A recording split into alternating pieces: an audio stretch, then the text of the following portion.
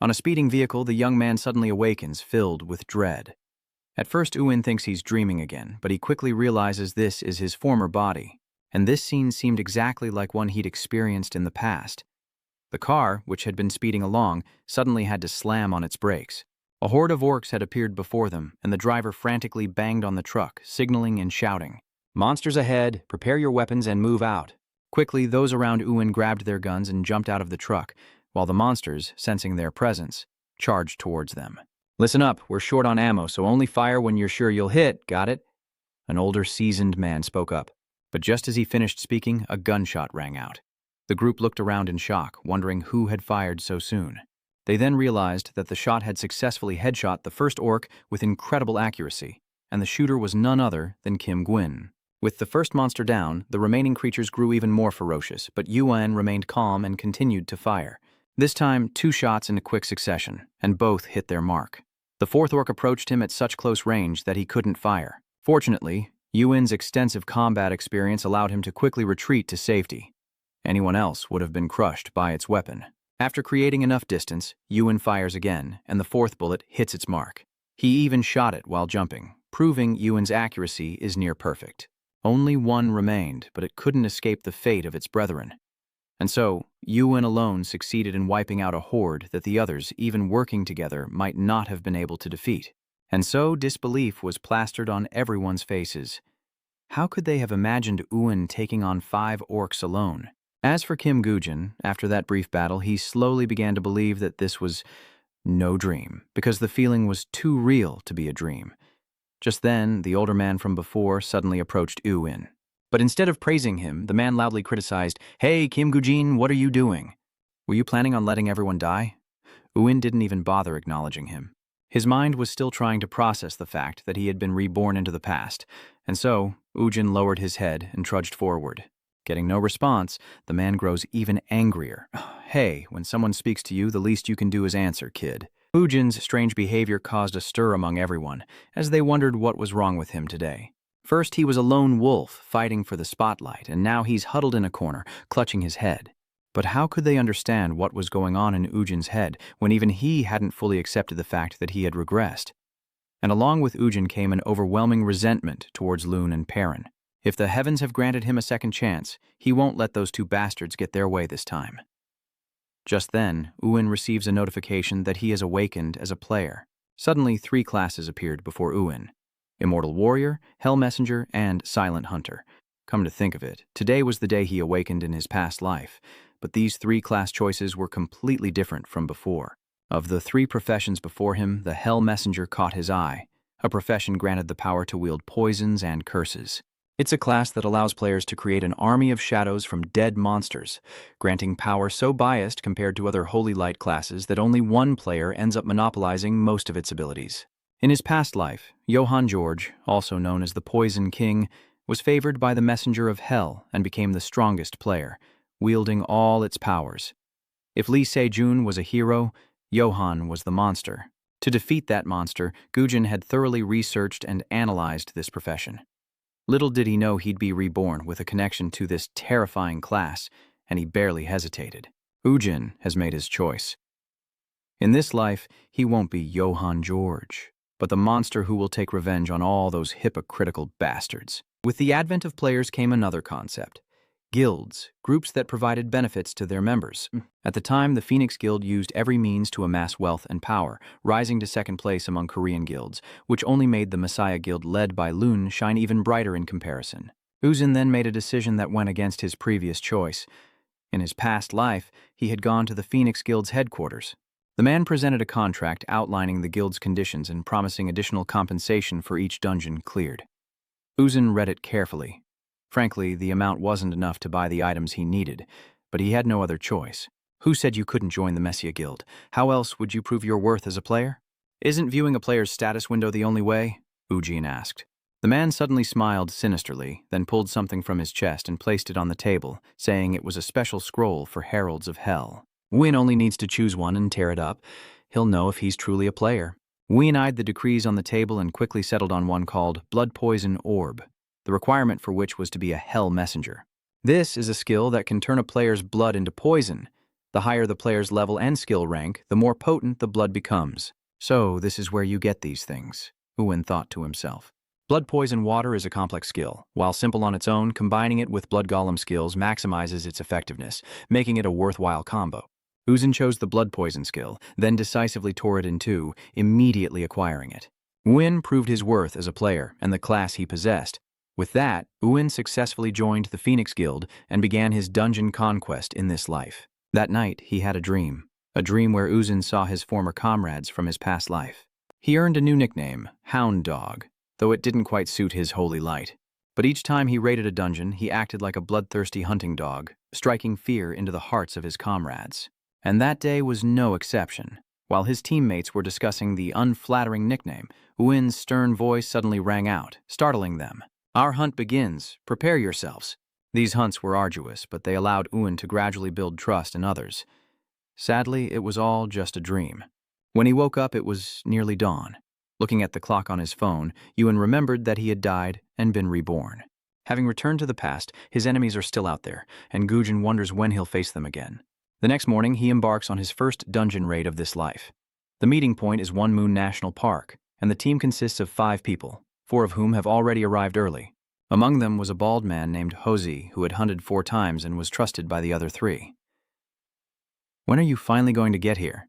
Jaws asked, just as the screech of tires echoed through the air. All eyes turned to the sight of a beat-up car arriving late, carrying a rookie with no sense of punctuality.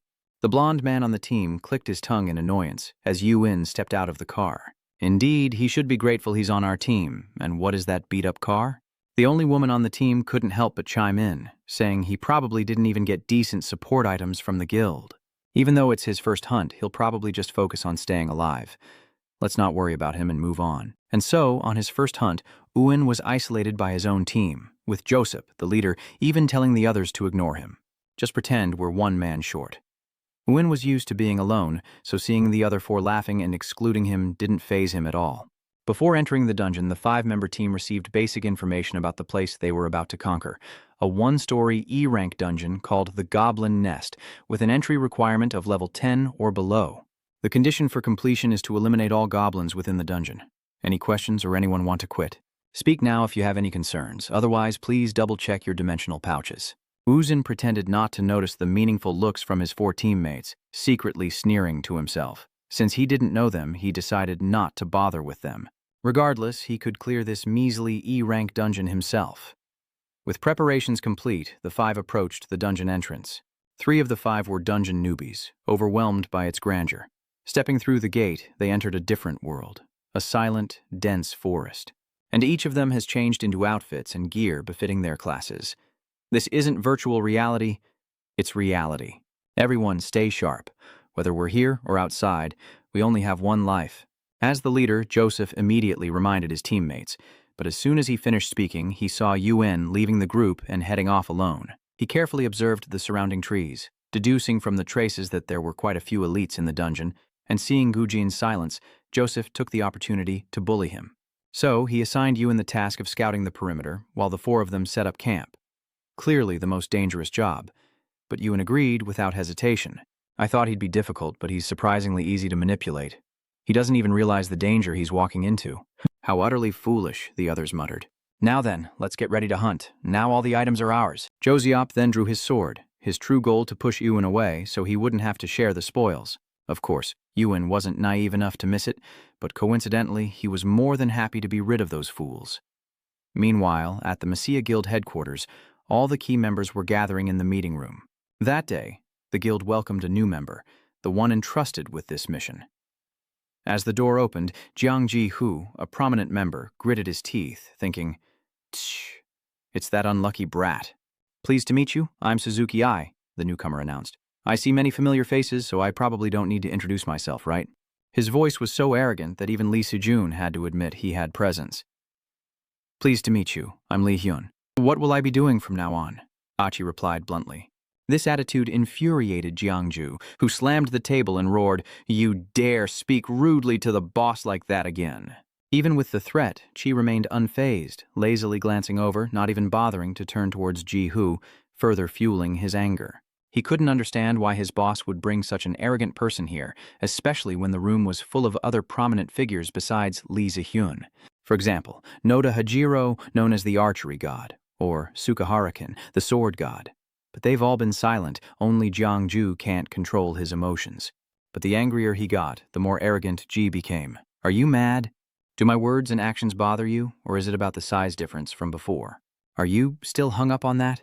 What did you say, punk? Zhang Jiehu shouts back, all right, you've come to the right place today. Those around them could only sigh, knowing Ju was up to his old tricks of bullying the new guy. But Suzuki Achi was no pushover. But just as the two were about to clash, Seun lost his patience and spoke up, enough, stop it. Jiangju turned to meet the icy gaze of his guild leader, his anger instantly dissolving into an invisible fear. Though unwilling, Jihu reluctantly sat down, thinking to himself, I'll show this arrogant fool what's what later. Is that enough? Beck asks Han to speak up and continue the meeting, regarding the matter I mentioned earlier. If it's just scouting the material's location, then 3 days, Achi replied decisively, not even letting her finish. Lee Si-jun nodded in agreement. 3 days isn't so bad. What exactly they're planning in those 3 days will be revealed later. Back to the Goblin dungeon, where Uin has just separated from his companions. In his past life, he'd heard the details of this before. And after surveying the area, Uin realized what he'd heard was true. While scouting, a strange feeling washes over him, one that Uin now finds ridiculous. Whether it was reconnaissance or combat, it was all taught to him by Suzuki Achi. He thought it was for his sake, but it was all for the Messiah Guild. Uzin followed the ruthless killer for a long time, eventually becoming a loyal hound for the Messiah Guild. Little did they know that their teachings would one day become a blade pointed back at them. Ujin had just finished surveying a tree and jumped to the ground. But as soon as his feet landed, something whizzed through the air. Ujin dodged to the right, narrowly avoiding it. Monsters had appeared, 3 incredibly aggressive goblins. Ujin quickly opened his inventory and retrieved a dagger, his blood beginning to boil. These goblins are similar to the ones in the 7th level dungeon he frequented not long ago. Now, they're just targets for testing his newly learned blood poison skill. Ujin then used that dagger to cut into his own palm, drawing fresh blood. As the 3 goblins attacked, he used the same bloodied blade to strike back, easily capable of killing them, but instead he chose to stab one in the arm to test his skill. Immediately, he received a notification that it had been poisoned by his blood. The next moment, the goblin that Ujin had stabbed went berserk with pain. It turned to attack him once more, and Ujin looked visibly disappointed. Even with the poison, the goblin's still strong. Guess that skill isn't as effective as he'd hoped. Perhaps it's because his level is still quite low. Seeing one wasn't enough to deal with Uin, the goblin's comrades quickly rushed to assist. This time, he's truly lost his patience. Yun spins his dagger and throws it forward. It struck the goblin rushing towards him, right between the eyes, causing it to collapse in its comrades' confusion.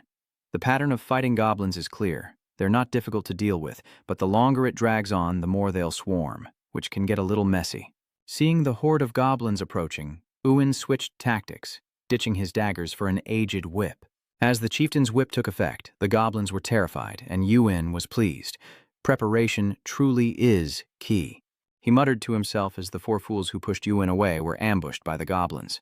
Each one is incredibly ferocious. If 3 of them are inexperienced, they'll panic. Only Joseph, the most combat-capable of the group, stepped forward to block the goblins' initial attack, appearing as a hero in the eyes of the 3 novices. What are you doing? Don't be afraid of these low-level goblins? Josie yelled, come on, focus! Don't be afraid of these goblins! In truth, he was scared to death, but to maintain his heroic image, Joseph could only tell himself that he was determined and had prepared this long sword. But these goblins were just walking meat sacks, not too dangerous. Until disaster struck.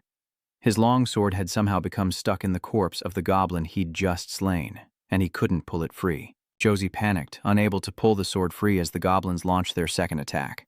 This time, Joseph wasn't so lucky showing off to the newbies as he took a direct hit from an imp and fell. Though low level, these monsters show no mercy to the players, and Josie is bleeding profusely from his head. And so, he crawled and cried for help. Help me, you idiots. Stop admiring the scenery and do something.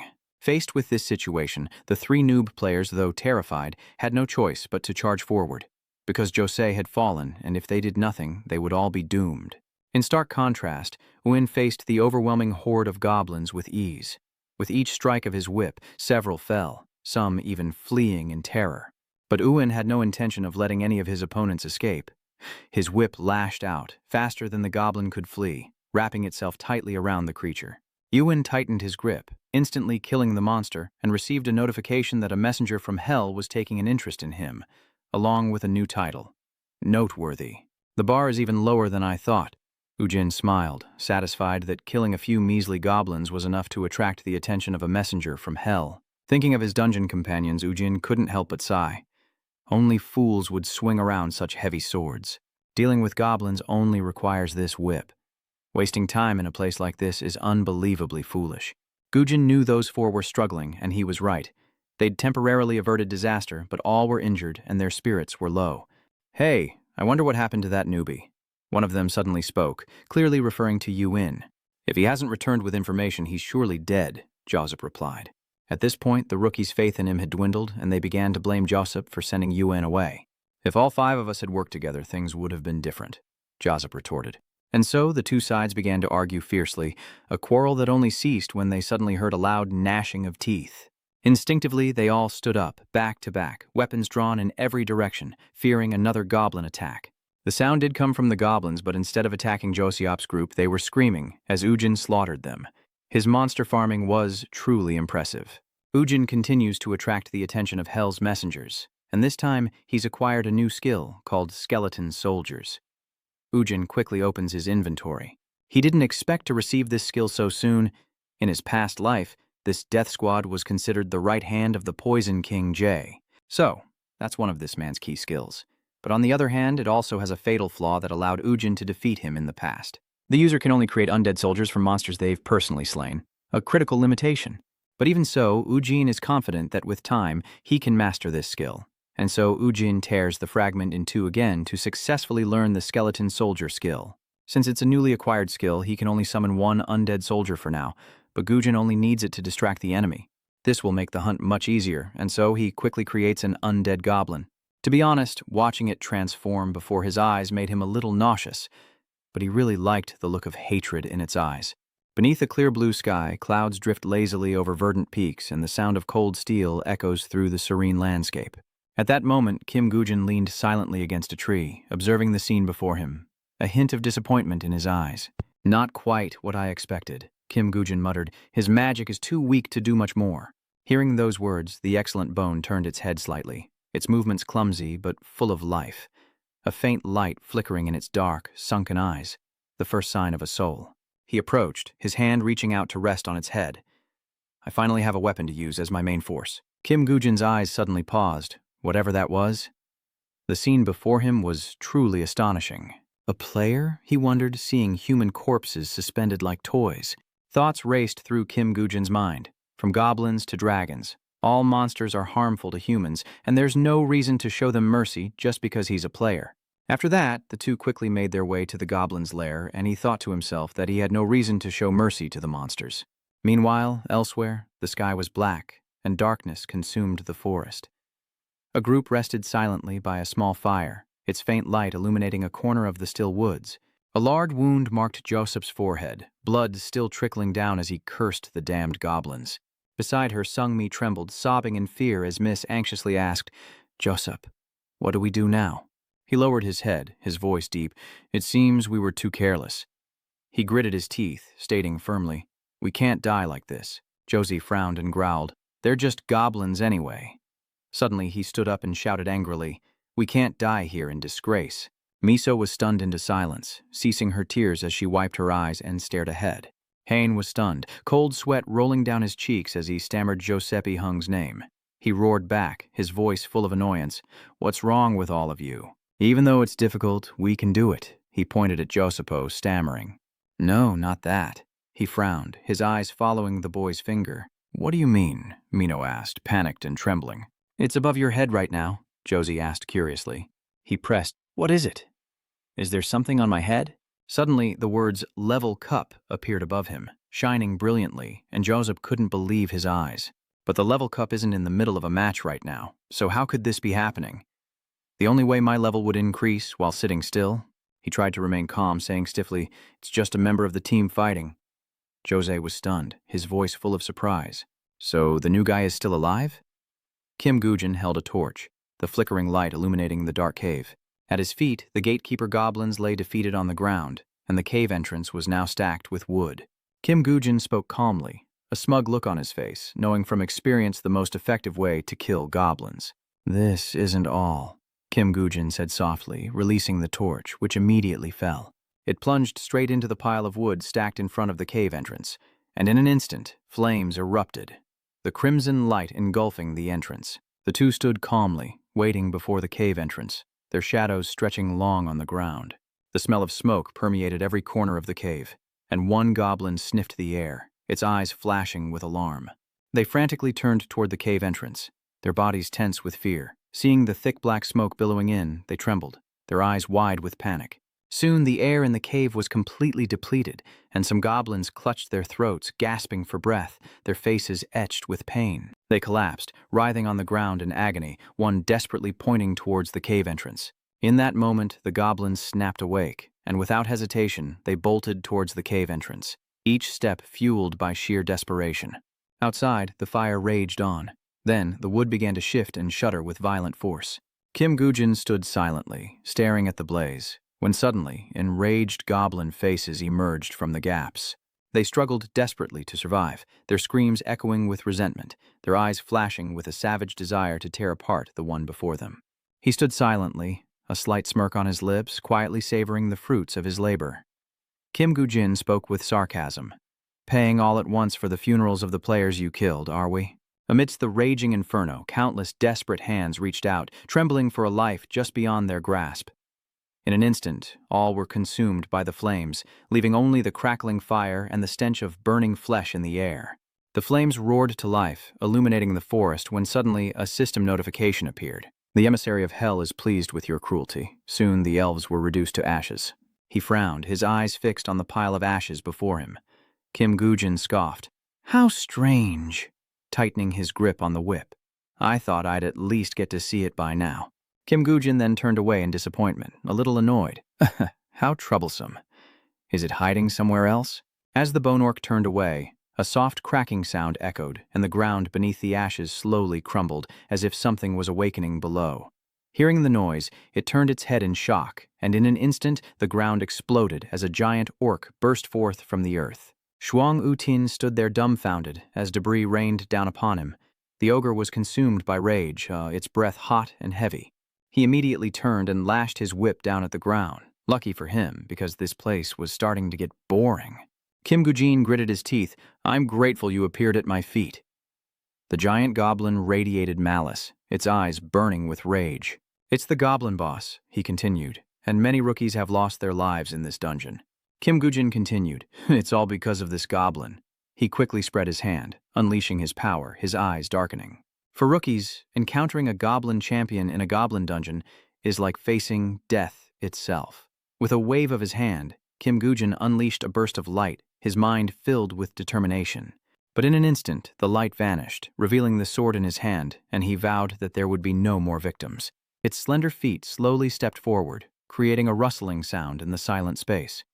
Kim Gujin's attention was immediately drawn to Yu Sung's actions. He exclaimed in surprise, realizing she was waiting for her chance. Suddenly, the skeletal soldiers froze, their bodies stiffening. It slowly turns its head, a cold light flashing in its eyes, as Kim Gujin watches with interest, a smirk playing on his lips.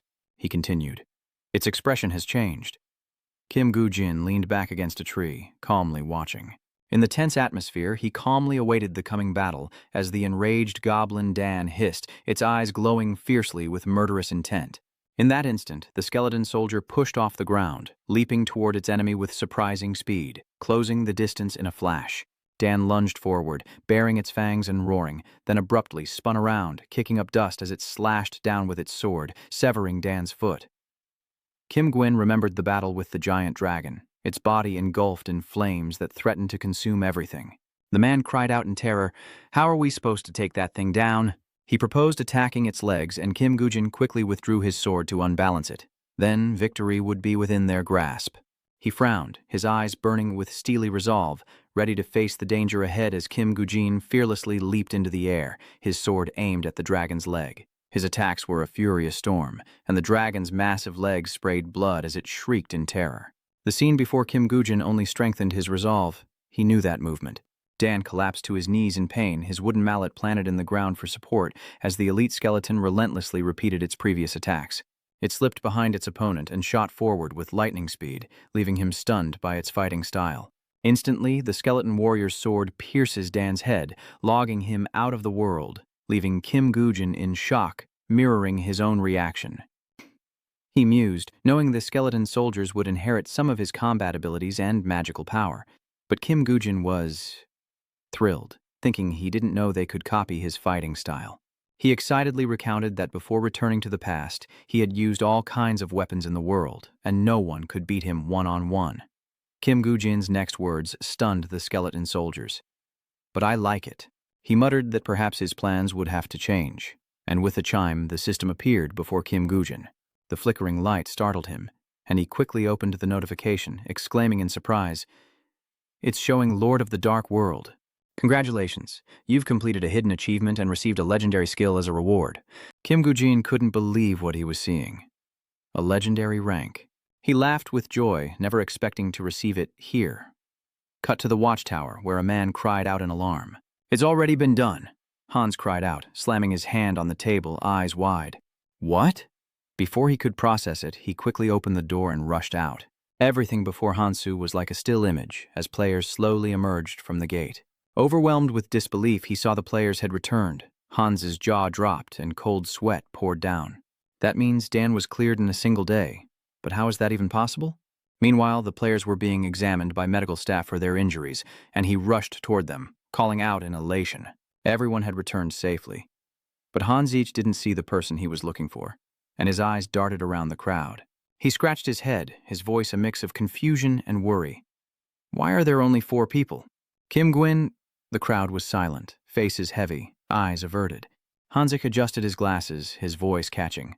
"I thought Kim Gujin—" Suddenly, a voice echoed from behind. His heart skipped a beat, a flicker of hope that someone was coming. As the figure slowly materialized, the crowd could scarcely believe their eyes. From the shimmering gate emerged Kim Gujin, hands in his pockets, his expression eerily calm. Hanzik was stunned for a moment, then blurted out, "Kim Gujin." He walked away without a second glance, and he quickly followed. "Wait, Mr. Kim Gujin, Josie is stunned. He's alive." "That bastard. How the hell did he clear the dungeon on his own?"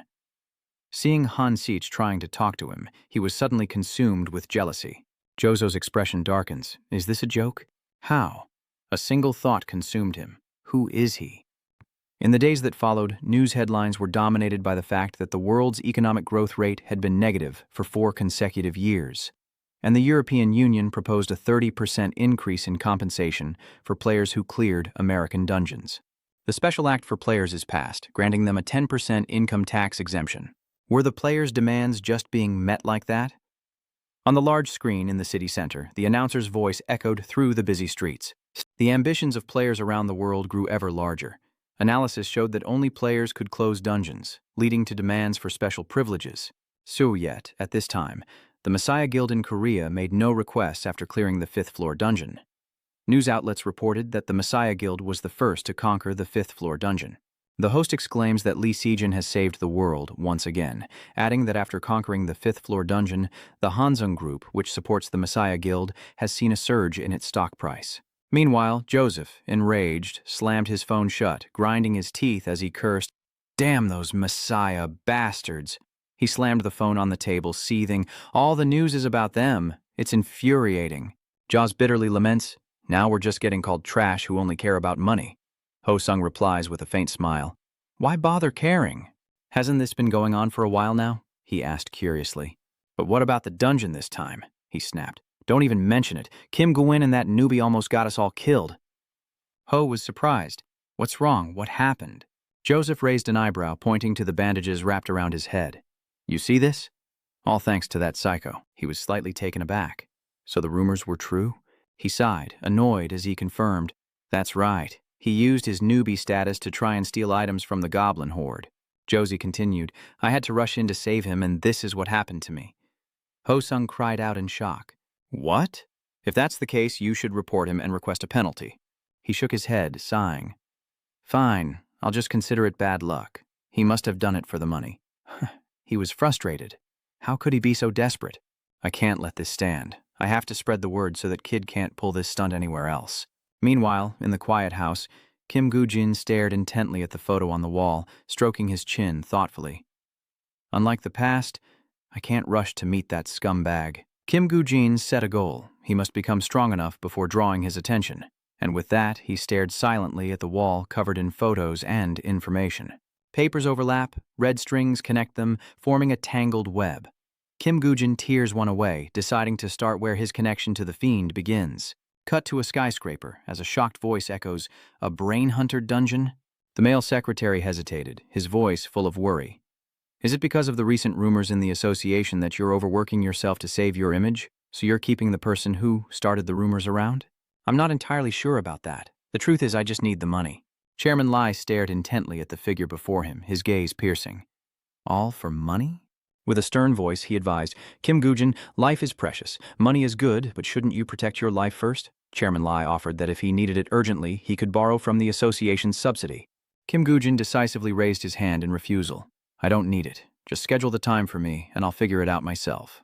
He figured they were probably spreading nasty rumors about him again.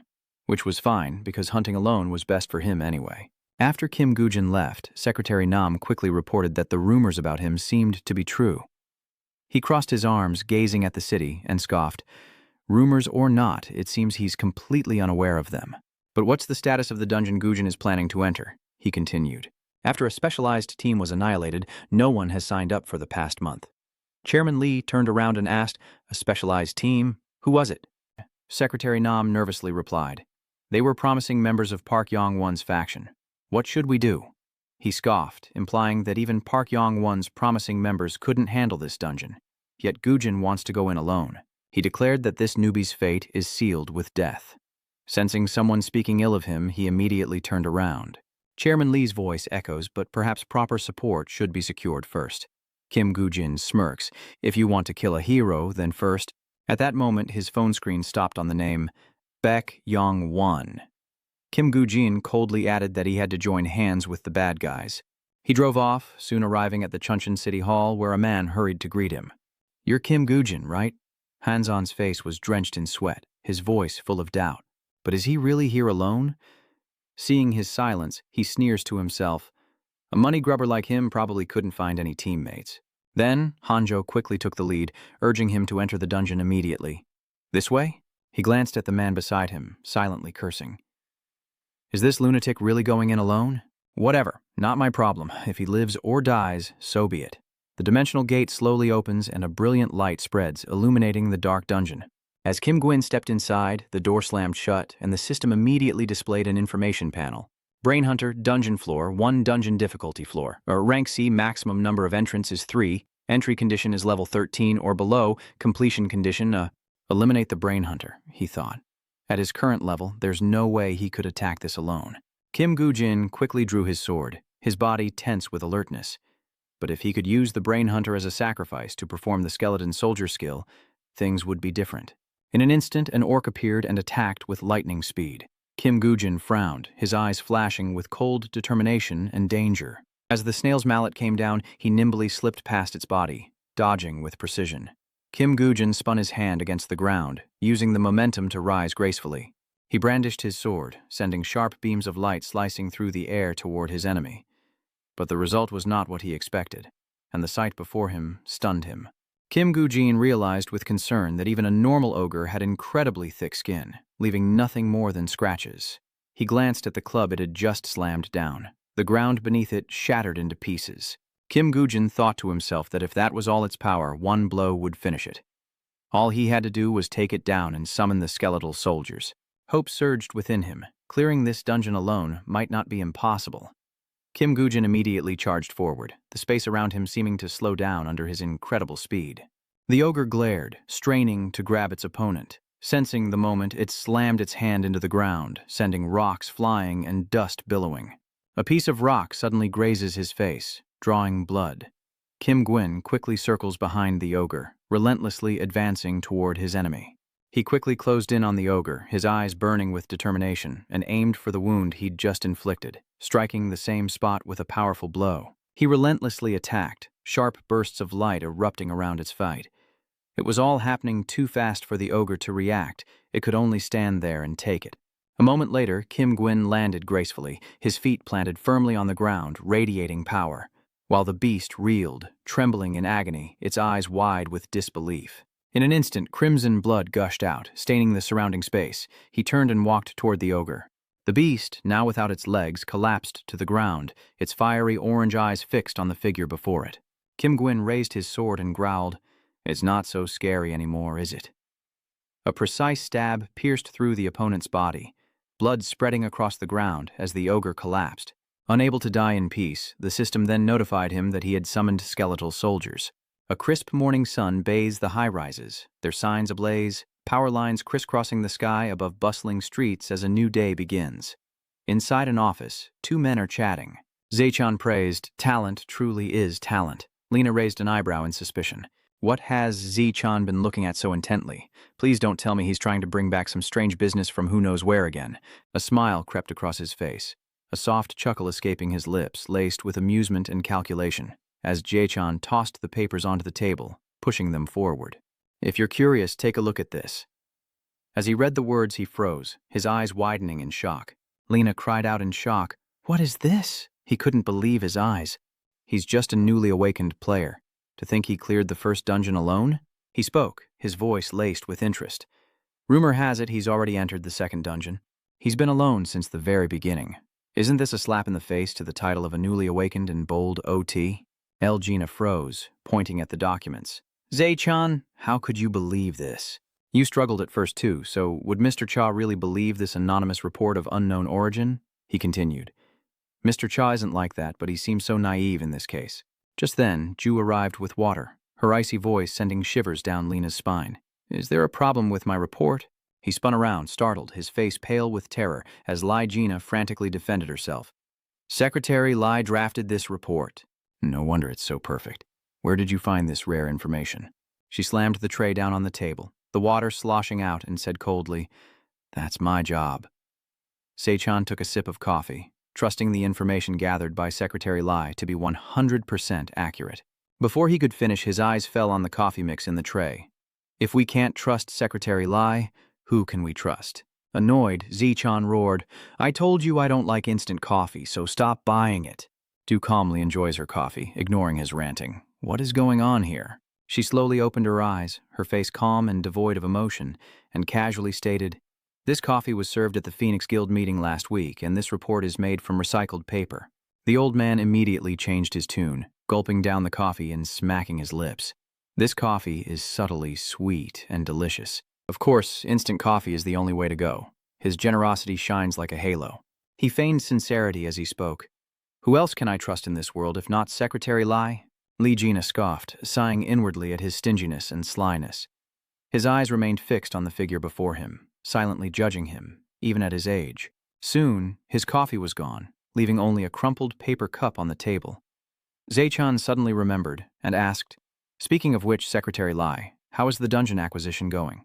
She immediately reported that some decent dungeons had appeared, but the prices were still too high, so she was looking into it further, which surprised him. "Dungeon acquisitions?" Lena wondered. "Zaechan, aren't the dungeons we bought before still available?" His eyes lit up as if he'd just found a gold mine. "What did you say? Now you have to go into a dungeon, so you'll be short on time sooner or later," he protested loudly. "Huh? What's going on? I just got out of the dungeon yesterday. I need a break." Zaechan waved his hand, feigning profundity. "Too much rest makes a person sluggish. Besides, taking a sudden break from hard work can make your body ache even more." "I'm just looking out for you." Elgina gritted her teeth. "What?" Jisoo held up her coffee, the steam rising and fading into the air with a heavy sigh, while in the dungeon, the orcs roared menacingly, their eyes burning with murderous intent. They charged madly towards the skeleton soldiers, and with a single swing of their staff, bones shattered, scattering fragments across the ground. Kim Guji quickly cleared out the horde. He sat atop the corpse, eyes fixed on the bone fragments below, lamenting, "My soldiers are so weak because my skill level is too low." Kim Gujin quickly jumped down, but his hand touched the corpse of a 5 Venoms King orb, Johann Job, who had taught him a lesson he'd never forget in his past life. In that instant, magic surged in Kim Gujin's hand, seeping into the monster's body. A blinding light sends the ogres into a panic, unsure of what's happening, and then a system notification rings out. "You have summoned a skeletal soldier. At that moment, the flesh of the ogre's corpse was torn apart, and a skeletal hand burst forth, reaching out unexpectedly. Its teeth gnashed together like a hunting machine being activated. Soon, the skeletal soldier emerged in all its glory, dark magic swirling around it, coiling into chilling waves of bone. He said coldly that if his magic allowed it, the skeleton soldier would be assigned to him, his voice echoing the number of sacrifices on this battlefield. Hearing this, the ogres were dumbfounded, their eyes vacant, unaware that death was imminent, about to seize them. In an instant, cries of agony echoed throughout the dark dungeon. The system chimed, announcing a level up and an increase to all abilities. The blood poison skill has leveled up to level 2. Disappointed, Kim Gwyn scoffs, "Is that all? To only level up this much in this dungeon? The efficiency is too low. I need to quickly deal with these basic orcs and start looking for the brainhunter." Lost in thought, he pondered, a sense of unease washing over him as Kim Gwyn studied the dungeon map he'd drawn. "I thought it would devour its own kind and rule as the leader. But maybe it's just hiding among the orcs." He pondered, realizing where was left to search. Suddenly, the skeletal soldier bowed, its eyes fixed on the drawing on the ground. Kim Gujin exclaimed, "What is it?" Noticing its gaze, he asked curiously, "Do you see something in this?" Kim Gujin scratched his head, confused. Could it be? He figured he could at least guess the location of the brainhunter. Kim Gujin stood up, calculating that there wouldn't be any suitable sacrifices there except for the skeletal soldiers. He tapped the creature's head with his stick, declaring, "This is the one." The two then turned and left, searching for the special orc within this rotten tunnel, knowing they needed to find another way. In the aftermath, the scent of blood quickly drew in the crows. Seeing its fallen comrades, the leader gnashed its teeth, eyes burning with rage. A ferocious roar erupts from its throat, scattering the crows in terror as the goblin boss stoops down, its rough hands gripping its comrade's head, dragging it across the ground. The immense force tore the unfortunate creature's face, splattering blood across the ground, a crimson trail mirroring the leader's hateful eyes as it sat amongst the corpses in the dungeon's damp shadows. It tore off chunks of flesh, still warm, and devoured them behind the rock face, as Kim Gujin held his breath, his eyes fixed on the moving shadow. Kim Gujin tightened his bow, knowing the dungeon boss possessed superior physical abilities compared to ordinary monsters, and attacking without a plan would be foolish. He told himself that he just needed to land a poisoned arrow on it. Kim Gujin nodded, signaling the skeleton soldiers to attack. Without hesitation, it quickly left its hiding place, heading straight for the enemy, and the goblin leader immediately turned its head at the sound. It sniffed the air, bared its sharp teeth, and roared menacingly before charging forward with its club. The skeletal soldier gripped his sword and charged like a storm, brandishing his blade with murderous intent as the goblin leader parried, the clash of weapons echoing loudly. Its eyes burned red with animosity as the goblin leader suddenly bit down hard on the skeleton soldier's shoulder, who struggled to escape its sharp teeth. Meanwhile, Yang draws his bow, certain that those bloodshot eyes prove it's a brain hunter that eats its own kind. Kim Guji takes aim, thinking of where he can shoot, besides its thick hide. The arrow flies from his hand, guided by the thought in his mind, its only weakness, streaking toward the enemy like lightning. It was then the goblin leader realized, but it was too late. There was no escape. It could only watch helplessly as the arrow hurtled toward it. In a flash, the arrow pierced the goblin lord's eye, sending him staggering backward. He quickly buckled, struggling to stay upright as his feet slid across the ground, kicking up a cloud of dust. In an instant, the orc leader stopped, its eyes turning sharply forward. It swiftly reached up, grabbing the arrow in its face and yanked it out, tossing it to the ground. The brain leader, seething, panted heavily, glaring at his enemy with resentment. And in that moment, a system notification appeared, indicating that he had been poisoned by blood toxin. He frowned, pondering that the greater the weakness, the faster the poison spreads. Kim Gujin smirked, his eyes full of triumph and mockery. His attitude only fueled the flames of rage within the ogre. The system then notified him that his stamina was continuously decreasing due to the blood poison. The toxin rapidly infiltrated his blood, leaving the brain leader reeling as if drained of life. Seeing him falter, Kim Gujin remarked that the lethality of blood poison water at level 2 wasn't all that impressive, but he smirked and continued. At this level, it's quite useful. As the brain hunter reeled, the skeletal soldiers raised their swords. Kim Gujin coldly declared, "This is the end for you." In an instant, the crimson blade struck, and the brain hunter fell, breathing his last. Immediately, system notifications began to flood in. You've defeated the brain hunter, you've cleared the dungeon, you've leveled up. You can return in an hour." He nudged the pile of bones on the ground and muttered, "It devours everything, people and orcs alike. Could Park Yong-wan's faction be among these corpses?" With that kick, scattered bone fragments rolled away, clattering against each other like echoes of the dead. Suddenly, Kim Gu-jin's eyes fell upon something. A bare skeleton before him, its ribs severed, jutting out like a chilling warning of death. Kim Gu-jin touched it, certain the wound wasn't from an orc. He observed closely, thinking it looked like he'd been slashed from behind, the work of someone used to killing in dungeons. A thought sparked in Kim Gu-jin's mind. He couldn't determine if the killing was planned or just a spontaneous act, but if it was Park Yong-wan's faction of the Phoenix Society, it could just be someone who kills purely for money and items. He sighed. Time was running out in this dungeon. Where could he find a trace of him? The moonlight pierced through the dungeon's darkness, like a beacon of hope for Kim Gu-jin. Anything that can be used as an excuse to approach Park Yong-wan is good enough. Suddenly, a strange light emanates from the cliff in front of him. Flickering in the dungeon's darkness, he raised a hand, squinting at the bright light. Kim Gu-jin quickly moved to investigate, discovering a cave. Kim Gu-jin crouches down, carefully observing the cave entrance, barely wide enough for one person, and finds a skeleton huddled in the corner, still clutching its sword. He noted that the man's sword was clean and the body undamaged, unlike the others. And seeing the crude markings on the walls, Kim Gu was even more convinced that he had fled here alone, while his comrades were being eaten, simply waiting to die. Seeing the insignia on the skeleton's robe, he felt a surge of contempt. These despicable acts were indeed the work of the Phoenix Society. Kim smirks, especially since this man was considered a promising member of Park Yong-wan's faction.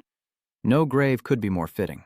Suddenly, a book fell from the skeleton's body, stunning Kim Gu-jin. "What's this?" Without hesitation, he snatched it up. Kim Gu-jin quickly opened the book. Was it a diary? He flips through the pages, muttering, seemingly finding nothing of value. Suddenly, Kim Gu-jin's eyes land on a particular page. He exclaimed in surprise, "This is Park Yong-wan's faction's blacklist." Kim Gu-jin closed the book, excitedly saying, "Finding this is lucky. See, I can use it effectively." Suddenly, a system notification echoes in his ears. "The Messenger of Hell commends your brilliant achievements. You have been gifted a legendary skill scroll." Gu-jin, shocked, immediately exclaimed, "Legendary skill?" Gu-jin smirked. "So this is what I earned here?" His eyes glued to the paper. He reads that the condition to receive the Hell Messenger skill is to have the Eye of Anubis at level 1 or higher. The skill effect allows him to see the memories of the dead. Reading the last line, Gu-jin smirked with satisfaction. He smirked as he read the words aloud. The ability to see the memories of the dead. Without hesitation, Gu-jin seized the opportunity. He decisively tore the paper into shreds, lamenting the lack of such luck in his past life. As the paper was completely destroyed, the system's voice began to echo. "Announcement: you have acquired the Eye of Anubis. You have achieved the title, Heir of Hell." Gu-jin approached Yong-gu's remains, lamenting as he carefully raised his hands to touch the skull. The dead tell no tales. Gu-jin's hands gently touched Yong-gu's dry skull. He slowly pulled it closer, but Gu-jin suddenly felt excited, a strange light emanating from his eyes. That's all in the past now. Gu-jin's eyes began to focus magical energy, quickly twisting it into a fierce vortex. All the magic deep within his eyes began to overflow, and the system chimed in with another notification. "You have unlocked the Eye of Anubis." Immediately, Gu-jin's mana surged uncontrollably. They shot directly into Yong-gu's eye sockets, and then everything around them was swallowed by the blinding light emanating from his eyes. Yong-gu's memories from when he was alive flashed vividly before his eyes, as screams echoed around the dying soldiers. Amidst the chaos, one man cried out, begging Yong-gu for help, but instead of aiding his comrade, Yong-gu gritted his teeth in annoyance. In truth, Yong-gu didn't hesitate to abandon his dying comrades, fleeing without a second thought. Yong-gu, a coward, tucked tail and ran, eventually stumbling upon a small cave.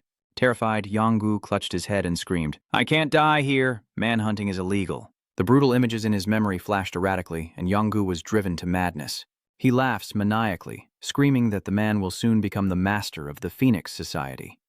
Soon after, Yong-gu's memories are reduced to a single image, a man with fiery red eyes, casually sitting on a throne. He screamed the man's name, Park Yong-wan, as Gu-jin saw all of Yong-gu's dark past. The dark magic was quickly absorbed into his eyes, and Gu-jin gritted his teeth as he took in all of Yong-gu's memories. He endured the intense pain surging through his eyes.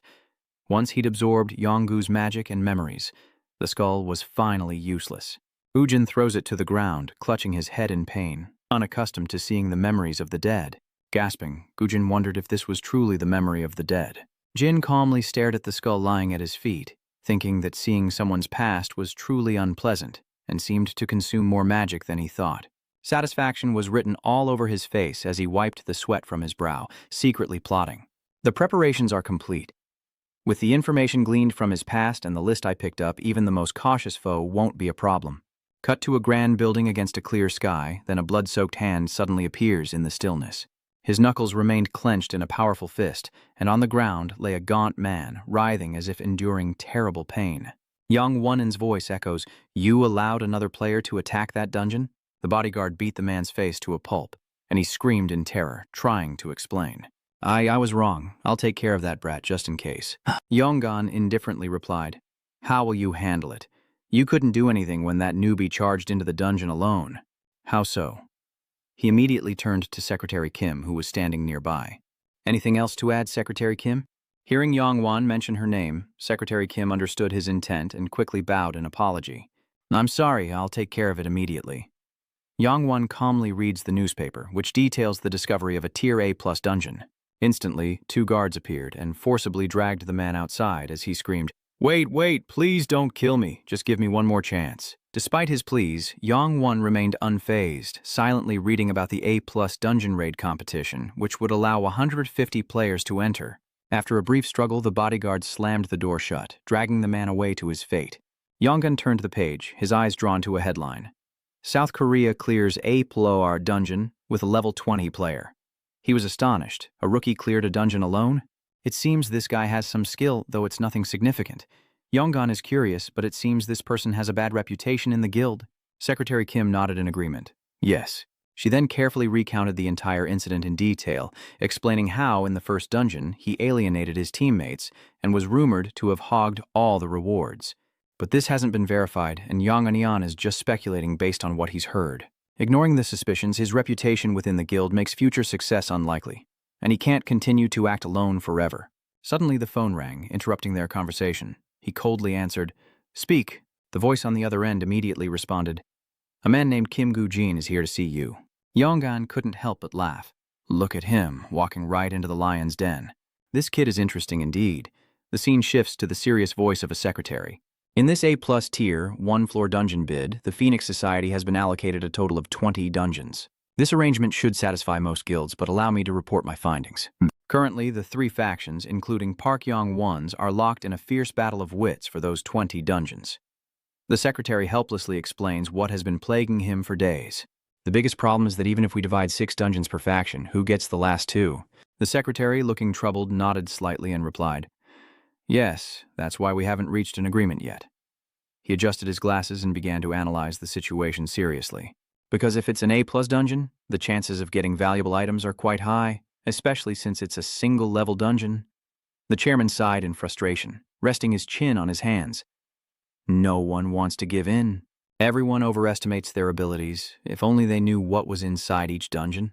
He wondered if there wasn't a single unaffiliated individual willing to enter those 2 dungeons. The secretary quietly replied, "No, not yet." The chairman knew that was to be expected. He leaned back in his chair and said nonchalantly, "That's right, who would dare? Without a faction, who knows what could happen in the dungeon?" Just as he was at a loss, an unexpected announcement rang out. "It's a call from Park Yong-wan." The secretary's face darkened at the name. Park Yong-wan. What could he possibly want when things are already so chaotic? The chairman slowly picked up the phone and spoke. "Hello?" His face suddenly changed, and the chairman burst out. "Huh?" He couldn't hide the surprise on his face. The chairman shot to his feet, carefully clarifying, "Kim Gu-jin, what exactly are you implying?" The secretary was taken aback by the name.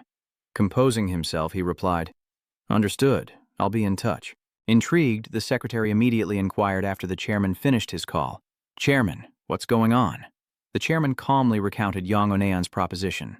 He requested that Kim Gu-jin be assigned to one of the 2 remaining dungeons without the other factions knowing.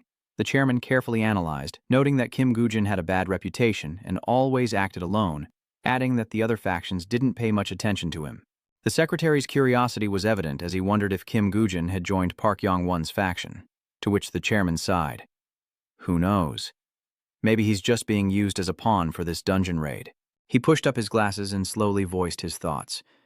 Then what about the other dungeon? If we do that, the factions will fight fiercely for the remaining dungeon.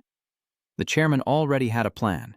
He calmly explained, if we give Kim Gujin a dungeon, Park Yong-won's faction will withdraw from the competition, leaving us to deal with only the remaining two factions. The chairman calmly sat down, propping his chin up like a brilliant strategist. He'd even prepared the Kim Gujin piece. Now, many questions swirled in his mind, demanding answers. Perhaps he'll remember this concession and demand a suitable return later, but then again, who is Kim Gujin? What is his relationship with Park Yong-wan? Secretary Kim is confused by Yong-wan's decision. Master, how could you just accept Kim Gujin's offer like that? Yong-wan calmly replies. He brought that thing and suddenly made a proposal, which I found interesting since I didn't have anyone to use at the moment. And above all, he had a sinister smile on his face as he spoke. We can use him, and when we're done, discard him like a pawn, right? Time rewinds. An hour earlier, Gujin met with Yong-onan, a notebook in hand. Yong-onan slowly picked it up, glanced at it, and then turned to Gujin, asking, Do you even know what this is? Gujin calmly replied, Yes, I wanted to know what it was, so I looked inside. He tilted his head, a questioning look on his face. So why are you here? Are you trying to blackmail me into keeping this a secret? He lowered his head, a slight smirk playing on his lips, and Yong-wan's face darkened as he looked up at Gujin with a sharp gaze. And you think you can threaten me, Parong-wan? As the two guards behind him prepared to move, Gujin quickly explained, It's not a threat, but a proposal. Gujin stated frankly, The A+ rank first-level dungeon is a hot topic these days. I want to raid it. Gujin's words stunned Yong-wan for a moment, but he quickly regained his composure and burst out laughing. He held up his notebook and pointed it right at Gujin's face.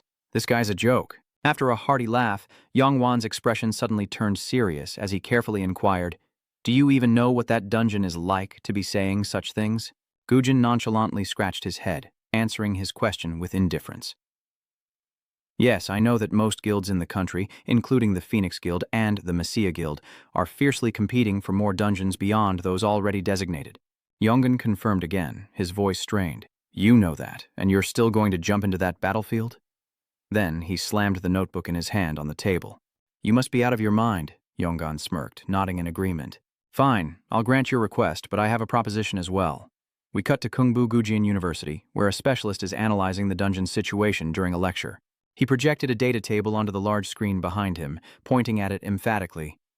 If we look at the dungeon report, we all know that there are at least 1,000 orcs in this dungeon. The details are displayed on the large screen. Oxboss population, floor number 1 Oxboss, attack requirements. Hunt 1,000 orcs and the boss ox, but only if you're under level 20. Maximum entry, 150 people. Reward for the quest, eliminate all 1,000 orcs. The boss raid hunter, Win, bowed his head in thought, standing in a corner as he recalled everything that had happened. Before returning to the past, he recalled that only about 7 people survived this attack. Roughly half of the players perished. Gujin stroked his chin, analyzing that the players chosen for this position were all elite soldiers from various regions. Considering this, it didn't make sense that more than half of the players would die just from the fight with the monster. He stared intently at the expert giving the presentation, recalling how he had to let the matter drop due to lack of evidence. But Gujin's expression immediately turned serious. He was certain of his deduction. No matter the situation, it was highly likely that some of the players had engaged in murder. Because it was a perfect opportunity to eliminate rivals and seize items, Gujin quietly turned and left the meeting room. And in this dungeon, he distinctly remembers the most valuable reward to be given, the Fang of Road O, for the one who defeats the boss monster O. Gujin also remembers who received that reward. The reward went to the guild with the most contribution, Messiah, huh? He clearly remembers Seon receiving the reward with a radiant face. Now, recalling his expression, Gujin senses something amiss. He was oblivious then, but in retrospect, much seems forced. Maybe that punk was already corrupted back then. He gently pushed the door open and slowly stepped outside. Gujin walks alone down the hallway, piecing together the anomalies he's uncovered. Even if Lee Si-jun was behind it, it wasn't necessarily Messiah who acted directly. Gujin narrowed his eyes, racking his brain to uncover the truth. They might have planted spies in other guilds. Based on his memories, Gujin tries to predict their next move as he slowly walks away, seemingly having found his answer. The scene shifts as players begin to gather in groups throughout the district, surrounded by flashing lights. A voice cuts through the noise, bringing everything back into focus. The players are now entering the dungeon. The players were surrounded by adoring fans, cheering and snapping photos as they prepared to enter the dungeon. In total, 4 guilds are participating in this game, each with its own symbolic color. First, the Messiah Guild, clad in elegant white suits, followed by the Phoenix Guild. The members of the Lion Guild chose a fiery red suit, symbolizing strength and power. They chose a yellow vest paired with a black shirt, creating a fierce aura like a lion holding its head high. Finally, there's the School Guild, who wear black vests with matching masks, emphasizing their members' mysterious nature. Gujin silently stood amidst the chaos, slowly following behind the players from the 4 guilds. Gujin was the last to enter the dungeon, slowly removing his hood. Gujin smirks. "That rot brain you're after? I'll be happy to take it off your hands." In a flash, all the players entered the dungeon one after another, and a light enveloped the forest, shrouded in darkness. Once inside the dungeon, 2 members suddenly became separated from their party. The girl looked around in confusion and asked, "Where's our party?" He sighed, tilting his head. "Too many people. It's hard to find them." Youngie suddenly shouted, "Messiah Guild, line up in front." As he called out, his guild members immediately lined up in formation before the eyes of the other players. One player from another guild, witnessing the scene, exclaimed, "That's Messiah for you. Look how quickly they form up." "Amazing," the man behind him said, annoyed. "Stop with the pointless praise." Han, with his Northern Azure sword on his shoulder, slowly stepped forward, sneering that even starting first wouldn't make a difference, since there were at least 1,000 brains. Han points in another direction and shouts, "There's one over there!" Just as the others stood bewildered, the sound of footsteps shattered the tense atmosphere.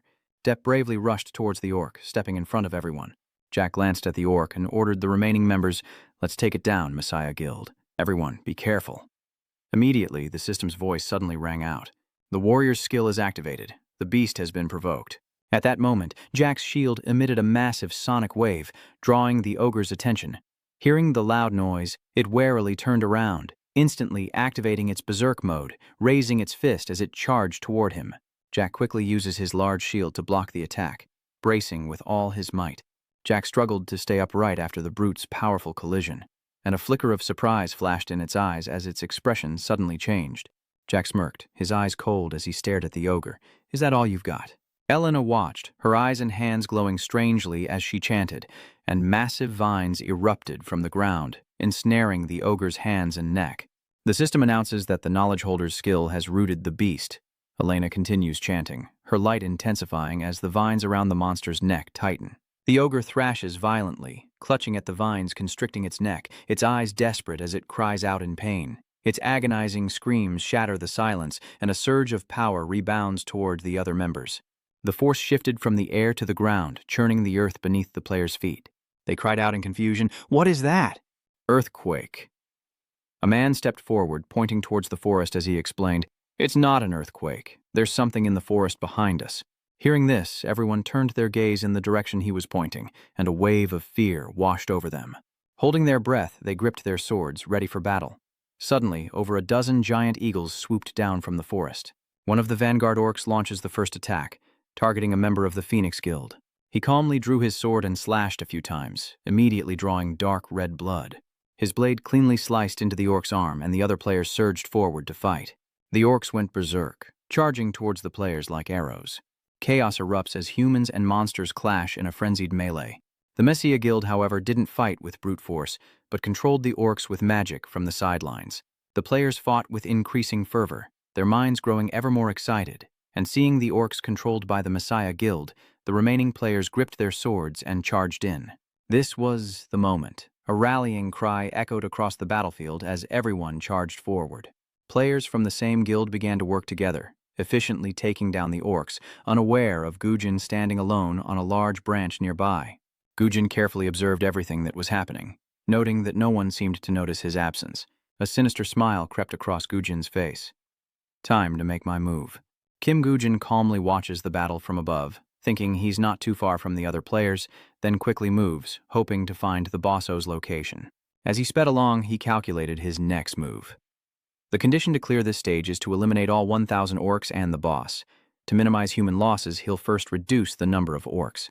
As Kim Gujin knows, the search for the boss only begins after 1,000 orcs are defeated, and a calculating smile spreads across his face. Meanwhile, in the orcs' hideout, one kneels in the great hall before their leader. The orc chieftain said nothing, but stared intently at the condemned with piercing eyes as blood trickled from its mouth, and a massive blade was raised. With a sickening thud, the offending orc's head was severed, rolling before the others, filling them with dread. Just then, the orc leader slammed his hand on the armrest, rose to his feet, and grabbed his axe. Then, with a roar, the underlings responded in kind, and after Lodok's warning, they returned to the battlefield. Even Kim Gujin, observing from the shadows, had to admit that dealing with the retreating orcs was well done. His eyes now turned to Lodork. Could that be the orc boss? Though it seemed stronger than he thought, a feeling of triumph welled up inside him. Lucky he caught it urging its subordinates onto the battlefield. Seeing the massive lot sitting alone on its throne, Kim Gu realized his chance had come. Back on the battlefield, after wiping out a small squad of guild members, Zhang Qi boasted that they weren't so tough after all, and urged his team to advance. But unlike them, Zhang Qi was serious, noting that the numbers seemed smaller than expected, suggesting a separate main force. Just then, a figure appeared beside him. It was Henry. He quickly reported the situation he had scouted. "Sir, a large number of orcs are advancing this way." Hearing this, Yang urgently asked, "About how many?" Henry replied gravely, "We estimate around 900 to 1,000. It seems to be their entire force." These words confirmed Zhang Qi's initial thoughts, and without hesitation he loudly demanded that everyone move forward and end things today. To face the main force, we need to reorganize our ranks, but his enthusiasm is met with the displeasure of those from other guilds. "Who do you think you're ordering around?" Renal of the Lion Guild stepped forward, declaring, "We're not errand boys for the Messiah Guild. The Lion Guild will attack as we see fit, but still, he tries to persuade these stubborn fools. A massive horde of orcs is advancing this way, and while guild rivalries are important, we must unite," he sternly concludes. "In this dungeon we could all die, but Ronald ignores him and mocks him instead. Not confident enough? If you're so scared," he sneered, glancing inside, "you shouldn't have come here in the first place." With that, he led his Lion Guild forward, prompting Henry to exclaim, "Those guys have lost their minds." To save time, he quickly ordered, "Let's find a safe place to rest and prepare for the next match." At the same time, Kim Gujin's core soldiers were summoned. He and his two skeletal subordinates are about to face Lotto in a 3-on-1 battle. The sudden appearance of these three fools confuses Lotto for a moment, but he rises to the challenge, ready to fight with all his might. Kim Gujin and his subordinates quickly prepare to fight Lotto, and the two bone soldiers charge forward. Without hesitation, Lot uses his skill, activating his fangs. Just as the two bone soldiers were about to reach Lodok, it suddenly glanced at them and mercilessly cleaved one in two, shocking Kim Gwyn into speechlessness. No way. Back to Lodok, he's charging furiously toward the remaining skeleton soldier. Of course, the skeleton soldier wasn't afraid and growled back. Suddenly, Lord Ock swung his axe, but the skeleton soldier skillfully dodged it. But with his keen eyes, Lord Ock seized the moment and landed a direct hit on the skeleton soldier, making Kim Guji realize the skeleton soldier couldn't hold out for long. So he decides to use the arrow in his hand, aiming it at Lord Ock. This is his only chance. He must seize the moment while the last remaining skeleton soldier distracts him. As Lot brings his axe down on a skeleton soldier, Kim Gujin fires his arrow, but Lot senses the danger and quickly reacts. Against all odds, it dodged the attack, leaving Kim Gujin in disbelief. He dodged it? He's a much stronger monster than I'd heard. The skeleton soldier then approached Lot's leg and swung its sword. But instead of harming Lot, the bone soldier's sword shattered. Before Kim Gujin's astonished and horrified eyes, Lot swung his axe down at the bone soldier. With a resounding crash, the bone soldier's bones echoed. Kim Gujin stared at the frenzied orc lord before him, realizing, at this rate, this is going to be tough. At this point, his only option was to revise his plan, hesitant to attack with the ogre's fang in view. He has the king orc's fangs, making a direct confrontation nearly impossible, so he quickly decides to retreat in order to advance. With his magic dwindling, retreat was the only option, and he turned to flee. But something strange happened. He couldn't understand why Lot wasn't chasing after him. Suddenly, Lot moved, making Kim Gwyn think he'd changed his mind. No, looking at Lot's sluggish movements, he realized that chasing cowards must be exhausting. This brought him a sense of satisfaction. Perhaps it was true. An A+ dungeon is something else, but that's fine by me. I can run without worry. As he sped away, he confidently declared, "But when we meet again, you'll regret letting me go." As Kim Gujin fled, his figure was spotted by members of a certain guild lurking in the shadows. Who's that? Ronal misunderstood. Kim Gujin is part of a gang and thinks that the Lion Group isn't the only one not participating in the battle. Just then, Ronal's close subordinate speculates quietly. Leader, what if he found the Eagle Clan leader before us? Ronal mused. Perhaps he did, but perhaps not. Furthermore, he spoke with contempt and offered no clues, so who knows if he returned, because he found the brain leader, or not. Trust no one until you see it with your own eyes. Though weak, this man's greed knows no bounds. The A+ dungeon boss's loot must belong to the Lion Guild at any cost. Suddenly, Ronald's subordinate began to act strangely. Then he suddenly collapses, along with the other members of the Lion Guild, leaving Ronal in utter shock. He panicked and shouted, "What's going on?" Immediately, he tensed up thinking, what the hell is this? I've never heard of a monster that isn't an orc appearing here. Suddenly, red eyes emerge from the darkness, staring intently at Vo Anan, sending shivers down his spine as he realizes this is no monster. But he still yelled, "Who are you? Show yourself. You think you can just run away after doing that?" The fate of those kinds of people is death. Meanwhile, in a cave lit by fire, Kim Gwyn safely reunited with members of other guilds. He glanced around to check and felt relieved. Looks like no one noticed me. But seeing the sorrowful faces, he wondered, what is this atmosphere? It's like walking into a funeral. Then his eyes caught sight of many graves that had already formed, making him wonder how so many had died on the first day. Kim Gujin's face is now filled with curiosity as he doesn't understand what happened. Something's not right. Only the elite are allowed here, and they're all armed to the teeth. Did the guilds start fighting sooner than I expected? Suddenly, an argument erupts. Hey, why do you guys look so ragged? How are you any different? Of course, there's a difference. A bewildered member of the Pai Shu Guild spoke up. Our Pai Shu Guild is still doing well, but do you have any information about the other guilds? A member of another guild speaks up saying that from what they've heard, the Lion Guild has suffered the most. A group went into the forest to scavenge, but they disappeared as well, and the guild members began to whisper amongst themselves. It's not just one or two people who've gone missing. How gruesome. It's also possible the bodies were so disfigured they were unrecognizable.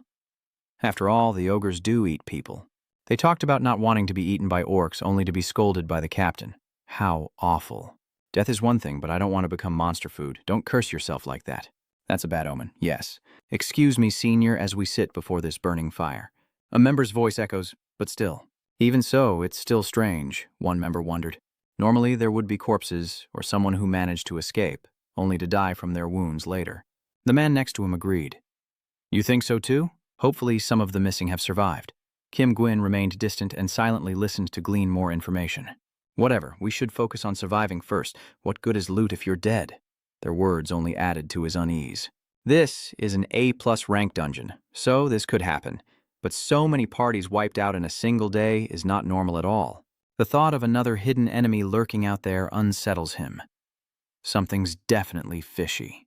My plan could fail if our overall strength diminishes. Tomorrow will be busy. Day breaks, the sun rises, and the horde of orcs marches on, their numbers staggering, terrifying the guild members. How are there so many of them?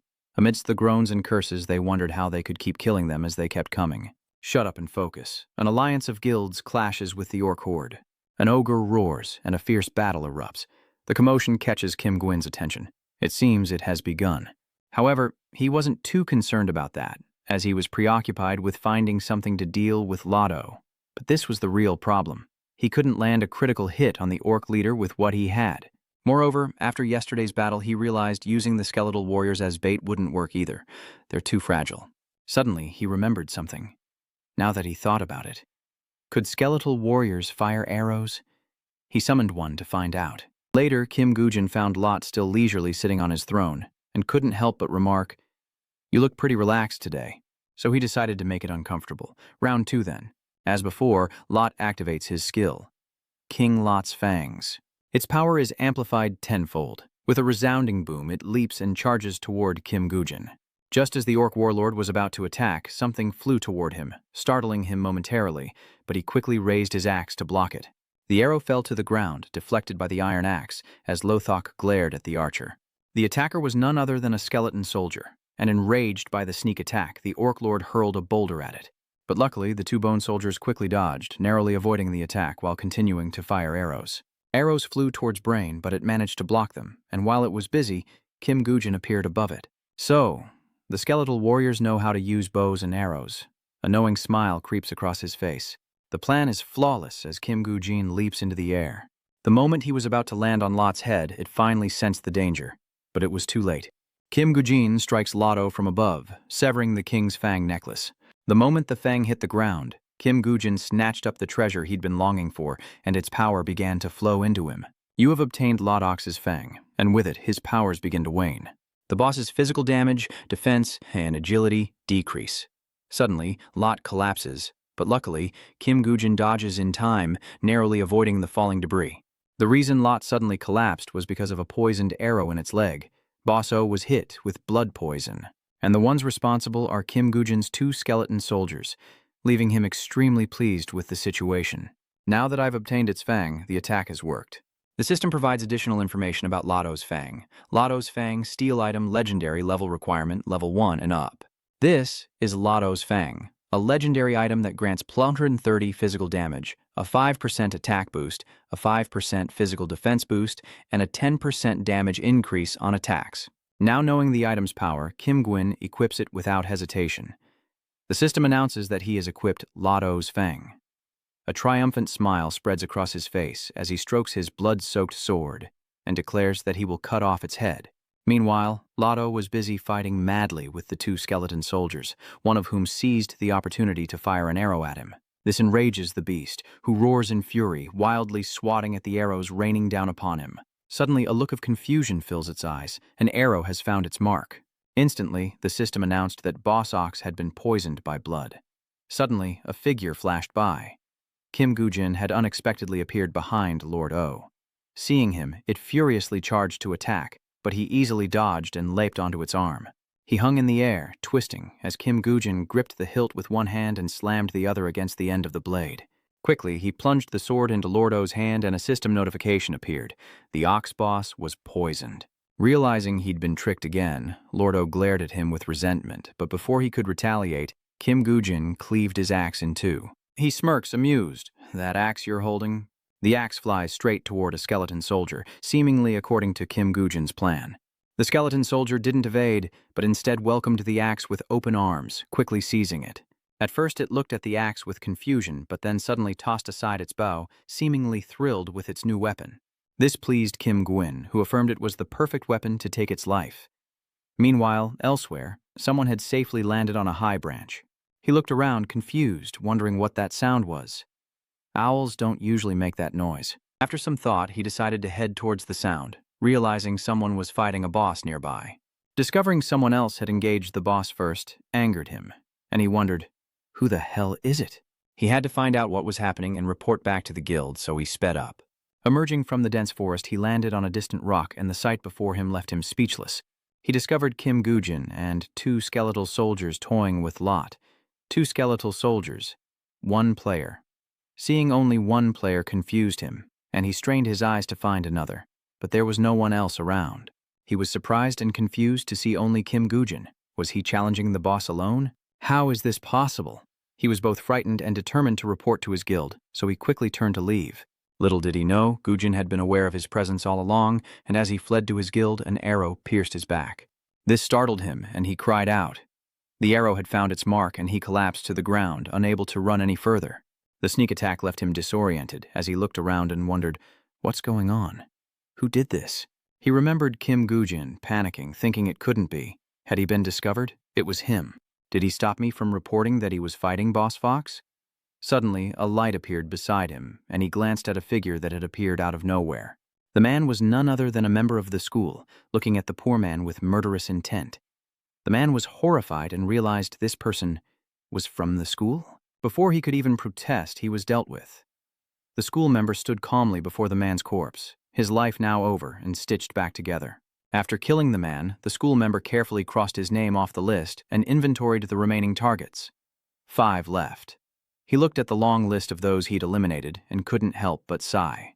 Why bother racking your brain when you could be out there PKing? Another school member called out from the trees. Listen up, rookie. Half of that guy's items are mine, so don't forget to split them properly.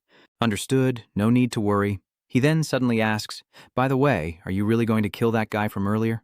The high-ranking school member casually replied, he's not on the list, but if I get the chance, I'll kill him and take his stuff. The school member worried that fighting the leader alone was as good as fighting a monster, and wondered if it was too dangerous. But the senior member insisted, saying that after dealing with the leader, he'd be spent. At that point, taking him down would be a piece of cake. With that, the figure departed. "He's here. Finish off the rest and follow me," the young man muttered. "There's nothing left to finish." He then hoisted the corpse of the man he'd just killed, deciding to dump it where the ogres could dispose of it. Just then, someone emerged from behind a large tree in the forest. That person was none other than Kim Gujin, who had been eavesdropping and observing all the actions of the school faction. Back at the orc battlefield, the gang members have wiped out orcs 100 times their size. He looks at the scene, pleased, thinking progress is faster than expected. At that moment, one of his men chimed in, saying that at this rate, they could clear the dungeon early, to which Han enthusiastically agreed. "That's right, but from now on we don't need to get close, and if we have the chance, gradually retreat from the formation." His words made his subordinate a little curious. "Yes, sir." The leader's intent? An arrogant thought sparked in Han's mind. The small fry will soon be gone, so starting tomorrow, everyone will hunt the orc leader. Then he smirked and ordered, "It's time to prepare for the main event." At that moment, the system screen suddenly appeared before the player's eyes, startling Han. A line of red text appears. "You have defeated the Goblin leader." Han couldn't believe his eyes, and the others were equally stunned, shouting in disbelief. "What the hell? Someone tell me I'm seeing things. Did that mouth just die?" He was stunned by the announcement. How could this be? "The main forces of the guilds are all gathered here," Henry asked quietly, confused. "Leader, what's going on? Does this mean the Lion Guild succeeded in leaving first?" Jonki shook his head. "I won't mention it again." His eyes were full of doubt. "I thought these Lion Guild guys were all talk." Meanwhile, Lot's axe is stained crimson, as Bing successfully uses Lord O's own axe to send him to the afterlife. At that moment, Kim Gujin received another notification. He leveled up and earned the achievement, Leader Hunter. The reward is a skill scroll, and he curiously checks out his new ability. Another skill book? Hopefully it's something useful. Upon seeing his new skill, his eyes widened in surprise. An unexpected gift. Grimoire of the Dead, an E-rank skill, a book containing the power of Ozis. It can contain 5 undermonsters, and the souls of the dead sealed within receive the power of Ozis, increasing all abilities by 5%. After reading the skill's description, Kim Gujin thought of another one of his skills, but there was one key difference. So this is like a bag, but for storing my monsters. Furthermore, those placed within gain a bit of power. To test just how strong this thing is, he decides to get right to it. True to his word, he quickly stored the 2 bone soldiers into the Book of the Dead. A deafening explosion erupts, thunder rumbles, and dust fills the air, leaving Kim Gujin in awe. What a spectacle. Seeing the words "Undead Orc" inscribed in the book, he felt a sense of satisfaction. From now on, I don't have to kill one first. I can just enter the dungeon and summon soldiers right away. A triumphant smile spreads across his face. The greatest weakness of the skeletal warrior summon is now a thing of the past. Meanwhile, in the forest, a group of people are moving faster than ever. Turns out, that's Han's guild. His sudden rush towards the brain lich puzzled his subordinates, who questioned him. "Boss, where are you running? The orc chief is dead." Annoyed by their constant questions, he turned and shouted, "Do you think I don't know that?"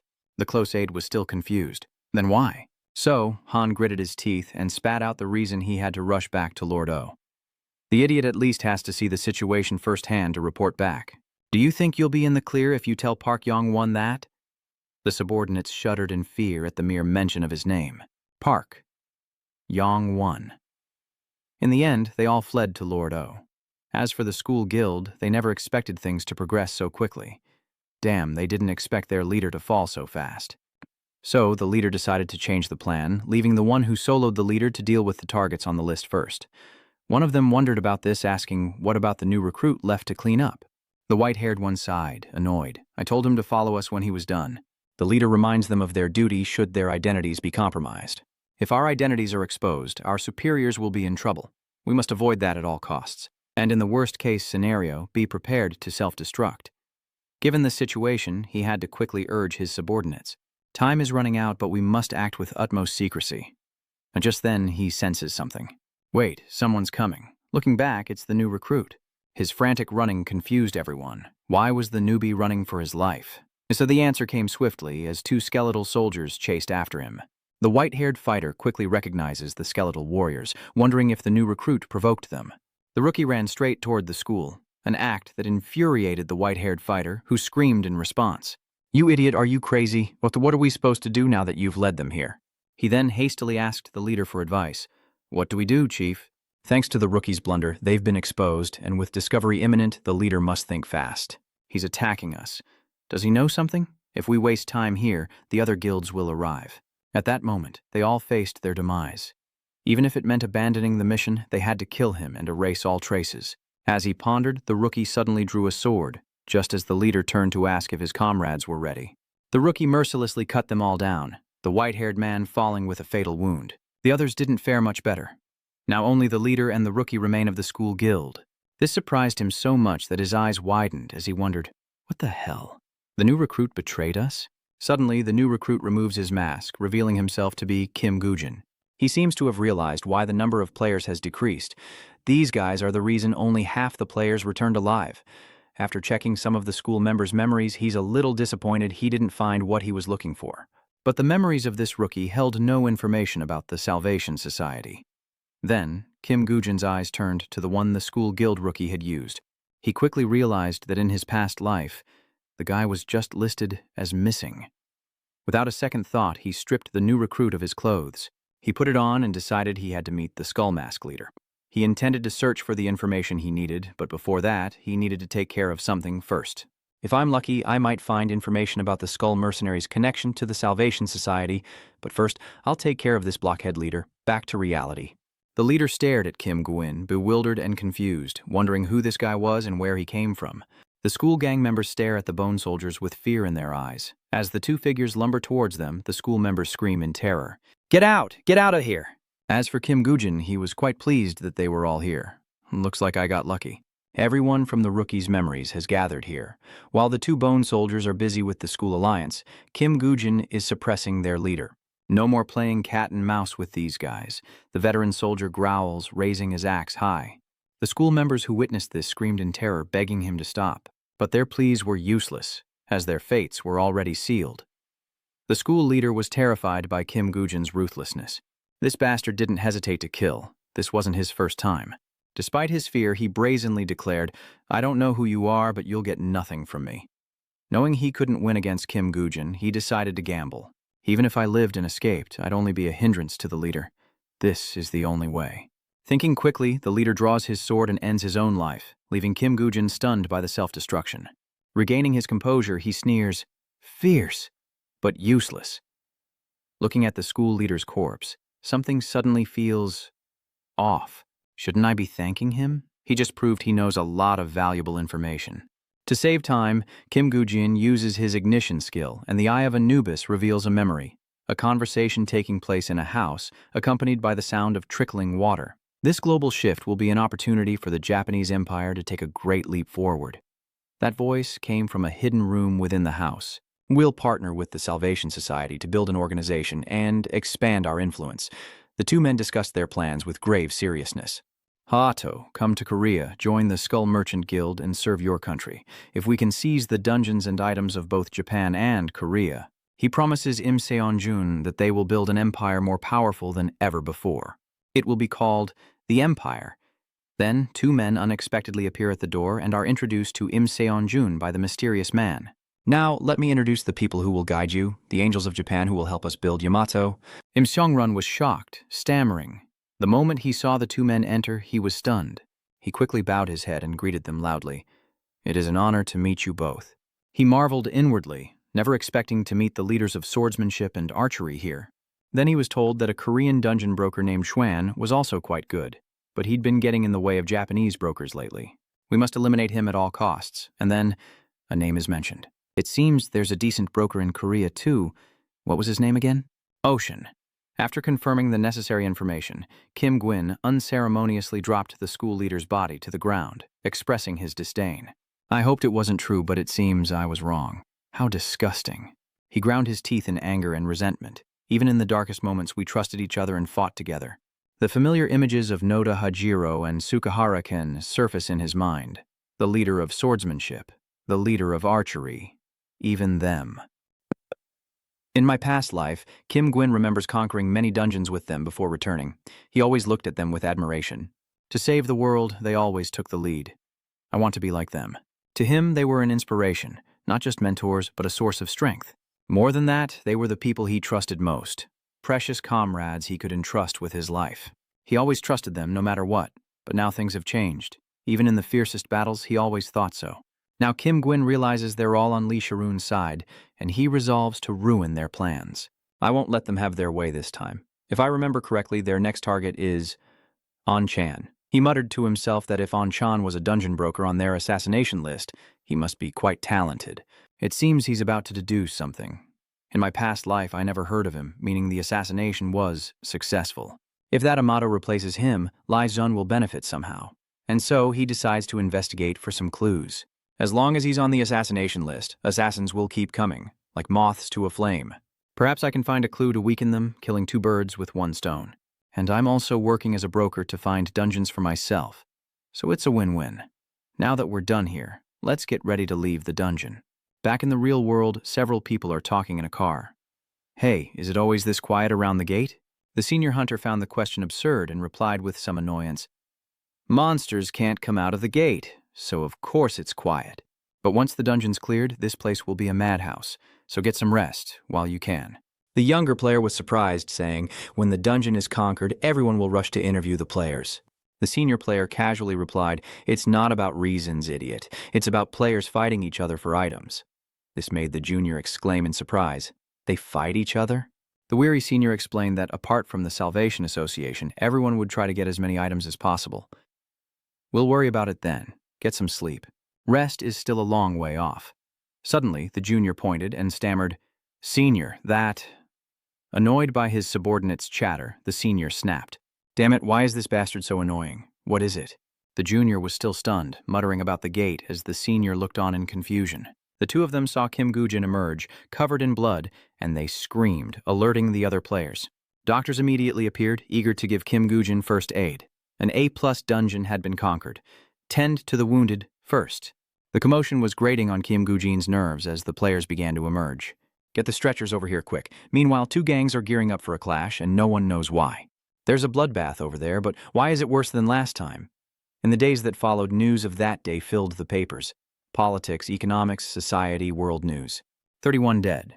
News reports say no one from the Skull Guild survived. Everyone is dead. The newspaper asks who defeated Boss O. The dungeon reward vanishes, and conflict erupts between guild members. The news enrages one man so much that he crumples the paper in his fist. Yonggun grits his teeth, unable to fathom how anyone could have defeated the boss. The newspaper on the table bore a headline. Who defeated the Boss O? An angry voice echoes through the room. You expect me to believe that? Members of the Lycan Guild knelt on the ground in a horizontal line, as Renal looked up to speak. We apologize, sir. This was unexpected, so I can't guarantee it won't happen again, Yong Wan said, bowing his head.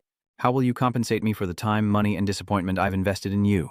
This isn't a charity giving trash like you chance after chance. Yang Onan gritted his teeth and issued a command. Within a week, bring me 5 times the investment money. When I give you an opportunity, you better seize it, for your own good. From inside the mansion, a panicked voice cried out, 5 times as much. After Ronald's group left, Yong Wan turned to the person next to him and asked, Is he being treated in the hospital, Kim Goo-jin? Secretary Kim quickly responded, Yes, they said he was injured in the dungeon this time. Upon hearing that, Yonggan frowned and turned away, lamenting the uselessness of his men. Injured in a 1-story dungeon? Secretary Kim hesitated. Well, the injuries sustained in the dungeon weren't from monsters, were they? Yonggan slowly glanced at her. What is it? You mean he was attacked by players from other guilds? Is that information accurate?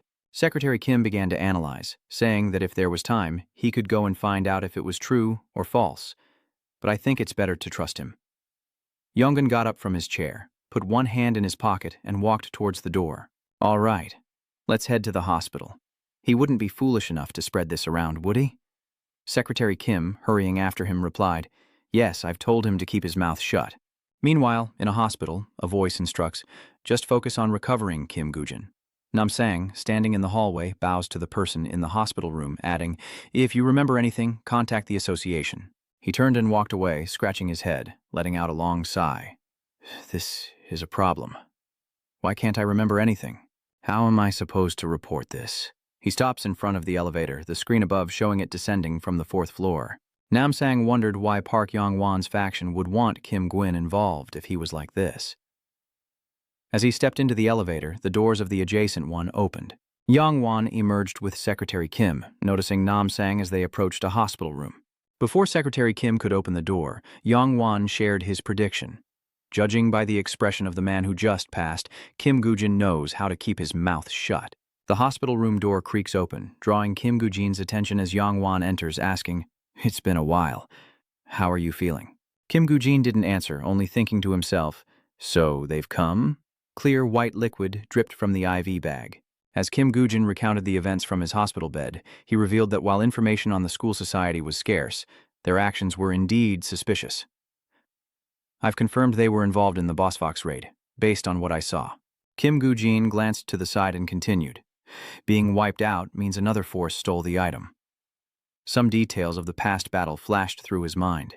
Kim Gujin added, "The last thing I saw was them using the stealth ability of the Silent Hunter." Yong'an, sitting beside the bed, mused, "If it's stealth, I know it well. It can completely conceal the user, making it very useful. So, they were only after players and bosses." Kim Gujin lowered his head, his eyes darkening. "Yes, if it weren't for the blood poison, I might have died there. If my attacker hadn't been deliberately poisoned by my blood, I wouldn't be here to hear your words. Then you were lucky. Since the schools have been wiped out, no one else knows what you witnessed." Kim Gwyn asked, "Even so, I still have to be careful for a while. But did our Phoenix Society gain nothing from this?" Yong Wan's face darkened with displeasure as he gritted his teeth, the thought of the school gang infuriating him, especially since this incident only resulted in losses. He stroked his chin, secretly plotting, "I can't let this go. Even if it's just to cover the losses, I have to expose those scoundrels."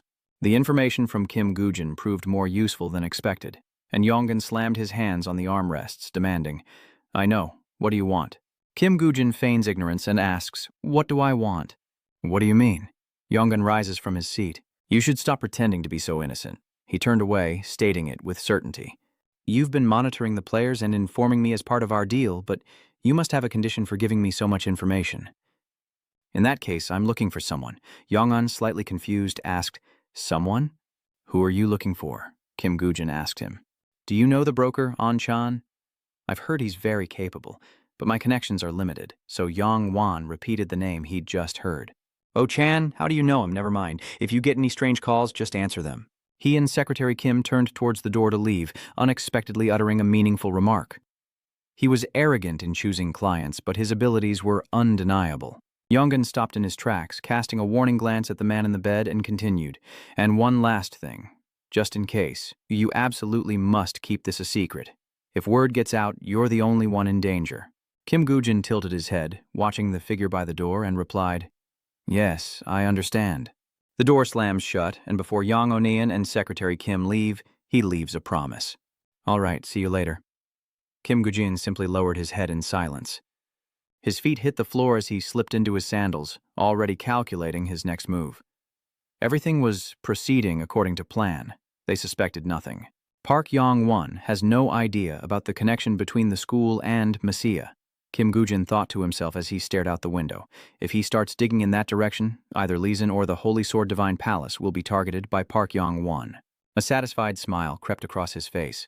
Park Yong-won was oblivious to the wounds he himself inflicted, and he would struggle for some time to come. While Pong-won and Leeson are locked in a battle of wits, I can focus on developing my own strength. Even though the school society is so large, it doesn't have a business group backing it? Then there's only one possibility. As Yong-won sat in the back, he stared at his phone, realizing that taking domestic goods abroad would amplify his investments. He observed the red arrows on the map, formulating a plan. "We need to investigate the black market connected to foreign countries. We might find merchants who deal with them there." Yong-won looks out the car window, knowing this will involve companies that are in cahoots with them. Kim Gwyn leaves the hospital, reaching into his pocket, wondering if it's time for that call. It's fine for now. Just then, the phone rang. Kim Gwyn pulled out his phone, impressed. The timing was perfect. He held the phone to his ear, and a voice came through. "I hear you want to make a deal with me?" Kim Gujin's eyes widened as he recognized Osei-chan, and he replied, "Yes, I'm looking for a dungeon. Second sets a condition. I need to know your abilities before I can decide." Kim Gujin asks, "You mean my abilities?" Without explaining, Sakan simply said, "I'll send you the details." Then, the call abruptly ended. Kim Gujin then received a message, instructing him to clear a certain number of goblins per floor. 1 floor, C+ rank dungeon, max 4 players, entry level below 28.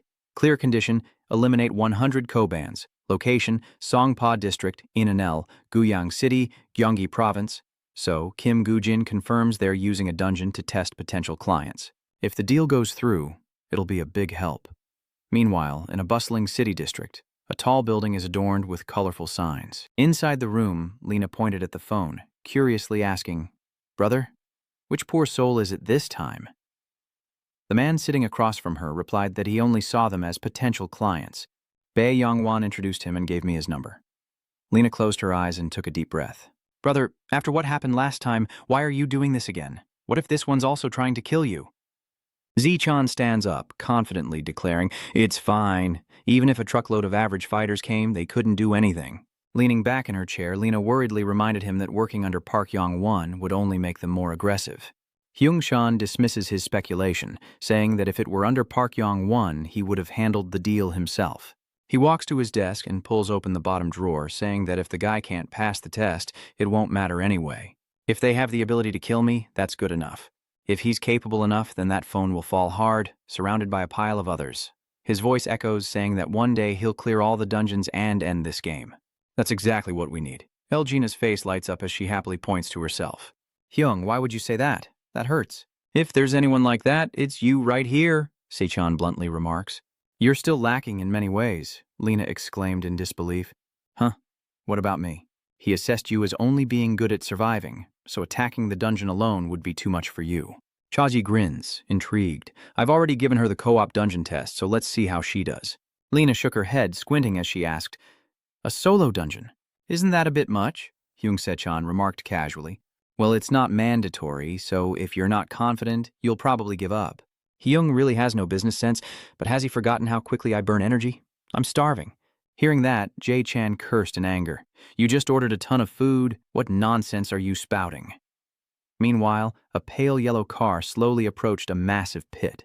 Inside the pit was a dungeon gate, and Kim Gujin calmly stepped out of the car, shutting the door behind him. Kim Gujin surveys the scene, wondering why he'd choose a succubus dungeon.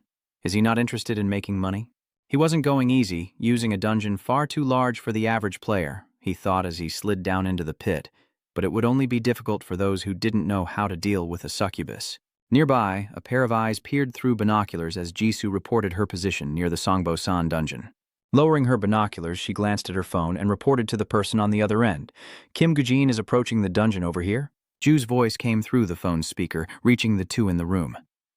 "I'll start the timer now." Startled, Jae-chan looked at the device emitting the sound. "What, he's already there?" He picked up the phone from the table and asked the person on the other end. "He's certainly in a hurry." "So what preparations has he made?" Ju replied, noting that he didn't seem to be carrying anything special. Zaechan gritted his teeth, unsure if he should call him reckless or foolish. Legina looked up and asked, "Isn't he just a madman in the end?" Zaechan simply hummed in response, while Lena scoffed, suggesting that perhaps he needed no preparation at all because he was just that confident. Zaechan added, "He could be like that too," as someone mused in a renowned Japanese restaurant. "If that confidence isn't just bluster, still not grasping the situation, the Salvation Society is only so-so, I guess." In a room, a voice echoed, "Don't say that, calm down." Kim Jae-hoon of the Salvation Society waved his hand, explaining that predicting what would happen in the dungeon was difficult due to too many chaotic factors. It would be a shame if they returned empty-handed, but at least there wouldn't be too many losses. The man sitting across from him repeated the words he'd just heard. "Not much." With a stern face, Noda Hajiro asked, "You call the deaths of my 5 disciples a small loss?" Kim Jae-hoon, taken aback by his attitude, stammered a denial. "No, that's not what I meant." Sukahara Ken, who had been silent until now, finally spoke. "Lee Jun probably knows about our relationship with the Skull Guild, right? Isn't that why he gave us priority when it came to the C+ dungeon?" Kim Da-hoon cursed under his breath, realizing his mistake, as Sukahara Ken continued, "Of course. Anything can happen in a dungeon." He grimaced, asking, "But you don't expect us to believe something like that could outsmart us, do you?" Immediately, he propped himself up and bowed deeply to them. "I am deeply sorry. I should have thought more carefully before speaking such nonsense. Please, give me a little more time. I'll investigate thoroughly." Sukahara smirked, picking up the bottle from the table. "No need. We've already started our own investigation." "Why so tense?" Have a drink. Kim Jae-hun's eyes widened as he realized something in Sukahara Ken's words. He raised his glass, Sukahara Ken explaining as he poured more wine into Kim Jun's glass. Even after all this, we're still allies with the Salvation Society. I just wanted to show you the threat in Sukahara Ken's eyes. We're just showing you how insulted we are. The glass overflows, spilling onto the table. Sukahara Ken glanced at the table, saying that allies should just share a few drinks to settle any disputes. He then asked a loaded question, implying everything could be forgiven, right? Kim Jae-hun's grip on his glass trembled, the liquor swirling within as Noda Hajiro departed. Sukahara Ken followed him, leaving only the words, "Of course, if we're still comrades." Kim Jae-hun remained frozen, still holding his glass. Yes, that's right. The door slammed shut with a forceful pull. Kim Jae-hun was left alone in the room, gritting his teeth, realizing he'd been too complacent with the leaders of the bow and sword clans, and he needed a plan to counter them immediately. A black car was already waiting in front of the restaurant, and Nodaro asked the person on the other end of the phone, "Did you take care of it?" "What about our side's losses?" he asked, listening to the report. "Okay, I understand." Once in the car, Sukahara Ken turned to his companion and asked, "Is it as we suspected?" Noda Hajiro crossed his arms, admitting, "That's right. It wasn't done by anyone on the assassination list, meaning not by any known skilled individuals."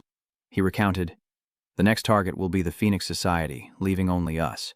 Sukahara Ken pondered that if the culprit wasn't on the assassination list, as Noda Hajiro added, then he belonged to a faction unknown to them, deliberately hiding his strength for some purpose. Elsewhere, the evening sky was shrouded in a dark blue near the Koi dungeon. Inside a high-rise building, Bompun, with his hands in his pockets, speculates that they'll have a few days of peace since a player entered the dungeon today. Du, sitting on the sofa, asks him, "What are you talking about?" "He went in there alone," he predicted with absolute confidence. "And I haven't seen a player come out of there sane yet. That guy's a goner, and the gate will open again soon." Zoom barely got the words out when a blinding light erupted from the pit behind him, shooting straight into the sky. Bunpun points in that direction. "I nailed it." Diem dazedly turns around. That's not it. The light from the rift gradually fades away, and he stares intently at the scene before him. That's what happens when a dungeon is conquered. Bumpun cries out in disbelief, "What did you say?" With lightning speed, Diem raised his binoculars. That dungeon shouldn't have been cleared, even with a full party. Bumpun tugged at him, calling out, "Boss!" Diem lowered his binoculars displeased and asked, "What are you doing? We need to find out who cleared it." Bumpun gaped, pointing, "No, I think I found him." He pointed to a yellow car speeding down the road. "There!" Room cried out in despair as he watched the car speed away. "We're done for." In the city, amidst a forest of signs, a booming voice echoes. "What? You're telling me you lost him?" Enraged, Zaechan unleashed a torrent of abuse into the radio, berating the team for their incompetence after taking his money. "You took my money and did a shoddy job. Now you're making excuses."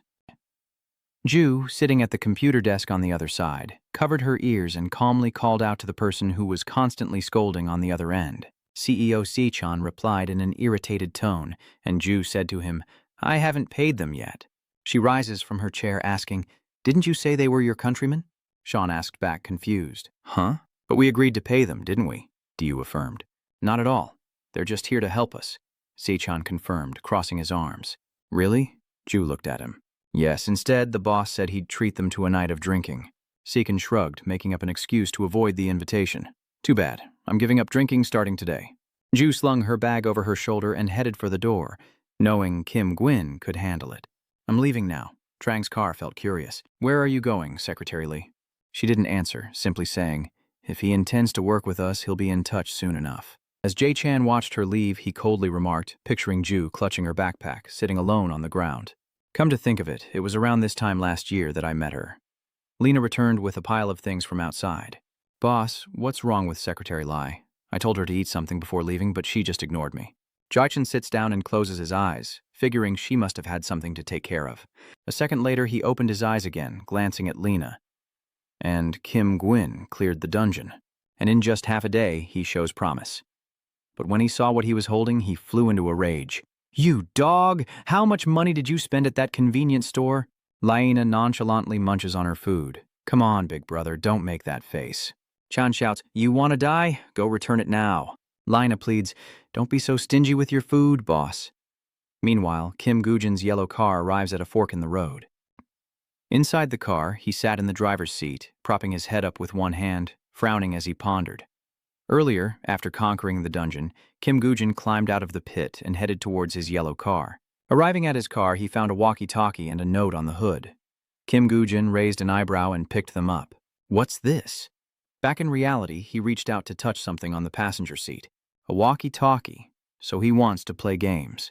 The note reads, "If you return from the dungeon, contact us with this walkie-talkie. Work starts at 9 a.m., don't be late." Kim Gujin complimented, "This guy's pretty good." The red car returned to its parking spot in the underground garage, its headlights flashing brightly.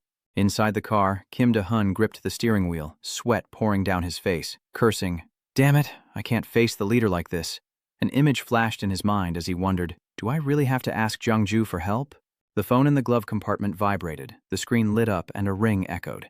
Kim De-hun held the phone to his ear, asking, "This is Kim De-hun. What's up?" Suddenly he yelled, "Who's with the Skull Guild?" The red car sped out of the parking garage. Kim De-hun tells the person on the phone, "Understood, I'll be right there." Meanwhile, at a bar, Yong Wan smirks and gives an order. It's best to resolve this quietly, as always. No need to explain why, right? Jong Eun-yeon, sitting across from him, replied, "Yes, I know. Have you spoken with the person I'm supposed to protect?" Yong-eun replies, "Not yet, but now that we've discussed it, I will soon." Hearing his answer, Yong-hun made his decision. "Then I'll explain the situation to my subordinates as well." Yong-wan agreed with his arrangement. "Very well. All I have to do is keep him alive and get him out of there. I'll take care of the rest." Unbeknownst to them, a figure had appeared on the second floor, silently observing them. Kim De-hun stared down below, wondering what Buk Yong-wan was planning, and how much he knew about the Skull Association. Suddenly, a man approached from behind, asking, "I wonder the same thing. Yong-wan may have connections, but to know about the Skull Syndicate..." Dongman smirked, voicing his doubt. He claimed he needed to know more about the Skull Association for his work, but he also said some strange things. Earlier, in a private room, Dongman met with Yong-wan, who leaned on the table and declared, "Even for you, Mr. Park Yong-wan, it's difficult to ask me to share information about the Skull Guild." Yong-wan responded, "You're more cautious than usual." "Well then," he asked with confidence, "what if I told you I knew the secret about the Skull members who died in that A+ dungeon?" Back in reality, Kim De-hun gaped in disbelief, confirming what he'd heard. He really said that? He lowered his head, sweat beading on his face, thinking that if it were true, this was no longer a problem he could solve on his own, and he'd be in trouble if he reported it to the boss. Kim De-hun turned his head, looking down at the floor below. Who was that talking to Pang Onean? Dongman crossed his arms, introducing the man as Jong Hunyeon, who had done a lot of business with Pang Won. He also glanced at the man in Hunyeon sitting below, adding some information. He's a mercenary type who doesn't belong to any group and will do anything for the right price. Meanwhile, downstairs, Hunyeon respectfully bowed as he saw Pang Onean off, and upstairs Kim De-hun thanked the man beside him for cooperating with the Salvation Society and sharing this information. Dongman calmly replied that the Salvation Society had done him a favor. Kim De-hun simply lowered his head, his face contorted in silence. Below, Dong-hun returned to his seat and Kim De-hun approached him with an invitation. "Let's talk." Dong-hun looked up, realizing it was Kim De-hun of the Salvation Society, who sat across from him, hands clasped. "I don't know what you heard from Park Yong-onan, but I have an offer for you," he said seriously. "An offer involving cooperation with the Salvation Society." Dong-hun feigns ignorance with a smile. "I'm asking, what exactly are you talking about? Could you be a little more specific?" Kim Jae-hun's eyes flashed with a sharp glint.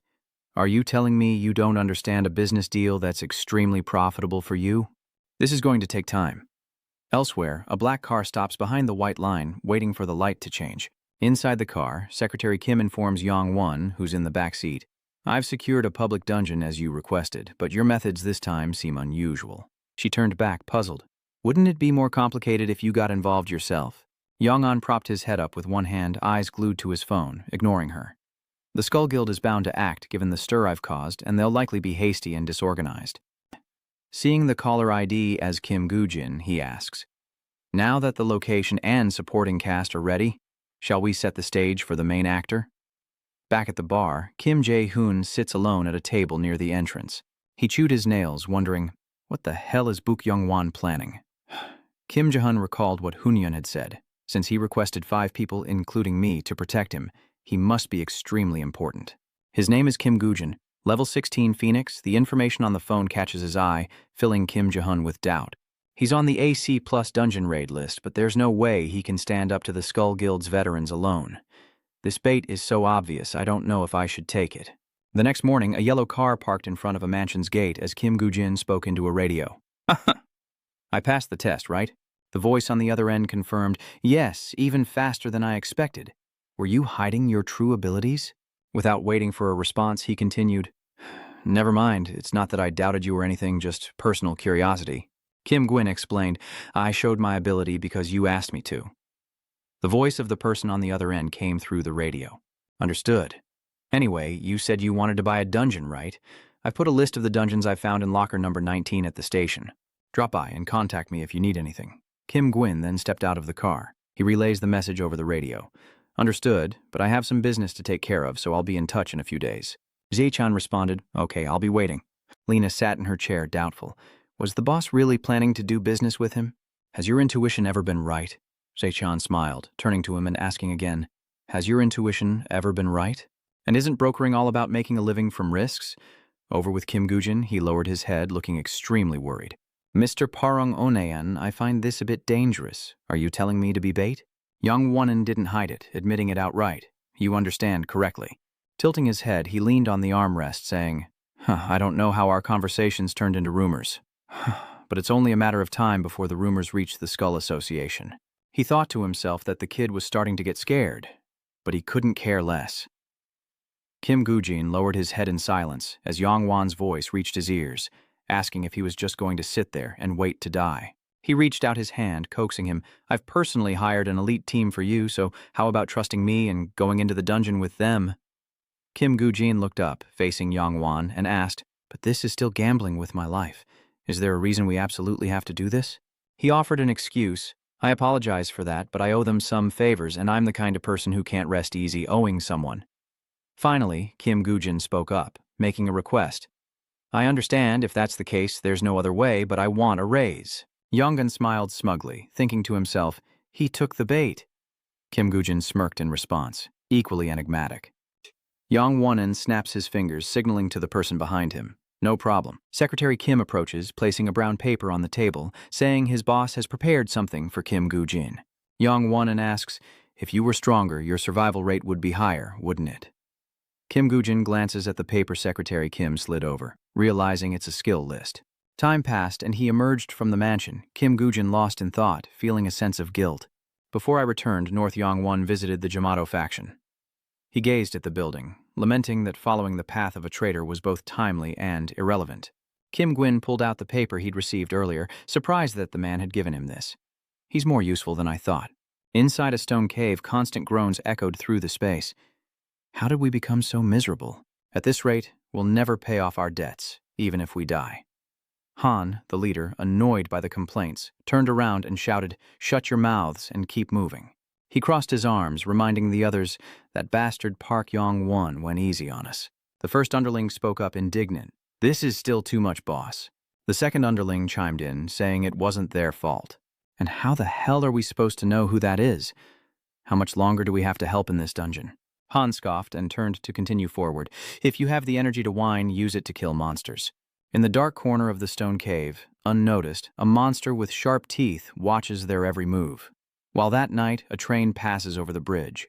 Beneath the bridge, a car pulls up and a group gathers as a man holds a phone to his ear, responding to the caller. Everything is prepared. Yes, I'll do it. He hangs up the phone, the screen displaying the caller as Buk Yong Wan. Jung Hoon-yeon glances at the man before him, asking if all they need to do is hand over Kim Gwyn. He confirms, yes, that's all. Jung Hoon-yeon smirked, glancing at the briefcase full of money. But it seems a little light, doesn't it?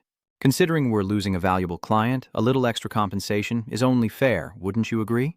If it's about money, you'll get a lot more once the job is done, and I can find you other clients if you want. Jung Hoon-yeon then made another request. He wanted to make a contract with the Salvation Association instead. If you can do that, I don't think I need to be paid any extra. Kim Jae-hun refuses outright. I can't do that, as I can't decide on matters of the guild's interests alone.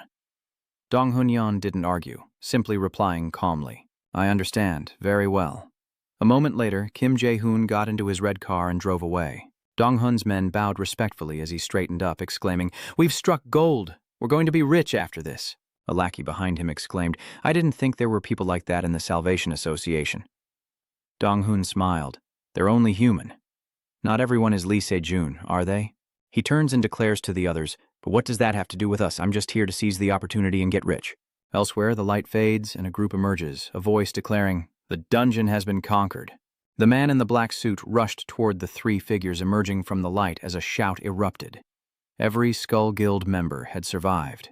Secretary Nam's mouth hung open as the Skull Guild members brushed past him, wondering, what happened to the Phoenix Guild members? Are they all dead? He was stunned, thinking to himself that they were all elite members from Park Yong-wan's faction. After a moment, Secretary Nam seemed to regain his senses and turned back, calling out, Excuse me, please wait a moment. He asked the Skull mercenaries, Do you know what happened to our Phoenix Guild members?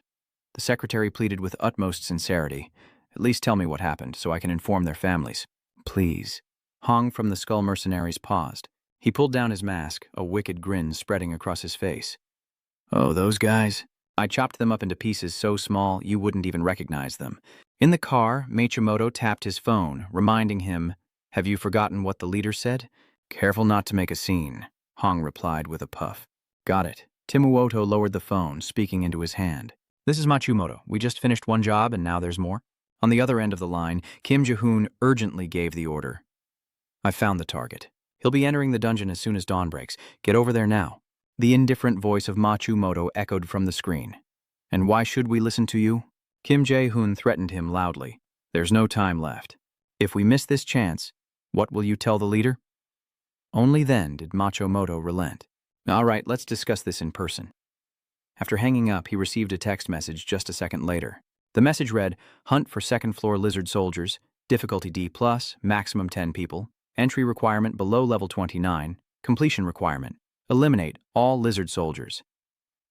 Meanwhile, at the luxurious villa, Yang Onean stood with his hands on his hips in front of the window, calculating, so there's a foreign faction in Korea. This will be a good opportunity as long as I use the Skull Association correctly.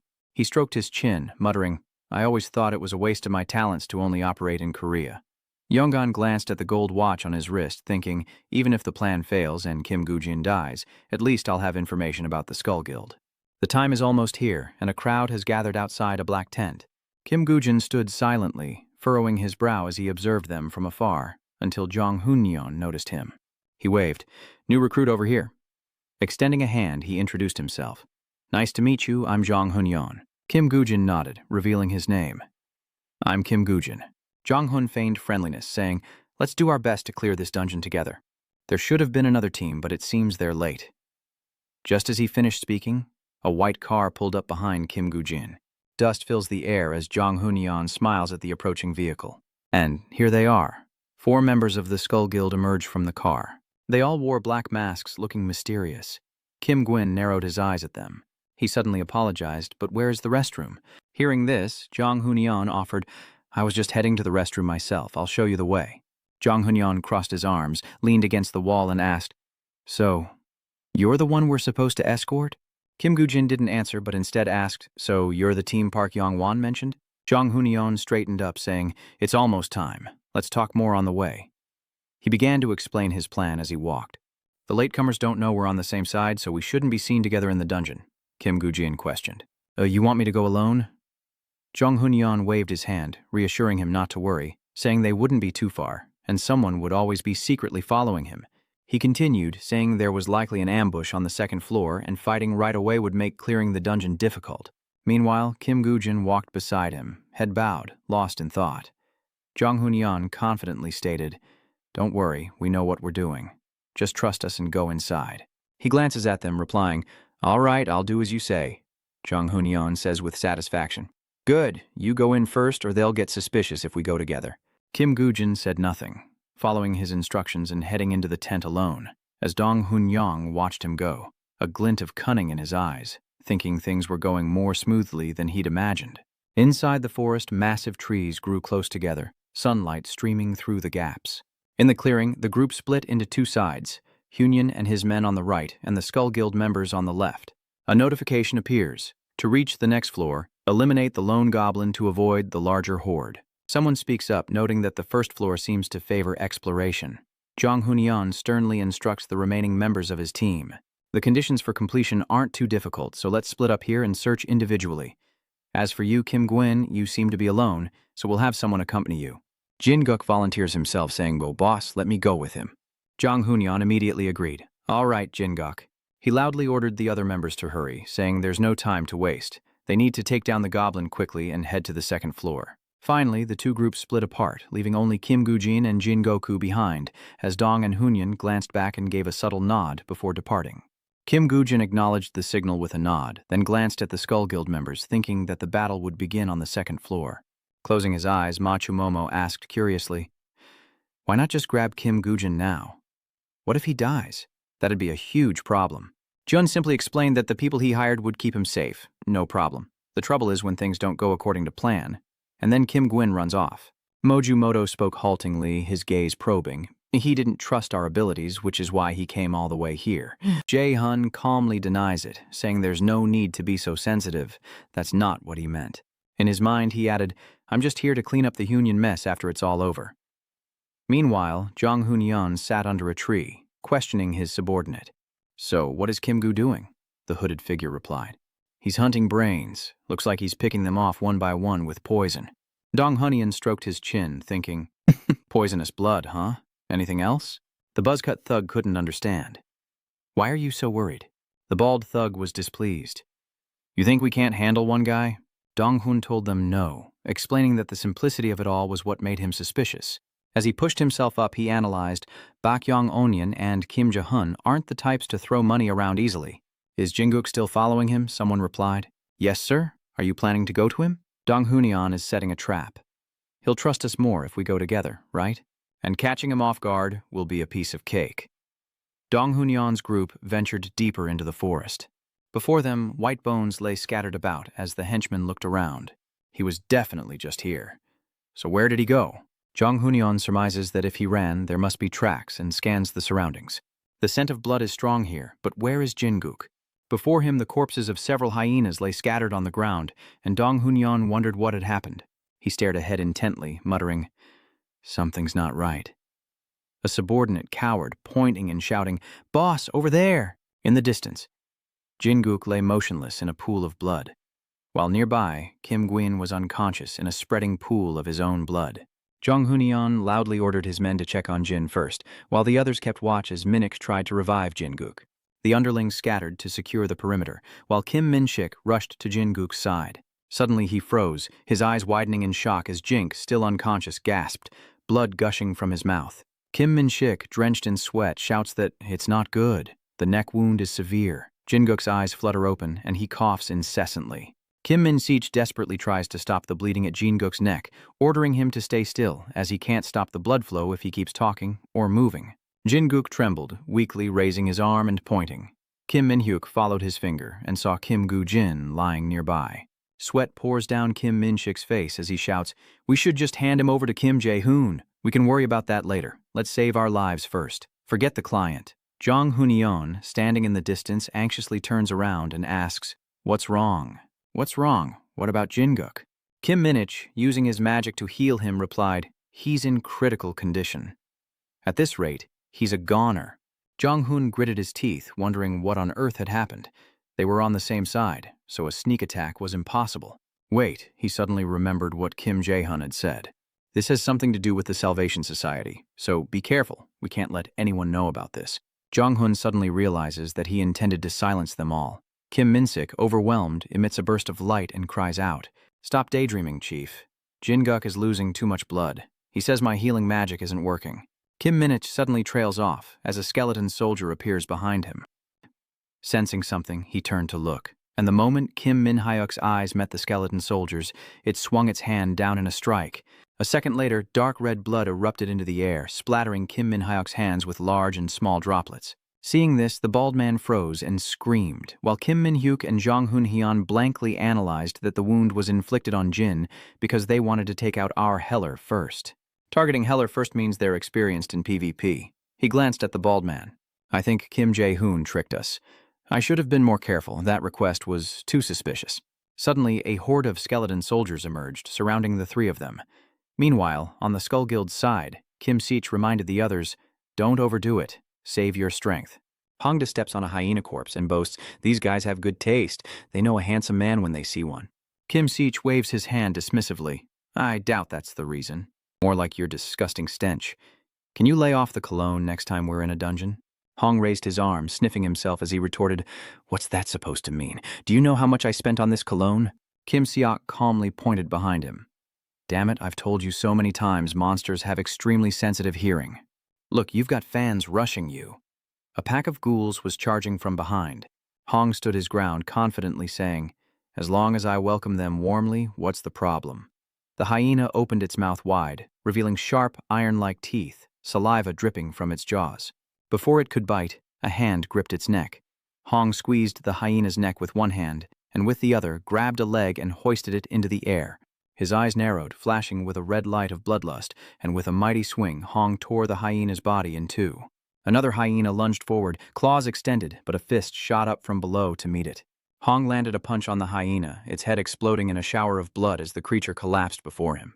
Elsewhere, in a forest of towering trees where sunlight pierced the green canopy, Hanyan, blood trickling from his lip, gritted his teeth and spat out, "You bastard! How could you betray me?" Kim Gwyn looked down at him, saying, "You talk of betrayal, but you still won't be honest when you're about to meet your ancestors?" he said with disdain. Seeing players abuse their powers for personal gain is hardly surprising anymore, but your greed has crossed the line. Kim Gwyn asked him, "Didn't you say that everyone has different values?" Dong-hun looked up and cursed, "How did you—" Back in the past, a lamp on the table cast a pale yellow light as a voice echoed through the room. "Why are there Salvationists here? What's so special about Kim Gujin? Even Park Yong-onan and Kim Jun seem interested in him." Jong Hun-yeon smirked, explaining that he wanted to keep Kim Gujin alive to ask him some questions. The underling in the cap was indignant, as their boss wouldn't be able to enjoy his hobby if the matter was left unresolved. Jong-hun then pulled up his sleeve, revealing the lines on his arm. "You mean this?" "Oh, well, maybe next time. We're running a little short on prey." The bald man excitedly pointed to a spot on his arm. "I've taken care of plenty. This is from those three who begged us to save them, right?" He excitedly says, "The more requests we get, the better. Killing 3 kids earned us more than clearing a dungeon." Jong Hun-yeon smirks. "You think everyone's life is worth the same? Everything has a different value." He and his men turned and left, his last words echoing in the air. "And we only kill if the price is right." Unnoticed in the seats, Kim Gujin had heard everything. Back in reality, a sword materializes in his hand. And now, I'm quite curious. Jong Hun-yeon couldn't escape. He could only look up at him. Without hesitation, Kim Gwyn strikes. "How much is your life worth?" As he turned to leave, Dong Hun-yeon's head fell to the ground. How much was it worth? That night, in a dark forest, Kim Gujin raised an eyebrow at the goblin, and so it's hiding in the same spot as in my previous life when I came to this dungeon. He coldly stated, "Now, let's descend to the next floor." Kim Gujin left with the words, "We shouldn't keep our skull comrades waiting." And with a swift strike, he ends the goblin, triggering a system notification. Floor 1 of the dungeon is complete. Suddenly, a pillar of light shot into the sky, catching Jae-hun's attention as the others exclaimed that the first floor had been cleared. "What the hell?" Jae-hun turns back thinking, "Shouldn't Hunyan have signaled if they found the goblin?" Moto, puzzled, asks, "This reaction means this isn't your plan, is it?" He muses, "The first floor was cleared unexpectedly. It seems they've gone ahead to the second floor and are waiting to ambush us." "Of course." The group rushed toward the pillar of light. Dia-hun frowned, realizing his elimination plan had been anticipated, and turned against him as Kim Gujin stood before a massive gate. He reached out, touched the gate, and with a gentle push, it swung open, light pouring onto his face. The system initiates transfer to the second level, cutting to a company building where Secretary Kim speaks up. Items are a common purchase for players preparing to enter a dungeon. Yonggan, seated, asks, "Is there a problem?" Secretary Kim read the report, saying he bought a large number of test tubes, which she found odd. "She told me that blood, bodily fluids, and monster parts are very valuable, but the dungeon he's going to has nothing of value. So she reported it to me." Yonggan frowned. "Buying ingredient containers while using his life as bait? What is Kim Ujin thinking?" In the forest, Dui-hun's group slowly approached the gate. Machumo, too, quietly said, "It seems they've reached the second level first. They're likely lying in wait, so be prepared."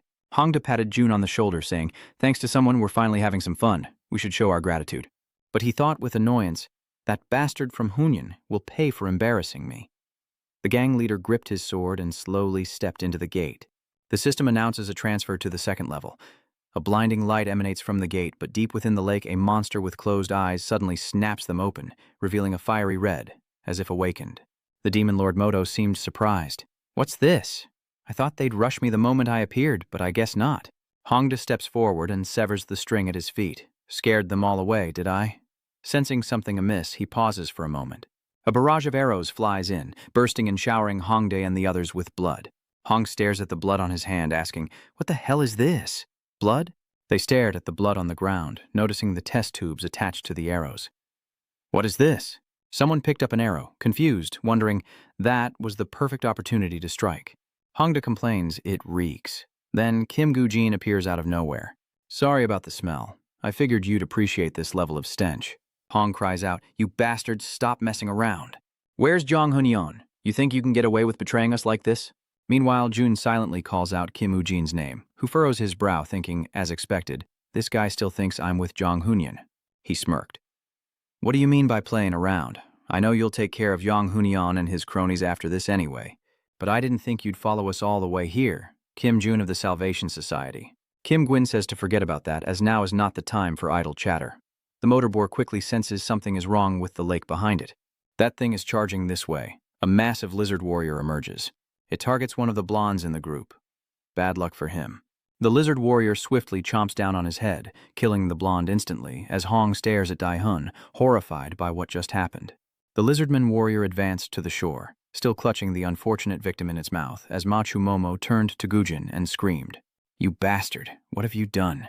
He held up a vial of blood, saying the red substance covering them was from the goblin. Gujin smirks, adding that they're also the lizardman's favorite snack. "And since I went to the trouble of spreading all this sauce, you're obviously going to be a feast for the lizard warriors." Mao Mo screams, cursing him, "You bastard, I'll kill you!" He frantically charged toward Gujin as Hong called out, "Hey Moto, don't leave us behind." Moto immediately raised his sword to attack Gujin, who parried the blow. He shouts, "I'll gouge your eyes out and shove them up your ass." He taunts him, "Keep running your mouth." Suddenly, Gujin notices something. He stares at the pattern on Machumo's sword, thinking, the sword leader's sword. Gujin looked up at him and said, "Judging by how red your face is, I thought you were just a grunt, but I didn't expect you to be the sword leader's disciple." Surprised, Machumotu exclaims, "What?" He suddenly asks, "How did you—" Daehun frantically looks around. Where is the Hunyans group? Kim Ujin wasn't the problem. He was able to stand and think. Even with only 4 of us, we can still clear this dungeon. But Hong Ji blocks the lizard warrior's gaping maw and screams. "What the hell, Kim Jun?" he yells, asking for help. Jun frowned, thinking that Dong Hunyan's appearance at this moment, when their forces were scattered, was terrible timing, as the lizard warrior stood tall before them. Jun thought that they would be the ones to die.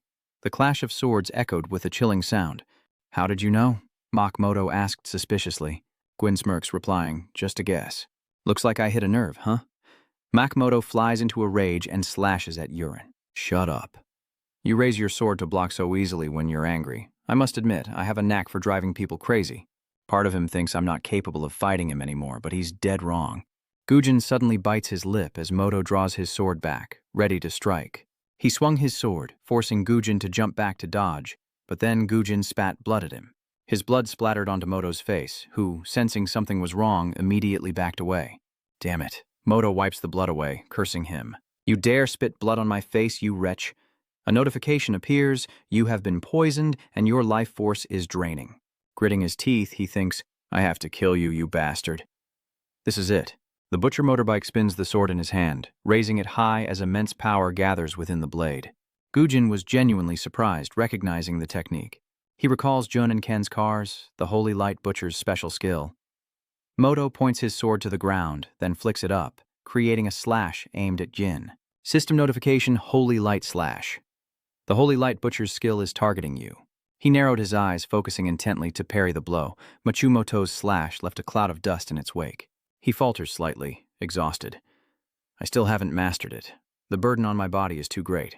Demon Lord Moto grips his sword, regretting not taking him alive, when Gujin suddenly appears behind him.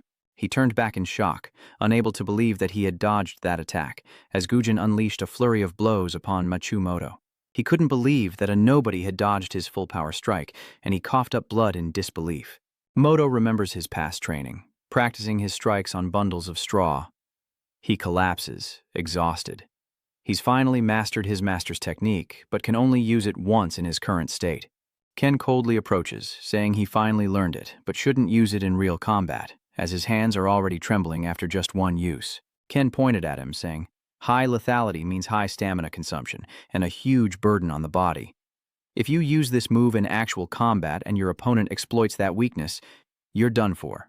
As if to retort, Moto was cut off by Ken, who foresaw a time when he would face opponents who wouldn't fall from a full-power blow. And as he lay exhausted, Gujin swung his sword, cleaving Moto in two. Ken's words echoed in his mind. "You will be the one to fall." In the end, Moto falls. He has finally met that person, Master. Seeing this, Hongda cried out, "Mayor Moto!" However, he left an opening, and the lizard warrior headbutted him. Hongda slams into a tree, the force of the blow causing him to cough up blood. Daehyun thought to himself, "They call me a disciple of the Swordmaster, but why are they all so useless? And where is everyone from Hunyan? V won't get a chance." Daehyun has made his decision. He proposed a truce, telling Gujin that they didn't need to fight to the death and should focus on clearing the dungeon.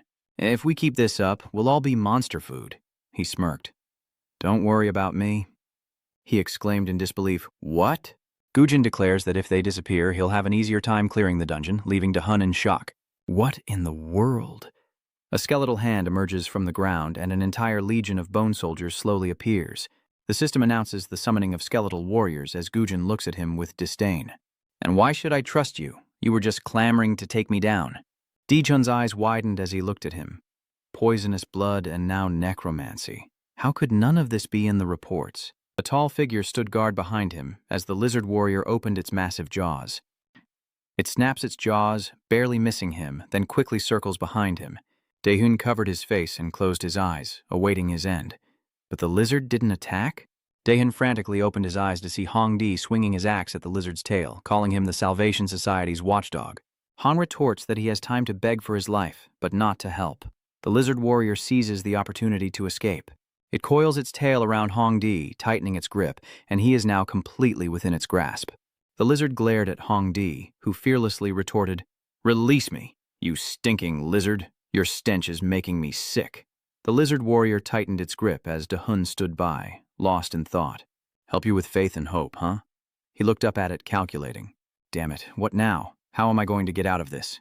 Daehyun grits his teeth, realizing he can't handle the lizard, and cowardly decides to run away. A true hero hiding until they clear the dungeon. He turned, his instincts screaming at him to survive. He couldn't die here. As he fled, he noticed something. Daehyun turned back, sensing something, and saw a skeleton with a sword stabbing the lizard in the neck. A system-generated skeleton soldier, he realized, as the lizard warrior became poisoned. Daehyun stared in shock, wondering how a skeleton could move like that, almost on par with a high-level player. The skeleton soldiers quickly gather around the lizard, and there are 5 of them, not just one. Wait, if Kim Ujin is this strong, does that mean he took out the whole Hunyan group too? So that's why they haven't shown up yet. The lizard opens its sharp jaws, revealing the mystery of the Skull Guild's demise in that A+ dungeon. The lizardman's raised tail reveals its intentions, and Daehyun knows he must escape at all costs to report back. But why is the lizard warrior so focused on him? Why is it ignoring the skeletons to chase after him? A skeleton steps in to stop it, slashing at the lizard warrior's legs with its sword. It stares wide-eyed at the skeleton soldiers, then collapses to the ground. The system announces that due to the poison blood effect, the lizardman warrior's strength is continuously decreasing. Daehyun exclaims that it's down, but the lizard warrior rises, its sharp eyes fixed on him. June thought in horror, it's still not down. What is it eating? And then the lizard locked eyes with June, making him jump in terror. He thought in a panic, no way. Why is it only targeting me? It's as if the skeleton soldiers are completely invisible. June flees as the skeleton soldiers attack the lizard, while Gujin leisurely watches on. Thanks to you offering yourself as bait, the battle was a breeze. You probably don't even realize what's happening, do you?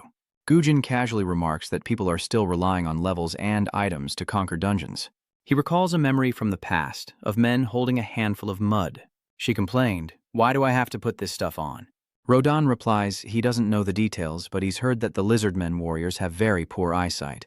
He pointed to his eyes playfully, saying, "So naturally we have to disguise ourselves and take advantage of that." Jordan turned back and called out, "Am I right, Kim Woo-in?" He smiled, turning back to reply, "That's not it." Back to reality. Gujin wondered if they were all right as the lizardman reached out to strike June. He knew he couldn't keep running. Gujin was just ahead. For some reason, the lizardman seemed to only target players. He ran towards him with everything he had. June was aiming for Gujin, and he couldn't take this alone. "Have some more shrimp paste with me, you bastard." He looked at him with utter contempt as a skeleton blocked the way. He leaps into the air. Hun swings his sword and shouts, "You think a skeleton can stop me?" Then he jumps over the skeleton's head. But then, Hun's eyes widened in shock. "It's still there?" Another skeleton ambushes him, and Dae-hun falls to the ground. His eyes widened as he looked down, and the mask he'd been wearing was sliced in two. The skeleton glided to the side after striking. He collapsed to the ground, unable to move even a little. The lizard warrior was hot on his heels. It lunges forward, tossing him into the air with its head, as Gujin watches with a completely impassive face. Jae-hun crawled on the ground, cursing his legs.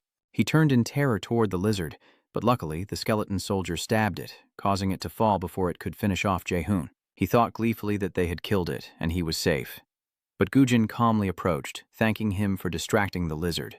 He coldly states that it's time to clean up, and Hun hesitantly asks, "What do you mean, clean up?" Suddenly he screamed, begging, "Wait, let's negotiate. What do you want? Just get me out of this dungeon." Gujin pointed behind him, saying, "All right, if you want to be saved, you should ask the one behind you, not me." Hun turned around, exclaiming, "What?" The lizard warrior was still very much alive, and Gujin spoke up. "You must be wondering why it's only after you." He points to its eyes, saying they function like thermal binoculars. Clearly, the lizard sees him as alive and warm, and has no interest in the cold skeletons. He stares in horror as the lizard warrior pounces. News outlets are reporting the discovery of a 2-story A+ dungeon, and online articles are saying the world's new dungeon is the spiked tail serpent. The news reports that players around the world have given up on fighting the monster. The Mia Guild has abandoned the rattlesnake dungeon. On TV, a news anchor delivers a special announcement from the Phoenix Guild, who have refused to participate in the new dungeon. In the headquarters living room, Secretary Kim and Yeon-woo watched the news. She said somberly, "To think this would happen just as you planned to conquer a 6th-floor dungeon. The timing couldn't be worse." Secretary Kim skimmed the news on her tablet. "Just as I predicted, public opinion of the Phoenix Guild has plummeted. They're being bombarded with criticism. Whenever a powerful monster appears..." "What is this? Why is everyone avoiding the new dungeon? They talk like heroes on TV, but they're just afraid to die." "Cowards, I knew it. The Phoenix Guild is scared stiff. We can only trust the Savior Guild now." Yang frowned, saying, "What good does it do to listen to these complainers? We need to focus on that 6th floor." The news continues with an announcement from the Salvation Association. They need more time. This is their official statement. Breaking news, the Savior Association is delaying their dungeon participation or emergency report. As this is a matter of great importance, we will organize the dungeon conquest after taking the time to prepare thoroughly. Online, the public overwhelmingly commented that they could only trust the Savior Guild. The goddess Parent H has spoken. "If you're Korean, support the Salvation Society. I'll wait and put my faith in the Salvation Society."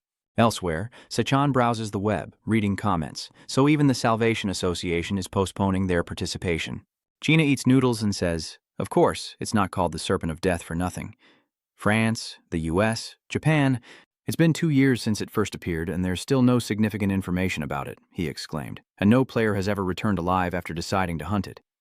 When that thing appears, the dungeon's difficulty level is just for show." Zaechan scratched his chin, thinking, "And that thing appeared in our country again, and there's still no information about it." He pondered. The people blindly trusted the Salvation Society, but did they truly have no ulterior motives? Suddenly, Zaechan realized something and continued browsing. "Wait, could it be?" he smirked. "Look at these bastards," he said to the man across from him. "What do you think would happen if all the guilds delayed entering this dungeon?" Gina looked up and replied, "What else? The fearless Germans will gather, but they won't stand a chance." He chewed his noodles and said that eventually the government would want to clear that dungeon as soon as possible. Other countries will open dungeons as well. Zichan continued browsing and said that, simply put, it would be a widespread dungeon raid, and if someone were to appear at that moment and defeat the serpent, Gina realized that person would be extremely famous, or rather, that the Salvation Society was intentionally stalling for a reason. Zichan cautiously said, "I'm not sure, but with their level..." He then showed him a tablet with an analysis of the Salvation Society's data, saying that there was definitely a reason for delaying the dungeon's closure, and the longer it was left open. As people's fear grows, so will the number of items in the dungeon, and whoever can defeat the garter snake will gain both wealth and fame. System notification. You have earned the title Lizardman Hunter. You will receive a reward for some of the skills you have leveled up. The skeleton soldiers thrust their swords into the lizard warrior, finally bringing it down. System message. The poison blood skill has leveled up, and the skeleton warrior summoning skill has leveled up. The messenger of hell has granted you a portion of their power. Gujin approached the lizard, recalling how much easier the battle was without the skeleton's body heat. He glanced away, thinking about his involvement with the death cult. Gujin gazed at his reflection in the lizard warrior's eyes, realizing his freedom would soon be limited. He glanced over at a nearby skeleton as he picked up Makmoto's sword, lost in thought. Whatever happens, happens. The system reveals the sword was forged from armored tortoiseshell, requiring level 20 or higher. An incredibly durable blade with 109 physical damage, plus 11 strength when equipped, and a 20% damage boost per hit. He frowned at the sword, once belonging to a swordmaster. Not bad. He handed the sword to a skeleton, who reverently accepted it. From now on, it's yours.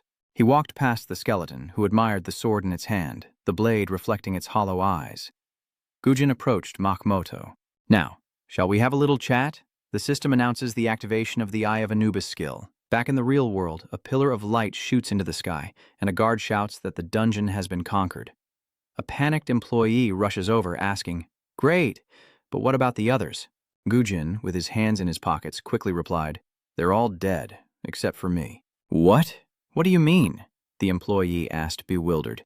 "Could you be more specific? I need to write a detailed report for the council." Jin brushed past the employee, telling him to simply report that the lizard warrior was far stronger than anticipated. "Excuse me," he loudly calls out to Kim Uden. He stepped onto the rooftop and pulled out his phone. "Yes, I handled it exactly as you instructed." He said seriously, "Just as Park Yong Wan predicted, one of the people targeting me is using a unique sword that once belonged to the leader of the Way of the Sword." Gujin continues, "As you know, the sword leader was a key member of the Salvation Society and head of the Yamato School." The Yamato School of Japan. That must be the Skull Merchant's headquarters. He glanced to the side. Gujin, eyes fixed on the TV, says, "I couldn't find out much more, but with a little more time I might uncover something new." "Okay, I'll be in touch." He opens the door and walks out, his eyes still glued to the TV, where a listening device has been planted on the back. Gujin slipped his hands into his pockets and casually walked out onto the terrace, then suddenly turned back to the door with a smirk. Not long before, Moto met with a man from the Shadow Organization at a cafe. "Don't you trust me?" He quickly replied, "No, of course not. We have to be extra careful since you'll be in contact with someone the association has their eye on." He said, "I've installed it behind the TV, just a heads up." Maomoto pulled up his mask and replied, "Okay."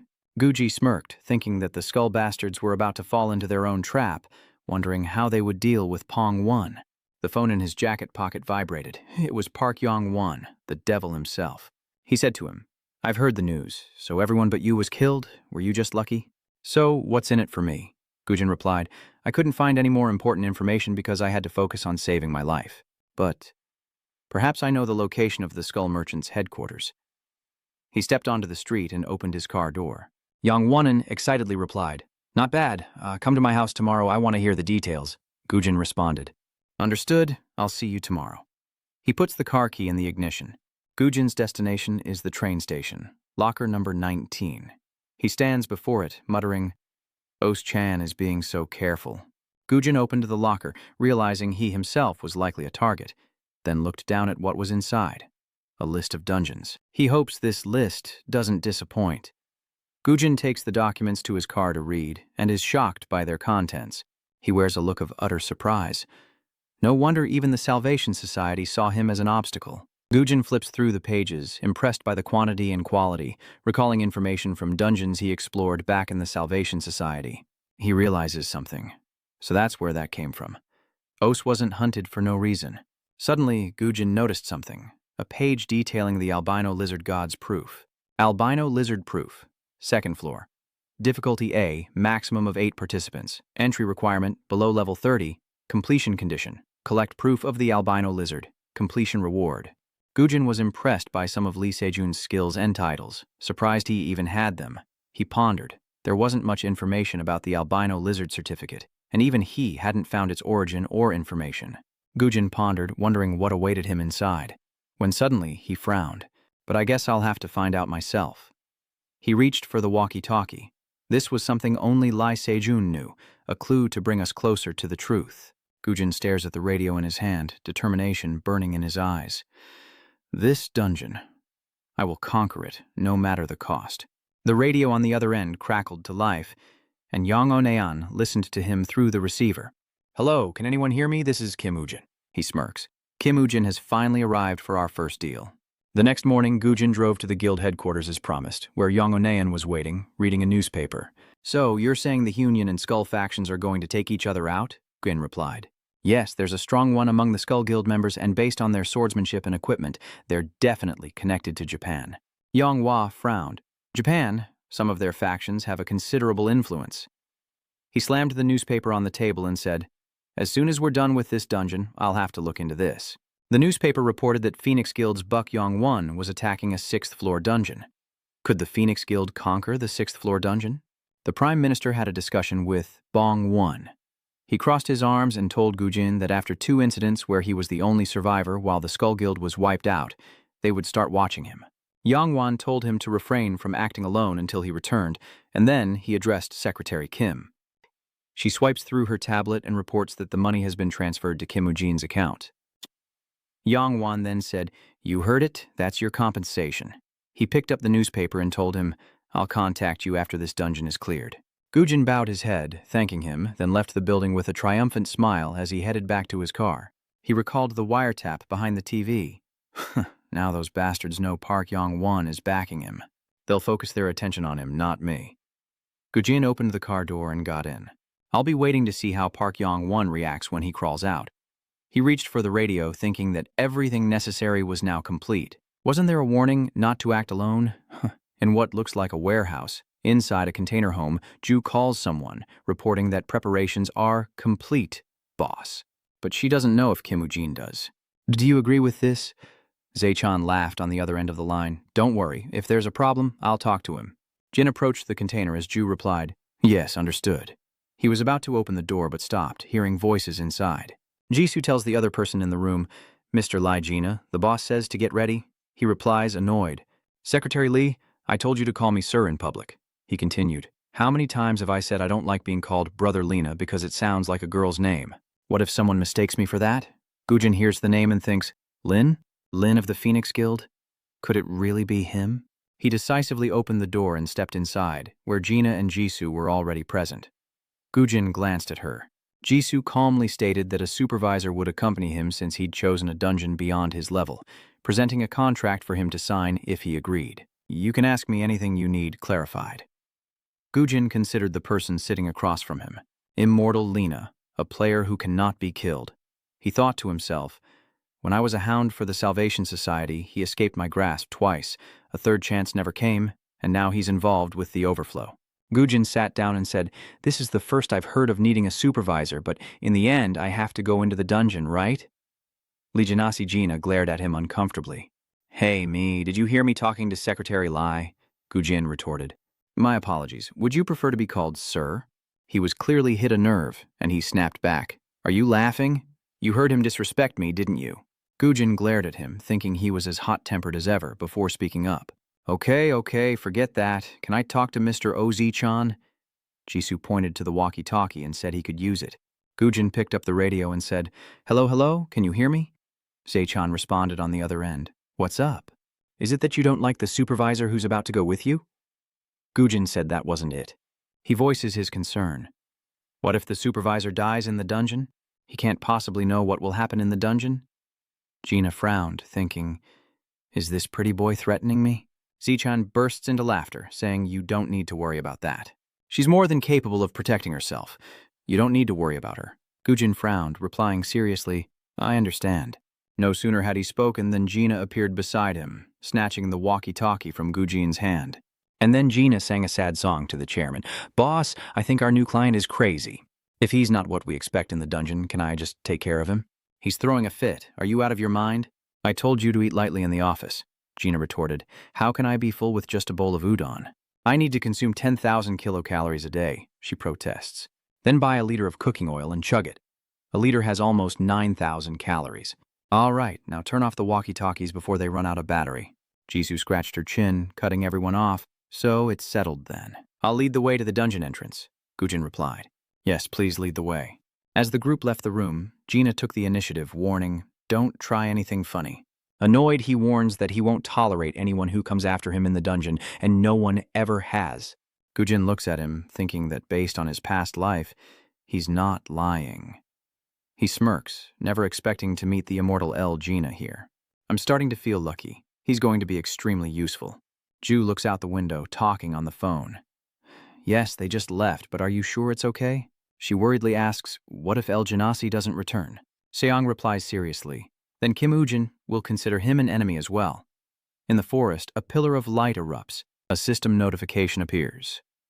To reach the next level, defeat 111 demon wolves. Gina, in armor, raises her hand, saying something. Gujin, you enjoyed teasing me earlier, didn't you? Now, I'm going to do my best to ignore you. He looked incredibly pleased with himself. 1 down, 110 to go.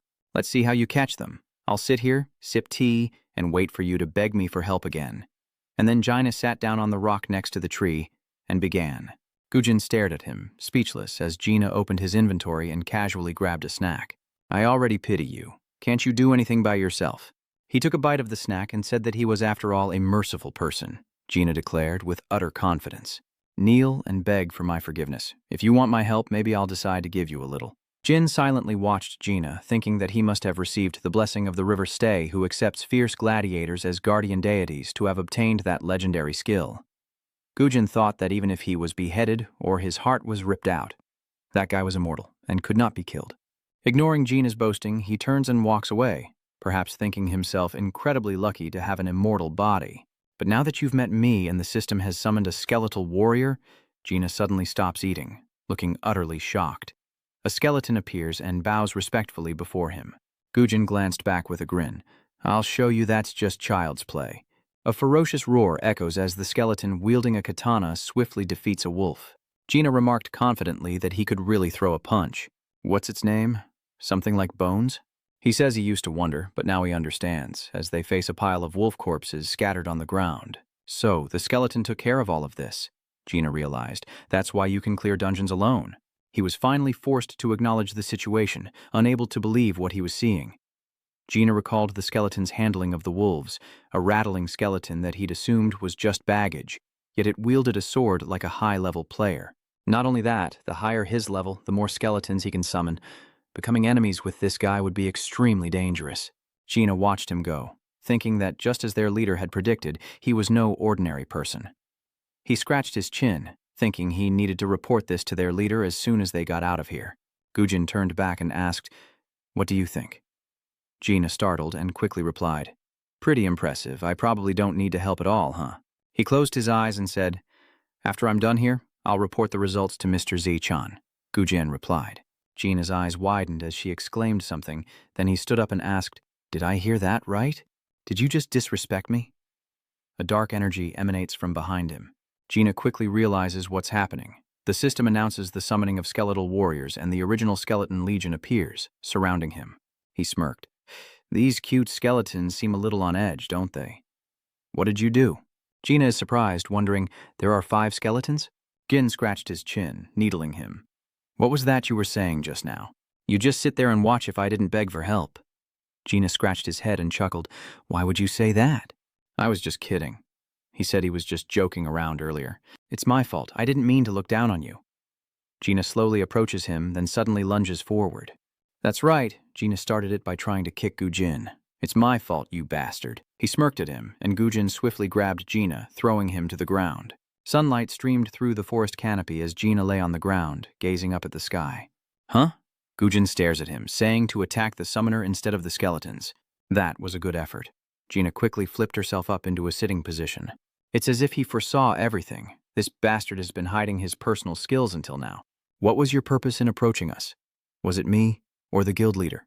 With a smirk, he says, "Whatever you want, you won't get it from me. I keep secrets well." Gujin, unafraid, ordered the skeletal soldiers to surround him. "Is that so?" "Doesn't seem that way," he cries out. "You dog, let me down." The skeleton soldiers all pointed their swords at him. Gina was frozen, unable to move, so Gujin decided to hang him from a tree. He angrily shouts, "Let me down!" Gujin stood below, looking up at him. Enraged, Gina shouts, "How long have you had me hanging here?" He flails and yells, "Give me food! Is that your idea of feeding me?" Gujin then cuts the rope, sending him plummeting to the ground. Gina immediately fell to the ground, saying, "All right, I'll give you a chance. Get ready." Gina asked, confused. "What?" Gujin retorted. "I've already shown you my abilities." "Now it's your turn," he asked, confused. "What the hell is going on?" Gin coldly replied, "Become bait so my skeleton warriors can get some kills, and I'll let you go." Gina stubbornly retorted, "Like I have to listen to a word you say." Gujin tightened the rope binding him. "No? You don't want to?" he threatens. "Then shall we go back up there and play some more?" Gina trembled with anger, thinking, "This bastard is insane." Against his will, he reluctantly agrees, saying, "That makes sense, right? I have no further comments. After all, I am a first-class tank." Gina lures the wolves while running for his life, and he punches them dead along the way, but more wolves keep coming. They swarmed Gina, and he fought them off with furious blows and curses. How many are there? Soon dozens of wolves pounce, crushing Gina. He could only raise his hands in a desperate plea for help. A wolf was about to pounce on Gina, but it caught a scent and turned around, facing a skeleton ready to strike. The skeleton raised its hook high, and the Bone Legion slashed at the wolves with their swords. Gina unleashes a burst of power, throwing off the wolves that pinned her as Gujin watches from the sidelines, scratching his chin in mild surprise. He watches from a branch as the wolves are dealt with one by one, while Gina fiercely pummels the remaining beasts. His fists were covered in their blood, and Gina gasped for breath. Around him, the corpses of wolves lay scattered everywhere as Gina panted, glancing to the side. The system announces he has leveled up, and he looks up to see Gin casually standing on a high branch. He stared at Gina, remarking that he wasn't quite as strong as in his previous life, but not too far off either. He figured he'd be very useful soon. The howls of wolves echoed through the forest as Gujin leaped from the tree and dashed away. Gina is exhausted, barely able to breathe, as another wave of wolves descends upon him. Gina glared at Gujin, furious that he wouldn't let him rest for even a moment. Then, Gina kicks a wolf to death, while a skeleton soldier slays another. The skeleton soldier slashed at the wolves, while Gina panted, exhausted. He wiped the blood from his face only to find a wolf gnawing at his leg, causing Gina to sigh in exasperation. "What's this? One more left?" With that, he kicked the wolf away, sending it tumbling toward a nearby skeleton soldier. "Hey, Bones, this one's for you." The skeleton soldier seemed to understand, and immediately took out the wolf. A notification rings out. The first floor of the dungeon is complete. With that, Gina leans down to speak with the bone soldier. "You guys are being overworked because you picked the wrong master, you know." He subtly jabbed at Gujin, who was leisurely leaning against a tree. "You guys are working way too hard," he says, raising his hand. So it dodged him. The skeleton stared intently at him with its hollow eyes. It then turned and left, leaving Gina utterly humiliated, and he roared. "How dare a mere skeleton ignore me?" Gina reached for its head, but the skeleton dodged. He angrily shouts, "Auntie!" "Dodging me now, are you? What else can you do besides surprise me? Come on, let's settle this once and for all. Today, you and I will see who's on top." Gujin stood in a corner, carefully observing him. He was so different from what he remembered in his past life. He thought of a powerful being facing the Salvation Squad, head-on with an immortal body. Lena was one of the strongest he had to acknowledge. In reality, Gina is arguing with the skeleton soldiers. "You really won't let me touch that root, huh?" Gujin recalls his past life, remembering how he would tear flesh and extract bones to maximize his immortal body in battle. He scratched his chin, pondering. Even I wouldn't dare approach his suicidal fighting style, yet now he shows no trace of that wickedness. Clearly, something changed him. I have no memory of Osei-chan from my past life, but it seems the two were extremely close. Perhaps Osei-chan's death awakened the Lena of the past. Gujin concludes that if Chan survives, the Salvation Society will likely deviate from its previous course. And then he looks up to observe Gina. He glanced back, his intentions still unclear. But Gina remembered what just happened. He always brought just enough monsters so that even if she was overwhelmed, she wouldn't die. He thought it couldn't be a coincidence that the next wave always came just as he recovered. This wasn't just analysis of monsters in dungeons, but the understanding of every detail. This isn't just the ability of a high-level player anymore. Gina narrowed her eyes, not wanting to admit it. But he surpassed her in every way. Gwyn then approached Gina, saying, Good job. Let's head to the second floor. Was he surprised? With a smirk, he assures her that the second floor will be much easier, as a system message announces their transfer to the next level. As usual, a pillar of light pierced the sky, and Jaina sighed. I'm so tired. I thought I was going to die. He told Gujin, I've been working like a dog all day. The least you can do is let me rest. Meanwhile, Gujin took 4 vials of blood from the closet. Seeing this, Gina wondered, that doesn't look like medicine. What is this? Gujin retorts, Are you confident you can run fast enough? Gina looks at him, puzzled. Hide? What are you talking about? Just then, Gujin smashes the vials of blood onto the ground. Gina looked around, confused. What is this, Kim Ujin? He smirked. You better start running. In the distance, a howl echoes as Gina turns to face what's behind him.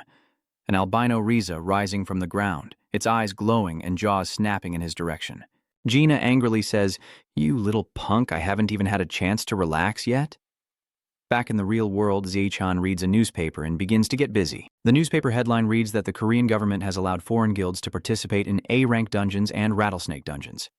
He mutters that he expected this after the Salvation Society withdrew, but then Zaechan looks up at Ju and asks, How long is the list of participating foreign guilds? Holding her tea, she replies, We finished gathering the information this morning. He responds, Good, there's still time before Gina returns, but hurry.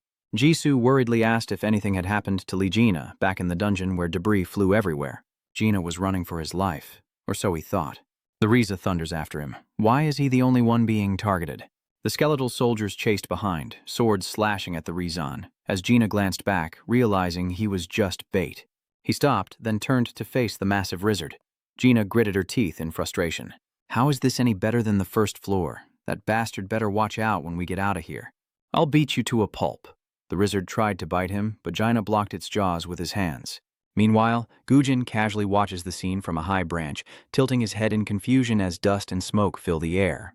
Gina digs in her heels, struggling with all her might against the Rizzard. Gina smirks, saying, Don't drag this out. Behind the Rizzard, a skeleton soldier wielding a sword charges forward. He smirks, saying, Let's end this. The skeleton soldier with the sword prepares to strike the Rizzard, and then it precisely stabbed the monster, and the system announced that the albino Rizzard was infected with hemolysis. Seizing the opportunity, the other skeleton soldiers leaped forward, stabbing their swords into the beast as a notification appeared.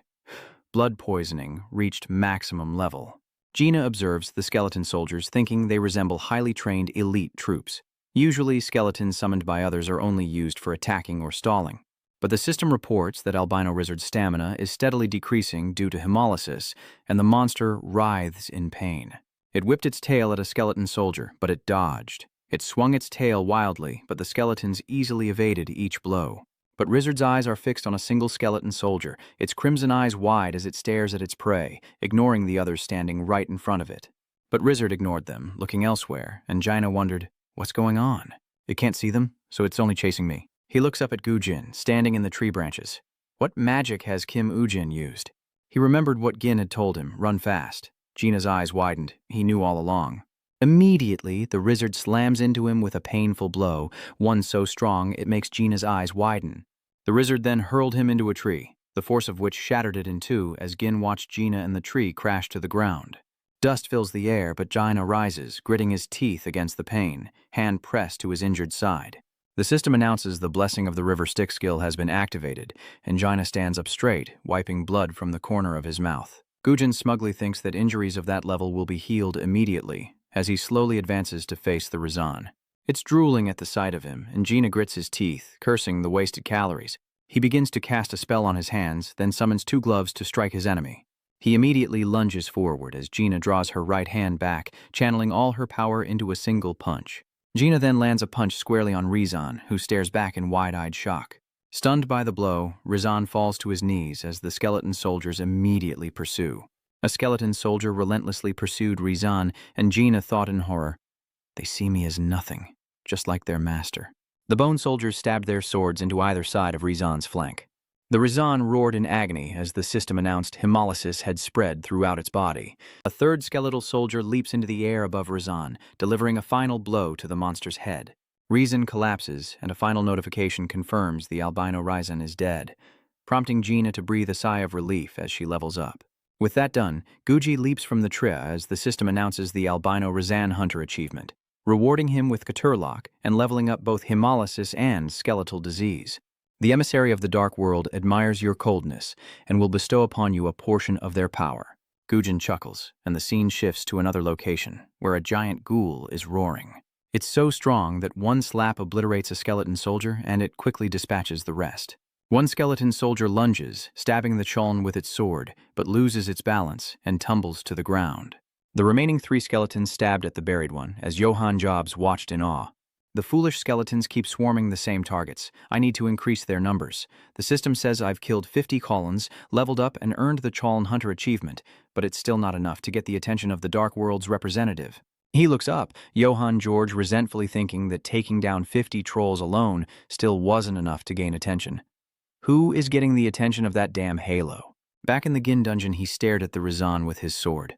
Gina wondered what else he could possibly want. He said, "Hey, Kimujin, it's all done. Let's go out." Gina urged him, wondering if there was anything else. Gujin muttered, "There's still the most important thing to do." He reached out and touched the Razan. He ran his hand along the creature, measuring it. "About here, I guess," Gujin said. Then he slashed Rizzard, creating an opening, and reached inside. He finally obtained it, pulling out a radiant egg. Gujin held it in his hand, thinking, the Salvation Society was careful to hide what was inside this egg. Now I have the chance to find out what it is. Gina suddenly spoke. "Now I remember. The condition to complete this dungeon was to find an item, right?" He frowned and asked, having completely forgotten after being tossed around all day. "Besides, what do you plan to do with that?" Gujin uses the hilt of his sword to shatter the egg. Gina exclaimed in surprise. "Always so rough. You don't even know what it's for and you already broke it." Eggshells fall to the ground and something glows inside the egg. Gujin wonders if it's a skill sheet. He crumpled the paper, grinding his teeth. "All because of this?" Gina asked out of curiosity. "What the hell?" There was a skill scroll inside the egg. Gujin glared at the paper, cursing under his breath. Damn it. The paper described Apphus's power, requiring the Messenger of Hell as a condition. The required level is 1 or higher, and the effect grants resistance to all toxins. Gujin wondered how that man's skill could be here, thinking of the Poison King. The Poison King, a master of toxins, was immune to their effects thanks to the power of Apophis, and Gujin recalls the villain's crimes. He was a monster who stole what he wanted and killed people with poison in the most savage way possible. He recalled a past event. As his cruelty peaked, the Salvation Society declared they would punish the Poison King, and Gujin remembers that many members of the society, including himself, joined the subjugation team, but too many fell in that campaign. He recalls with wide eyes how even now he remembers each comrade who fell to that bastard's poison. The albino lizard god. I only know that the Salvation Association once possessed it. Gujin stares at the egg, thinking, I can't imagine getting this skill anywhere else, and there's no way the Poison King could have stolen it. He frowned. The only remaining answer was that the Salvation Society had given it to the Poison King themselves. They slowly turned the Poison King into a villain so they could become saviors. He gritted his teeth, so angry he wanted to tear the skill scroll. Lysagen, once again, you've shown me that my comrades' sacrifices were just stepping stones for you. But now that this belongs to me, you'll never trample over their sacrifices again. System notification. You have acquired the power of Apophis, granting resistance to all toxins. Gujin suddenly thought of someone, but Lyun, he was sure he would. His face is now filled with murderous intent. I'll tear you apart with my own hands. Gina sweats as she looks at Gujin. Why did his mood suddenly change like that? He's enjoying the fruits of his labor alone. A moment later, he speaks of leaving this place. Gina, utterly bewildered, watched him, understanding him less and less, but then an idea sparked in her mind. The two return to their container room and Gina eagerly reaches for the bag on the table. As expected, the boss is quite perceptive. He laments, starving to death. But inside the bag were only 2 bottles of water and a phone, causing Gina to exclaim in frustration. That cheap old geezer, what is all this? 2 bottles of water? What's the point of putting them in a paper bag? Elsewhere, Chairman Cha scratches his ear. He glanced at the walkie-talkie on the table, wondering who was talking about him. His ears kept twitching. Z-Chan smirked. Even though it wasn't a difficult dungeon, you cleared it in under 3 days. Faster than I expected. He picked up the radio. Anyway, how do you feel? Gujin replied, not bad. More importantly, what's happening on the outside? He opened the online news pages and responded, still no news about Park Yong Wan's forces entering the 6th level dungeon. However, the Ancient Order and the Vanguard Front, two of the world's 5 largest guilds, have announced an alliance. Seekin added. Oh, and the Dragon Hunter has captured a gold dragon in a 5th-level dungeon. Gujin pondered this. When the first golden dragon appeared, people only cared about its hide. Its hide is incredibly tough and heat-resistant, and they expect armor made from the golden dragon's hide to open up a new horizon for players. He pondered that it was the golden dragon's fluids, not its hide, that would change history. Initially, its uses were unknown, as no one imagined it could do such things. But by chance, its ability to remove seals and curses was discovered, and Gujin recalls Sejun stabbing him with his sword. Lee Sejun's azure sword was also unsealed using the golden dragon's digestive fluids, making its value even greater than he anticipated. He had to get it before anyone else discovered its power.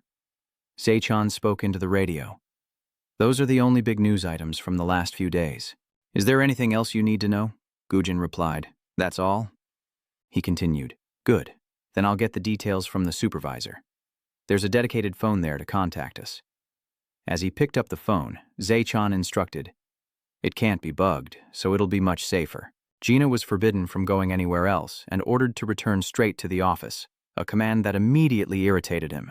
Can't I catch a break, boss? Whose fault is it that I'm being treated like an errand boy? Chan snaps back, saying that as his superior, he'll reward him with a bowl of rice, so he should get back here now. Gina then stood up and snatched the walkie-talkie from Gujin, saying he was only good at bossing people around. 1 bowl isn't enough, make it 10. He exited the room, and before leaving, Gina glanced at Gujin, thinking, please don't tell me I'm stuck with this jerk for the foreseeable future. Gujin knew he was being glared at, so he returned the favor, and Gina slammed the door in annoyance. The next morning at the office, Gina leaned back on the sofa and sighed. I haven't had enough sleep. And already, they're calling me. What did I do wrong, Director Cha? I submitted the report yesterday. Chan holds the documents and says, I called you because of this report. We need to speed up the plan. He places the documents on the table. Here, read this, Gina groaned. What's so important that you wouldn't even let me eat breakfast? He asks, suddenly surprised. Girl, he shouted, holding the document in his hand. Are you kidding me? You want me to go in there alone? The document details hunting the garter-tail serpent, floor 2, difficulty level, rank A+, capacity of 99 people. Participation requirements, below level 35. Completion condition, eliminate the garter snake. Completion reward, already dead goat. Additional information states that 58 Koreans and 41 foreigners have confirmed their participation, prompting Siwoo to ask Yi-chan what he's yelling about. Who told you to go alone? Of course you'd go with someone capable. Gina scratched her chin and asked, relatively capable, huh? A dragon hunter or a special agent? Don't tell me it's Lee Sejun, but his level is too high. He can't enter a 2-story dungeon. Who else is as good as me but below level 35? Sechan said smugly. How could you forget Kim Yuin? Gina, sweating, exclaimed, Kim Yuin? I don't want to go with that lunatic again, he shouted, waving his arms. I told you yesterday, aside from his skills, he's definitely crazy. People should have some camaraderie. That guy has personality issues. He even used me as bait for monsters. If I have to work with him again, I'll starve myself. Second reached into his breast pocket, saying he'd be grateful if she did starve herself, and pulled out a voice recorder. It's replaying Gina's words. She needs teammates who won't get in the way during a fight. That voice was so resolute. She doesn't care about personality at all. Do monsters attack people because of personal issues? No. So, ability is the most important thing. If you find someone like that, bring them back here. But there's no way he's stronger than me. Hearing that made him turn pale. Wait, boss. Chan's smile seems familiar to Hongmei. Gina rubbed her head in frustration, noting that he even had the time to record it and keep it until now. That's so low. He hid the recorder and now he's calling the shots. I've already signed them both up. 2 big pieces of bait. Gina cries out in alarm. You've already registered. Wait a minute. What do you mean by bait? Seicha stares at him with a suspicious look as night falls and Gujin sharpens his sword at the ruins. He presses the blade against the grinding wheel, then wipes it clean with a cloth. This blade is badly damaged. I definitely need a proper sheath. He glanced at the bag next to him, and Gujin pressed down on the lock. Gujin wondered if Chan had anyone else like that, and who exactly the schools were trying to kill. I want to meet once, early in the morning at the office. Gina asks Zi-chan if there's still room in the monster's dungeon for Hyung Nim. The government has opened its doors to foreign Rs, and at that moment, Ju walks up the stairs to them carrying a briefcase. With confidence, Zi-chan replies, Don't worry. The secretary and I have already taken care of it. Gina wonders. With priority given to Rs, finding a spot for you and Kim Ujin won't be easy, will it? Did Hyung spend money this time? The door creaks open and Chairman Cha looks towards it, saying, "Was it really necessary to spend money?" He asks Ju, "Are you just getting back? Did everything go smoothly?" She held out the briefcase and replied, "Yes, I finalized the agreement with Russia regarding the dungeon and delivered the items you requested to Kim Ujin." Gina exclaimed in surprise. "Russia?" Ju replied calmly, "The mask you ordered has also been completed." Chazi smirked. "Good, thank you for your hard work." Social media reports that 41 foreign players have been confirmed to participate. News: 99 players have completed recruitment. Will the daily become the first in the world to clear the new dungeon? In Nan Sinpangri, a sign outside the classroom reads, "Russian Romakos," as Gina uncomfortably adjusts her mask. "This damn mask," he groaned. "It's so inconvenient for eating." Gina picked up a piece of bread, glancing at her companion. "Kim Gwyn, or rather AC, are you all right? Are you mocking him because you're so stressed that you keep stuffing your face?" Gina chewed as she spoke. "Stressed? I've never known the meaning of stress." Jin, as AC quietly took a bite of his bread and said, "I guess so. His legs are shaking. He's never been in a dungeon this big. How can that bastard be so calm?" Gina, as Spasiva, spoke up, asking, "You're not nervous, are you? I already asked you everything. Why are you shaking?" He replied, "Of course I'm nervous." Gina responded, "Is that so? Is that so? Don't worry too much, just trust me." Gujin stares at the screen in disbelief, never imagining such a thing could fall into his hands. Gina glanced over, reminding him not to forget to buy her meat, considering they were fighting as a team. He warned, "So, don't pull any weird stunts like last time, got it?" Isaac, meanwhile, was reading the item information on the screen. Picture Reaper's Mask, a legendary item usable from level 1. This is the mask of the Picture Reaper. You can make contact with and control the undead monster you effectively summon. Magical power increases by 10% when used, and magic recovery increases by 10% when used. He was impressed. He didn't expect Mr. Chan to have this. The night before, Win had received a call from Zek Chan. "I've heard all about your performance in the dungeon. Would you like to join the Nidal Snake dungeon raid?" He replied, wanting to see what would happen. It seemed dangerous to just go in there. Si Trang laughs, realizing he doesn't want to go in so easily. "I knew it. I heard you control the spirit skeleton quite well."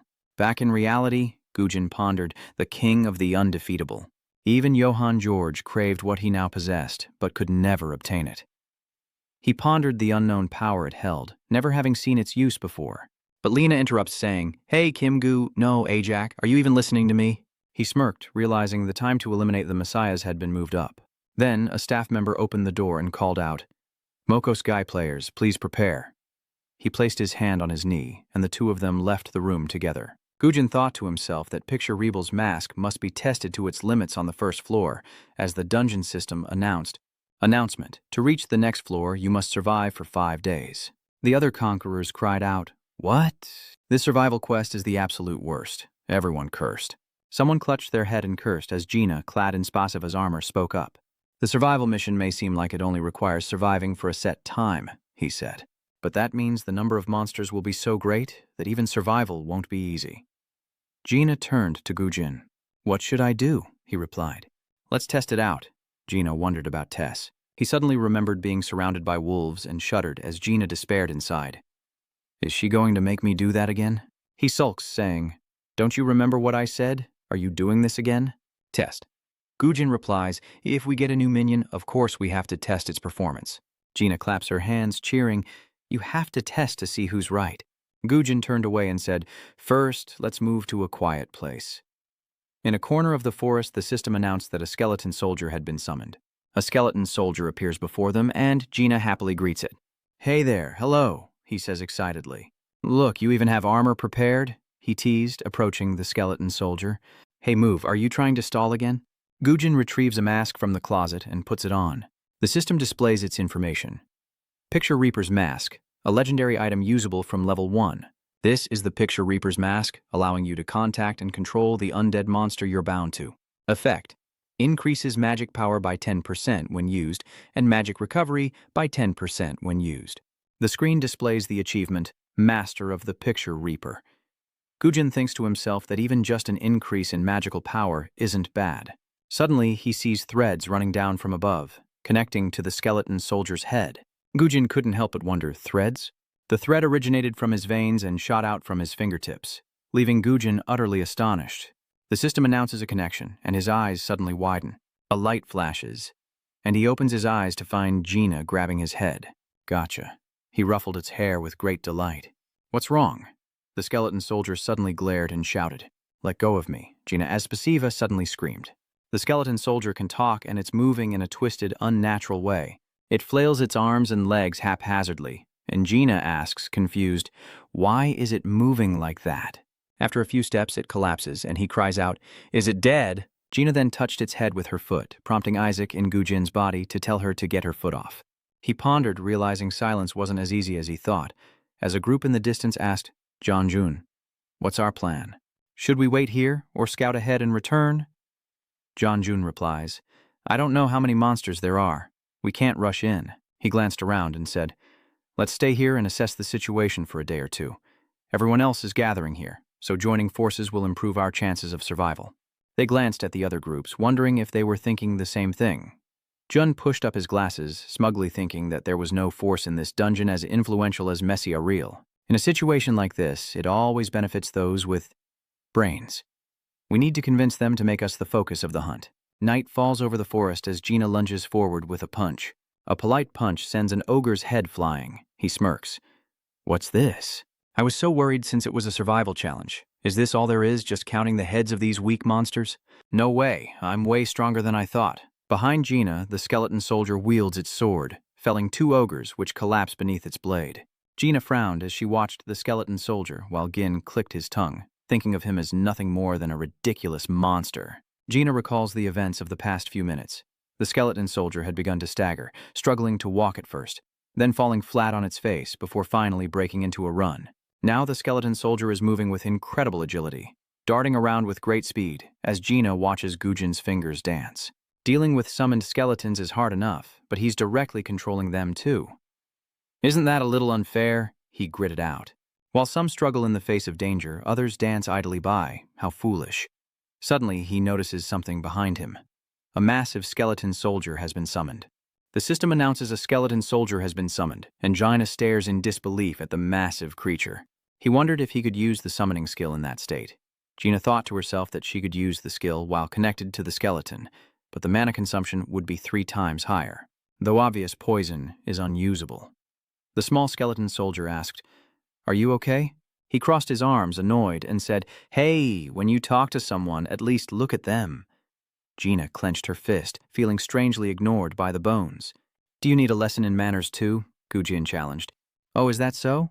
Gina stared straight ahead. Gujin removed his mask, looming behind him, and suddenly asked, So, are you satisfied now? Gina startled, turning to look at him. Jesus, you scared me. Gujin asks, So, how's your body holding up? He chuckled, waving his hand. Alert enough to teach some manners to those who lack them. I wasn't talking to you, but to the monsters. Gin coldly replied, How fortunate. Now let's officially begin. Oh, we've already killed a ton of monsters, Gina exclaims, confused. Why is he suddenly talking nonsense? He asks, confused. Huh. Officially starting what? What were those snails back there then? Gina claps her hands, stammering, What is going on? That's right, anemia. I have anemia. Then, clutching his head, he complained of sudden dizziness. What's wrong? Suddenly a sword is pointed at Gina, and he angrily shouts, What are you doing? Gujin joked, I heard you were anemic, so I thought I'd give you some iron. An iron supplement? You don't have to cut me with a sword. Gujin calmly replied, It's all iron entering the body anyway. He yelled in annoyance. I guess that works. Gujin, controlling the bone soldier, says, You look much better, so your anemia must be improving. I was just going to give you some iron. Then he turned away. There was much to prepare. Follow me. Gina's frustration reached a boiling point. She berated herself, wondering what to do. Before them stood a barren tree, which they promptly felled with a resounding crash, Gujin and Gina working tirelessly. He looks at him, wondering, what is Kim Ujin thinking? He's in the dungeon to chop trees, not monsters. On another front, a goblin is charging in. A group of conquerors are closing in on it, forcing it into the center, and a man with tanned skin slashes the monster down. A veteran warrior cleaves through goblins. It's the 3rd day in the dungeon. Early in the morning, the conquerors were still enthusiastically killing monsters when one of them wondered aloud, Why is this so boring? A survival challenge shouldn't be this easy, right? John Jun replied. It is strange. There are too few monsters. He glanced over and said, This is a CFOPS dungeon survival challenge. Instead of being chased, we're way too comfortable. No, even if it's risky, we have to explore a bit. In the end, Gujin and Gina use trees to create a barrier. The system announces a level increase. The agent of the underworld is pleased with your progress and sends hair as a reward. Isaac, in Gujin's form, holds the paper and wonders, huh? This paper says the Skeleton Warrior Command requires absorption of a Dark World representative. Absorption level above 20 enhances the skeleton soldier's abilities and increases the number of skeleton soldiers that can be summoned. The higher the rank, the more effective the skill. He looks at it and smirks. Gujin decides to tear up the paper, and the system announces that he now possesses the Skeleton Soldier Command. Gujin stood on the fence and called down, "Take it easy." Jinha, as a spasiva, asks in surprise, "Huh? Why all of a sudden?" He tapped the wooden fence and said, "This is fine. Why do we have to leave? Do you know how hard I worked on this yesterday?" Guji jumped down and said the situation had changed, so they had to revise their plan. Gina asked, confused, "The situation? What situation? Could some terrible monster have appeared?" Jin smirked, looking behind Gina. There lies the corpse of a snail. He approaches and touches it. The system appears, announcing the summoning of skeleton soldiers. Skeleton soldiers have been summoned, much to Gina's surprise. He stared at the newly summoned skeletons, astonished. "What?" Gina asks. "Weren't you only able to summon 6? Gujin turned and said, "That was true a moment ago." He smirked, "But things are different now." Meanwhile, on another front, a figure hurtles through the forest. Janjun looks back in alarm, then orders his teammates to change course. "Everyone, this way."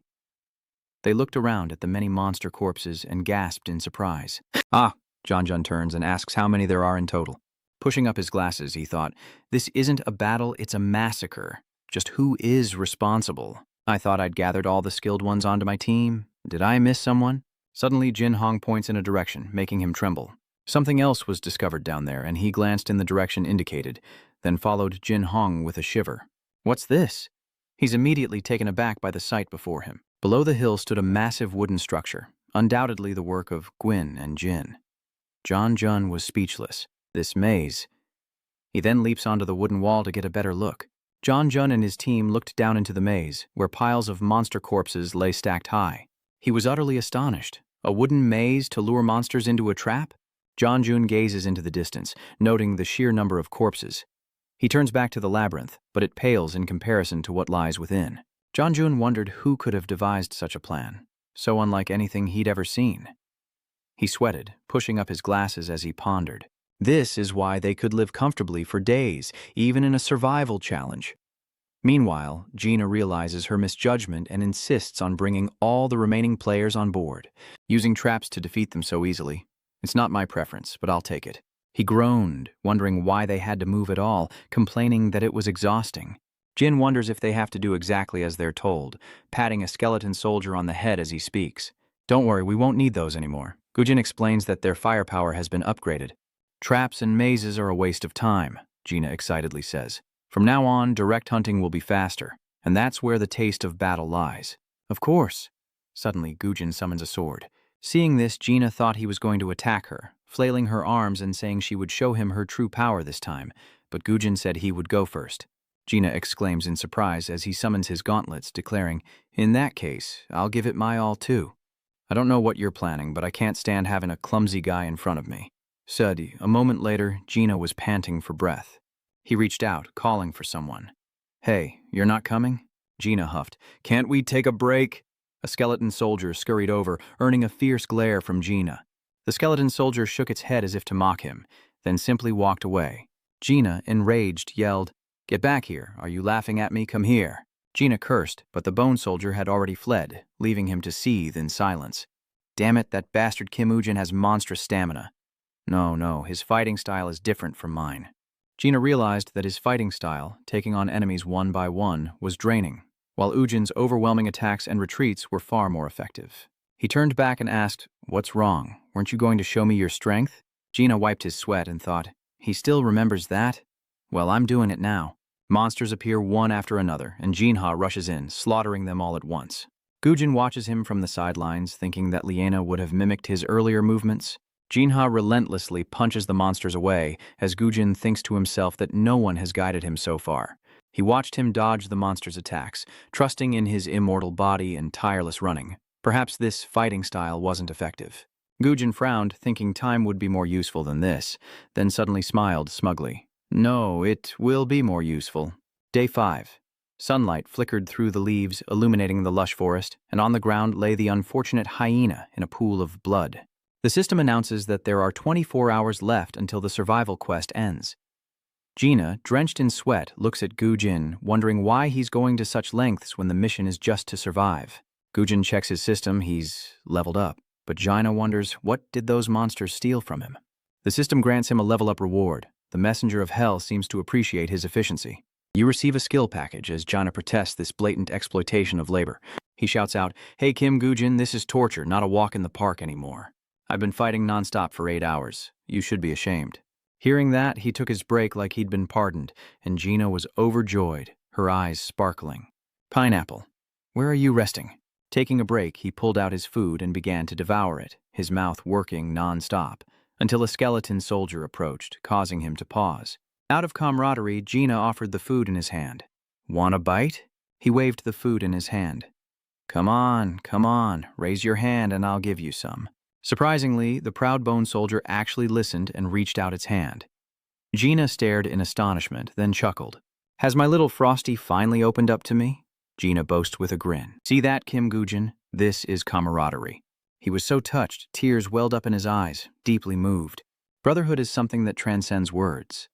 Gina asks if Kim Gujin is hungry, but he suddenly stops, seeing his skeleton soldier comrade offering its food to Gujin. "What?" Feeling betrayed, he jumps up to question her. "So you've been controlling it this whole time?" "Damn it. Do you enjoy making a fool of others?" Gujin laughs, saying he wants to see what camaraderie tastes like. Poor Gina looks like a young man scammed into working for Gujin, as he curses at a man to keep warm. "You make me work to the bone and don't even feed me, and now you're stealing from me? If you're going to be so cheap, you'll end up bald like that guy over there." Gujinate, as he thought to himself, "Did he just call me bald? This is the first time I've heard of a monster taking human form, with a flare exploding in the sky." Gina frowned slightly. "Is that a distress signal, and we're already on such a tight deadline?" He's a bit scornful. After all the monsters we've slaughtered, they still can't hold on. Jin nonchalantly says, "It's not a distress signal." Gina looks at him and asks with a smirk, "Then what is it?" He removed his bone mask, analyzing calmly. "Our survival time is almost up, so we'll soon be transported to the second floor, and they're gathering to decide the order in which to fight the serpent."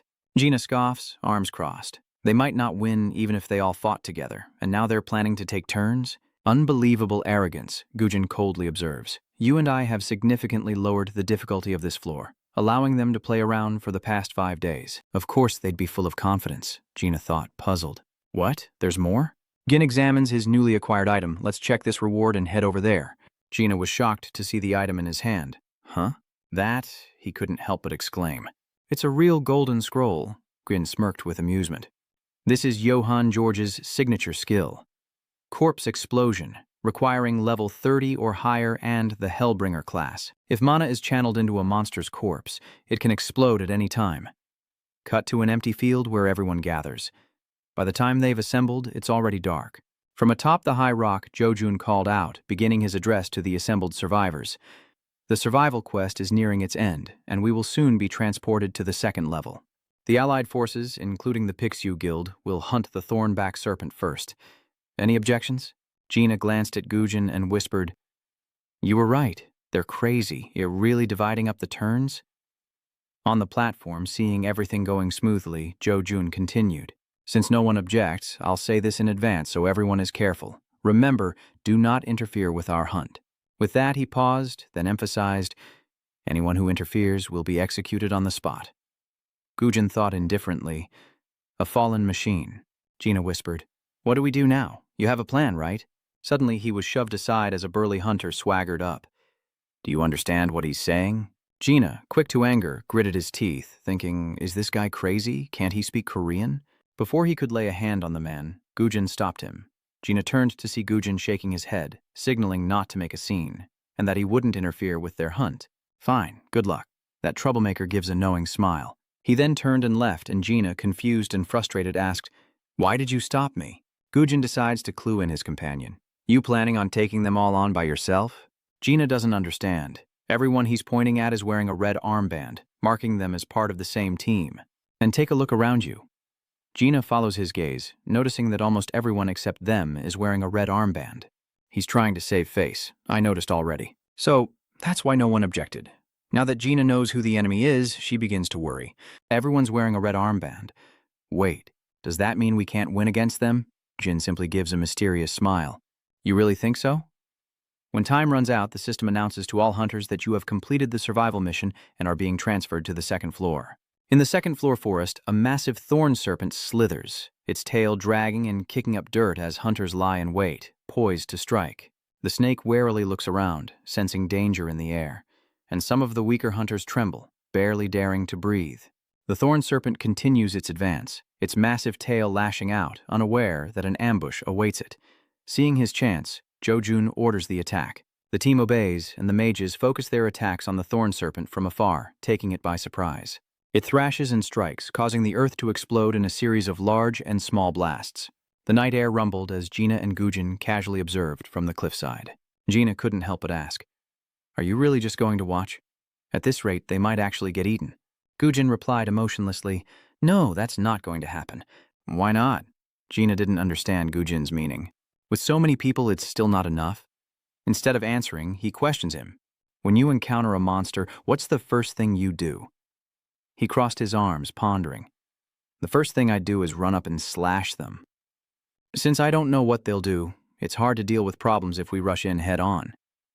Gujin nodded and pointed to the thorny snake. "Right, so that monster over there, the snake eating a fireball to the face, you just charge in for a slash?" Gina's face went blank for a few seconds. Then he stammered, "Of course, wouldn't it be better to take it down quickly with our strength?" Gujin crossed his arms, watching the distant battlefield. "Of course that would be ideal, but if it were so easy, why hasn't anyone escaped the prison yet? Are they lacking the strength of others? Is it that those who failed lacked the strength of those who remain?" Seeing the serpent struck, Jun observed the situation and prepared to give his orders.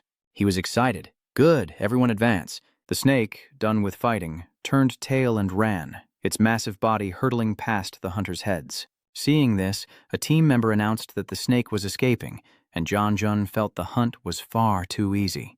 At this rate, it's only a matter of time before they catch it, and he'll be the first player to kill the venomous snake. The spiked serpent slithers away nimbly, its massive body leaving obvious tracks, but then its eyes widen, shock evident on its face. Jagged rocks jutted out ahead, blocking its path.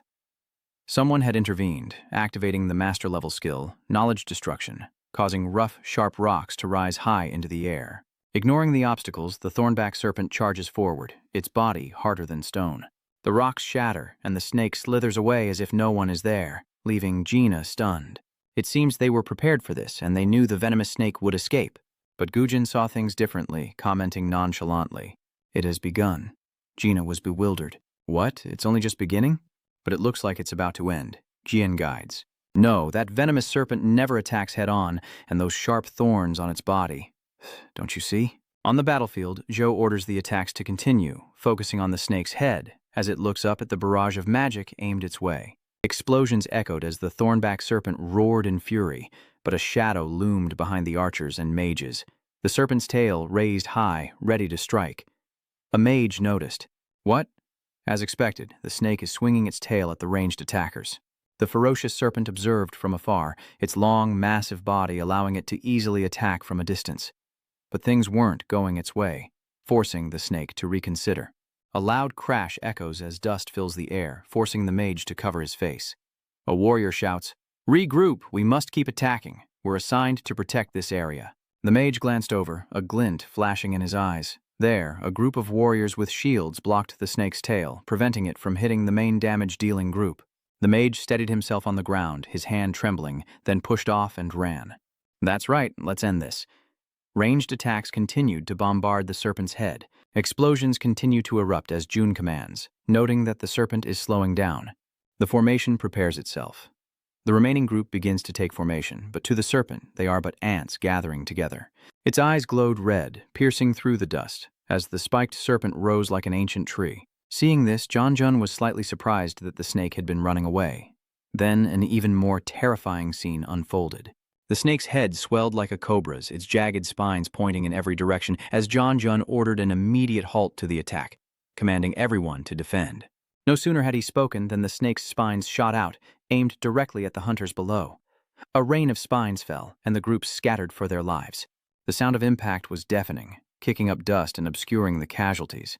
The thorn snake was now riddled with empty holes where its spikes had been. A gruesome sight. It roars ferociously, the sound waves spreading through the forest, forcing Gina and Gujin on the cliff to step back. Gujin is only slightly surprised. He thought the spikes were coated with deadly poison, but they were just ordinary spikes. Gina thought to herself in a daze, that attack was powerful, but that was it. As the sound waves spread, the snake made no further movements. As the dust settles, John Run is revealed to be unharmed, though his glasses are cracked and he's clearly shaken. What was that?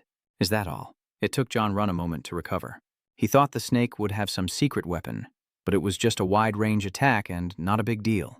He reached out and snapped one off, hollow with a shell as brittle as an egg. Were these spikes part of the serpent's body? He didn't think it would break so easily, but looking closer, he understood.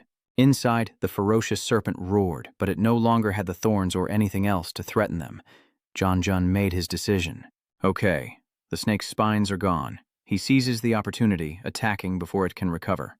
The hunters charged in, fearless of the spiked serpent, as melee fighters with swords and shields joined the fray. John Jun adjusted his glasses, smugly thinking that killing a snake or whatever wasn't a big deal. Victory was within reach.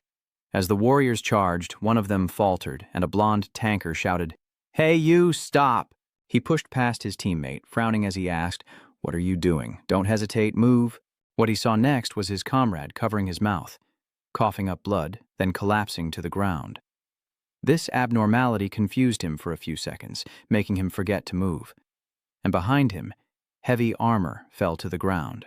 Another teammate fell backward, eyes wide, coughing up blood.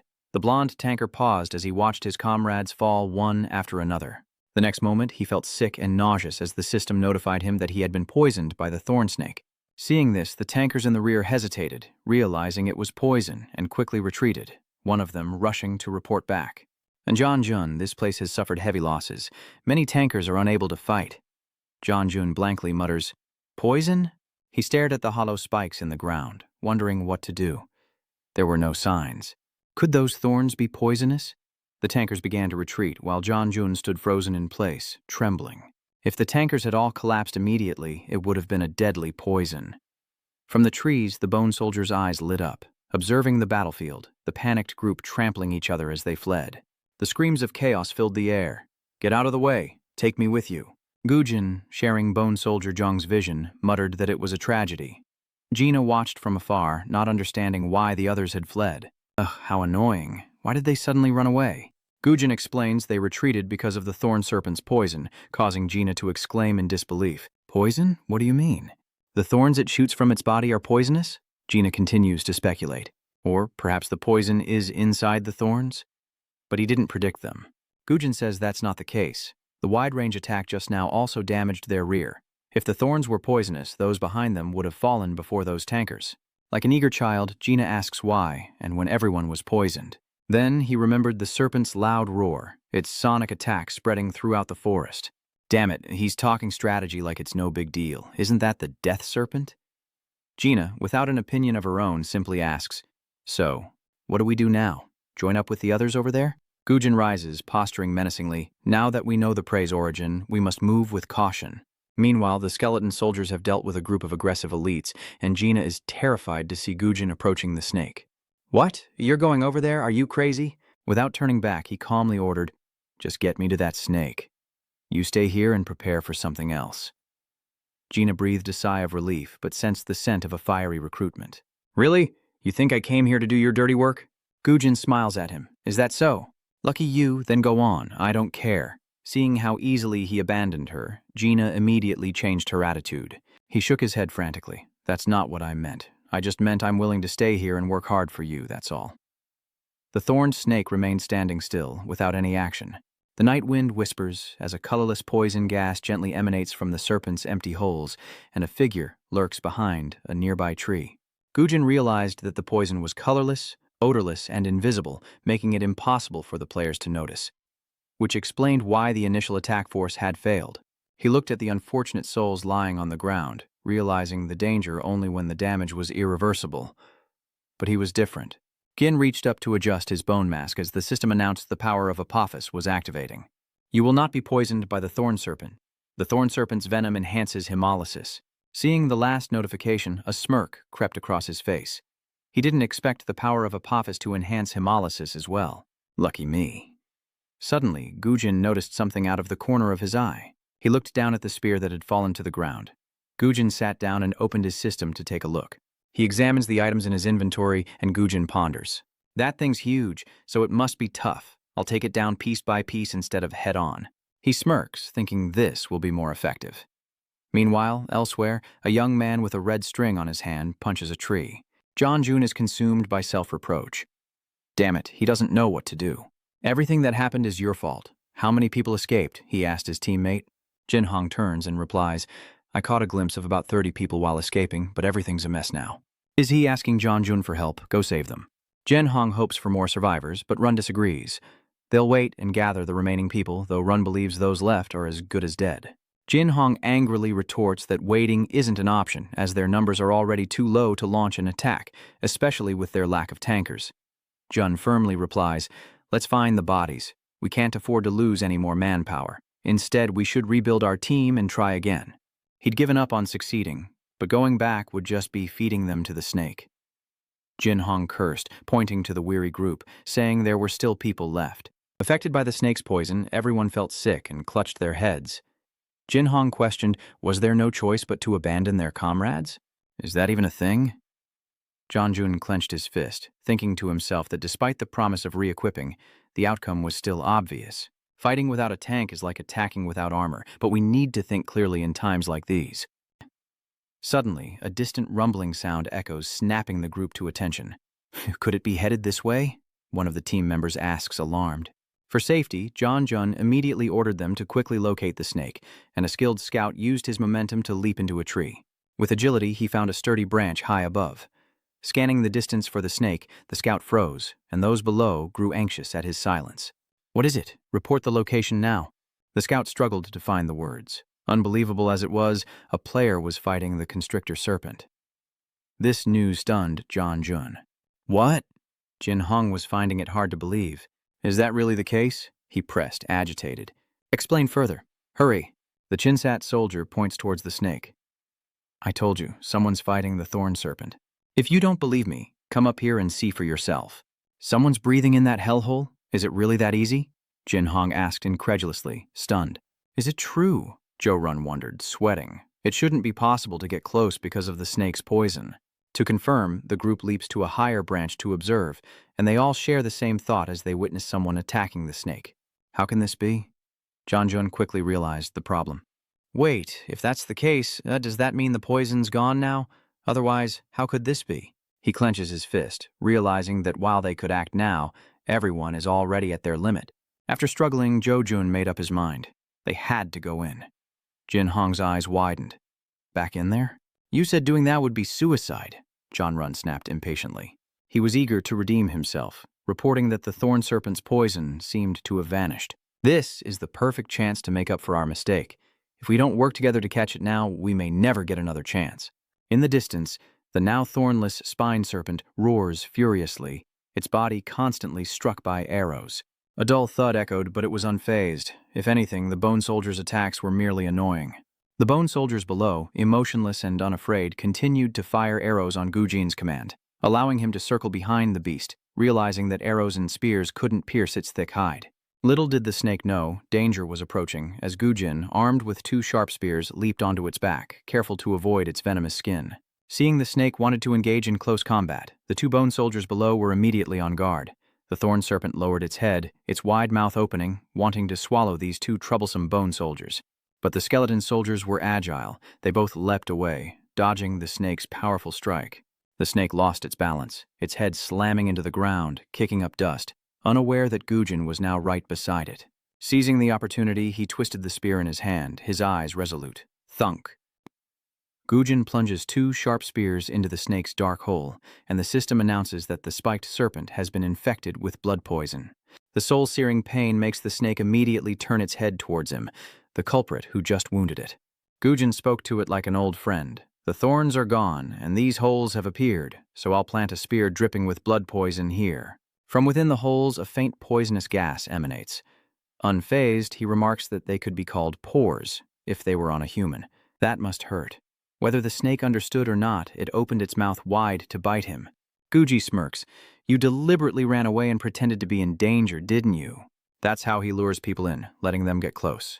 And the snake strikes. He pulled out a new spear, a sly smile playing on his lips. The players it fooled wouldn't see it coming in their wildest dreams. Jin raises his spear high, the ordinary thorns vanishing. With the snake's head drawing near, he hurled the dart with all his might, leaving only holes behind. In truth, it was spewing out a lot of poison gas, and this time the spear aimed straight for the snake's eye. With a sickening thud, the snake roared in agony, its eye wounded. The system chimed, reporting that the thorn serpent was poisoned, suffering continuous damage as it writhed in torment, its body twisting and kicking up dust. His actions did nothing to Gujin, who nimbly leaped through the trees, moving to another location. He glanced back, taunting, "A little heavy for your size, huh? How does the poison feel?" Meanwhile, an ogre collapses to the ground as Gina, in her Spasiva form, watches the battlefield and complains that I'm making a mess instead of keeping a low profile. He gritted his teeth, indignant that he was being made to move monster corpses. Such a waste of talent. At least Gujin was kind enough to leave him some skeleton soldiers to help. But Gina couldn't swallow his anger, flipping off one of the skeleton soldiers, his resentment growing. "Eat this." Suddenly the bone soldier speaks with Gujin's voice. "Report the situation." Gina flinched and quickly retracted her hand, startled. "How long have you been here?" Gujin asked coldly, ignoring the middle finger. "Did you get everything ready that I asked for?" Gina forces a smile. "Of course, just one more here, but is that snake really going this way?" "How do you even know it's coming this way?" Gujin coldly replied, "There's no time to explain, just hurry and finish it." Gina angrily shouts, "No, you're making me work like a dog with no explanation." He didn't care. The skeleton soldier in front of Gina suddenly went silent, its connection severed. Gujin figured they were ready on the other side, and it was time to begin. He sped through the forest, heading towards his target, the battlefield where a bone soldier was hacking away at a thorn serpent. Suddenly, as if sensing something, it turns its head, and the bone soldier's eyes flash with a vibrant blue light as the connection is made. Gujin is now controlling it. He dropped the sword, glanced at the gleaming spears behind him, and grabbed one. Gujin controlled the skeleton, charging forward with the spear. His target, the thorny serpent lurking in the distance. After a running start, he leaps into the air. Then, Gin controlled the bone soldier's body, leaping in a zigzag pattern through the trees, successfully ambushing the snake with his surprise attack. 2 spears pierce its pores. The snake writhes in agony, never expecting an attack. The system reports that the thorned snake has been poisoned.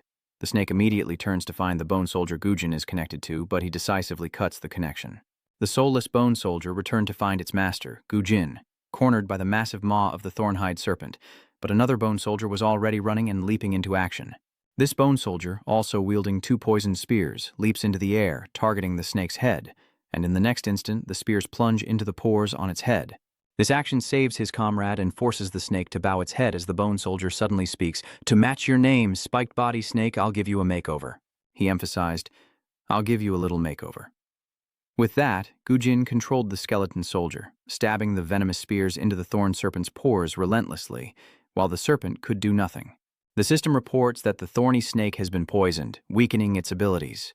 Countless spears now protrude from the black holes on its head, resembling newly sprouted thorns, but only it knows the extent of the pain they inflict.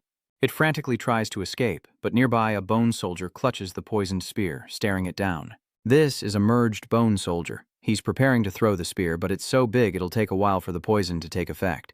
With that, he hurls the spear at the snake. Immediately, he connected with the skeleton soldier latched onto the snake, whose mission was to catch the thrown spear. Gujin controlled the bone soldier as it leaped, its skeletal hand in a glove catching the spear before aiming for a pore on the snake's body. With a sickening thud, the dart plunged in, triggering a flurry of system notifications. The thornback serpent has been poisoned, its stamina and resistance weakened. The intense pain made it struggle, but the snake could only roar, helpless against its cunning foe. It tried shaking its head to throw off the bone soldiers, but they clung to the spearhead, gripping its pores, impossible to dislodge. And so the snake decided to flee, no longer daring to face Gujin, and as it ran, the bone soldiers Gujin controlled seized the opportunity to jump off. Clinging to a nearby branch, Gujin remarks that the snake couldn't take it anymore and had to flee. disconnecting from the bone soldiers and returning them to their original state. The snake, eyes half closed, blindly flees, its path strewn with the corpses of several goblins. Little did it know, its tragedy had only just begun. As it fled, a massive explosion erupted. The Shadow World representative's corpse explosion skill has been activated. The snake's head is blown apart, and it dizzily lifts its head from the thick black smoke. Shaking its head to clear the black smoke, it struggled to regain its senses, then fled in the opposite direction. Yunin, through the eyes of the bone soldier, saw it fleeing and chuckled, knowing escape was futile, for its new path was also lined with a waiting horde of goblin corpses. As its head roared through the pile of corpses, Gujin detonated them again, activating the Dark World representative's corpse explosion skill. The snake only had time to see the flames erupting beneath its eyelids. This explosion was like a detonator. Explosions rocked the area, lighting up the sky as the system announced that the thorn serpent had been poisoned. Its resistance weakened, and its blood was draining. Cut to an office, where a newspaper slams onto a desk, its headline screaming of defeat. The fourth-floor dungeon raid has failed. C smirked, a hidden meaning in his smile. So, Park Yong-won's prized forces will meet their end like this. This is getting interesting. Park Yong-won will be heartbroken if they make it out of the 6th floor. He instructs Secretary Lee to rent a car and send it to the Thorn Snake dungeon. Ju was taken aback, huh? It hasn't even been a week since they went in there. Si Trang laughed. It's not like I want to spend a lot of money for them to wear masks. If those around them don't notice, they can work together and show their true strength. Secretary Ju tilted her head. So, as usual, we can't rent any cars from the junkyard? Their identities are now Russian citizens. She immediately stood up. We must prepare diplomatic vehicles so we can extract them immediately if something happens. Upon hearing the word diplomacy, Chairman Tran broke out in a cold sweat, his heart aching. Diplomacy. How much more money will this cost? So he calls out to Ju, "Wait, Secretary Lee, is there any diplomacy that doesn't require a car?" Knowing her boss's cheapness, she answers no and slams the door. Back in the dungeon, Gina watched from the cliff as the snake was forced to run in the direction Gujin had planned, thinking in astonishment. Did he predict its escape route? Using the explosion to block it and corner it there. Gujin and his skeletal soldiers surrounded the snake, finally forcing it into position. The snake shakes its head, dispelling the black smoke, its body riddled with wounds. The system indicates the blood poison has spread throughout the thorn serpent's body. Gujin smiled, realizing that even though it looked strong, it was too late. Below, the bone soldiers continued to fire arrows into the snake. Enraged by the pain, it glared at the skeleton soldiers, but they simply continued their assault. Enraged, the serpent whips around, only to be attacked by the skeletal soldiers on its left. Startled, it glared to the left, while Gujin watched, amused, as it didn't even need to attack at full strength, thanks to the spreading blood poison. The longer it fights, the more its stamina will drain, prolonging its suffering. Meanwhile, John Jun leads his team, rushing like the wind toward the serpent. As he ran, he was puzzled. All he'd heard were screams. Clearly, most of the players had been overwhelmed by this dungeon. John Jun was curious. Just who was this guy? As he ran, all the players in the dungeon received a notification. The thorn serpent has been killed. Everyone was taken aback. What? The thorn serpent is dead? One person rejoiced. Now we can survive and escape. Another person inquired. Was it him? He might take the thorn serpent before leaving? John's eyes widened, unable to hunt that monster. Jin Hong saw him stop and immediately turned back to call out to the trembling Anon. This way, quickly. Without hesitation, he immediately took off. That's right. He couldn't leave empty-handed. John Jun changed his target, and he had to see that person's face. Meanwhile, Guji receives another system notification. He's obtained the Thorn Serpent Hunter achievement, and a fragment of power is passed down from the representative of the underworld. The second notification, the achievement level title Ultimate Thorn Serpent Hunter, a unit achievement effect, all ability points plus 20. Achievement unlocked, Thorn Serpent Hunter, all stats increased by 3. Next, an announcement that the rank skill of Blood Poison Art has increased by 1 level, rewarded with Jadeite. A light descends upon Gujin, his level increases, and finally a personal quest is given to him. The system prompts him to seek out and collect the yellow dragon within the spine serpent's body. Looking at the massive snake before him, Gujin sighs, this is going to be troublesome. Just then, John Jun's group arrived, only to be stopped by a figure. Gina, disguised as Spasiva, stood in their path, shouting in English, "Back off!" Jin Hong was taken aback. What? Why are they blocking our way? John Jun tries to reason with her. Hey, we're not here to hurt you. Gina said nothing, but raised her hand, signaling them to stop. They weren't going any further. A member of Jo Jun's team turned to his comrades, asking, "Anyone speak English?" He doesn't understand Korean. John Jun cautiously raised both hands in a gesture of peace. "Hey man, I'm just taking a look." He expressed his sincerity. "We're not the bad guys." But Gina's cold stare and the 3 towering bone soldiers sent a chill down his spine. Are these bone soldiers? Looking at them, John Jun realizes that skeletons wouldn't be affected by the poisonous gas. It would work on the thorn serpent, but he couldn't believe it. He gritted his teeth. The player collection was breached, but the attack on the thorny serpent couldn't have failed. There's still something he's missing. Just as he considered examining the thorn serpent's limbs directly, a distant tremor shook the forest, scattering the birds. Jin Hong and his teammates stared in disbelief at the source of the commotion, as a member of Jo Jun's team turned to his comrade and asked, "Even Gujin's teammate, Gina, is turning around to look." Behind them, the serpent reared its head, its flesh dissolving to reveal a colossal skeleton. John Jun struggled to speak. That's the thorn serpent. He feared, was he planning to summon the skull? Taking advantage of Gina's daze, John Jun dashed forward. He ducked low, avoiding Gina's gaze, determined to see who it was. Without hesitation, John Jun sprinted past Gina at full speed. But in the next instant, a dark figure flashed before Gina, wrapping his arm around John Jun's neck and easily throwing him to the ground. He was shocked by the speed and strength of this Russian blonde. With a thud, Jun was thrown to the ground, his body sliding across the earth. As he came to a stop, he gritted his teeth and asked, What kind of move was that?" Gina, as the gruff Russian, angrily repeats the threat in English. "I told you, back off." Unable to break through the defense, John Jun tells everyone to go outside as he remembers the face. Meanwhile, on Gujin's side, as the snake turns into a skeleton, a golden orb appears right beneath its head. A dazzling golden orb, brimming with energy, spun in the air as Akka smirked. "Well, that saves me some trouble."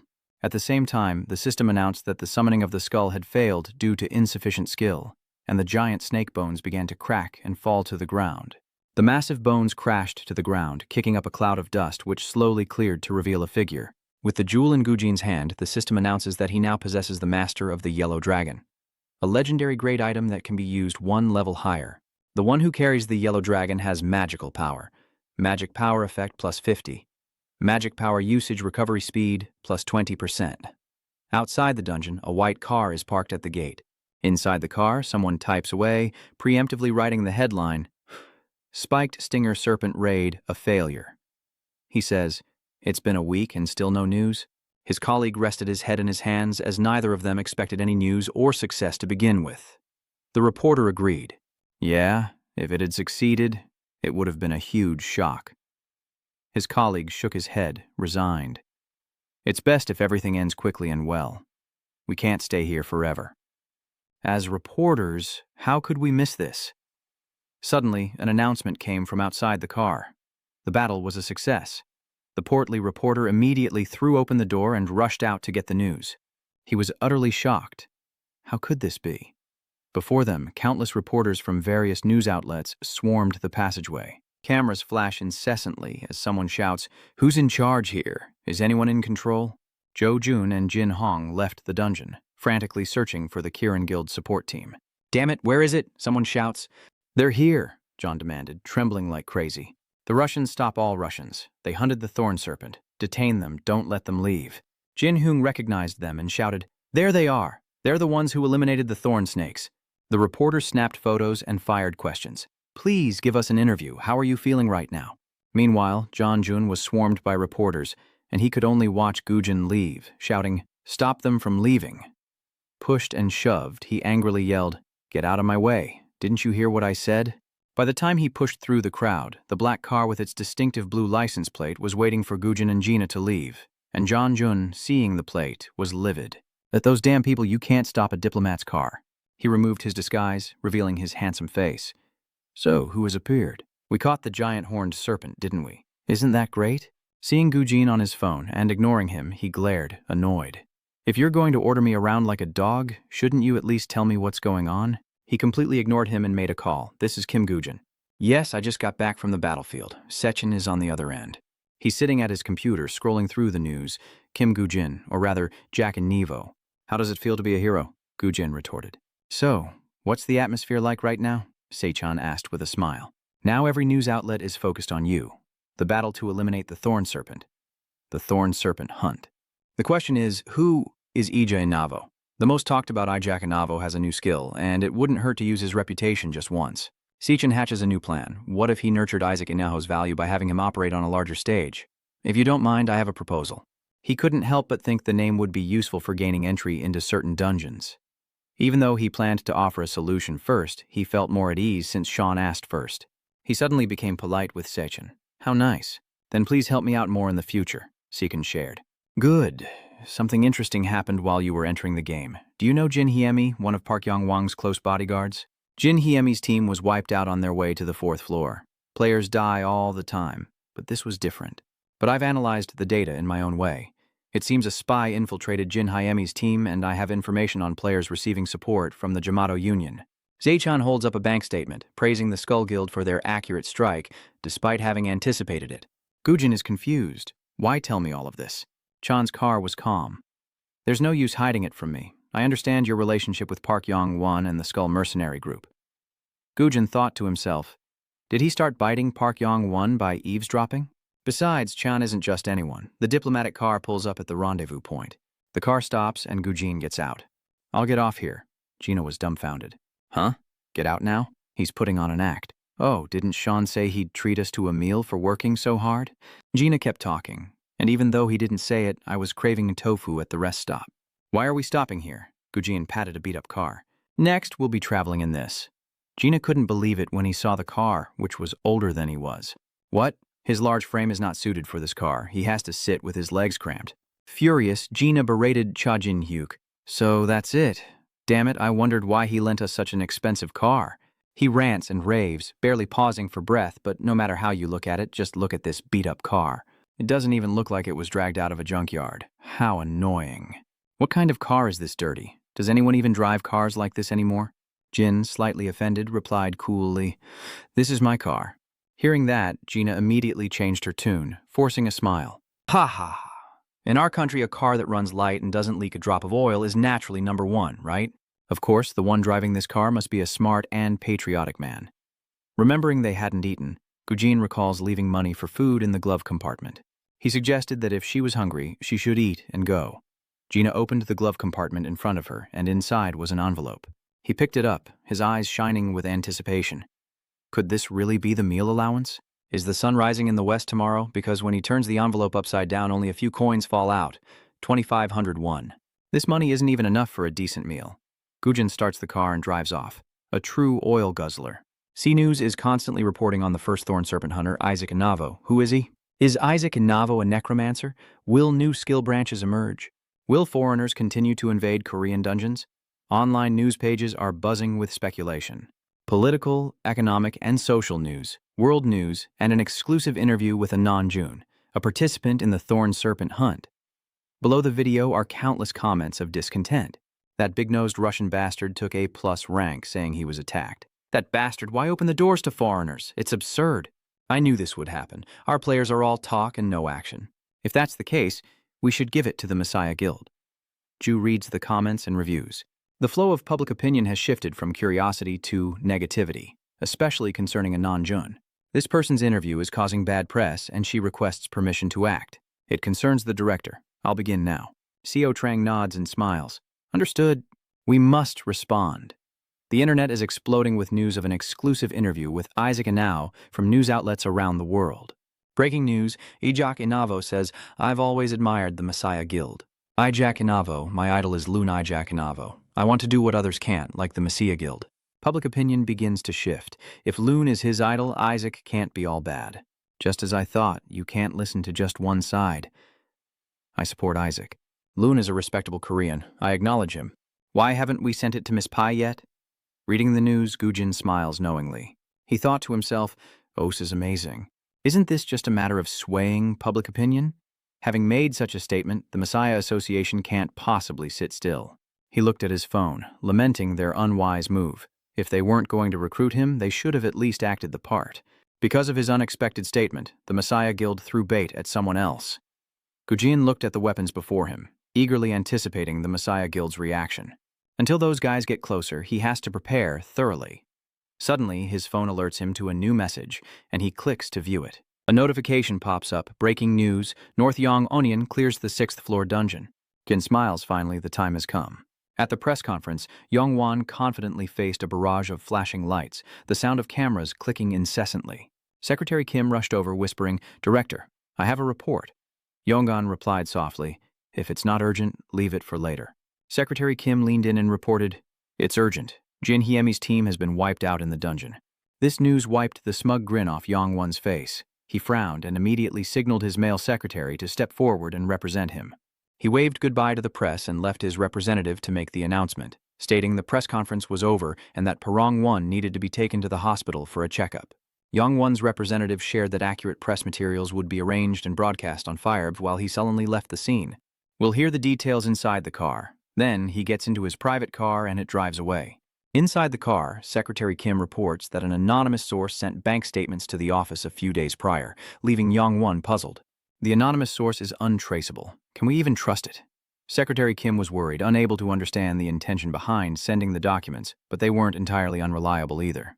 According to the report, the investigation team returned to the dungeon to assess the situation. Most of the casualties were not due to monster attacks. Jin Hiemi's team was the only one to enter that dungeon, so another guild couldn't be responsible. Yong Wan understood the implications. He angrily snaps the tablet in his hand. So, they planted a rat in my guard? So, the Skull Guild did bite him. Later that night, at the Messiah Guild headquarters, someone in the council chamber wondered what to do about Park Yong Wan. Shin H coldly states, "If he's needed as a scapegoat for the public later, so be it. You seem to be overstepping lately." The one being spoken about is Suka, who replies that he's working with the Skull Guild. "I'm trying to deal with this mess." Shin H stands and slams the table. "What did you say? This isn't the time for reckless actions." "What happened in the Lanzerdan warrior dungeon last time?" I'm just pointing at the empty seat. If you're going to do something, do it right. Even Kim Da-hun got caught up in it. He's probably dead. Are you trying to expose our relationship with the Skull Guild to the whole world? Ju warns them that even if they don't care how things operate behind the scenes, this incident cannot be ignored. He glanced at the empty seat, a sense of regret washing over him. Kim Da-hun. That kid was all about being powerless and in the end couldn't even die in his own name. Shin H crosses her arms and concludes that the Messiah Association can no longer cooperate with the Skull Association. I hereby order the immediate cessation of all business with the Skull Guild. Sukahara Ken slams the table in protest. "We can't do that. The chairman is absent and we can't follow your arbitrary decision." Shin H relents, clarifying something he probably doesn't understand. But these words came directly from the master. Hearing this, Sukahara Ken frowned deeply. He seemed unwilling but said nothing more. Noda Hajiro squinted at Shin, wanting to speak but holding back. Finally, the meeting concludes. Who does what? The two Japanese men walked together, and Sukahara Ken asked in a low voice, "Look at this, Hajiro. What do you think?" he whispered. "This incident is unacceptable. Wouldn't you agree?" Sukahara Ken nodded. "Indeed. Perhaps it's time we parted ways with Messiah." The next day at Yongwan's residence, Gujin spoke with him. Jin Hiemi's team was quite capable, wasn't it? I never expected something like this to happen. Yong frowned and said that, to be honest, he was looking for a business plan to profit from digging behind those scumbags. But now the story has changed. He needs to wipe them all out to feel refreshed. Hearing that, Gujin remained silent, then hesitated. So, remembering his past life, Park Yong Wan was more ambitious than anyone. 10 years from now, Park Yong Wan will bring items to Japan and sell them, then go into exile there. Those unaware of the details cursed Park Yong Wan as a foreigner. But the real reason he moved to Japan was because he feared losing everything to the Messiah Guild. Even turning his back on his homeland to protect his life and assets couldn't be ignored. Gujin requested to join Yongwan's guard, stating, "You probably want to use me to hunt them down, but I don't intend to be someone you can use and discard." That made Yongwan laugh, thinking, "Join my guard? Look at this kid." He taps the table, lost in thought. "Kim Gujin. I didn't expect him to come here. Even if threatened, I'd keep him under my wing if needed. What is he planning? No matter, if he can destroy the Skull mercenaries, his true intentions are irrelevant." Thinking this, Yongwan slams the table, pleased, and asks, "So you'll take care of the Skull Guild for me, and in return, I protect you. Is that right?" Gujin nodded. "Yes, if you need me, that's what you'll do. It just so happens I have a debt to settle with the Skull mercenaries." Yongan smiled, secretly pleased. "Good, that's exactly the answer I wanted to hear." With the deal done, Gujin left the mansion, calculating his next move, now fully responsible for his actions. He looked up, a cryptic smile on his face. Yong Wan, you'll bear the full weight of this, and thank you indeed, the next day at Yan's office tower. In the office, he meets the chairman, and Secretary Nam reviews his contract, announcing that because the contract terms have been adjusted to the highest level, they will proceed for him. Gujin stands and nods to them both. Yes, I understand. I look forward to working with you all. He then left the office, closing the door behind him as Secretary Nam adjusted his glasses. Kim Gujin, how did you get into Park Yong-won's guard squad? You haven't even been with the company for 6 months. He gave it to you. After all my years of work, even a fabricated resume wouldn't be enough to get me on the security team. The chairman is pensive. I'm not sure, but it must be related to something we don't know. Park Yong-won doesn't do anything without a reason. On the way down in the elevator, someone asks if they've heard the news. That kid who betrayed his former colleagues actually made it into Park Yong-won's guard squad. I heard it too. How did that kid get into the guard squad? I guess he got lucky enough to receive a rare blessing. I'm a little jealous, to be honest. Damn it. Stepping out of the elevator, the group still hadn't stopped. Envy? Why be envious? He's just a parasite clinging to this place. Gujin ignored them, dialing a number with a knowing smile, acknowledging that luck was on his side. But that doesn't matter. The hunt has only just begun. The phone on the table rings and vibrates, displaying the caller's name. Kim Gujin. Si-chan answers, joking. Who could it be this time? Maybe Isaac himself? It must be urgent for you to call me during this busy time. He frowned after hearing Gujin's request. What? Someone's impersonating him? Gina sat across from Zakran, who yawned with boredom. What is that bastard plotting this time? That's what Tran said. Well, it's not like I can't do it, he explains. However, it's difficult to control those in charge of the association and the dungeon. Fine. I'll make preparations immediately. Chan shares information after hanging up. He wants to use a fake ID to enter the dungeon. I guess we'll find out his intentions soon enough. Gina scratched her head, still looking quite sleepy. But brother, how can you help him without knowing the details? Don't tell me you actually trust Kim Gwyn completely. Seiken smirked knowingly. I don't trust people. I'm just trying to figure out who he's aiming his sword at. That will determine if he's someone worth joining forces with. Knowing his target is the key, because human desires never lie. The scene shifts to a white car with a powerful engine speeding down the road, where a muscular man asks a question. You're saying Kim Gujin is watching the Skull Mercenaries? Taesung nodded in confirmation. That's possible. He says it seems Park Yong-won is also determined to have a showdown with the Skull Guild. Taesung analyzed that most Skull Guild members were entering the dungeon today, making it a prime opportunity for both Park Yong-won and Kim Gujin. However, we can't rule out the possibility that Kim Gujin will form a party and create a fake ID. Ju grimly told me that he didn't care about that. His only goal is to get Kim Gujin into that dungeon. And with that, the car speeds off to its destination. Night falls on Yongjong Island, streetlights casting a dim glow over a vacant lot near a registration booth. The attendant asks for his name, and Gujin uses his newly created false identity. Lai Jong-hun. The attendant begins the instructions. Mr. Lai Jong-hun, you're alone, I presume. Please register here. We don't have a guide for the lost and found, so you can read this instead. He takes the instruction sheet containing information about the two-headed dog dungeon. The second dungeon, dungeon difficulty D rank, dungeon capacity of 61 people. Entry requirement, level 40 or below. Completion requirement, eliminate the two-headed dog. There's no reward for clearing it, which surprises Gujin. Though only a D-rank dungeon, it holds 61 people. The dungeon's management is also sloppy. There's no better place to deceive people than here. He returned to his car, lost in thought. He'd anticipated this, but this dungeon was clearly a trap to lure him out. Just then, bright headlights shone directly on Gujin. Facing his old beat-up car were two conspicuous white vehicles, and figures emerged from within. Gujin eyed the group with curiosity. He had expected some skilled fighters, but this guy was from Zishan's office. Ju receives the news, and he's understandably surprised. What? Zhang Ji-hu? X-Chan looks up. Why is that guy here? Ju immediately reports that he's checked the list as well. I believe he entered the dungeon under the alias Jiang Un-hui. Se-chan asked if it was the same dungeon on Yong Island, but Kim Gujin didn't seem to know who he was, so he asked Zhang Ji-hu who that was. Se-chan reluctantly held his head, realizing there was a troublemaker among the new recruits below level 50. A member of the Knights of the Round Table. They were in trouble. Back at the Yon Island parking lot, Gujin gets a clear look at his opponent's face. It's Jiang Ji-hu. He glances at him, surprised that the Messiah Guild would send Jiang Ju so soon. Come to think of it, that guy is also one of the Knights of the Round Table. The Knights of the Round Table. They are a group of players who possess legendary artifacts related to the King Arthur legend, including their followers, the Knights of the Round Table, who fight for a fallen government to protect those who suffer. Like a messiah, the Knights weakened over time, becoming Parkin H's guards, wielders of Merlin's magic, and the initiators of the Messiah. Later, Gujin discovers it was all a fabricated plot. The weakening of the Knights of the Round Table is clearly the work of the Poison King. Surely many knights have fallen victim to him. Gujin realized that the necklace Jiangju possessed must have been taken from its original owner, a Knight of the Round Table. And if that were the case, they might be capable of something like this. They were also the ones who remained. Lost in thought, he opened his system window. The C-rank control stone is non-transferable. Its effect improves skills from D to C rank. It may look ordinary, but Gujin suspects otherwise. However, it remains a dangerous object for anyone who possesses it, and he doesn't need to hoard power right now. The system announces that the control stone has been used to control the skeleton soldiers, forcibly increasing their summoning ability and the number of soldiers summoned. The effect increases with skill level, increasing the core soldier's ability by 20%, allowing for the summoning of 5 additional core soldiers. Gujin got out of the car, closed the door, and heard them say, "We're going into the dungeon. Everyone, prepare yourselves."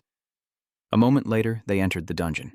As usual, the quest board appears, requesting the elimination of 3,000 monsters to advance to the next level. Some players complain. "What? 3,000 monsters?" Someone sighed. "I'm terrible at this. I'd rather kill 1 or 2 strong monsters. It's much easier." Taesung glanced at Ji-Hoo beside him. 3,000 monsters. It's not dangerous, but it'll take us quite a while. Ji-Hoo plunged his sword into the ground, coldly ordering Taeseong, "Good. It'll be easier to stab Kim Gujin in the back and disguise it as an accident in this mess. Enough wasting time. Find out where he is." Beside him, Zong trembled, pointing towards the Skull Mercenaries. "Commander, those guys." Ju turns to look, slightly surprised. "The Skull Mercenaries? They entered the dungeon in those outfits? Don't they understand their situation?" He saw someone pointing and signaling trouble, so the whole group immediately moved in that direction. Ji-Hoo scoffed. "They can't even handle things themselves, yet they continue to make a mess of everything. Truly incompetent fools." Then he suddenly remembered Noda Hajiro and Sukaharakan, who would likely be warned not to get involved. "How dare they disobey the boss? I'll kill them after I leave this prison." Ju instructed his comrades, "Don't concern yourselves with the Skull Mercenaries. I just need to do my job. No matter what, we must deal with Kim Gwyn ourselves. Report to me the moment you find him. His skill is poison blood, so don't let your guard down and you can kill anyone who gets in your way. I'll take responsibility for this." A rustling sound echoed through the trees as a figure with black hair darted away. He sighed inwardly, never expecting to attack the Skull Guild on the very first floor. "Kim Gujin, you bastard, we're usually not this determined, are we?" After running for a while, Sung-ho stopped by a large tree, peering out to observe the situation. Were the North Yong Wan royal soldiers also participating in this dungeon? His pupils contracted, eyes wide, as he saw skeletons fighting the bone soldiers. It seemed one of their members was a necromancer. How cunning. He anxiously scanned his surroundings, wondering where Kim Gujin was. But just as he thought that, a figure approached. Sung-ho glanced back, breaking out in a cold sweat as he saw Gujin. Sung-ho's hand gripped his sword hilt, ready for battle, and he swiftly drew his blade, attacking Gujin. Thwack! A weapon pierced flesh, and hot red blood splattered. With a single strike, Zheng Ho's weapon is sent flying. A long gash appears on his chest, and his armor shatters. He raises his hand in surrender, weakly pleading, "Stop. Why are you suddenly doing this?" "There seems to be some kind of misunderstanding. I have nothing to do with the Skull Society." Jin points upwards. "Not involved, you say? The man above told me you were one of the Skull Mercenaries." Dong Ho looked up at the sound of that. "Huh?" The one above is a corpse swaying in the wind on a branch above his head. Upon seeing his face, Yang Ho gritted his teeth, thinking there's no way that guy would say that. They definitely knew each other. They had met in the restroom, where the blonde man gave very specific instructions. Ma Chumo had failed. That's why, even if I'm in danger, you can't step in. At any cost, you must survive and report everything that happened in Sector 7 to the Master. Remember that. It's more important than our lives. Bearing a heavy responsibility, Yang Ho strains to shout. "What are you talking about? I've never seen that man before." "Why would you do this?" Gujin ignored his rambling and struck another blow, felling him to the ground. Feeling life slip away, Chung Ho remained tight-lipped. "I truly know nothing." Jin, not interested in extracting information, coldly stated, "You're more trustworthy dead than alive." Meanwhile, the system announced that the eye of Anubis had opened, and elsewhere a skeleton soldier sped past a warrior. Two bone soldiers wielding swords charged toward Jihu. He gripped the handle of his greatsword, then swung it in a horizontal arc, intending to shatter their brittle frames.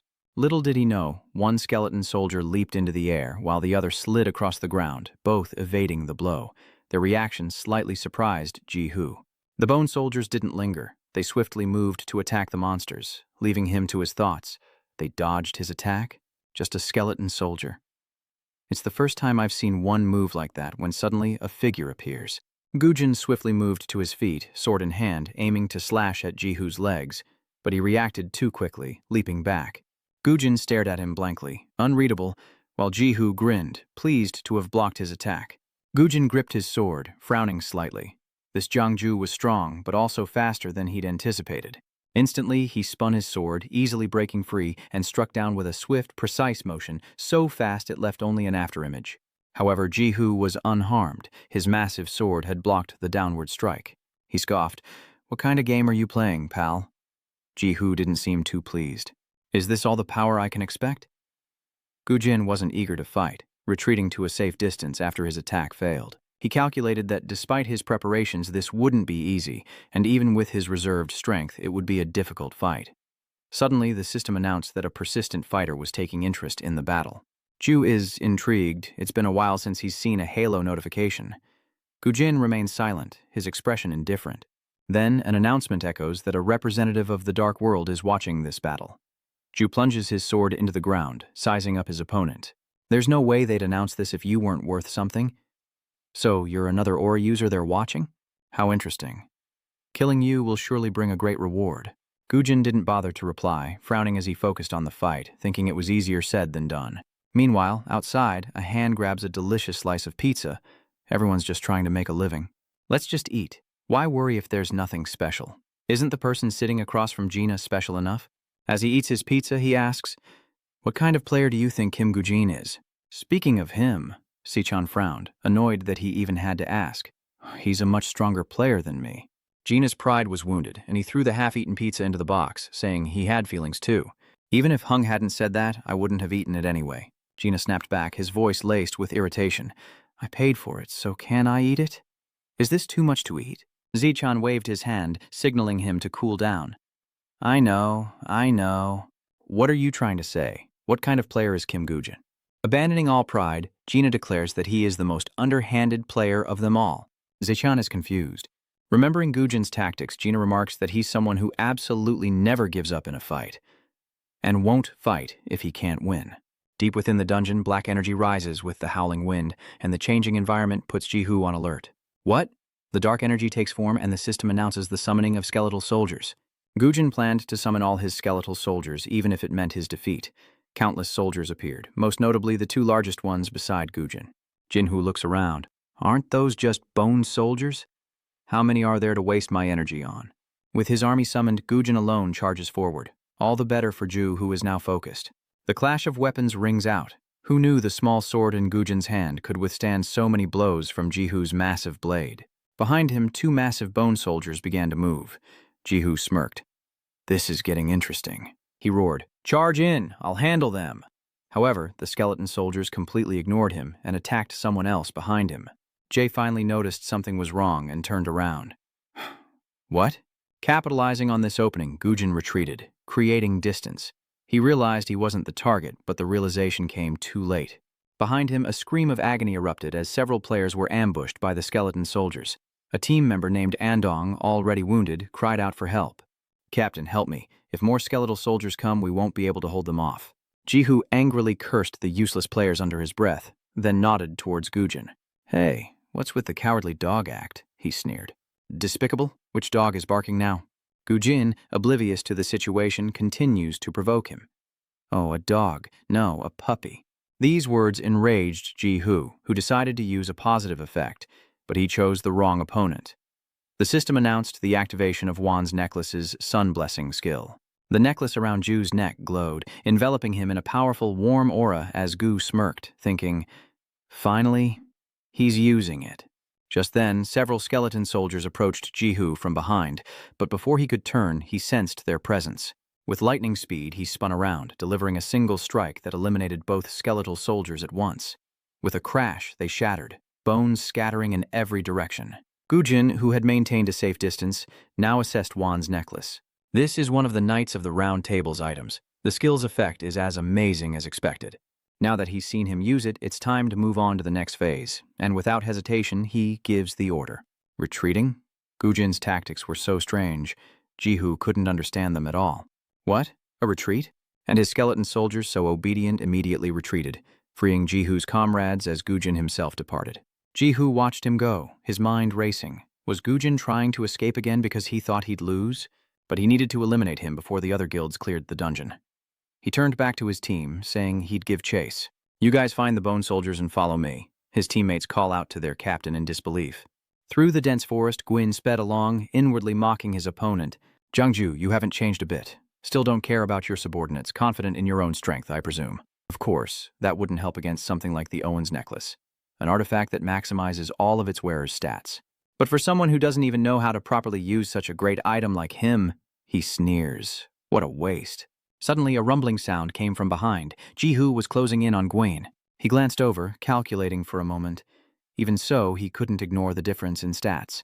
Ju was supremely confident, seeing him as weak prey. Kim Gujin, no matter how far you run, I'll catch you. Now that I've used the sun's blessing, there's no escape.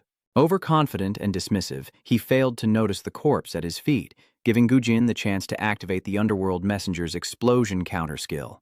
The earth-shattering explosion erupts, and a wave of heat washes over Jihu's stunned face as black smoke billows and the shockwave expands. The explosion was so powerful that Ju's team members could see it from afar, and Anne was worried. What was that? What was that explosion? Tay urges everyone not to panic, saying their leader isn't someone who can be defeated so easily. We just need to quickly eliminate the skeleton soldiers and then... Before he could finish, an arrow struck him in the chest, the force sending him staggering backward. The system alerts him that he's been poisoned by the bone soldier's arrow. Tae-chung snaps the arrow, his voice strained. You can't underestimate them as mere pawns for stalling. We'll need to give it our all. Back to Jihu's explosion. As the smoke clears, he angrily curses. Damn it, that bastard. He looked around, angrily shouting, Stop running like a coward and show yourself. Gujin hid behind a tree, taunting him. What if I'm a coward? I'd clearly lose in a fight, so if you want to catch me, run faster. With that, he turned and ran, leading Jihu on. The man gritted his teeth. What? If I catch you, I'll tear you apart with my bare hands. And so, the chase continues. To catch Gujin, Ju activates the Deathless Warrior's quick dash skill, his heavy body rocketing forward, sword raised to strike Gujin's back. In this life-or-death situation, he still looks calm and nonchalant, making Ju believe victory is at hand. Die, you little brat. But little did he know, the ground beneath him would suddenly give way. The sudden turn of events startled him. Huh? Jihu fell into the pit, a trap Gujin had planned all along, while he safely evaded the man. The gift at the bottom of the pit was the corpses of goblins, and what followed was, of course, a massive explosion. Gujin waited, watching for the results of his trap, as a figure emerged from the dissipating smoke. Ju's face contorted in rage, veins popping on his forehead. I can't take it anymore. Stop playing around. Gujin looked down at Jihu in the pit, his mockery undisguised. Joking. You still lack understanding of tactics. You think I'm playing tag with you because I'm bored? Meanwhile, Ju was losing his patience. Annoyed, he thought to himself, is he still going? What is he even saying? He lectures, stating that forming a strategy based on the opponent's weaknesses, the terrain, and considering every possibility is the foundation of battle. Someone who only knows how to rage and trust in their own strength is just an incompetent commander who endangers their allies. These words stopped Ju in his tracks. Wait, wasn't this an unpleasant memory resurfacing? The whispers as he left the dungeon? Isn't that the infamous Messiah Guild assassin Jiangju? Wasn't he the only survivor this time? How many times has this happened? From what I know, he was clearly surrounded by monsters. At that moment, he was furious at the gossiping crowd, telling them to shut their dog mouths. Who dares to speak such nonsense, huh? If you have something to say it to my face. That way, I can eliminate you. Suddenly, a figure with a folding fan stepped out from the crowd, saying that I clearly have no sympathy for the deaths of my subordinates. He tapped his fan against his head, mocking Ju. No wonder your brain is just mush, devoid of emotion. It's obvious, especially since you camped out in a location I warned was dangerous. Driven by emotion, he immediately attacks, wanting to crush Suzuki Achi's head like an orange. Who do you think you are to lecture me? However, Suzuki-Achi was not afraid. He merely furrowed his brow, carefully observing Ju's movements, then ducked to evade Ju's ferocious lunge. He then moved towards Ju's feet, gently kicking his supporting leg up. Losing balance, Ju fell face first to the ground, utterly humiliated, and quickly rose to his feet, trying to justify himself by blaming others. The others in the group died because they were weak, not my fault. But Suzuki-Achi affirmed, "No, you killed them, everyone knows it." He approached, staring into Ju's eyes, and said something that made him panic even more. "You're just an incompetent leader who only endangers his teammates." The memory fades, leaving behind a tangle of bitter thoughts. That's right, he remembers now. Kim Gujin's tactics were eerily similar to Suzuki's, which only made it all the more unbearable. Whether it's Kim Gujin or Suzuki, he will personally kill them all. Gujin suddenly speaks, cutting off Jihu's thoughts and memories. The time has come, Ju thought, confused, as he rose, sword in hand. What? What are you planning? Gujin kindly explains the trap he's laid. Listen, my bone soldiers don't need verbal commands, meaning I don't have to shout to retreat. But I did, so why would I do that? Ju felt his brain was too small to understand Gujin's dirty tricks. He wondered, what is this? That bastard, is he trying to lure me out here on purpose? Gujin, seeing Jihu's confusion, sneered, "Looks like you finally understand, huh? If I'm not mistaken, the sun's blessing is starting to wear off, isn't it?" He instinctively glances at his system panel. The sun's blessing has 30 seconds left. Jihu was confused and panicked. How does this bastard even know the duration of this item's skill? To mask his confusion, he shouts, "Who the hell do you think you are?" Guji sneers. "You still don't know who I am? How pathetic. Fine, let me tell you who I am." But before he could introduce himself, the system announced that the sun's blessing had ended. The necklace around Ju's neck faded and disappeared. The system notified him that Onion's necklace would go to sleep, and Gin indifferently watched the foolish Ju as the necklace's effect seemed to have worn off. "I'm grateful you were fooled like an idiot from beginning to end, constantly provoked." Ju angrily cursed, "You son of a bitch!" Gujin glanced around, noting that they were finished with their task, when he suddenly heard a noise from behind. Gujin's skeleton soldiers returned, surrounding a stunned Jihu in the pit. As he kindly pointed out that Jihu was so focused on chasing him, he didn't even realize where he was. Gujin explains, "This place is quite close to where I first encountered you, because we were just running in circles. And thanks to that, my skeleton soldiers were able to wipe out your minions and quickly get here." With that, he patted the head of a bone soldier beside him, and Ju was stunned by the information. His subordinates were wiped out? He trembled with rage, never having felt so frustrated. "Ah, you bastard! How dare you look down on me!" Ju roared, the ground cracking beneath his feet as he activated the immortal warrior's speed skill. With a whoosh, Ju leaps from the crater, leaving a cloud of dust, then lunges forward, sword aimed at Gujin. Yet he stood still, as if he couldn't react to Jihu's speed. But it was Jihu who was left wide-eyed in shock. His sword was blocked by a massive skeleton soldier. No matter what he did, he couldn't hit Gujin. He shows no fear as he provokes him. Try not to get too worked up. Didn't we just start? Outside the dungeon, a car speeds off, seemingly in a hurry. Gina sighed, exhausted from driving, wondering if he was being overworked, and glancing at Ju's picture in the passenger seat, he wondered why he had to check up on him. Back in Seekin's office, he proposed, "Gina, I need you to go to the double-headed hound dungeon. You don't seem too keen. Why do I have to go there?" Seichan said, "I've been thinking. I won't rest easy until we check on him. Even though Gina is overworked, he seems to have a lot of faith in Gujin's abilities. We don't need to check on him at all. I'm sure he'll make it out and survive just fine." "Is he really worried that he'll lose to Jiangju after all?" Seichan pondered, stroking his chin. "Actually, it's the opposite. If Jiang Dihu loses, as you predict, there are a few things we need to be sure of when planning our next move." He analyzes, "I guess the same goes for Kim Gujin's side. And because he's smart, I bet he wants to know everyone's goals." Seichan thought seriously. Just like why we created the alias Isaac Ivanov, or the connection between Park Yong-Wan's faction and the Skull Guild. "Wait a moment," Cha says. "The reason we continue to help Kim Gujin, even knowing the Messiah Guild is behind it all, this is just a small part of the larger plan to destroy them." As he spoke, he handed over an envelope containing information. Even if Kim Gwyn kills Jung Jihu, it's hard to understand his true intentions, but at least I need to confirm whether he will continue to cooperate with us. So, Gina takes the documents and drives to the double-headed hound dungeon, where darkness falls and the atmosphere becomes ominous. The ground is littered with the white bones of skeleton soldiers, a testament to a fierce battle. Exhausted, Jihu leans on his sword, gasping for breath. Damn it, the poison is slowing him down. He's badly wounded, covered in blood, and baiting a skeleton soldier about to strike. And there were too many of them.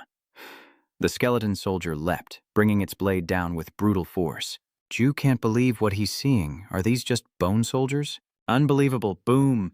The blade descends, and he barely manages to block it, the aftershock shattering the ground beneath Ju's feet. As he struggled with the skeleton soldiers, a dark shadow brushed past him, forcing Duihu to widen his eyes and be wary. But the more he struggled, the weaker he became against the skeleton soldiers. The smaller ones circled around and struck from behind. Ju coughs up a blood, as the system warns him that the poison has spread throughout his body. He bit down in pain, a sense of helplessness and resentment rising within him as Ju swung his sword, only for the two skeleton soldiers to nimbly dodge it. Meanwhile, he suddenly felt his center of gravity sink, as if falling into a pit again. But it was just 1 foot stuck in the rocks. Impatient, he cursed, unable to move his leg. Throughout the battle, Gujin remained aloof, merely observing, having held his own quite well with 12 skeleton soldiers. Now there are only 2 left. It's a shame you couldn't increase their numbers with the Master Stone.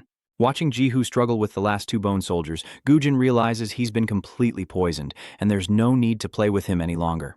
Ju felt insulted, and he roared. "Fight me! I'm telling you to fight me!" Only Jihu's cries echoed through the forest. Don't just stand there. Fight me. Time passed, and even as he collapsed to the ground, he choked out, "Fight me." Jihu gasped. Step by step, I can still fight. The poison took hold, his eyes rolled back, and with a final breath, Jihu passed away in the dungeon, dying with eyes wide open in bitter defeat. The system announced that the messenger of the underworld laughed at your easy victory. The emissary of the underworld has shared some authority with you. The core's rank has increased. The opponent is dead, and Gujin approaches the body. He activates the item collection system on Jihu's body, and in his hand is a valuable piece of loot. The Onin necklace, a legendary item equipable from level 22, once belonged to Onin, a knight of the Round Table. It holds the sun's blessing, multiplying health by 40 when equipped. When equipped, health is multiplied by 40 and magic power is multiplied by 40. When equipped, attack increases by 10% and defense increases by 10%. When equipped, it increases endurance by 10% and allows the use of the sun's blessing skill once a day. Gujin is quite pleased with this acquisition. This is the first time he's obtained equipment from a Knight of the Round Table. He's planning something, and someone like Jiangju would definitely show his true colors, right? To get a clearer picture, he uses the Eye of Anubis, and some of Jihu's memories appear before him. On his way somewhere, he ran into Suzuki Achi, who provoked him. I guess it's been tough for you to get this far with that brain of yours. He brushed past Ju, his men, that is, not him. And Ju coldly retorted, "If you're a hunting dog, then bark." Ju threatens him, saying he'll let it slide since he's on his way to see his master, but next time he sees him, he'll smash his dog mouth. Suzuki Achi wasn't intimidated, seeming rather amused. "I'll be waiting." Then the scene shifts. Gujin watches as Jihu enters the Round Table conference room, bowing respectfully as he introduces himself. "I'm a new member of the Round Table, Jiangju. It's an honor to meet such a great hero." When he looked up, Gujin saw Lee Se-jun in the center seat. Kim Gujin gritted his teeth, cursing inwardly. There's that treacherous face. He thought to himself, if the Salvation Society finds out Zhang Yu is dead, they won't let it go easily. Kim Gujin affirmed that anyone who supports Lee Se-jun's ambitions and turns their back on justice will be eliminated. Elsewhere, the dimwits snored side by side, unaware of the group hiding behind the bushes. The man grumbled in annoyance. "Damn it, how much longer do we have to wait?" Bookjine frowned, reminding him, "Shh, keep it down. We won't catch this two-headed dog if you're impatient." He added that they had to wait for it to take the bait before jumping in together to limit the damage. Suddenly, the system announced that the two-headed dog had been defeated. Northjin stared at the message on the screen in disbelief, stammering, "What? The dungeon's been cleared. It's all over." Kim Guji quickly escaped the dungeon, staggering into the parking lot where a familiar figure caught his eye. Lena had been waiting there for ages. Was that her waving? He wondered what Lena was doing there.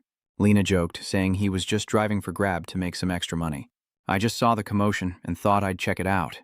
He held up the file in his hand. "I also have something to give you, Ting. Let's talk in the car." They quickly got in the car and left, soon arriving at a secluded location. At that moment, Lena handed over a document. "The boss wants us to enter a new dungeon together." He asked curiously, "What about that guy?" "Jiangju," Kim Gwyn said, taking the documents, thoughts swirling in his mind, not rushing to answer. "I've stopped wondering too, so they already knew. He thought to himself in Jiangju's memories. He entered the dungeon with a fake name and identity, so Ochan must also know the reason why he requested a fake identity, yet he still accepted. Seeing the other's silence, he glared, his voice turning cold. You fought him in the dungeon, didn't you? Is he strong? Kim Gujin sneered. Yeah, stronger than you, for sure, Lena snapped angrily. What? Are you trying to advise me? Are you blind? Do I need to show you my true skills to open your eyes? He said, slowly turning the pages, noting that Jiangju was able to take down 10 of the 12 skeleton soldiers surrounding him. If you want to prove you're stronger than him... Kim Gwyn turns his head, his voice cold. It's simple, I'll set you up immediately. Hearing this, he was terrified, sweat pouring down his face as he frantically beat the village drum. But then he thought, a true master should be humble, not boastful. Anyway, back to the main topic. Where were we? He slams the papers onto his thigh in anger. The one-horned fox dungeon in Buan has seen 12 raids, all failures. Kim Gujin's eyes were glued to the information. Hunt the one-horned fox on the second floor. Dungeon difficulty A, capacity 40 people. The conditions. Under 40 participants, hunt and collect the horns of the unicorn fox. Completion reward, a title and skill exclusive to one-horned fox hunters. Lena, looking displeased, said she wouldn't have to explain it again now that he'd read it. This time, I'll act openly and continue to use Isaac's identity. You probably know why. What do you mean? He thought, realizing he'd gone to the horned fox dungeon right after defeating Jiangju. There's only one reason, he thought, and immediately replied, Okay, I agree. With the deal done, they returned to the parking lot. He put his hands in his pockets, silently watching Kim Gujin's car disappear. A moment later, Lena pulled out her phone and reported, I just left Kim Gujin's place.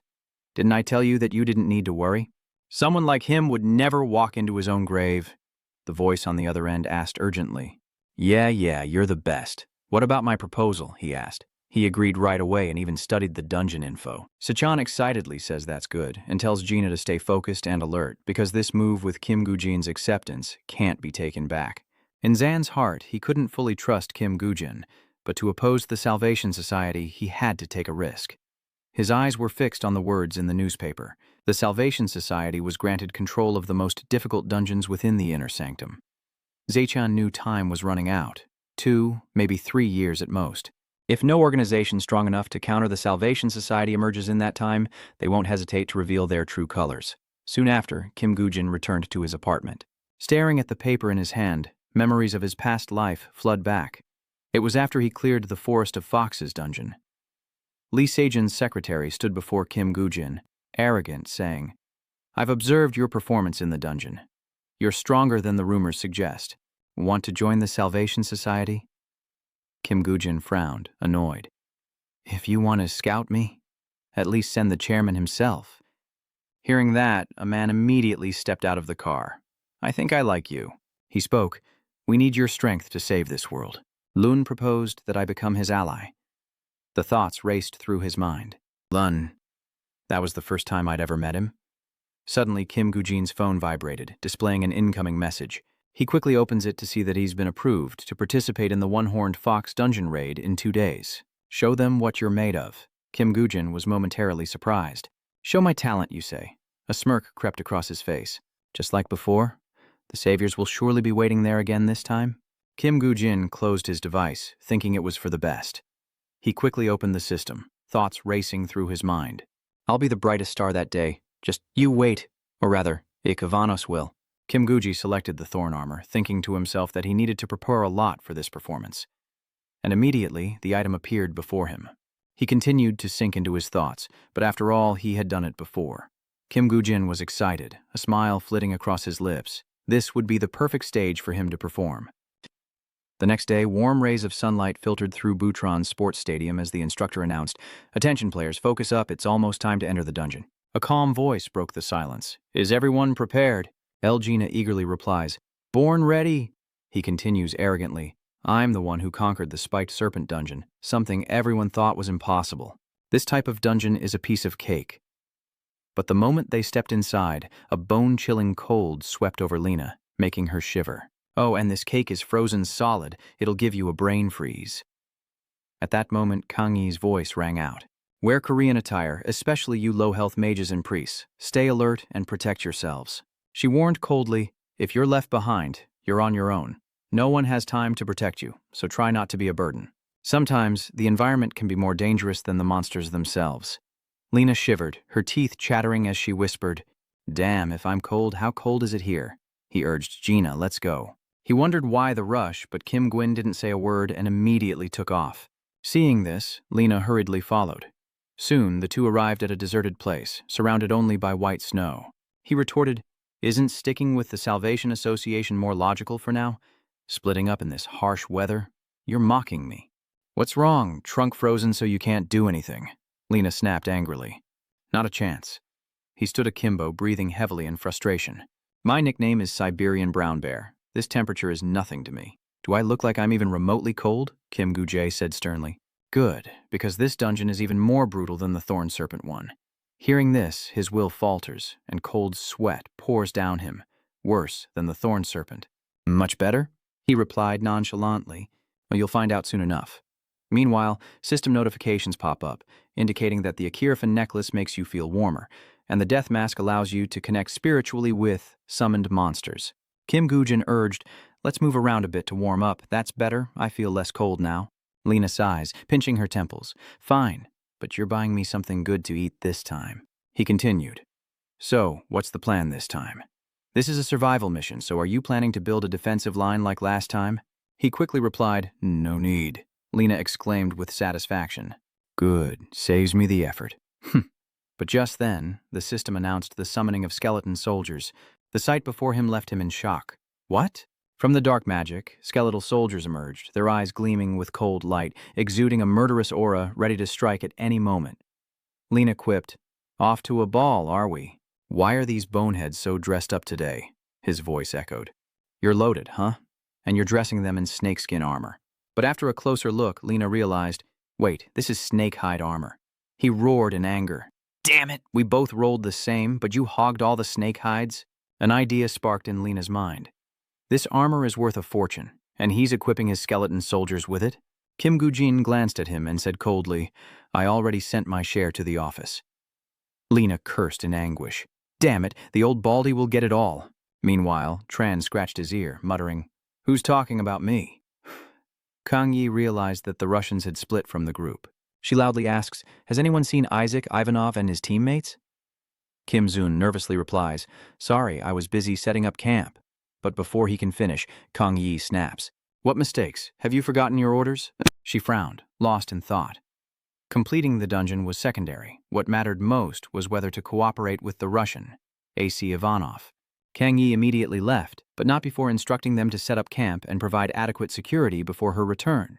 Kim Zun quickly stopped her, asking why not send a scout instead. "Why do you have to?" Kang Yi growled. "Leave it to me. If anything happens, remember to whistle. I need to see how strong they are for myself." Meanwhile, Kim Gu-jin and the others are surrounded by a pack of ferocious wolves, their sharp teeth bared, drool dripping from their mouths as they hungrily eye their prey. The skeleton soldiers quickly charged into battle, scattering the wolves while Lena swiftly struck the ground, sending a spray of snow flying toward them. Then, the skeleton soldiers brandished their swords and charged into battle with fierce momentum. With each strike, the wolves howled in pain as fresh blood splattered across the white snow. The scene unfolding before her eyes left her stunned. What was that? Kang Yi-seo was stunned. Those are skeleton soldiers? They're on a completely different level than any skeleton soldiers I've ever seen. Kim Zun whispered, "Captain, what do we do?" "Should I go help?" She gritted her teeth. "Can't you see? This place has become their hunting ground." Kang Yi continued, saying that helping now would only get in the way. She was furious, feeling that these guys were outplaying her. Kang Yi was trembling with anger, her hands clenched into fists, as expected of someone who cleared the Thorny Serpent dungeon. I must report back and recruit him at all costs. Suddenly, Kim Zun exclaimed, "The signal!" Kang Wai spun around, her face instantly filled with panic. A long note, an emergency distress signal. Something's happening at the camp. Without hesitation, they both take off. Hearing the noise, Kim Gwyn glanced in its direction, just as the fierce wolves charged toward the camp. Someone shouts in terror, "It's broken through the line!" As the others desperately fight back, swinging their weapons wildly in the blizzard, one cries out in despair. "Damn it, where are they all coming from?" A man beside him tried to reassure him, urging him to hold on until the captain returned. Meanwhile, the sound of footsteps tearing through the wind echoed across the white snow. In the sky, a shimmering black shadow appeared. It descended with terrifying speed, charging straight into the pack of wolves. In an instant, a deafening explosion erupted, sending rocks and debris flying, and as the smoke cleared, a towering figure emerged from the newly formed crater. A team member exclaimed with wide eyes, but Captain Kong Yi snapped back. "What are you gawking at? These are just level 1 monsters. Shut your mouth and get back into defensive formation. Attack while retreating back to the camp, and anyone injured falls to the rear." From a nearby mountaintop, the alpha wolf howls in anguish at the sight of its pack being slaughtered. The mournful yet fierce cry echoes through the forest, and the ground begins to tremble, growing stronger with each passing moment. Suddenly, a man sensed something was wrong, and he leapt into a nearby tree to get a better look. The man was frozen by the sight before him, countless wolves pouring down the mountainside toward the camp. He screamed in terror. It was a monster stampede, a massive wave of beasts rushing towards them. Conway's face turned pale, and Long was filled with worry. The team's defenses had already crumbled, and there's an even bigger attack coming? From atop another peak, Lena spoke, watching the swarm of wolves rush madly toward the camp. "If we leave them, they're all going to die," he stammered, his voice full of panic. "Hey, don't tell me we have to go down there now." At the same time, Kim Gwyn silently recalled last night's phone call.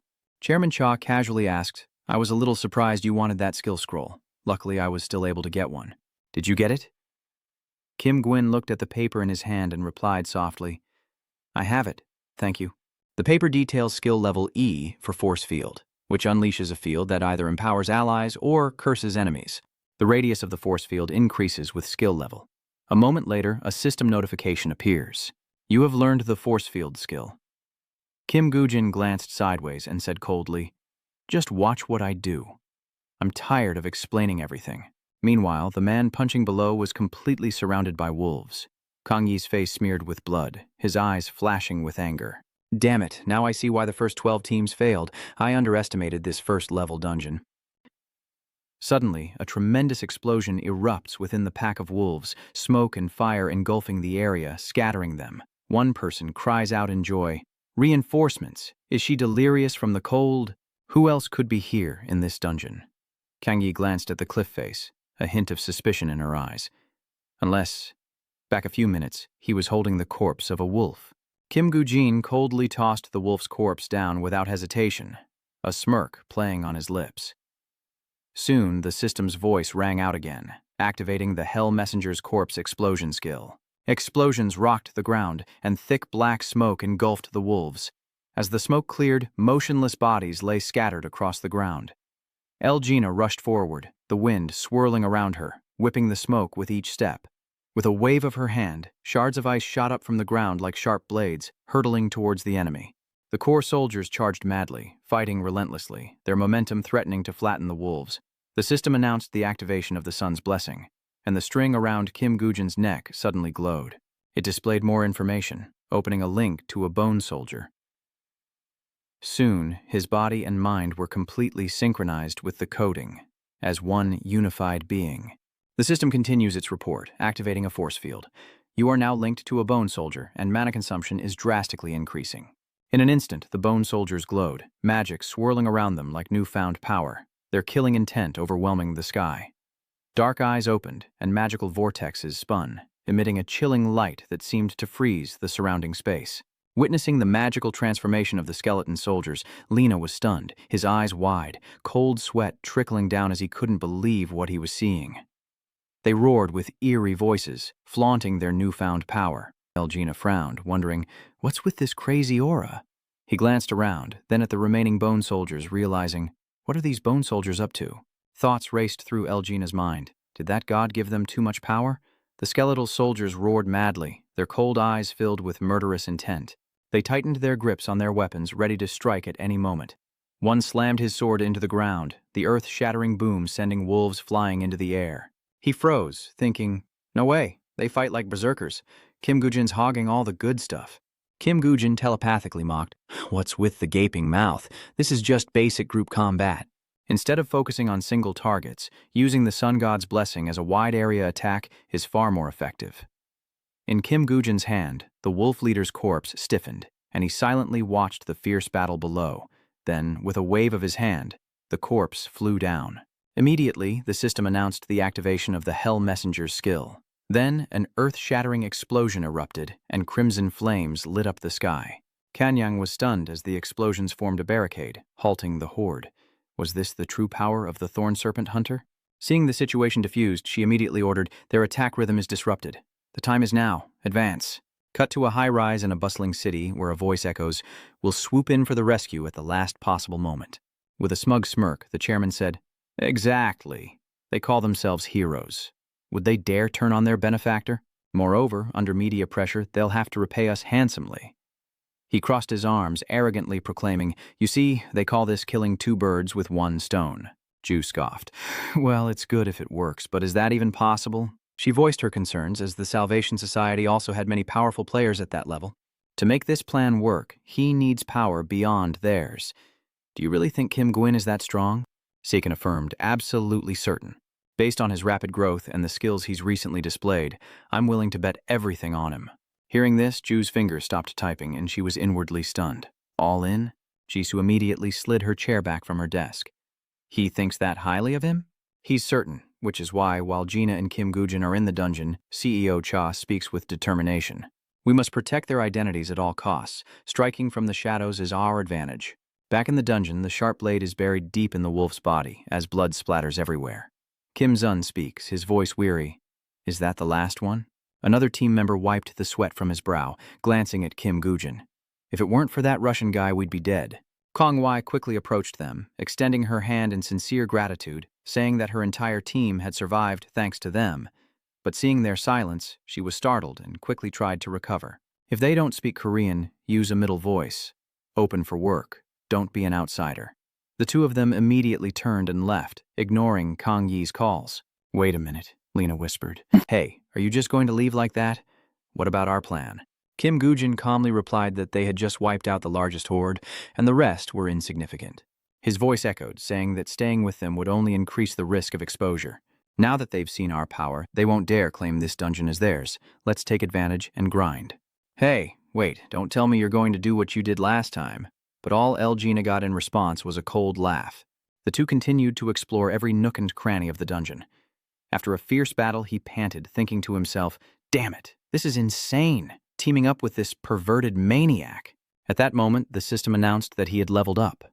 Their eyes were glued to the notification board before them, and Kim Gujin was ecstatic to have reached level 35, achieving his goal. The system reports that the Messenger of Hell has used their privilege to grant you power, increasing your venomous blood skill by 1 level. He reaches out to check his current skill's power. The screen displays Poison Blood, Skill Level S, Skill Effect. Transforms your blood into poison. You can use mana to refine toxicity and create Mystic Blood. Kim Gwyn contemplates the X-grade Poison Blood and Mystic Blood. "This will make my plan go much smoother." El Gina asks curiously, "Hey, why the long face? Did you forget to eat?" He stammered, "No, it's nothing, but before we move on to the second floor, there's something extremely important we need to do." He roars in anger. "What the hell is it now? What's your plan, anyway?"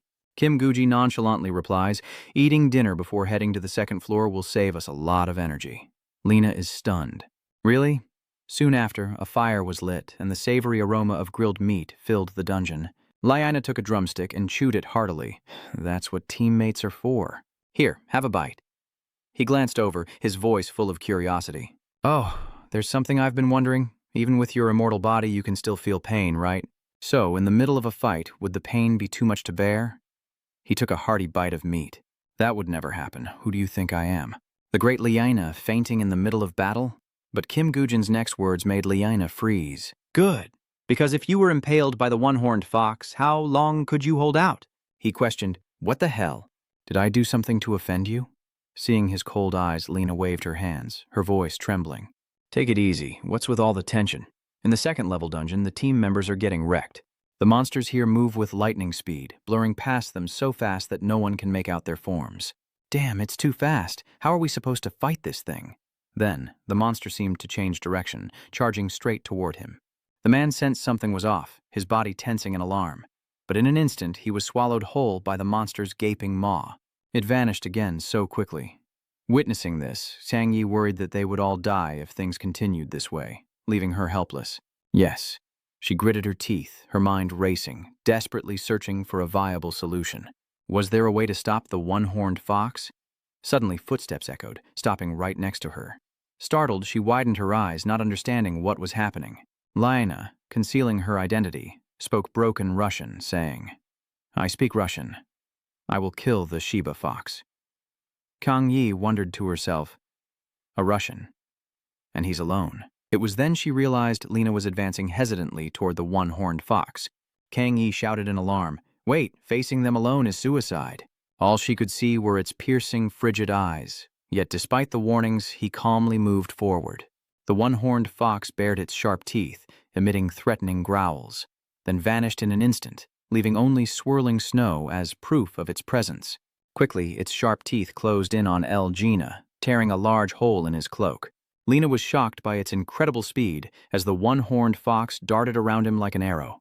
Its movements were a blur, a flash of white against the pristine snow, and as he blocked its attack, anger welled up inside him. Just as he said, its damage wasn't high, but it was extremely agile. Damn it, I can only defend now. There's no opening to counterattack.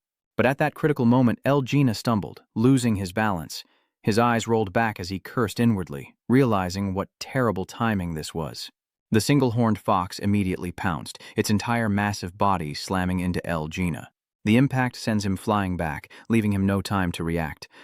Blood gushes from his mouth, his vision blurs, and his mind reels. In that instant, Lina recalled the conversation from the night before.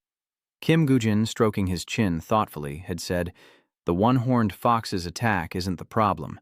It's its speed that's the real headache. A bone soldier would be crushed instantly, and traps would take too long." He retorted, annoyed, "So you're telling me to hold it back? No wonder you were being so nice, even stopping for dinner. You're biting off more than you can chew, aren't you?" After a moment, Lina's eyes began to refocus. He reached out and grabbed the one-horned fox, who, startled, bolted away, dragging him along. Lina gritted his teeth, struggling to keep his footing in the snow, but the beast was too strong, and in an instant, the one-horned fox dragged him across the snow, leaving a long, white trail in its wake. Lina quickly activates the blessing of the Steve River, as Leon grits his teeth, cursing, "Damn it, that hurt like hell, but I've got you now." "You old fox, take this." Lina pinned its head to the snow, putting all her strength into her arms, giving the one-horned fox no chance to escape. The sight left Kang Yi aghast. Was she using herself as bait to hold the fox? But her heart sank, knowing this couldn't last. It's pointless to hold it if no one delivers the final blow. Suddenly, an arrow came whistling through the air. It hurtles towards the one-horned fox with blinding speed, the beast instantly recognizing the danger. Its face contorted in a tense, futile attempt to dodge. The one-horned fox was helpless. Despair flashed in its eyes as death approached. In an instant, the system announced the one-horned fox was blood-poisoned, and Kang Yi whipped around in shock. Kim Gujin had been standing there all along, bow still drawn, as the skeleton soldiers rushed in to assist. She stood frozen, drenched in a cold sweat, wondering if they were truly both below level 40. The skeleton soldiers surrounded the one-horned fox, relentlessly slashing with their blades, a terrifying force. She realized that compared to these two monsters, they were nothing. This level is on a completely different scale. Soon, the system displays a report. You have successfully eliminated the one-horned fox. Outside the dungeon, the dimensional gate slowly opens, signaling that a player has completed the challenge, as reporters snap photos and wonder, who could it be? Is it Kanyang-di of the Salvation Society or Isaac? Someone nearby said, "Whoever it is, we have to get an interview." Suddenly, a car drove through the crowd, and someone wondered why there was a diplomatic car there. Another exclaimed, "It's Isaac's car." Inside the vehicle, Kim Gujin retrieves the horn he hunted from the storage box, picks up his phone and dials Osei-chan, stating he wants to issue a press release. He immediately agreed. "You finished sooner than I expected." "Okay, but what's the point of announcing this?" Kim Gujin asked. "Just tell the media that if the Salvation Society really needs it, we're willing to donate the horn of the one-horned fox to them." Hearing this, Lee Gina flew into a rage, roaring, "Are you crazy? After all the effort we put in, you want to just give it away?" On the other end of the line, Cha Si-hyun nodded approvingly. "I see, that's a good idea. Hey, if you don't need it, give it to me," he hissed angrily. "Who would give it to the Salvation Society? Are you all crazy?" Kim Guji chimed in and emphasized the part about the Salvation Society actually needing it. He immediately agreed, saying, "Yes, let's do it right away." Soon, news spread rapidly across the internet and news outlets. Isaac Ivanov, if the Salvation Guild truly needs it, I am willing to donate the horn of the one-horned fox. Isaac Ivanov expressed his goodwill to raid dungeons with the Salvation Assembly, stating that clearing the dungeon would be impossible without him. His eyes glued to the phone screen, he inwardly praised, "They're efficient." The news spread fast. Just then, his phone rang. It was Yong Wan. The next day, Kim Gujin arrived at his office, where the news was playing on TV. The identity of Isaac Ivanov is now the subject of widespread speculation. His name's all over the news these days, isn't it? He glanced at the person opposite him. But back to the main point, you've been more effective than I thought. Yang Aeon continued, those damn skull bastards seem to have ceased all activities in Korea and packed up for Japan. Part of me wanted to hunt them down, but this result is satisfying enough for now. He snapped his fingers, signaling Secretary Kim. Since you've fulfilled your end of the bargain, you deserve a reward. She swiftly placed a piece of paper in front of Kim Gujin. Yong Wan's voice continues. Don't be complacent. Keep training and you'll be rewarded for your efforts. He stared down at the paper before him. The Blood Mist Profession request, Hell's Messenger, requiring level 40 or higher, capable of creating a mist of your own blood. He said sternly, as a member of my guard, you must work hard. Kim Gujin immediately responded, understood, my lord. Suddenly, a news bulletin on TV caught Yong Wan's attention. Breaking news. The Salvation Society has officially made a statement. The Salvation Society is grateful for Isaac's goodwill, but they only seek compassion. Instead, they wish to offer a small token of gratitude for saving their member's life. He mused, fools, clinging to such petty things will only hurt you, won't it? He remained silent, the news broadcast by the armored vehicle flashing through his mind. If the Salvation Society truly needs it, I'm willing to donate the horn of the one-horned fox. Kim Gujin smugly thought to himself, if he remained silent, they would surely use the media to pressure him into handing over the horn. But that trick only works on those seen as enemies of the Salvation Society. His thoughts raced on. Not only did I save their members, but I also showed goodwill by offering them a gift. Now they definitely can't smear my name to protect their heroic image. If they really need the horn of a one-horned fox, Kim Gwyn is sure they'll have to pay a huge price. And how much they lose depends on their sincerity. Back in reality, he picked up the paper, thinking that giving him a level 40 skill book meant he had to grind. Kim Gujin asked if he could find him some suitable dungeons to level up. Yong Wan immediately agrees, saying it's no problem at all. He generously tells him to contact the brokers and send him the bill, and not to worry about the rest. A satisfied smile crept across his face. Thank you, sir. Meanwhile, Lena ate pastries while watching the news. The Salvation Association expressed their desire to send Ajak Ivan a gift of gratitude. They truly are a generous organization, always ready to strongly support individuals dedicated to the cause of salvation. He chewed angrily, saying, that bastard Gujin, did he intentionally make that announcement knowing this would happen? He really hit the jackpot, didn't he? He gets to keep the horn and gets a bonus from the Salvation Society. Lina shoved the rest of the bread into her mouth, wondering what gifts they would bestow. How intriguing. Zichan immediately responds, Golem summoning skills. He was shocked and sat up abruptly. How did you know that? He calmly replies that they had agreed beforehand before informing the media, a look of delight on the chairman's face. After all, money talks, and there's no reason to refuse the gift of Golem summoning skills. Lena continues eating her snack. But wait. Anfat points directly at himself, yelling furiously. What about my share? This took blood, sweat, and tears, too. How can I not get a single bite? I should at least get a share of the spoils. He quickly slammed several boxes of choco pie onto the table, saying, this is for you. Zichan blurted out, I know you like them. His next words infuriated Elgina, so he brought the whole stash back here. This is a gift they sent because they think I'm the representative for the Russian Association. Not something you bought, so why are you acting like this? Where are your skills and equipment? And also, regardless, a box of pastries is quickly opened. Lena eats like a starving wolf. What have you been studying so intently? Saicha spoke nonchalantly. It's a dungeon purchase order from Paparain. He was surprised. Book-Yong Wan? I thought you were done with him. You used to curse him, call him a petty man who only cared about his own pocketbook. Why are you doing business with him now? But I heard he already had the Phoenix Guild in the palm of his hand, so why would he need a dungeon broker? He said he wanted to acquire some dungeons to train new confidants. Seems like he cares about his subordinates a little too much. Lena wondered, new subordinates? Who? Sachin replied that it was his uncle's close friend, which shocked him. Kim Gwyn, huh? Lena scoffed. So you two are plotting to bury Book in Gwanha? What a scam. He gritted his teeth, furious at the deception. That's what they call doing business. That's business, kid. You should ask Kim Gwyn to teach you a thing or two about it sometime. Suddenly, he slides a piece of paper in front of him. Okay, this looks promising. Lena quickly picked up the paper. A survival mission, Zichan asks. What do you think? He points out that dungeons with the sole objective of survival are quite rare. This could be sold for a fortune. The paper states 240 hours, floor 2, B-rank difficulty, capacity of 25 people. Entry requirement, below level 40, completion, survive on the second floor for 7 days. Reward, a Tier C skill stone for survivors. Lina returns the paper for surviving 7 days in a B-rank dungeon. The perfect place to level up by risking your life. He's stunned. Why are you giving this to me? He was bewildered. What? Zichan explains. Huh? What? Join us, uncle. He was stunned. The paper fell from his hand as he spoke of earning one's keep, and Lena quickly negotiated.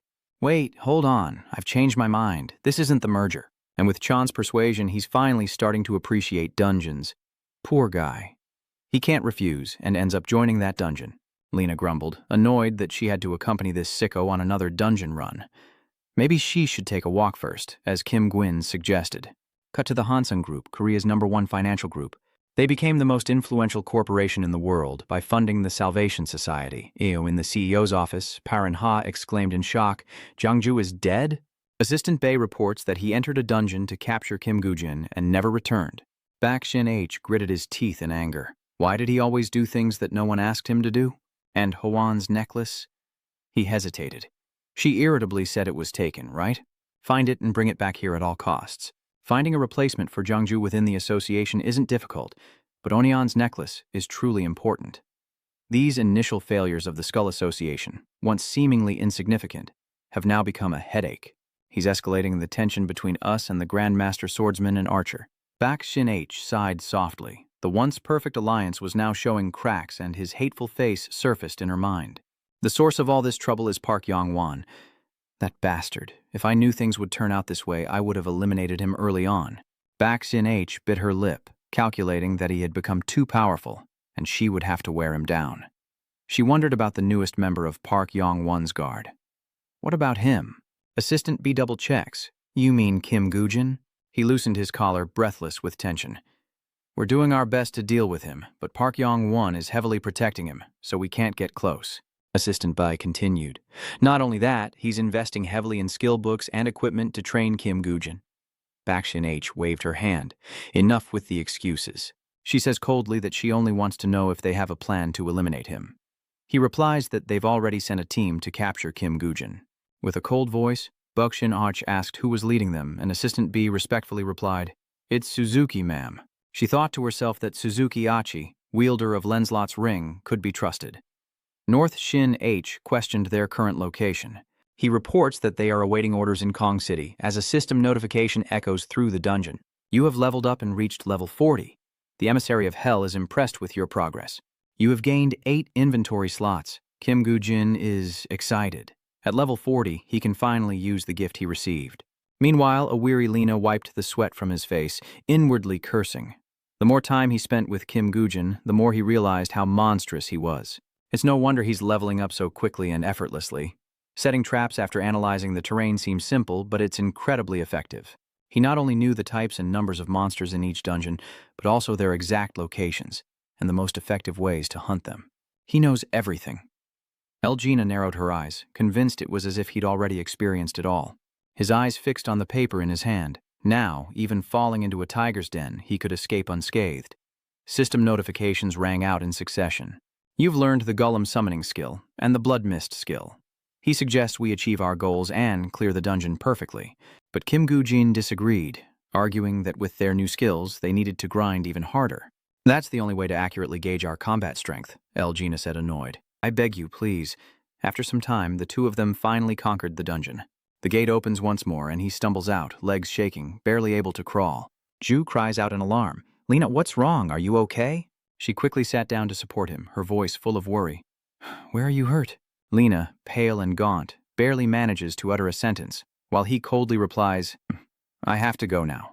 Ju replies, flustered, Yes.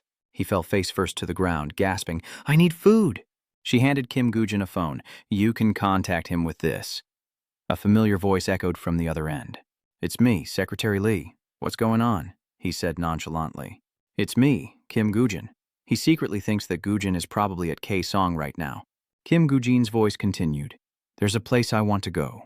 The call ends abruptly, and Chan stares silently at his phone as Yongjae asks why it has to be K-Song. What is he plotting? After the gates appeared, North Korea, isolated from the outside world, was forced to open its doors to aid. That place is K-City, where entry and exit are unrestricted, and if you can clear a dungeon, you can do whatever you want.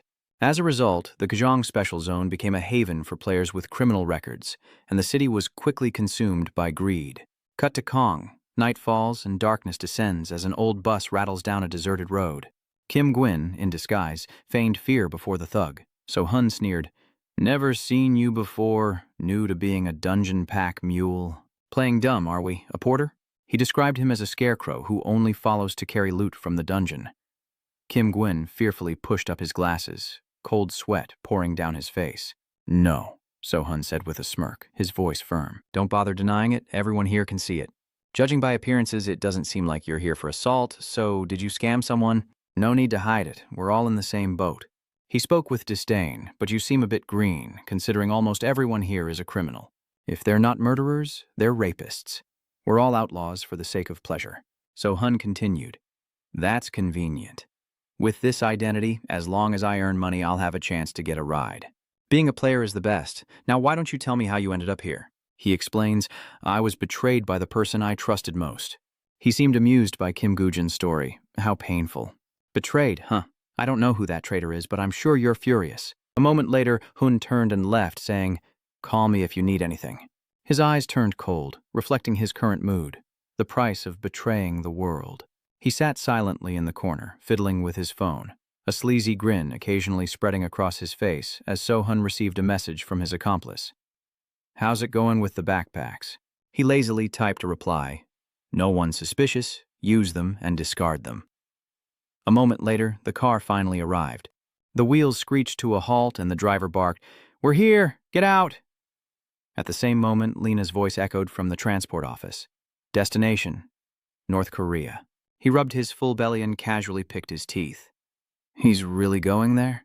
He's a monster who only does crazy things. Is that place just a gathering of mad dogs? What does he expect from that lawless place?" Zicha stares at the lengthy bill in his hand, his face a mask of irritation. "That lunatic." He pointed at the man, roaring, "You did this, you bastard. Just in time for dinner, didn't you?" He frowned, his voice laced with annoyance. "I remember Kim Gujin mentioning something about splitting the thorny serpent's hide," Sakan said, alarmed, quickly softening his tone. "What? When did Kim Gujin sign the contract?" Elgina pouted. "Okay, stop exaggerating. You're just changing the subject because you feel guilty." "Humph." Zeichan tried to remain calm, but cold sweat poured down his face. Why did he have to sign the contract now? This is inconvenient. He's also in Kaisen right now. He froze. Who was he talking about? His face was grim. There was a monster even more terrifying than Kim Gun. Sai-chan continues, saying that he's probably around level 50 now, making him virtually unbeatable. He hoped he was wrong. It was too early for those two to meet. Elgina couldn't believe what she was hearing and retorted, "No way. There's no one creepier than Kim Gin. If he exists, I should know his name. What is it?" He calmly replied, "You must have heard of him. Suzuki Achi, the Salvation Society's hound." At that moment in Kitsong City, Suzuki Achi was on the phone. "Understood. I'll prepare immediately," Lee Min asked anxiously. "What's wrong, boss?" Suzuki Achi spoke. "The Queen wants us to take care of the next target." He looked blank. "Who's the next target?" Meanwhile, the driver's angry voice boomed from behind. "Get the hell out of the car." He growls, "Kim Gujin." Lim and Min is surprised. "Kim Gujin? That name sounds familiar," Suzuki Achi said sternly. "She specifically told us to be vigilant, so he's definitely not an easy target." He smirked obsequiously. "Whatever, we just follow orders." He reminded them of the new kill order, so they needed to clear this dungeon quickly and start investigating him. "So, what about the baggage guys?" Kim Jun reported that the foreman said there were no problems, and we should proceed as planned. Suzuki Achi has been urged on, so let's prepare. Kim Gujin overheard the entire conversation, watching them silently without blinking. "Suzuki, I never expected to see you again like this. The me from yesterday would have avoided you like the plague."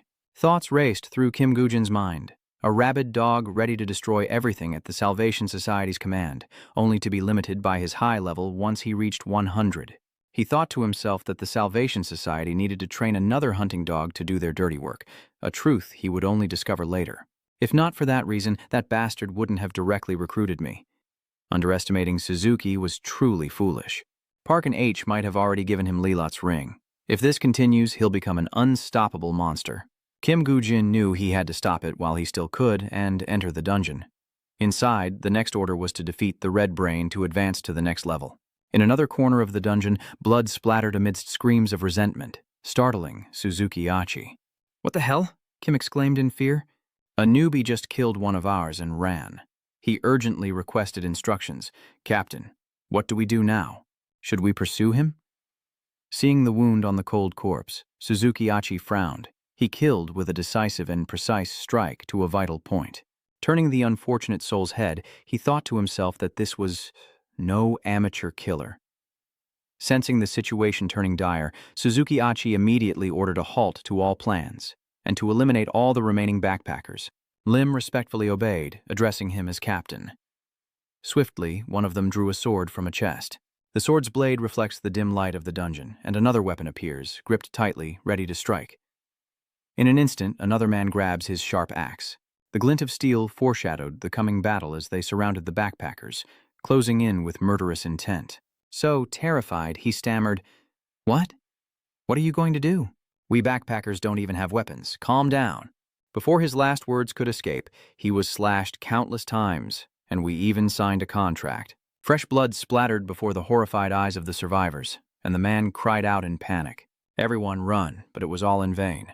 A bloody battle erupts, painting the ground crimson as anguished screams echo through the dungeon. The clash of weapons created a suffocating chaos, and soon the ground was littered with corpses, blood painting a horrifying scene. He approached Suzuki Ai, who had finished everything off. "Can we split up and hunt him down now?" he asked coldly, before fleeing after only targeting one person. "This means he wants to play guerrilla warfare. He's alone, and he'll take us out one by one if we split up. His intentions are clear, so why get caught up in this?" Suzuki Achi sets his next goal, to gather more information about him first. Suddenly, a loud noise erupts, and he glances toward the sound, stunned by the massive monster before him. A golem? He's certain now. His constellation is Hell's Messenger. Suzuki Achi surmised that without a sacrifice, he couldn't summon minions, so this golem was likely just a diversion to buy time. He quickly ordered a change of plans. They would pursue him, but first, the golem had to be dealt with. Instantly, the system displayed the Keeper of the Spring of Wisdom's skill activation. Imprisonment. As Junchi's magic flared, vines erupted from the ground, lashing out with lightning speed. They quickly entangled the golem's arms, temporarily immobilizing it, making it easier for their comrades to launch follow-up attacks. Golem has high resistance to light physical damage, so switch to heavy weapons. He yells that they're not dangerous at all, just aim for their legs. The henchmen relentlessly assault the golem's legs, giving it no chance to retaliate. Back at their hideout, Kim Gwyn is impressed by their adaptability in switching weapons, their excellent coordination, and their precise targeting. Before long, the golem's legs were shattered. Kim quickly leaped into the air, preparing to deliver the final blow. He raised his weapon high, aiming straight for the golem's head. In an instant, a deafening explosion erupted, obliterating the monster's head and filling the air with dust and smoke, obscuring everything. Suddenly, a piercing sound echoed. Runzeech wondered, what was that? An arrow suddenly hurtled toward him with incredible speed, and in an instant it was inches from his face, making Junseech's heart skip a beat. In that critical moment, Suzuki Achi appeared just in time, stopping the arrow and saving him from danger. Junseech, still in shock, his face pale, stammered, "I'm sorry, Captain," as the captain rebuked him. "Don't be careless just because he's alone." As the team dealt with the golem, Suzuki Achi's thoughts turned to Heller. He was curious. Not only was Heller familiar with this fighting style, but he was also incredibly skilled, with both ranged attacks and summoning abilities. "Who is this bastard?" Suddenly, a panicked voice startled Suzuki Achi, and another attack was launched. Seeing a dark mass rushing towards them, Kim panicked. "Who is that? Players? Where did they come from? Aren't we the only ones in this dungeon?" Lyman quickly nocks an arrow, preparing to hold them back while the others form up. The arrow flies like lightning, and a system notification announces the Silent Hunter's scatter skill. Instantly, the arrow exploded in Li Min's hand, scattering into countless smaller arrows that hurtled toward the darkness ahead, whistling through the air as they carved sharp arcs. But when the arrows hit, they passed right through, as if into empty space. The dark mass didn't even try to dodge, letting the arrows pass through them. Li Min was shocked. They charged straight ahead instead of dodging. What was going on? The bone soldier's crimson armor blazes, a brilliant, inviolable flame against the encroaching darkness. One of them hurtles forward, closing in on him. Li Min cried out in terror, "They're bone soldiers!" A sword came down, and though he dodged, he wasn't fast enough to avoid it completely. A sword slash across Lyman's face left a trail of blood. He immediately jumped back, maintaining a safe distance from the bone soldier. Li Min wiped the blood from his face, surprised. How could a skeleton soldier move so nimbly? The battle raged on, a fierce clash of steel and bone, as Kim desperately fought back, cursing the relentless onslaught of the undead who seemed unburdened by injury. He gritted his teeth in frustration, never having seen a skeleton soldier fight with such skill. Suzuki Achi quickly cast his Holy Light Executioner skill. Blades flashed, tearing through the skeleton soldier, reducing it to fragments. He realized the skeleton soldier was mimicking its master's movements. Suzuki Achi muttered, "So the one who summoned these things must be powerful." The battle raged on, with neither side gaining an advantage, and he knew this couldn't continue. The sword swung once more, bisecting the bone soldier and saving Kim Run from imminent danger. He turned around in shock. Captain Suzuki Achi growled, "Don't underestimate these skeletons. Treat them like experienced players and give it your all." He instructed, "They're wearing heavy armor, so aim for the gaps." He responded firmly, acknowledging the captain's orders, and Kim continued the fight, shouting, "Did everyone hear that? From now on, focus your attacks on the joints in their armor." He unleashed a series of skillful strikes, precisely targeting the vital weak points of the bone soldiers, as his comrades followed his lead without hesitation. Suzuki Achi leaps through the dust and smoke, a cold thought forming in his mind. He can sense the summoner hiding somewhere on the battlefield.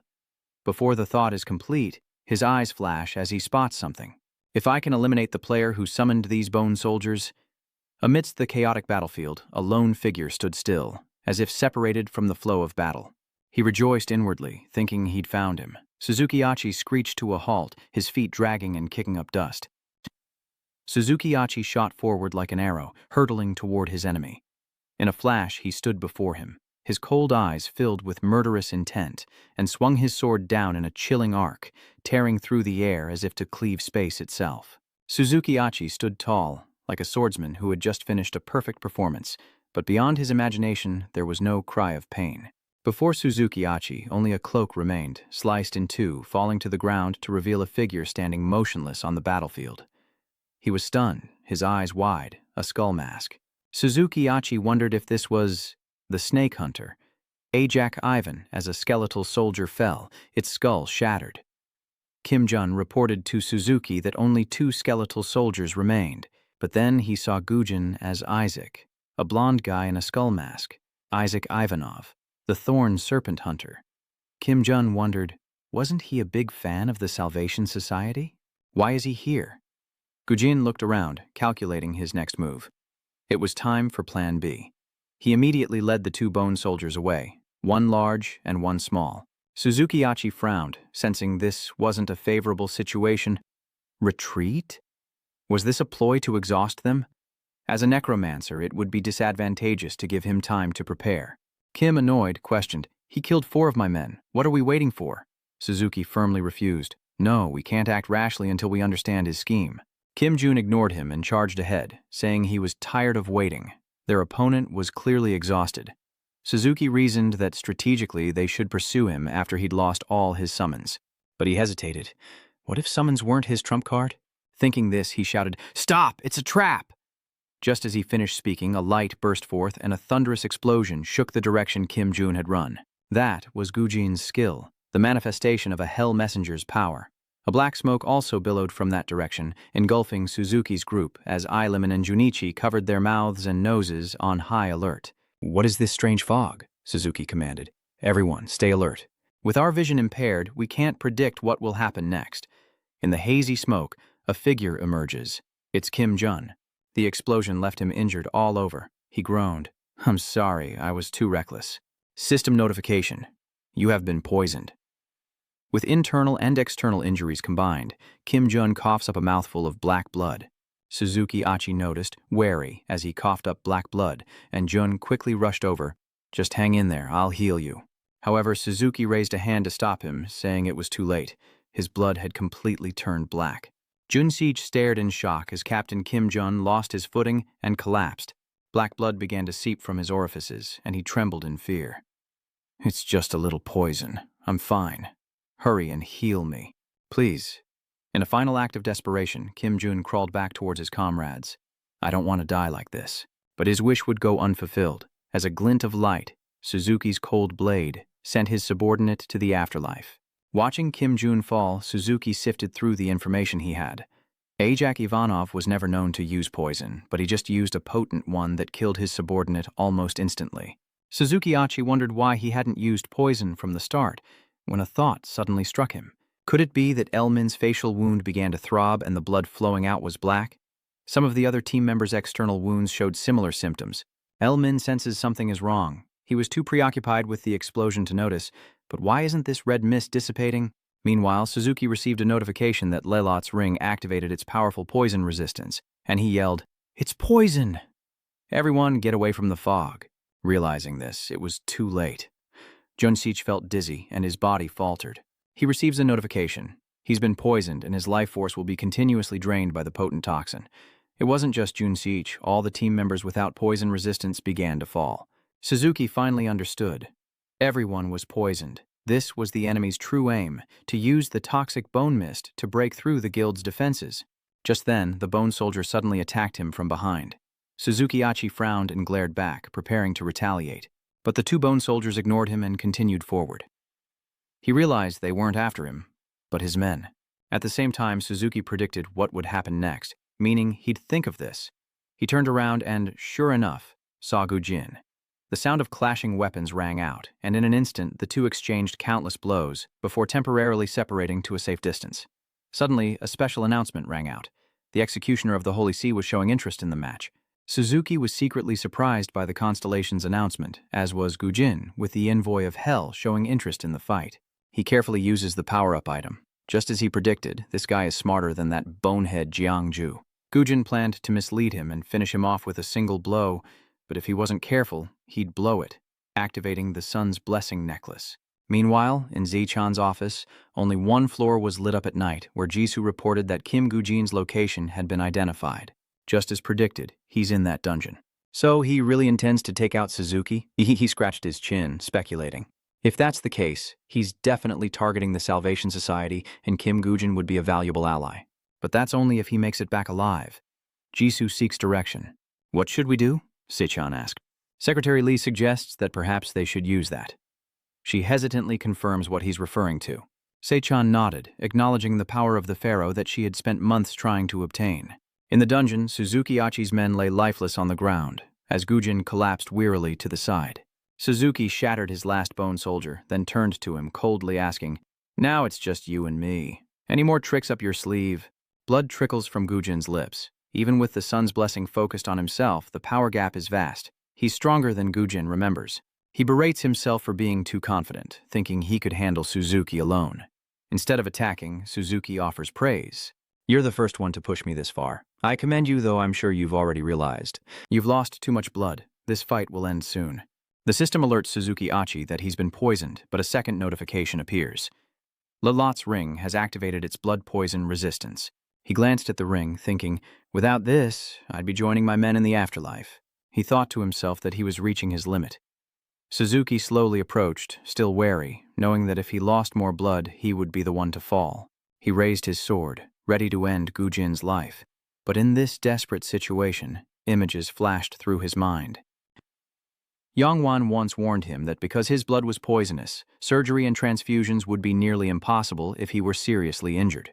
So Secretary Kim gave him something. The boss had prepared this for him.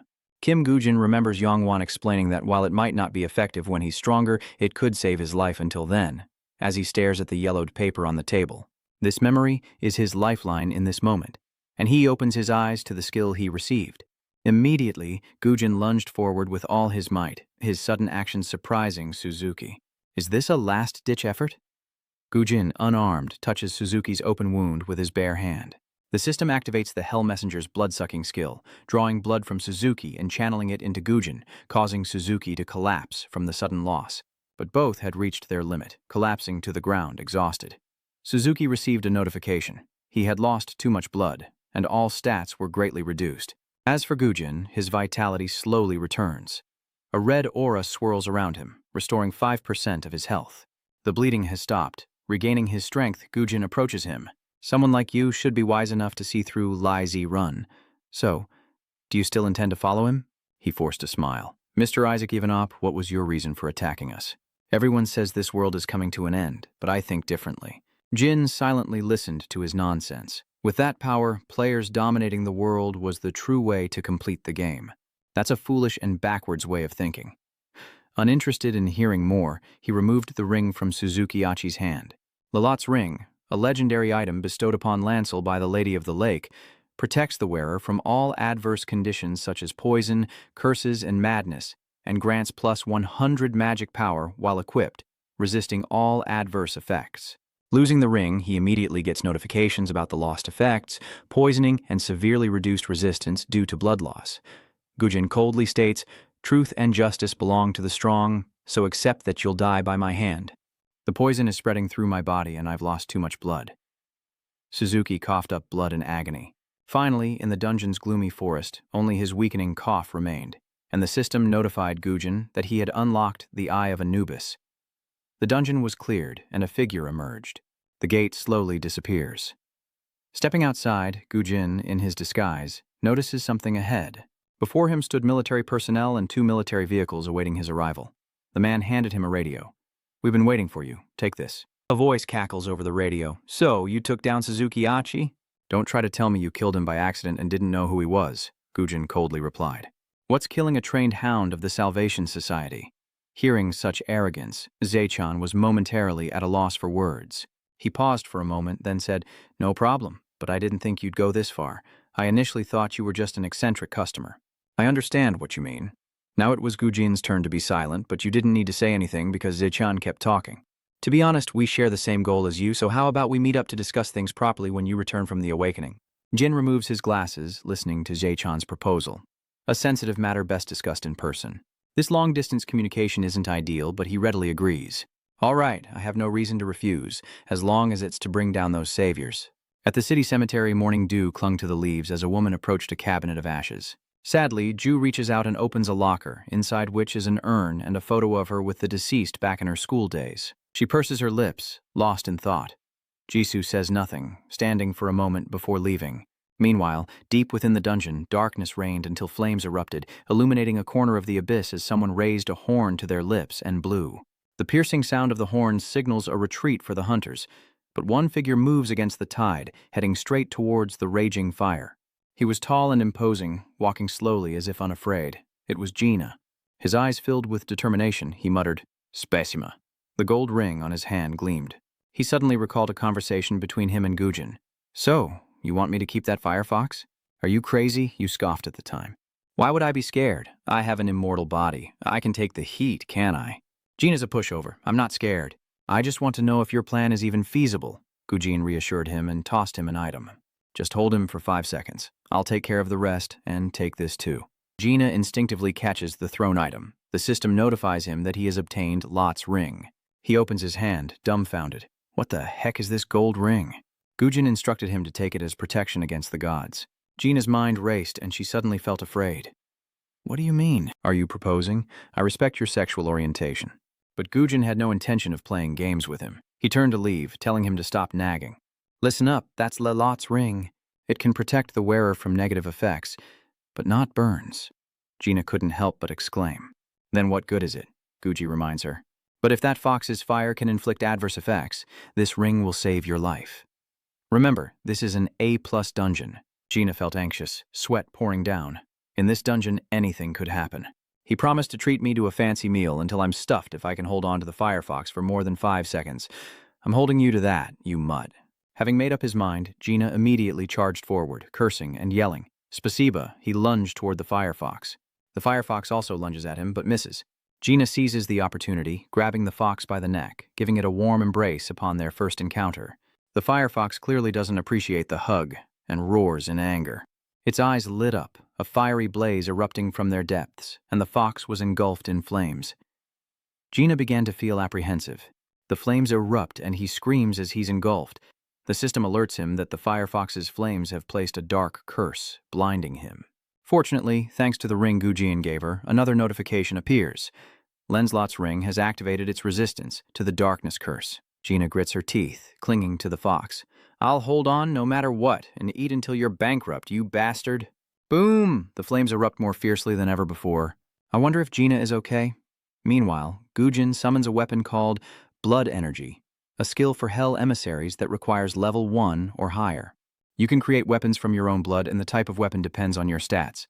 To end Gina's suffering, Gujin leaps into action, wielding the blood chi spear as he charges towards the firefox. Amidst the scorching flames that could incinerate anything, Gina gritted her teeth, clinging tightly to the fox's neck. The fox roared, unaware that Gin had been waiting for this moment. Meanwhile, a newspaper was placed on the table. The front page reveals news about the dungeon. The Japanese government approves the Salvation Society's conquest of a Japanese dungeon. The A-plus Firefox dungeon now belongs to the Salvation Society. Chang wasn't pleased. He mused that the Salvation Society holding Japan's national treasure, an A-plus dungeon, meant they had leverage over the Japanese government. He stroked his chin, noting that since Isaac Ivanov's appearance, the Salvation Society had begun to operate more boldly. It was highly likely that they had leverage over not only Japan, but also China and the United States. Just then, Ju entered the office. "Good morning." Cheon turned to look at her. "You're here?" His eyes scanned Ju from head to toe, noticing something odd. Mud and dry grass stained her once pristine heels. Ju immediately sat at her desk. "I'll revise that report you mentioned yesterday right away." "Wait a moment." Chan walks to his desk and picks up his desk calendar. "Oh, no rush. It's not even office hours yet. Take your time." He looked at the marked date on the calendar. Today was Secretary Lai's birthday. He felt a pang of guilt for being so engrossed that he lost track of time. She must have just returned from that place. Z raised an eyebrow, thinking he should surprise Secretary Lai on her birthday, then smiled and told her they'd have steak for lunch. Ju looked at him, surprised. "Oh, really? Treating me, boss? Did you find a coupon or something?" Chan's integrity is questioned, and he loses it. "What kind of person do you think I am? And you don't even explain." No comment. That night at the Korean International Airport, two figures emerged, pulling their luggage. Gina pondered that if Gujin hadn't given her the Lancelot ring, she might have died back there. He looked at Gujin ahead, surprised that the foxfire could have such an effect. Having just survived a literal firefight, Gina was in awe of Gujin, who had foreseen everything and prepared accordingly. He still shuddered at the system notification from back then. "The firefox's flames placed a curse of darkness upon you, blinding you."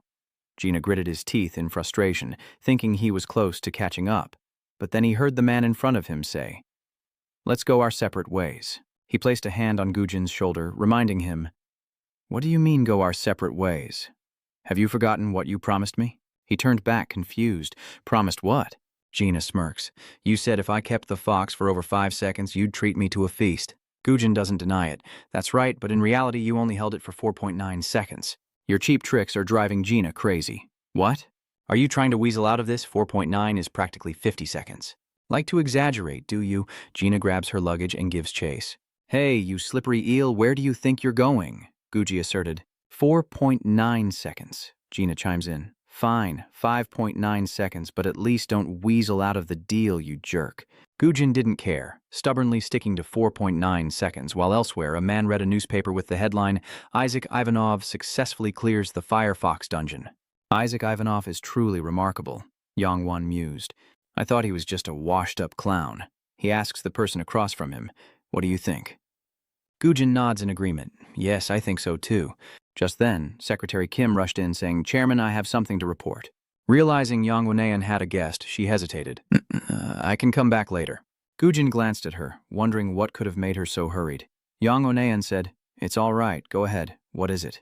Secretary Kim reports that Johan, whom we've been trying to recruit, has joined the Salvation Society. Hearing this, he slams the newspaper on the table. "Huh? The Salvation Society?" Secretary Kim reports that the Salvation Society seems to be one step ahead, leveraging Johan's influence in Europe. Gujin sinks into thought. Johann, George, and the Salvation Society already? He thought they weren't supposed to join forces for a while. He wonders if killing Suzuki sped things up. He must observe the situation and adjust his plans accordingly. Meanwhile, Yong Wan sighs in disappointment. I wanted to use Johann Jobs as an inside man to monitor the Salvation Society, but now he's the enemy. He crosses his arms, thinking, then says, we'll have to execute Plan B. Suddenly, Gujin suggests, what about that Isaac Ivan you just mentioned? Yonggan frowns slightly. Zhangmu Isaac? It would be great if he joined us, but I don't have any information on him. It won't be easy. Secretary Kim shares that Isaac has been frequenting the black market, supposedly searching for skills for his skeletal knight, a task Yang anticipates will be difficult. That's a rare skill. After a moment's thought, he smirks, realizing Isaac is searching for the white bone knight skill. Yonggan smirked. Things were going more smoothly than expected. Meanwhile, Gujin smiled, having achieved his goal. Night falls, the moon hangs high above the Savior Association's towering building. A figure gazes at the moon by the window as Sin H approaches to report, Suzuki is dead, along with all his subordinates. The figure by the window coldly inquired, what about the workshop? Jin H bowed and replied, the Kaung workshop has been completely destroyed, leaving no trace. Shijun coldly concealed his rage. So who dares to challenge us? Knowing his anger was rising, Shin trembled and replied, we have intel that one of Park Anong-won's subordinates was discovered using a false identity in Kung. It sounds far-fetched, but I believe Pong-won ordered the attack. Zijun turns and asks, so, how did you handle this? Shin H lowers his head as if he's made a mistake. If you're asking about Park Yong-won, I carefully responded that I've already authorized a retaliatory plan. It will happen soon. Meanwhile, Yong-won signed the contract, unaware of the scheme against him. His foolish efforts against the Salvation Society would be his undoing. With that, Shin H activated a 3D screen on the conference table. There's one more issue. She pointed to the screen. We've recruited this person to monitor Isaac. Shin H introduces him as an ambitious player who has expanded his influence throughout Europe. His constellation is the Messenger of Hell, and his specialty is bone soldiers. Essentially, he can create a massive number of skeleton soldiers, enough to form an army, and no matter how strong, enemies are helpless against his forces. Those who have witnessed his terrifying power call him the king of the underworld, a figure often seen with his skeletal steed and army. Johann J is a cold, blond young man with a large burn scar over his right eye. Shin asks H to sit down and continue sharing. Fett has decided to join hands with Johann instead of the mysterious Isaac. He'll be easier to control because his ambitions and goals are so clear. I'm still worried, even though Isaac told the media he's friendly to our group. However, because of him, we've lost too much, so I'll use Johann George to monitor Isaac, just in case. Suddenly, Zaejun approached and placed his hand on her shoulder, startling her. He gently squeezes Shinhai's shoulder, adding that the greater the ambition, the easier they are to control. Panic-stricken, she glanced at Jun, sweat pouring down her face. In the backlight, he looked 1,000 times more terrifying than his polished exterior suggested. He said grimly, King of the Underworld. He stared at the hooded picture of Johann. I like that name. Soon then left, leaving a warning behind. This is the last chance I'll give you. Shin H was devastated, as if she'd just received a death sentence. Meanwhile, Yong Won exits the conference center, where Secretary Kim is waiting by the car. The car sped off into the night as Yong-un got in, silently resting his chin on his hand in thought. Seeing him so silent, Secretary Kim asked, Chairman, what's wrong? Was there a problem with the Pioneer Assembly negotiations? He denied it. The negotiation went smoothly. Yang Onean analyzed that those pioneers had long coveted entering the South Korean market, but as rivals, their pride wouldn't allow them to bow before the Salvation Association just to do so. So a deal with us was their best option. Secretary Kim understood this, but seeing his tense expression, she offered to share the burden. Partnering with one of the world's top 5 guilds will give us an advantage in controlling the growth of the Savior Guild. Is there something else bothering you? He tapped his fingers on the windowsill. Nothing in this world is free. At least he's still a fox, always sensing something bad. Someone eagerly bringing him fruit always has an ulterior motive. Yonggan, plotting, decides to use the Vanguard's reputation against them if they try anything, and orders Gujin to the guild hall in the morning. The next morning, at the Phoenix Guild headquarters, Gujin exclaimed in surprise, The Vanguard! Seeming displeased, Gujin asks if he has to work with the Vanguard now, but Yonggan shakes his finger, saying, No, not work with. No, just have them protect you so you can level up in peace. He shared, They said they'll enter the dungeon in 2 days, so prepare well. Gujin simply replied that he understood. With that settled, he took the elevator down to the first floor. As Gujin left the Phoenix Guild, he realized that to restrain the Salvation Society, he had no choice but to rely on a third party. But this plan seems a little too obvious. There's no way that Park Shin-hai could see through Park Yan-woo's plan. He smiles, the striking red vest in his hand a sign of his partnership with Nai's massive guild, the Vanguard. Based on the current situation, it's highly likely that the Vanguard and Salvation guilds are secretly colluding. Gujin takes out his phone and dials O-Si-chan's number. But guessing isn't ideal, we need more information. A few days later, near the gate to the dungeon in an abandoned factory, Gujin sat silently in a corner of the waiting room. While some members whispered excitedly, they eagerly awaited the Vanguard, rumored to include one of their strongest members. Hanbil was excited about the collaboration, feeling lucky to have their backing for this expedition. Being in Park Yong Wan's guard was amazing, but just then the door clicked open. Jamie smiled as he entered the waiting room.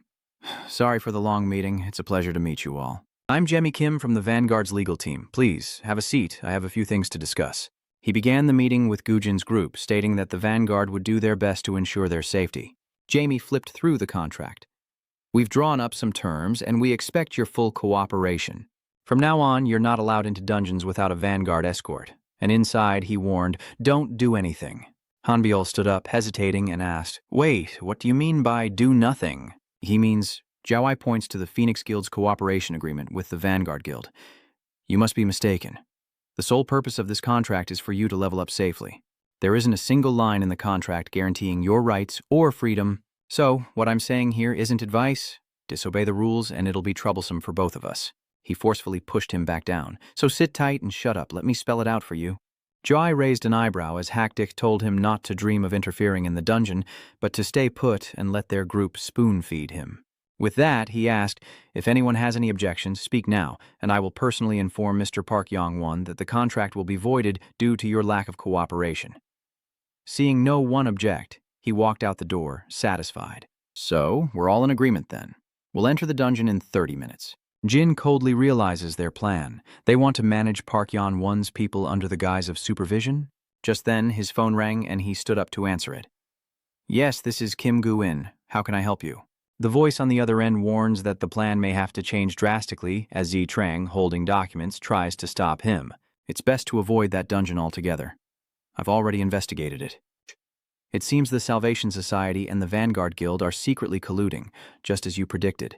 He shares intel, noting the Salvation Society's recent unusual activity, but partnering with America's largest guild is still uncertain. We need to investigate further to see if they're just colluding with a few members, or if they've taken over the entire guild.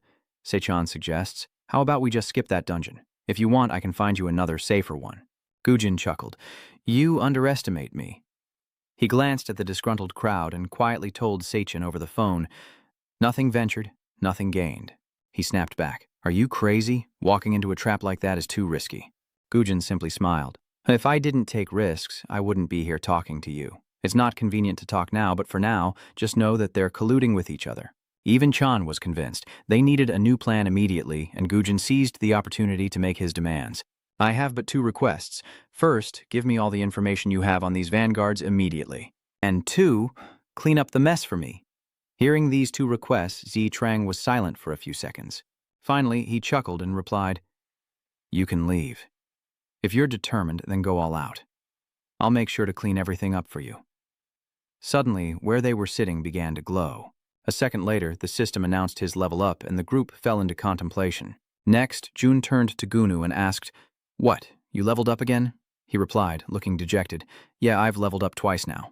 He yawned, saying this was the 3rd dungeon, and he still couldn't get used to sitting around doing nothing. Then casually added, Not that I'm complaining, we're making money doing nothing. Plus, these conquests end pretty quickly, so at this rate, we'll be conquering dungeons with Park Yong-wan soon enough. Right, I heard Park Yong-wan is preparing for his 6th week of conquests, Jun said with surprise. Really? I haven't seen any official announcements. Gunu quickly explained, Though it hasn't been announced, I heard they've already started recruiting elite members.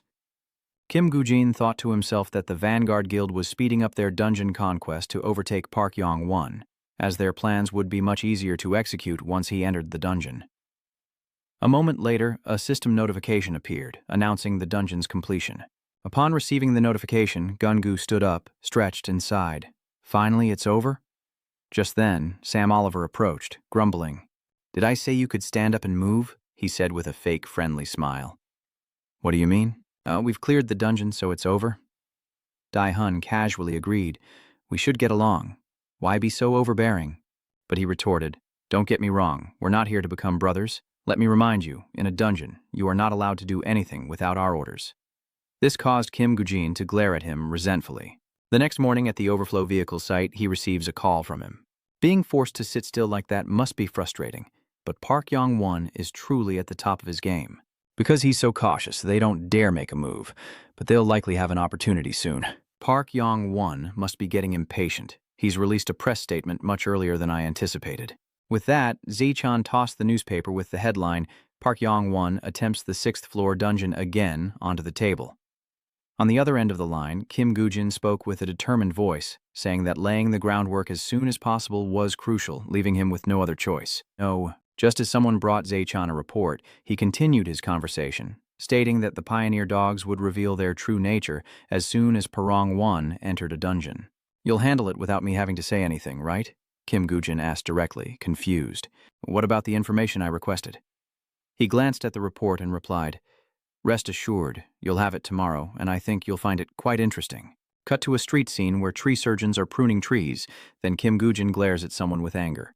It took him a moment before he finally spoke. I thought Mr. Ozi-chan would be here today. Ju bowed his head, avoiding the question. Long time no see, Mr. Kim? She then recalled Zichan's previous instructions. I need to meet Kim Gujin in person, at least once, Secretary Lee, do you have something to say? Yao asks directly. I can attend tomorrow's meeting, which confuses him. Huh, you're going? She reiterated with conviction. Yes, this is important to me as well. So Jae-shan avoided him. Back in the present, Ju made up an excuse to tell Kim Gujin. I apologize, but the boss suddenly had an urgent matter come up. With that, she frantically searched for something in her bag. After a few seconds, Ju pulled out a stack of documents and said, Take a look. The plan will proceed as scheduled. Kim Gujin simply replied, Understood. He quickly reviews the documents, and Kim Gujin is astonished, thinking, this isn't just information about key members of the Salvation Society, but also which guilds they're associated with. Meanwhile, Ju, feeling tense, sips some coffee to steady her nerves before revealing what she knows to Kim Gujin. Based on our intel, the Salvation Society has infiltrated not only the Vanguard, but all 5 of the world's top guilds. We need to start by cutting off their limbs. As she said this, she glanced at the groundskeeper trimming the tree outside. And in an instant, they cut the whole thing down. At the same time, he turned to Ju, asking if she meant they should start by cutting off the branches first, to which she confirmed. That's right, it's the only way we can see a glimmer of hope. Ju then hands over a file. Regarding the fee we discussed, I trust this will suffice? Kim Gwyn opened the file and was stunned by what he saw. Jisoo kindly reminds him that the information in that file is priceless, containing a list of equipment used by the Salvation Society and potential spies within the top 5 guilds. It even includes the legendary equipment those spies possess. He smiles, acknowledging this. I have to admit, this is more than enough compensation. Kim Gujin lowered his eyes and continued to review the documents. Minutes later, he paused at the profile of Sam Oliver, wielder of the Persivan Spear, and recalled his detestable face. Sam Oliver, the man who supervised me. I've heard his name before, but I didn't realize he wielded the Spear of Persivan. Here, he decides to ask Ju for a favor, to pass a message to the ever-busy Mr. Osei-chan. She was a little surprised. What do you mean? Pointing to Sam Oliver's picture, he said, I'd like to place the same order as before. Ju, hesitant, asked loudly, Like before? What do you mean? Cut to that evening at Sam Oliver's place, where Run calls out to him, noticing his distraction. Sam, are you even listening? I've been asking you, how many are we taking out today? What's wrong with you? He keeps losing focus. He quickly apologizes. Ooh, sorry, I was lost in thought. Just 1 today. We only need to eliminate 1, and what happens to the other 4 is up to us. What? Just 1? I thought you were worried about having too much to do. Lucky me, being on your team proves calling you Red Sam was right. You really are a lucky guy. Even Sam Oliver had to admit it. I heard the other teams had to deal with 4 to 7 people. Sam Oliver suddenly thought he was lucky until Director Naomi called him in. At the same time, he recalls his previous conversation with Naomi, who, while reviewing documents, mentioned Park Yong Wan's absence due to dungeon raids and ordered him to proceed today. Sam Oliver cut to the chase. Director, that's not the only reason you called me in, is it? Naomi was also honest, saying, "You are taking good care of Percivan's spear, aren't you? That Kim Gwyn, the man he's watching, is at the top of the kill list. Other guilds have tried to assassinate him before, but all have failed. We didn't lend you that spear just to sit around and do nothing, got it?"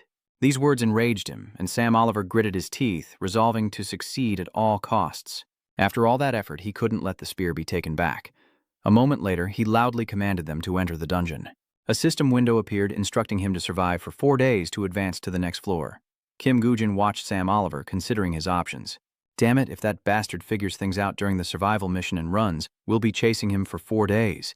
And if he somehow survives and makes it to the second floor, things will get extremely complicated. So, they're planning to strike on the first floor. I guess I should make my move too. Down approached and whispered to Sam Oliver. "Sam, when do we move?" he whispered. "No need to be subtle, let's just take him out. They'll separate him and stage an accident to kill him." Just then, someone suddenly spoke up. "Hey, where do you think you're going?" They turned to see someone calling out to Kim Gujin. He didn't answer, only glanced at him, a look that made Sam Oliver tense. Finally, he ordered, "Catch him!" Seeing the others hesitate, Sam Oliver urged them on. "What are you waiting for? After them." Hungu, enraged, cursed, "Damn it!" In an instant, their group was surrounded. Jae-hun was confused. What was going on? Gunu didn't know why either, so he simply complied. Is that Kim Gu-in running for his life? Aside from the slight suffocation, what could be better than this situation? The tension rises again as a spear-wielding figure approaches amidst their discussion. Immediately, this person makes a move and everyone gives chase, shouting to one another. The rat vanished into thin air. Hungu was furious at the sudden disappearance. "Damn it, we lost him. The trees are blocking our view." Hyon nervously suggested they split up to find him, saying he couldn't have gone far. He turned back to scold them. "Are you crazy? This is a survival mission swarming with monsters. Going off on our own is just asking for trouble." He clicked his tongue and asked, "What do we do now?" Hunu quickly offered, "Let's head back first. We should ask Sam for advice." He quickly voiced his thoughts. That bastard, don't tell me he realized our intentions and ran. He laughed incredulously, saying there was no way that could be true. After they left, Kim Gujin quickly jumped down from the tree and opened his system. Kim Win, taking out a ring, says while observing his surroundings, "I haven't had a chance to use this because they've been guarding so closely, but finally." He recalls the previous battle, thinking about the spoils from the A+ rank Firefox dungeon. Supreme Grade Ring, the system provides information about this ring. Supreme Grade Ring, legendary rarity, no level requirement. A ring with immeasurable power to transcend one's limits. When equipped, all skills increase by 1 level. Equipping the Supreme Ring, all skills have been raised 1 level. Blood Drain, Corpse Explosion, Blood Aura, and Bone Soldier have all increased by 1 level, with Bone Soldier now transcending its limits. Bone Soldier skill. Level S. Summons a Bone Soldier by sacrificing the corpse of a defeated monster. The skill effect X allows you to summon Bone Soldiers with the corpses of any monster you encounter. Kim Gujin looked pleased, thinking, "Finally, I can summon a new type of Bone Soldier." As he reviewed the information, a pack of wolves approached, their presence detected by Kim Gujin's keen senses. Seeing them slowly closing in, he thought to himself, "Perfect timing. I should probably solidify my strategy." After searching for a while without success, they began to wonder if he had chickened out. "Damn it, this is a mess." Down loudly asked Sam Oliver, "Sam, was the information leaked? Or could there be a traitor among us? How else could this have happened?" He disagreed, arguing that if their plan was compromised, he would have sought help instead of running. No, if he'd been exposed, he wouldn't have come here in the first place. Hungu said nervously, "What do we do now? Are we just going to wait here until he shows his face?" Sam Oliver urged. "Stay calm. We're here now, so we have to go along with the survival mission. There's no need to waste energy fighting monsters. Let's just quietly look for him." "Did you kill them all?" he replied honestly, believing that when things don't go as planned, you eliminate everything before it spirals out of control. "Let's move on before the monsters come for the blood." A moment later, Sam Oliver muttered to himself as he moved. Just as Director Naomi said, this guy is not an easy target. But no matter how I think about it, I can't understand the current situation. A few seconds later, he saw the corpse of a monster on the road and wondered, is that a monster's corpse? He's hunting monsters while on the run? Sam Oliver wondered, breaking out in a cold sweat at the thought. Not long after, a massive explosion rocked the area, filling the air with smoke, and Sam Oliver finally understood. Now it's all clear. We're the ones being hunted. Ga quickly warned, "We've been trapped, prepare to fight." Down, hit, roared, "Damn it, Jam, heal me now." Seeing what appeared before him, he broke out in a cold sweat, wondering, a bone soldier? No sooner had he thought this than a great roar erupted, and Hungu shouted out in a frenzy, "Damn it, do something, I can't see a thing." The dust is too thick. No sooner had he spoken than he was blown backward. As Hungu fell with an arrow in his chest, Sam Oliver lost his cool, realizing they'd be wiped out before they could even fight. Enraged, he plunged his staff into the ground, activating a skill known as Wind Barrier, a technique of the Silent Hunter. Moments later, the skeleton soldier attacked, but Sam Oliver, anticipating the move, engaged it in close combat. Quickly, Sam Oliver was pushed back by the skeleton soldier, and he grew furious as his staff was sliced in two. Finally, Sam Oliver threw the staff to the ground, glaring at the bone soldier, thinking he never expected to use it here. Sam Oliver quickly retrieves the Spear of Percival, and the system provides information. The legendary Spear of Percival requires level 1 to use, has 255 physical damage, and is the weapon of Percival. A round table knight. Wounds inflicted by this spear are difficult to heal. Its physical damage effect increases with level increasing base damage by 30% upon attack, and increasing armor penetration. Kim Gujin, hiding behind a tree, observed the situation and thought to himself, the Spear of Percival, the Round Table's third legendary armament. I'm quite familiar with it, having faced another player who wielded it. With its armor penetration effect, even unique grade armor can't stop it, and wounds inflicted by it can't be healed for a certain period. With that thought, his eyes suddenly turned serious as Kim Gwyn quickly cast his magic, muttering under his breath. But moments later, Sam Oliver looked on in surprise as the skeletal soldiers suddenly retreated, leaving him confused and wondering why they were falling back. A second later, a skeletal monster suddenly appeared, and Sam Oliver tensed up at the sight of it. This skeletal monster takes the form of a wolf, and it's staring right at him. Sam Oliver couldn't even see where it was going, cursing inwardly, "Damn, it's too fast." Now, the bone soldier is running at an incredible speed, leaving him no choice but to attack relentlessly with one thought in mind.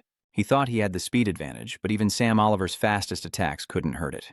He gritted his teeth, realizing he had no choice but to wait for it to come to him. Only then would it be in my attack range. With Percival's spear, one blow is all I need. After a moment, the skeleton soldier charged toward Sam Oliver, causing him to tense up and think, "It's coming." Immediately, Sam Oliver activated the Silent Hunter's finishing move, lunging forward. Sam Oliver's spear hurtled towards the skeleton soldier, but it dodged aside. He couldn't believe it, thinking, "No way it dodged." The bone soldier dodged a second attack. The more this happened, the angrier Sam Oliver became. It was just a skeleton soldier. But even as he thought this, he was horrified.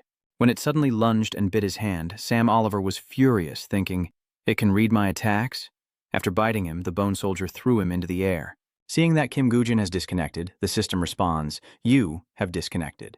He mused to himself that despite their sharp fangs and claws, beast-type bone soldiers were no match for humanoid ones, who could freely wield weapons like swords, bows, and axes thanks to their bipedal form, something the beast types couldn't do. However, due to their body structure, the humanoid skeletons can't match the agility of the four-legged beast type. Sam Oliver is now on the ground, but the skeleton refuses to let go of his arm. With a grimace, he gritted his teeth, thinking, "Damn it, I can't die here." Even if he lost an arm, wielding Percival's spear would still give him a chance. Thinking this, Sam Oliver reached for his weapon, but just then, someone arrived. Kim Gujin, much to his annoyance. Meanwhile, he picked up the spear and said, "No matter how good the spear is, it's useless if you can't hit your target. I don't know why you targeted me, but at this point, there's no point in talking, is there?" Sensing the danger, he desperately bargained, "Wait, I was just following orders. Spare me, and I'll cooperate with you. I'll tell you everything I know. Besides, if you kill me, you'll become enemies with the Vanguard. Can you handle those consequences?" Kim Gwyn simply smirks, cutting to Naomi as Jemmy Kim arrives, announcing, "A serious problem has occurred." "Cospello," Nami casually replied. "What's this grave matter?" He rushed in, a note of panic in his voice. "You have to see this immediately." Nami inserted the USB into the computer as JY quickly reported the situation. "All the agents guarding the gate's entrance have been eliminated. But the perpetrator's identity..."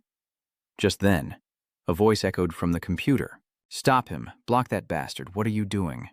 Before Naomi's eyes, a clip shows two people firing their guns forward. Seconds later, Sam Oliver appears, taking out the two men in an instant, confirming Jai's suspicions. It was indeed Sam Oliver.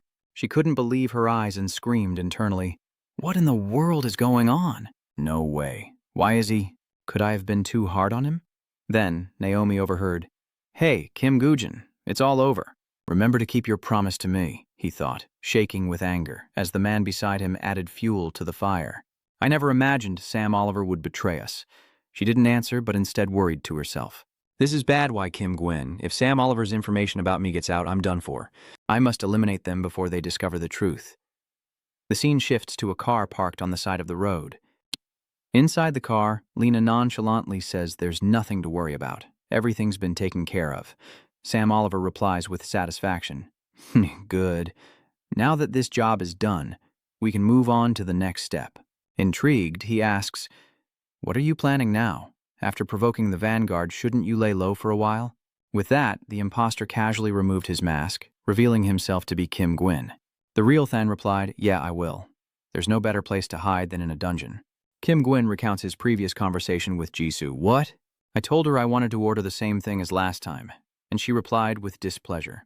Don't tell me you want to. However, Kim Gujin insisted on telling the other person. Sam Oliver's mask. Returning to the present with excitement, he quickly takes out his phone and says, perfect timing. There's a good place to conquer in the second-level dungeon. Lena, prepare yourself. He pointed at her and shouted in surprise. Me? Why? I don't need to hide, so why would I go into a dungeon with you? Ignoring the man, he made the call. Kim Gujin here. Has the Vanguard Society made any moves? On the other end of the line, Sechan told him bluntly that there was no movement. It seemed Director Naomi intended to handle this herself without reporting to her superiors. Kim Gujin immediately objected, saying they couldn't implicate the entire Vanguard. He half agreed, half disagreed. It was uncertain. But Naomi's spell may very well be the Salvation Society mole we've been looking for. He suddenly remembers Sam Oliver and mutters to himself, the Vanguard is one of the 5 largest societies in the world. It seems the Salvation Society hasn't reached the heart of the Pioneer Society yet. Even Sam Oliver's memories held no information about the executive board except for Naomi. Soon after, Sechan admitted something. Everything had gone wrong because of Sam Oliver's betrayal. Director Naomi will try to resolve this before Park Yong Wan returns, because if he finds out, things won't end simply. Remember to hide well in the dungeon. In the meantime, I'll lure Naomi's spell using Sam Oliver's disguise. Kim Gwyn casually tells Sechan his plan. He was already planning to hide in a dungeon. He replied with a surprised tone, oh really? Have you thought about which dungeon yet? You don't mind telling him directly. Of course, it's the A+ rank dungeon in Taiwan, Bloodfrost Warfield. Hearing this, Zetra looked displeased. What? Why would you choose that place? This dungeon has already seen 23 failed raids. Is he crazy, trying to drag me into a dungeon like that? Meanwhile, Sechan continues to protest. Do you know this is the dungeon that the Salvation Association failed to conquer 4 times, and other guilds have given up on conquering it? In the end, he quietly replied, I know. Kim Gujin thought to himself that even before his return to the past, this dungeon remained unconquered. If he remembered correctly, it had 43 failed attempts. Many have tried and failed. Ultimately, much of Taiwan was overrun by monsters as they couldn't be stopped from pouring out of the gate. Even the Salvation Society's Lee Si-jun couldn't do anything with the gate's level restriction, and I can't raid it if I'm over level 60. Maybe I can find something in there that will help me in the fight against the Salvation Society, because the information I have now isn't enough to deal with them. In the end, Zechan reluctantly replied, knowing you, there's no point in trying to stop you, is there? Elgina tenses up, silently cheering him on. No, don't give up, Mr. Zechan. And that statement sent him down a path of despair. Might as well go crazy one last time. Lee Gina could only curse under his breath as Jae Hyuk asked with concern, what percentage chance do you give yourself?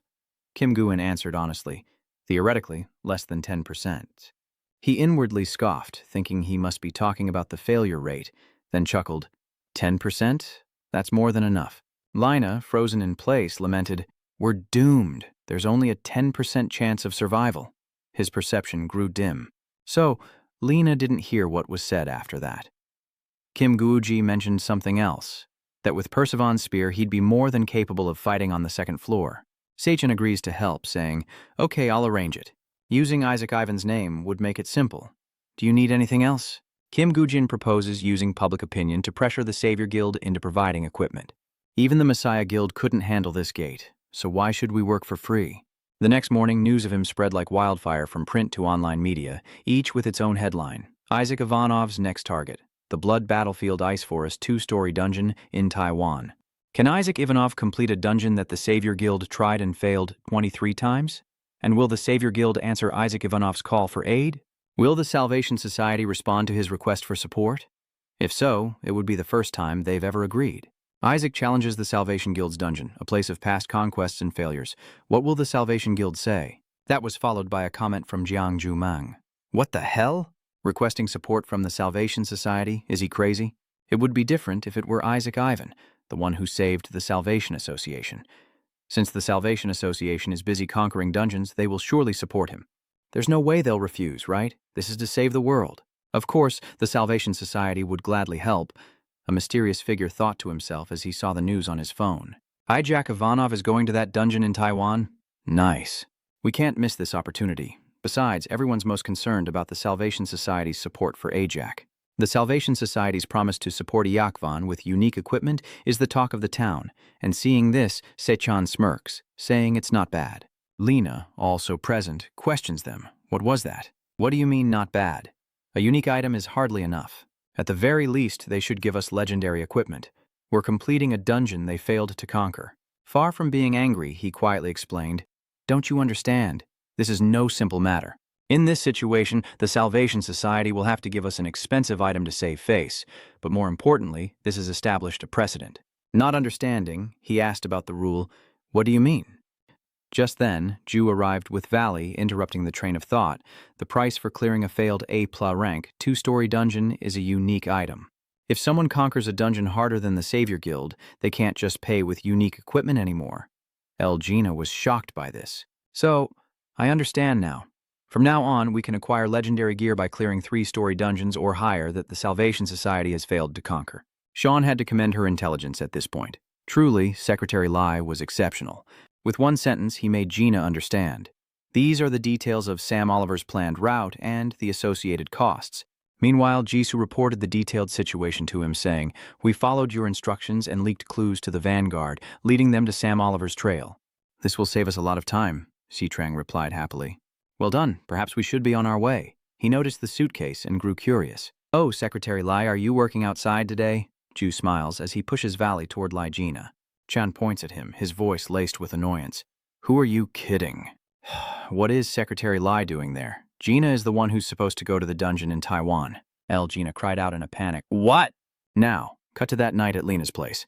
He's showing the others a document about the frozen bloodshed, 2nd level A+ difficulty, and the maximum number of entrants. 80 applicants must be below level 60, and the condition for completion is to defeat the aggressors within the ice forest. Completion reward. "See the attached list," Legina said with a hint of sarcasm. "Wow, we're pretty influential. After the Savior Guild failed, no one dared to challenge this dungeon. And yet the moment you spoke up, a ton of people gathered. Don't you find that interesting?" Kim Gwyn gently placed the documents on the table as he replied, "Most of the participants are players from guilds that have failed to conquer this dungeon. From the outside, it looks like they're here to avenge their fallen comrades, but not everyone has good intentions. A dungeon with a maximum capacity of 80 has been cleared unsuccessfully 23 times, meaning the equipment of nearly 2,000 players lies buried within. Among them, there must be at least one legendary piece of equipment. I'm sure there are those who care more about personal gain than conquering the dungeon." Suddenly, Secretary Choi came in to remind him that he had 1 hour to prepare before entering the dungeon. Kim Gujin waved her off silently, then stood up, prompting Isaac Ivanov to rush over and ask, "Is there anything you need?" Seeing Kim Gujin whisper into Secretary Choi's ear, Legina broke out in a cold sweat, wondering, what is this madman planning? A few seconds later, Secretary Choi suddenly shouted in a panic, "What? You're going to do it yourself?" Kim Gujin didn't answer, simply walking out as the scene shifts to Naomi, who slams her desk in anger after the report. "Impossible. What do you mean the leads have vanished?" Jemmy, standing nearby, tried to explain to Naomi, "Based on what we've seen, apparently Sam Oliver has backers, so much so that even our intelligence can't track him." This information completely blindsided her. "A backer? How annoying." She gritted her teeth and ordered, "Do everything to pinpoint the location of both Sam and Kim Gujin. If necessary, kill them. Namizia is determined to stop him. I can't let them meet." Park Yong Onion. The next morning, at Zi-chan's office, Jisoo sought him out. "There's a problem?" He seemed surprised. "What's the problem?" he asked, but she simply replied, "I think it's best if you see for yourself." Ju showed Chairman Chan Isaac Ivanov's unexpected announcement in Taiwan, and Kim Gujin was on the podium. Beside him, Secretary Choi reads the translation. I would like to translate the statement of Isaac Ivanov. Thank you all for joining this conquest. I'm honored to be with you. But my only goal is to end this and save the world, and I'll do whatever it takes to achieve it. So don't stand in my way. She quickly asked Zichan for his opinion. What should we do now? This wasn't part of the plan. Blocking the video is nearly impossible now that it's gone global, he replied through gritted teeth. He won't forgive anyone who disturbs him. This is clearly a declaration of war. This guy knows how to hunt. Cut to the dungeon, now teeming with people. Runguk exclaimed, Don't get in his way, we'll only be a burden. Zhejiang quickly added, If it's Ian, that makes sense. He's on a completely different level. Dunguk retorted loudly, How can you be so sure? To which he honestly replied, I saw it with my own eyes in the Fire Lake dungeon. It's beyond words. Next time, see for yourself. They're monsters. Ahead, Li Jina muttered to him, annoyed. Hey, Kim Gujin, why'd you do that? Everyone's staring because of your unnecessary provocation. Kim Gujin remained calm, knowing some can't be reasoned with, especially those who scavenge gear from fallen players. The only way to deal with people like that is to display power and crush their will. Immediately, Kim Gujin summoned his skeleton soldiers. The system responds, a bone soldier has been summoned, and he gently rests his hand on its head. Meanwhile, the other bone soldiers were also at work, as Kim Gujin whispered to Lena, keeping them in check. Seeing this, Kim went mad and muttered to himself, So this is the bone soldier Ick was talking about? Crazy, I have to collect that equipment before he find out. Realizing this, the leader loudly commanded, Move out. Start searching over there before nightfall. Soon, darkness fell. That night, they made a fire and rested in the forest, constantly talking amongst themselves. Isaac Ivan is a monster. I still can't believe what I saw. I was annoyed when he told me not to get in his way, but now I understand why. I told you. Trying to help would only get in his way. Jook then turns to Kim and asked, Boss, we've been searching all day and only found 2 bodies of players who came here. He speculated. At first, I suspected other guilds had stolen the equipment, but after searching all day, I've come to a different conclusion. Although there are many monsters on the first floor, I haven't seen any strong ones. In other words, the level 50 and above, players likely didn't die here, meaning what we're looking for must be on the second floor. He quickly offered his theory. So Van Gogh's necklace is on the second floor. Before the other man could finish, Chan Ho interjected. Quiet. A second later, he suddenly leaps into the air. Chan Ho's actions drew everyone's attention, and he discovered a skeleton in the tree. Chan Ho stood on the branch, looking around, muttering to himself. There was definitely a sound coming from here. Did I mishear something? He kicks the skeleton aside and grumbles. What's with the skeleton? Kim wondered below. What's going on? Chan Ho immediately landed, casually picking up the skeleton and saying, Sorry, it must have been this thing swaying in the wind. With that, he tossed the skeleton into the tree's roots unconcerned. They had to get that equipment for the Gulun Association, even if it meant going against Isaac. It turns out that skeleton was Kim Gujin's bone soldier. He smirked. I placed a bone soldier there as a precaution, and it helped me gather useful information. Van Gogh's necklace. I have no memory of it, but if the Chinese Gulun Guild, one of the 5 largest, sent a team to retrieve it, he then decides to disconnect, and the system confirms.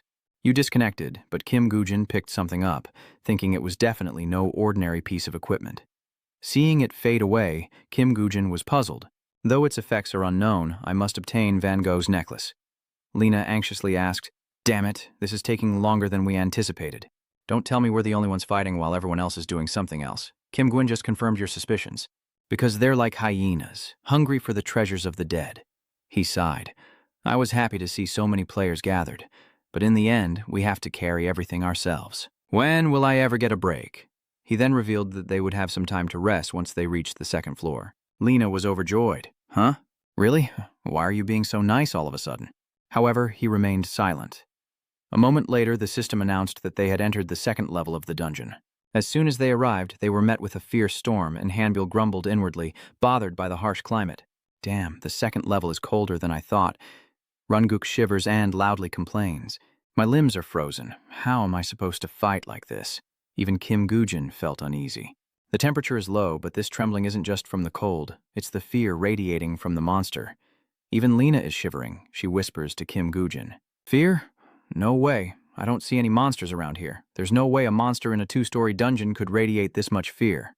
He told him honestly that this could be harder than Taozhang, while Kim Gujin analyzed that a living creature's body would be paralyzed upon exposure to a monster's fear. Though brief in a life-or-death battle, even a moment can mean death. And since this is a two-story dungeon, it can't be a dragon. But aside from dragons, few monsters use terror. Could a monster so powerful exist that its terror can be felt from this distance? After a moment, Mai spoke up. Our group will scout the surrounding area first. His men immediately agreed. That's right. Let's check the perimeter first. Seeing everyone leave, Lena was confused, thinking, scouting my ass, they're just treasure hunting. What a bunch of hungry hyenas. He turned to urge him on. Are you just going to let them do that? Aren't you worried about scattering our forces? Kim Gujin, unconcerned, simply replied, after all, guys like them are useless in a fight. It's better to plan as if they don't exist. Lena agreed. You're right, let's move out. Cut to the group venturing deeper into the forest. After searching for a while, Chanho reported loudly, Boss, there's nothing here. Boss Kim immediately replied, the corpse isn't here either, let's move on. Unbeknownst to them, someone is watching from behind a tree. That's Mai.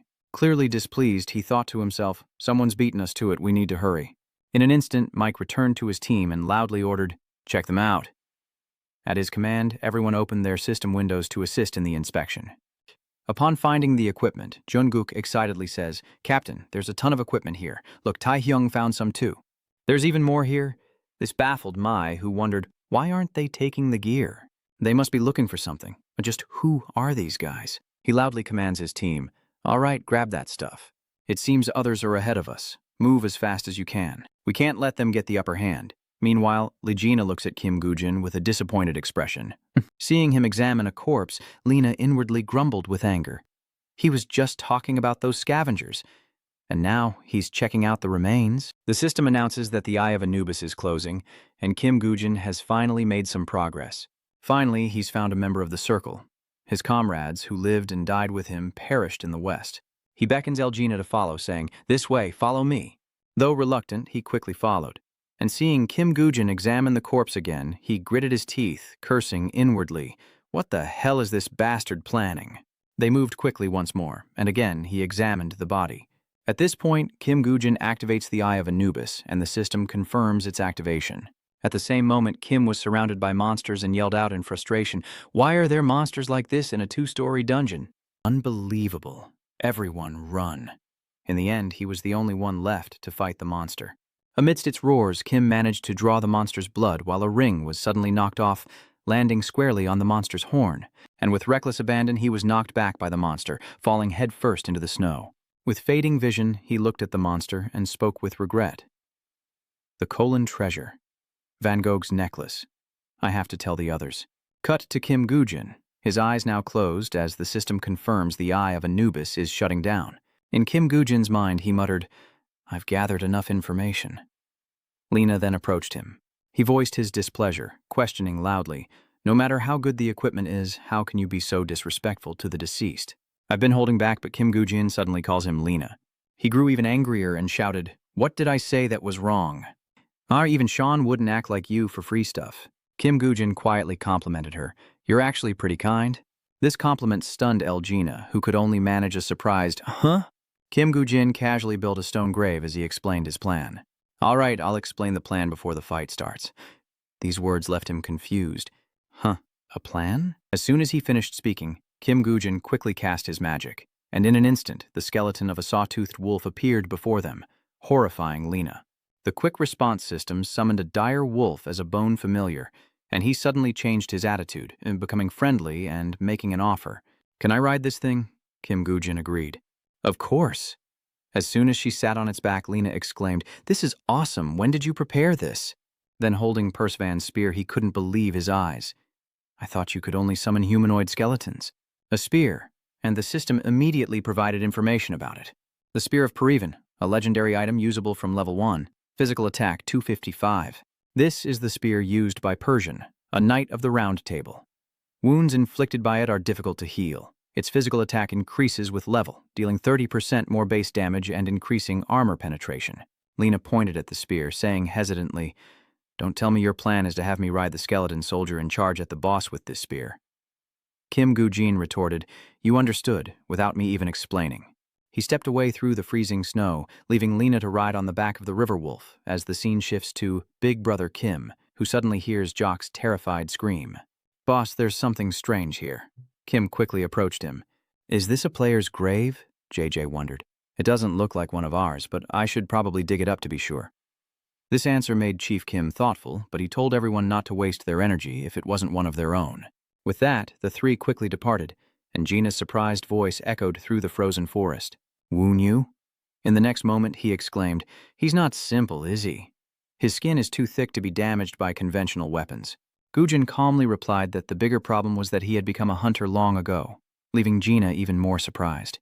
"What? What's that supposed to mean?" He slowly explained that when the Crimson Thread attack fails, the dead monsters are reborn and replenished to their original state, but the surviving monsters become smarter and stronger through experience. Though few monsters survive the repeated battles, there are exceptions. Boss monsters. After about 2 seconds, Gujin continued, explaining that if the dungeon isn't cleared, the boss monster will accumulate combat experience each time a player's attack fails. He paused, his voice dropping, wondering when they learned that players often gathered near corpses and that this could be used as bait. That's right, a monster that survived 23 times. Hearing this, Gina was incredulous, asking, "Are you sure the boss monster is Woon Yu? Can Woon Yu really emit such a powerful aura? How can you be so sure if you've never even met him?" You calmly reply, "I've stopped hunting and started gathering information until now." In a flash, he quickly added, "Is that so? I thought you were just mimicking the scavengers." Gina suddenly thought to herself that even if he saw it, he wouldn't know what it was anyway. At that moment, in the snow-covered forest, an eager voice rang out from Mike's team. "Chief, come take a look at this. There are corpses of Awakened everywhere." Hearing this, the others excitedly rushed over. Lucky? How could we be so lucky? With heightened vigilance, Mike immediately noticed something strange. It's rare for bodies to gather in one place like this. If another collector had gathered them, there's no way they'd be intact. Plus the bloodstains. The pattern is strange, like the bodies were dragged here from somewhere. In an instant, he knew. Could it be? May rushed over, shouting loudly, "Everyone, stop!" "This is a trap," his crew member asked in confusion. "A trap, you say? What's going on?" Meanwhile, an unknown terror descends. The next moment, the team member is shocked to find his body immobilized, feeling an immense power bearing down as he thinks fearfully, "Huh? What's this?" Just as Mike predicted, a nearby team member died on the spot, and the others quickly scattered. Seeing this, the remaining team member trembled in the face of overwhelming power, glancing back in horror. The sight that greeted him was Woon Yu, raising its weapon high before bringing it down with devastating force, crushing him instantly. Despite claiming several lives, Woon Yu seemed far from satisfied, his eyes burning with bloodlust. From behind Woon Yu, Mac quickly rushes to attack, tearing through the wind with his sharp blade ready to strike. As he landed and completed his attack, Mike looked horrified. He hadn't injured Woon Yu at all. Instead, his sword had broken in two. He gritted his teeth, wondering how a unique-grade sword could break so easily as an unknown fear washed over him. Mai thinks to himself in disbelief that he can't die such a meaningless death. From afar, both Gujin and Gina have noticed Woon Yu's presence. They charged forward with incredible speed, but it was too late. Woon Yu had already bathed in Mike's blood. It then violently flung his corpse away in disgust, a sight that quickly caught Gujin's eye. He calmly told Gina, "Lie, Jin. Stick to the plan." Yen was worried sick. "Damn it, talk is cheap. I don't know anymore." As soon as she said that, Gina charged toward Ngongu, saying, "Let's go." His booming voice gets her attention, and Gina is determined to run straight ahead. Seeing this, Woon Yu angrily focuses his power. In the next instant, he unleashed his energy and made his move, engulfing Gina in dark magic. An unknown terror approaches, but the Ring of Lot dispels the fear. Luckily, Gina was ready to defend herself. Lalot's ring is quite impressive, isn't it? The fearful trembling had vanished completely. But before he could celebrate, he noticed something strange. It seems Gina's mount is acting up. Why is it suddenly disobeying her? He thought in a panic. It's moving according to my will, right? Wait, this is too close for comfort. The next moment, the mount bolts off like lightning, ignoring Gina's fear. Because the mount was too fast, Ox couldn't hit him, and while it was still searching, Gina was right behind it. Suddenly, Gujin's voice echoed from the mount as it charged forward and latched on, his presence catching Gina completely by surprise. "What? You're controlling it? Wasn't that dangerous just now? I could have died." Despite his grumbling, Gujin continued to move around, seemingly trying to confuse Wu Nu, while Gina stealthily approached. Seizing the opportunity, he thrust his spear deep into its body, leaving Gina to wonder if the creature's flesh was as soft as pudding. Seeing that the ogre's regenerative abilities were weakening, Gina immediately spoke up, questioning him. Okay, everyone's doing great, but at this rate it's going to take a while, isn't it? When are those boneheads going to deploy? With a calm tone, Jin replies, Give me 10 more wounds like that. I know what to do next. Blood weapon. Condition met, representative of the Dark World. Level achieved, level 1 or higher. This C-rank skill lets you create weapons from the blood of the test subject, and depending on their abilities, you can create a variety of weapons. In the silent, frozen forest, a resounding sound suddenly echoes. It's leader Kim, struggling against an incredible pressure. He wondered if the boss monster's attack had begun, as it was unleashing such relentless power. Kim knew he had to hurry. The next second, Chan Ho shouted, They found the leader! Take a look at this. We have the Koluan Society's code. As he said that, strange writing appeared. Go west to your brothers and find the Koran's possession. This coded message baffled Boss Kim. The west, you say? But there's nothing there. Then, it dawned on him that the scene had shifted to the battle between Gujin, Gina, and Wu Nu, whose power was waning under Gujin's relentless assault, leaving him nearly exhausted. The Wu Nu's resistance is weakening, and the blood poison is spreading through its body. Gina marveled, Pacival's spear is truly amazing. Who knew it could pierce Wu Nu's thick hide so easily? He then exclaimed eagerly that with Pacival's spear combined with blood poison magic, they'd be unbeatable in the dungeon. Hearing that, Gujin calmly replies that the second level of the dungeon might be the same. But he thinks to himself that the third level of Daniel contains much stronger monsters. This alone won't be enough. And to face the most vicious monsters, I'll need to become even stronger. Then, the system announced that the processing of Wu Nu was complete, and he had earned the achievement of Violent Hunter of the Frozen Forest. The agent of the Dark World has transferred clock to you. Even with the reward in hand, Gujin barely glances at it before Gina exclaims in surprise, A golden light reward from Sungboy Ha? The shimmering paper reveals its contents. Burr, conditions met, Dark World representative. Level requirement, level 20 or higher. Skill effect. The recipient of the skill created from photoelectrons receives the following effect. All ability stats plus 20%, and life force decreases over time. Having just read it, Gina immediately burst into a loud cry, saying it was too much. What is my photonic doing? I've worked so hard, so why do I get nothing? Does Guangboy discriminate against me too? What is going on? Sadly, even this can't change Guangboy. Despite his grumbling, Gujin arrives and takes the ring from Wu Nu's horn and Bentko's bracelet. Night falls, and the Santon hunters chatter excitedly around Gujin's fancy car. Dungeon complete. Isaac has prevailed. Ija rides in that car, as the others exclaim in delight. Now Taiwan is alive and free, a sight that deeply worries Chan Ho. What's to be done? We left Danyuan without retrieving the Bagua. If that item falls into the wrong hands, things will get really serious. Now, all that's left is to report back to the guild, and wait. But the thought of losing the legendary ring in Danyan sends him into contemplation. Will the Colin Guild leave clues in code for their brothers? Without the code, finding Banko's bracelet is nearly impossible. But if anyone manages to get it out of Danyan, let's hope it's not that monster Isaac. Unfortunately for Kim, the precious bracelet has fallen into Gujin's hands. The bracelet of Banko, a level 1 legendary item, can now be used. A bracelet once worn by an ancient giant, containing the power of harmony with the ability to remove ring restrictions on the arm, making it impossible to remove a ring once worn. As he read the bracelet's information, he happily thought to himself, never expecting such things to be hidden away. Finally, a benefit before heading to the third dungeon floor. Players can equip a maximum of 5 accessories, 1 necklace, 2 rings, and 2 bracelets. Any more than that, and the item's effect is limited. However, your bracelet is an unbalanced item that breaks the basic system, allowing all the effects of rings worn on 5 fingers to be applied. With one drawback, you absolutely cannot remove the ring worn with Banko's bracelet because it's an item that can wear each ring on both hands. Depending on the situation, skilled players strategically switch rings, and after understanding the bracelet's use, Gujin becomes even more cautious. However, from now on, he must carefully decide which rings to wear, as Gina curiously inquires. Yo, why the serious face all of a sudden? Did you mess something up? Gujin slowly replied, No, I was just thinking. But before he could finish, he received a call.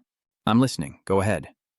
On the other end, Cha-chan urgently asked how they were both doing. Can we return to the country right now? Gujin's tone remained calm. Yes, what is it? he quickly announced that the man had returned. In the office, Seshan gravely reported that while Taiwan was still Taiwan, Korea was in turmoil, buzzing with news of the return of a man once championed by Isaac Ivanov. Gujin suspected it could only be Park Yong-won. Just as he suspected, it was confirmed. This would change Park Yong-won's reputation. After a pause, Gujin calmly replied, "I know. I'm on my way. The better Park Yong-won's reputation, the more useful a shield he'll be for Gujin." Gina eagerly spoke as soon as he ended the call with Sechan. "And we're in Taiwan now. Should we grab something to eat? Nu romieni a longbao or lura pan." In an instant, he doused her with cold water, saying they had to return to Korea immediately. Gwyn's bluntness leaves Gina bewildered. What is he talking about? Even on the plane, he couldn't contain his frustration, shouting, "We came all this way and couldn't even try any Taiwanese food?" Like a concerned father, he suggested they eat the airplane food. The next morning, at a vast villa, Yong Wan narrowed his eyes, looking dangerous. He angrily asks, "So the Fran Union dares to mess with Park Yong-won?" Gujin calmly replies, "Yes." In the next moment, he added in a low voice, "Although I barely survived, I was injured and found it difficult to move, and above all, I didn't know who to trust." Park Yong-won hid in Junggyeon and waited, while Secretary Kim held a stack of documents. She quickly handed it to Yong-won and explained that this was confirmed based on Mr. Kim Gujin's statement on the day of the accident. Despite the fire leaving little evidence, the survivors' testimonies paint a different picture. Fran provoked and attacked first, while the Fran Guild claims it was a simple accident. After hearing this, Yong-won thought angrily, "Those bastards took advantage of my absence to do such a thing."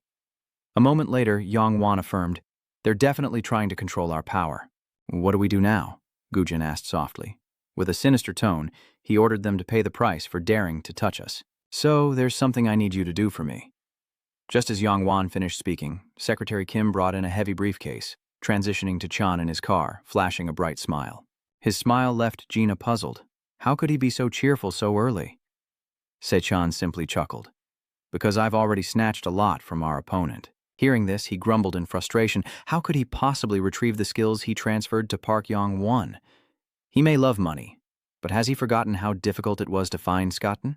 As if expecting Gina's reaction, he excitedly replies, "Don't worry about that, because our item has already arrived at Park Yong-won's office." This news immediately surprises him. "Yes, what's going on?" A moment later, as if expecting it, Gina rushed over in a panic. "Could it be?" Second simply smiled without answering. Back at Yong-wan's mansion, Gujin gently pushed the door open and stepped outside. Clutching the suitcase from before, he slowly left the house and immediately pulled out his phone. "So he was calling someone. This is Kim Gujin." From the other end, a joyful voice replied, "Good, so that's all wrapped up nicely." Jin quickly responded, "Yes, I just got the skeleton skill back. He told me to hand it directly to Isaac." As Yong-wan read the news, Secretary Kim's voice echoed, "I'll call you back later. I need to discuss this with the director." "Yes, thank you for your hard work." The next moment, he asked if it was Kim Gujin. As soon as she hung up, she quickly replied, "Yes, he's already delivered the skill book to IC." He even asked about his future prospects, to which Yong-wan calmly replied that he was perceptive. Perhaps he felt his position was threatened by IC's arrival, as news headlines declared the Phoenix Guild's full support for ICO. His tone was calculating. After all his hard work let him debut in a third-tier dungeon, C rank is enough. Send him with the other kids. With the right support, he'll be satisfied and leave on his own. If not, we'll see if there's anything else worth taking. Cut to the Phoenix Guild's base, where John Hong's curious voice echoes. "So, what's his name?" Min-hon quickly replied, "Kim Gujin." Without a second thought, she criticized the name. "Hearing the name Kim Gujin just makes me think of a weakling." In an instant, he countered Jeon Hong's assumption. "Rumor has it he's quite capable, having cleared several dungeons to be recruited by Park Yong-wan." Jonggon from the Phoenix Guild immediately denied it, asking why he wouldn't clear the dungeon himself if he was so strong. "And that's why we're stuck showing him around this 3-story dungeon." She couldn't help but complain. This is so annoying, but I'm afraid Hong will go ballistic." Minho calmly advised her to stay calm, as these were the chairman's orders. Ignoring his advice, she grumbled that unless Park Yong-won became chairman, the political landscape of their association would continue to change, and she would definitely transfer to the Salvation Association. "Okay, so what are Kim Gujin's aura and abilities?" Minang finally speaks up. "His aura represents the dark world, and his main ability is blood poison magic. Because the blood poison magic affects even allies, he still works alone." What? John Hong asked loudly.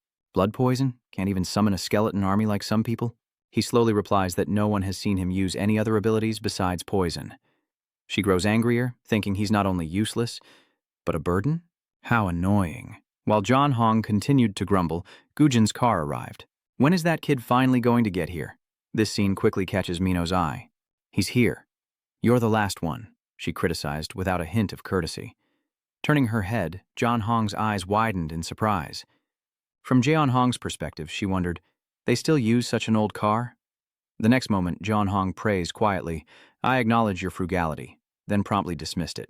Her comment left Minho speechless about her stinginess, as a system notification appeared, instructing them to hunt 1,000 monsters to advance to the next floor. As Gujin read the notification, he thought to himself, even though it's a 3-story dungeon, there are still instructions for C rankers. Since Book Yong Wan was concerned, there was no other way. Even though she felt sorry for his time, John Hong loudly said, Hey, you said this is your first time clearing a 3-story dungeon, right? There's nothing here you can do. With that, she threatened him to keep quiet and listen to her. Otherwise, I'll kill every rat and bird I see. First, let's catch a few monsters and see what you're capable of. Ignoring Jeon Hong's disdain, Gujin calmly asks, How many monsters should I catch? His composure only irritates her further. Look at this kid, talking back to Jeon Hong. Are you sure you can do it if I spell it out for you? Just keep going until you can't anymore, Gujin calmly replied. I need time to prepare. The next second, John Hong turned away, muttering, I know. Just do what you know. Her blatant prejudice made him muse inwardly. How interesting.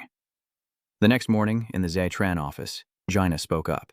Kim Gujin has reportedly entered another dungeon filled with ghosts. Your excessive leisure prompted him to say, Jin? And don't just hang around here. Go level up. Gina sighed wearily, clearly displeased. I can finally relax without him. Do you know how exhausting it is to be with Kim Gujin? Seicha quickly retorted, Weren't you always complaining about not having a worthy teammate? Suddenly, a shocking news alert appeared on his phone, prompting Gina to quickly pick up her own. It seems Ju received the same news as an emergency alert appeared on his screen. Dungeon Damage Control reports that at 4:33 p.m., an unidentified monster escaped from a dungeon in the nearby area. Many buildings have collapsed and the damage is ongoing, so after everyone read it, he curiously asked, Which dungeon is this alert from? These kinds of things are still happening? It's been years since the last incident, and the saviors were managing it. Before Gina could speak, Jaechan gritted his teeth, signaling the idiot. He'd finally realized he'd misspoke. In a flash, he tilted his head, as if to check on Ju. She was still pensively sitting at her desk, her hand gripping her phone tighter and tighter. Suddenly, memories of her school days flood her mind. Ju sits in class, propping up her chin in boredom, her name tag on the familiar desk. The next second, everyone in the classroom was peering out the windows, drawn by a distant, earth-shattering boom. It was the high-rise building across from the school that had exploded, a sight that filled Ju with horror. Unable to contain herself, she cried out in anguish. Back in the present, Ju is still blankly reading the news. Moments later, she abruptly stood up, saying, I'll be right back. Ju hurried out, leaving her computer screen illuminated. On her desk sat a photo of Jisoo and Jisoo together, and the sound of the door closing made Gina clutch her head in guilt. With a frustrated sigh, Zi-chan scolded, You should watch what you say when she's around. Then hesitantly he asked, No, I didn't know. Didn't you say you knew her father? What kind of person is he? He suddenly became pensive at Gina's question. A memory flashes as Zi-chan asks curiously, I heard you made a decision. Are you sure it'll be all right? What do you mean? Of course there's risk involved, Jinshu replied with a smile. But what choice did I have? This is where our family lives, so I had to take the risk. I had to create a world where my daughter could go to school safely. The good times didn't last long, as Chairman's pale face spoke to a harsh reality. He recalled Jinu's silent departure. He was a fool obsessed with work and his daughter. Inside the dungeon, John Hong stood triumphantly over the defeated snail demon. She thought to herself that since this was a C-rank dungeon, there wouldn't be any monsters too difficult to handle. At this rate, John Hong would be able to move to the second level of the dungeon tomorrow without any obstacles. Just then, Minho rushed in. Commander, you have to see what Kim Gujin has done. Hearing Gujin's name, she scoffed. What could he have possibly done to cause such a panic? I gave you time to prepare, and you still couldn't catch a single monster? He grew even more frantic. No, it's not that. He must have done something. But in short, you should come and see for yourself. John Hong was extremely suspicious. Why the rush? Lead the way. As soon as she arrived, her eyes widened in surprise. What in the world is this? He said he needed time to make these traps? He's trying, at least. But these traps only scratch the surface of the monster, inflicting no serious wounds. What exactly is Kim Gujin planning? From a distance, Hong and Minho observed Gujurin's progress from a high branch. Soon he sensed it was coming. As expected, a demon snail fell into Gujurin's trap, and the next moment, the hidden weapons he'd set up sprung into action. The monster was quickly injured, howling in pain, but John Hong scolded him inwardly. Is this idiot crazy and trying to die?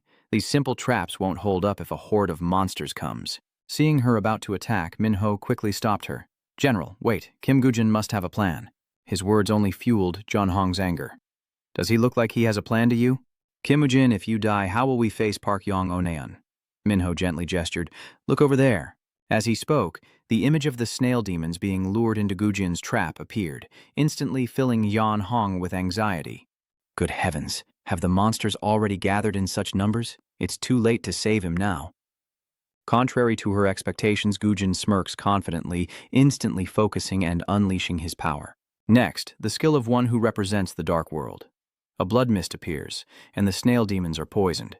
Gujin's poisonous fog spreads, and the demon snails gasp as they inhale it. In a flash, they collapsed, defeated, and Hong's face betrayed his shock. He used blood poison magic hidden in the bloody mist? Is it possible to use poison like that? Minho excitedly exclaimed, This is the most unique battle I've ever witnessed. The next moment, he paled as he realized, this kid knows how to wipe out 100 monsters at once? She didn't respond, thinking to herself, Impressive, Kim Gujin. Jian's eyes shone brightly. No wonder Park Yong Wan favored him. She had to get him on her team at all costs. Below, Gujin retrieved a vial to collect the poisonous mist, thinking as he walked through the shells of the snail demons that the blood mist skill consumed more blood poison than he'd anticipated. The emissary of the underworld is impressed with your abilities. Your blood mist skill has been upgraded. The knight representative's skill, blood absorption, activates as he recovers his strength. Gujin thinks to himself, thankfully he has blood absorption to replenish his energy each time he uses a house skill. Seeing this, Hong spoke up, giving an order. You, go find Kim Gujin immediately and deliver my message. Minho asked curiously, Right now? What message should I deliver? Hearing this, she quickly replied, What else can I say? After witnessing such an impressive fight, how could she tell him he failed? He passed the test. A moment later, John Hong approached Gujin and spoke. Kim Gujin, I apologize for underestimating you. You're quite skilled. This is the first time I've seen someone use the blood poison skill so well. If we work together, we could not only graduate from the 3rd basement level, but conquer it. So, join my team. Without hesitation, Gujin offered 10 million, the cost each time I use blood poison. That number instantly infuriates her. What? The cost? He quickly explained. My blood poison is like a limited edition item. If a personal item is used during a dungeon raid, the team has to pay whatever the user asks. Besides, bloodletting is an item that must be mortgaged, so that price is fair. Hong's voice was full of suppressed anger. Yes, I agree that if someone gives you precious blood to use, you have to pay for it. She then raised her hand, signaling. All right, 3 million. Gujin sighed softly. This haggling is intense. Fine, I'll knock off 100,000, making it 99 million. In an instant, John Hong roared. All right, I'll be generous and raise it by 100,000 to 3 million. You're not giving in either, countering with 98 million. She countered with 3.2 million. Minyang, watching from the side, thought in surprise, I can't believe the general is haggling like this. Why is that Kim Gujin so full of tricks? Gujin was still haggling at 97 million. Zhan Hong shouts out 3.3 million, and the next morning a resounding sound echoes through the dungeon. A system notification appears. You have hunted a black goblin. After careful observation, Gujin realized the Firebird squad was more well-trained and coordinated than he thought. According to Dungeon Hong's calculations, the hunting speed would increase if poison was used effectively. They're excellent leaders. From a high branch, John Hong shouts in frustration. Hey, are you stingy with the poison? I'll buy it for 7.3 million won. Hearing that, Gujin wondered if their leadership skills were due to money. Move to the next floor, you have 6 days to survive.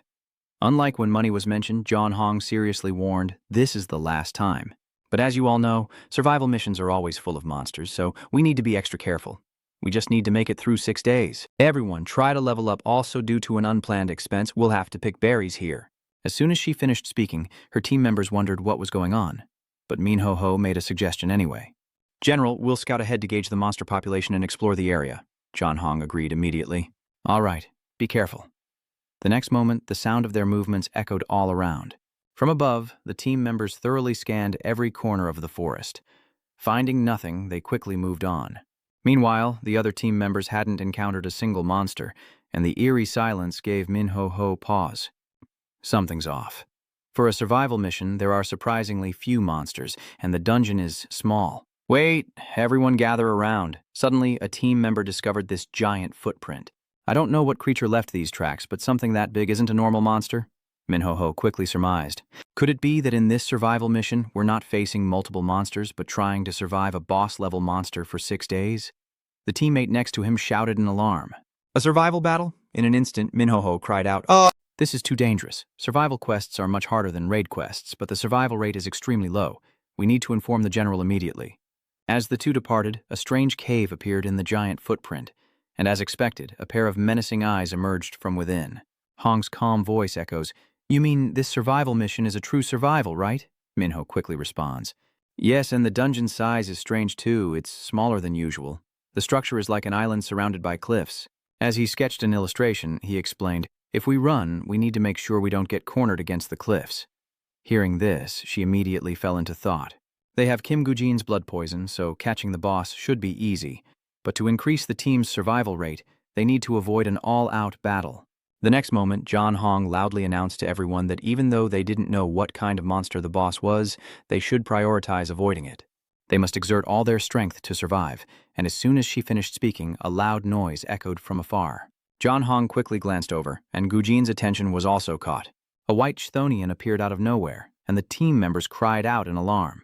The white badger seemed incredulous as Min wondered how such a monster could appear in a Sepoy's dungeon.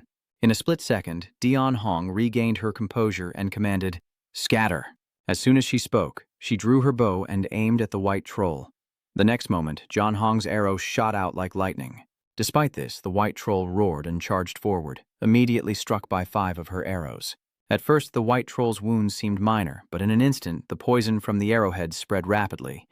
John Hong watched the white troll's condition intently. No matter how great your healing abilities are, Kim Gujin's poison will be the end of you. As she finished speaking, the white troll flung off the arrows piercing its body. Without hesitation, it charged ferociously at John Hong as if enraged. As she fled from the troll, she wondered how much John Hong thought Kim Gujin's poison would affect it. Could it be the poison dosage was too low? She clearly saw it spreading where the arrows hit.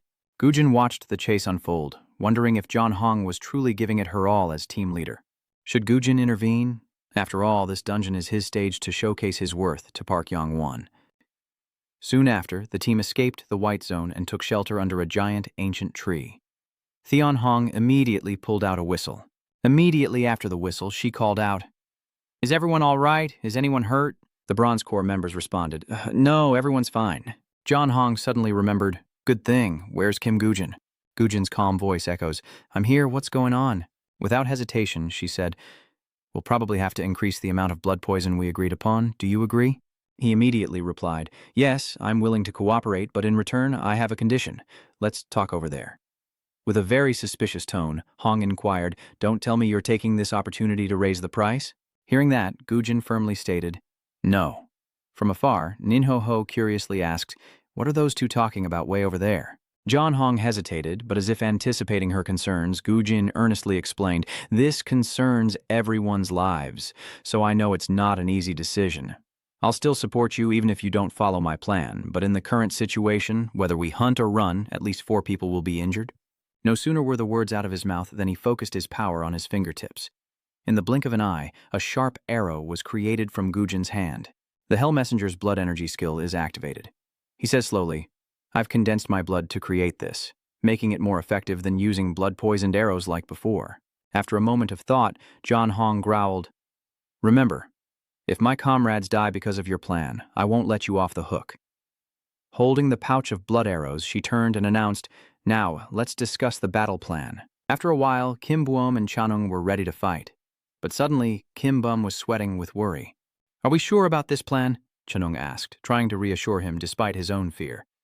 She told us to avoid it, not confront it. What other way is there to improve our odds of survival? Just trust the captain for once. As soon as Chanung finished speaking, the white centipede appeared, just as they'd hoped. They both yelled to begin, and the stalwart warrior's insight skill was used as soon as Kim Bom and Chanung were in sight. Enraged, it lunged forward, but before it could get any closer, the others unleashed their attacks. The Knowledge Spring manager's smokescreen goes off, and they immediately turn and run as planned, before that bastard can see them. From above, Gujin calmly says it's time to prepare. John Hong, still wary, questioned, "You're using fire fog?" "Don't you know the white burial is fire-resistant?" Gujin replied calmly. "Of course I know that. I wasn't trying to hurt it with the smoke.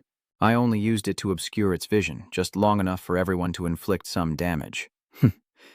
While you were explaining, Hong seized the opportunity. This is the moment. She draws her bow and fires.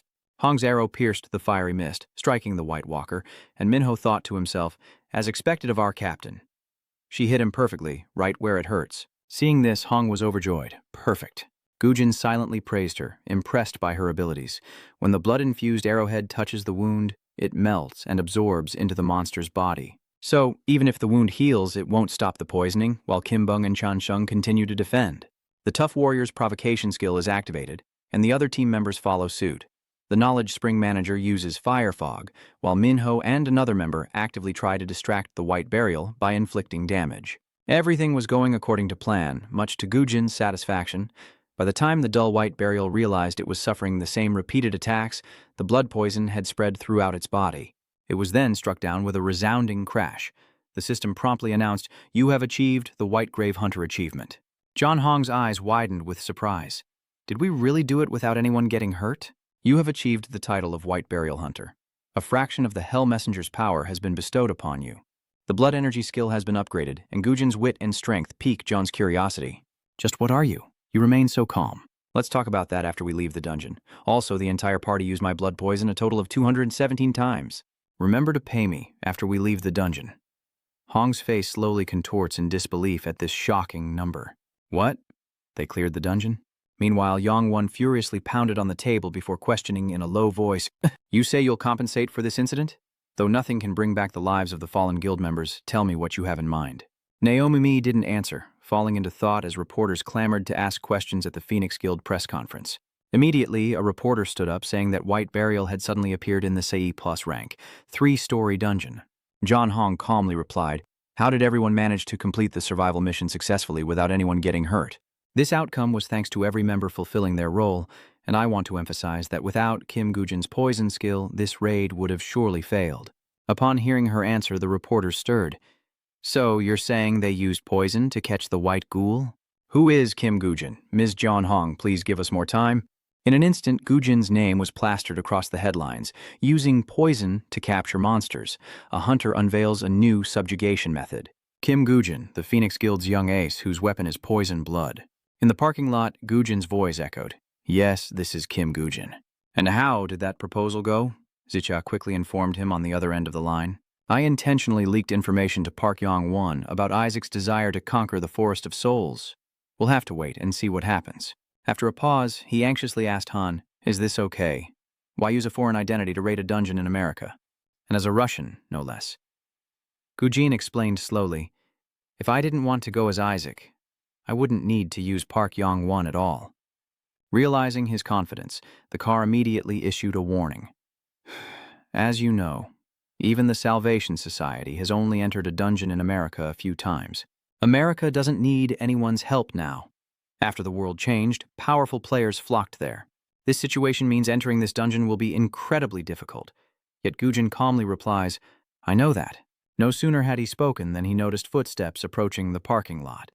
Coincidentally, it was Nami and her assistant. That's when the car's voice came on. But right now, Nomi's spell is being controlled by Park Yong Wan. I believe the Vanguard will approve it no matter what. However, I don't know if the third force allied with the Vanguard will allow outsiders to interfere. Hearing this, Gujin grasped the key point. Is he talking about the GR1 Guild? He affirmed to himself. Gujin didn't know how the Great Ones would react, but the tide could only turn in his favor. Regardless, the gate will open. Yongwon slams the dungeon report onto the table in frustration. Then, Yongwon asked seriously, "The contents of this report are accurate, correct?" Secretary Kim quickly replied. All participating players have been confirmed and the report's contents are accurate. This answer immediately made him thoughtful, taking down a white burrow before debut. She continued, explaining that while Dung John Hong was the commander, Kim Gwyn was the strategist. Yonggan asked again, confused. Could Dung John Hong's temper really allow him to follow orders so obediently? Without hesitation, Secretary Kim spoke in an even tone. Yes, and even more surprising, she covered Kim Gujin's extra expenses, the expenses from using poison blood. After hearing the whole story, he smirked, intrigued. I knew he wasn't simple from the start, but I didn't expect this. This guy's more interesting than I thought. I should have invested in him sooner. Well, it's not too late to start treating him better now, is it? After weighing the pros and cons, Yong Wan asks about Kim Gwyn's whereabouts. She quickly replied, "He's here. He's on his way up." The next moment, he spoke with admiration. Speak of the devil. Cut to the Great One's classroom. Carrie's voice echoes through the Great One Guild Hall. Even if we joined forces with the Vanguard Guild, we still couldn't conquer the Forest of Souls. So Isaac Ivanov of Russia wants to conquer this dungeon. Is that right? Cry Rowana, leader of the Great One Guild, asked for everyone's opinion. Hearing this, David immediately retorted, "How can we entrust a dungeon that our own guilds failed to conquer to a foreigner? This is absurd. It's a matter of our pride." Harry chimed in, wondering what the Vanguard Guild was thinking, agreeing so readily. "Even though the government is asking for our opinion, I think we must oppose this. Hasn't the government been constantly rejecting our re-challenge proposal?" Ignoring their protests, Carrie calmly spoke up. "Why is everyone so agitated?" The government opposed re-subjugation, not because they doubted us, but because they feared the damage domestic guilds would suffer, which works in our favor. We can use this as an excuse to get government approval, and while we're at it, we should make a big deal out of it. Whether it's some random Russian or a third party, let's get them all involved. "What exactly are you implying?" Cry said with a scheming look. "We'll offer a reward that everyone desires. Like King Arthur's ring, for example." Without hesitation, David slams the table in refusal. "Absolutely not. Have you forgotten the price we paid to obtain it?" As if she already had a plan, she gently consoled him. Now, calm down. I told you to make a big deal out of it. I never said I'd give this away for free." Back in Gujin's car, he asked curiously. Gina slowly recounted that the Association Master asked her to give it to him. "He said this skill would suit you, something about a book of the Grim Reaper. It can store bone soldiers inside. I told you that you wouldn't need it, but he insisted I give it to you." Gujin smirked, replying, "No, it's very useful. Tell the director I'll put it to good use. The number of bone soldiers I can store in the Book of the Dead is limited." As he held the paper, lost in thought, Gujin realized he'd always anticipated a battle of numbers against a formidable foe. And now, he had a way to overcome it. Meanwhile, the note detailed the power of the Pharaoh, the conditions to learn Hell's Messenger, requiring level 1 or higher, and the ability to use all that is dead as sacrifice. As Gujin pondered, Gina continued to pester him. "Kim Gujin, are you even listening? I'm asking if you can conquer the Forest of Souls. Even the Pioneer and Great One guilds, 2 of the world's top 5, teamed up and failed. Moreover, the dungeon is called the Forest of Souls, so Andits are bound to appear. Wouldn't that be a disadvantage for you? After all, you can't use Ande as a sacrifice to summon bone soldiers." With an incredibly calm expression, Gujin points directly at him and says, "I've considered that disadvantage. After all, aren't you the one who has to deal with the Undead on the front lines?" Hearing that, Gina immediately broke out in a sweat. "What?" The next second, his phone vibrated. Gujin answered the phone, his anger palpable. "This is Kim Gujin. Has a final decision been made?" On the other end of the line, Jay Chan replied, "The U.S. government has agreed, but there's been a slight problem." Confused, he asked, "What problem?" In an instant, he recounted that it seemed we weren't the only ones. Now, any guild that wants to can participate in this conquest. And furthermore, the guild with the greatest contribution will receive a legendary item as a reward. Hearing this, Gujin began to speculate. Are they so confident that the item will fall into their guild's hands anyway? What is that item? Then, Sean replied in a deep voice, "King Arthur's ring." In an instant, the most popular news outlets were flooded with articles. The Forest of Souls, a dungeon even America failed to conquer, now has a chance for a breakthrough. Isaac Ivanov will conquer the Forest of Souls with Park Yong-won's support. The Great One Guild has offered a reward for conquering the King Arthur's ring, and the Salvation Guild has announced its participation. The Forest of Souls, a battle of pride between guilds. Who will claim the Ring of King Arthur? That very night, the plane carrying Gujin and Gina took off. They quickly landed in San Francisco. The next morning, Gujin and Gina arrived at a lounge, the waiting room for the Mecha Guild. Inside the room, Gina chewed on her food, curious. It seems the Great Ones really want to destroy this dungeon, huh? Otherwise, why would they bet King Arthur's ring? Across from her, Gujin calmly said, "That's not it. They want to provoke us. They believe they're the ones who will get the reward anyway." This explanation made him burst out laughing. "So they're underestimating you?" Gujin speculated, ignoring Gina's taunts. "There's no way Gru-1 would underestimate their enemies or be foolish enough to provoke other guilds without reason. They must have a reason for their confidence, and you need to find out what it is." Night falls at the GR1 Guild as Harry announces that the subjugation team, including Captain Ellis Hahn, has entered the dungeon. But is this really okay? It's not that I doubt Ellis's abilities, but betting King Arthur's ring as a reward, there's been a lot of talk about the chairman's decision. Carrie wasn't worried at all. It seemed everyone was misunderstanding something. I did say the reward was King Arthur's ring, didn't I? But I never said we wouldn't use it. Activating the ring of King Arthur, the dungeon sky turned pitch black. The guilds have fully assembled, and Ellis's voice echoes. "Everyone's gathered, it seems. Allow me to introduce myself. I'm Ellis Hahn from the Great One Guild. Before we start conquering the dungeon, I'll go over the terms of our agreement." A moment later, Gina shouted in annoyance, "What the hell is this agreement? No infighting, just peaceful cooperation." Gujin calmly replied, "Each time a dungeon floor is conquered, a ranking records the group with the most merit, so we need to decide the order of monster attack priority." Hearing this, he was even more confused.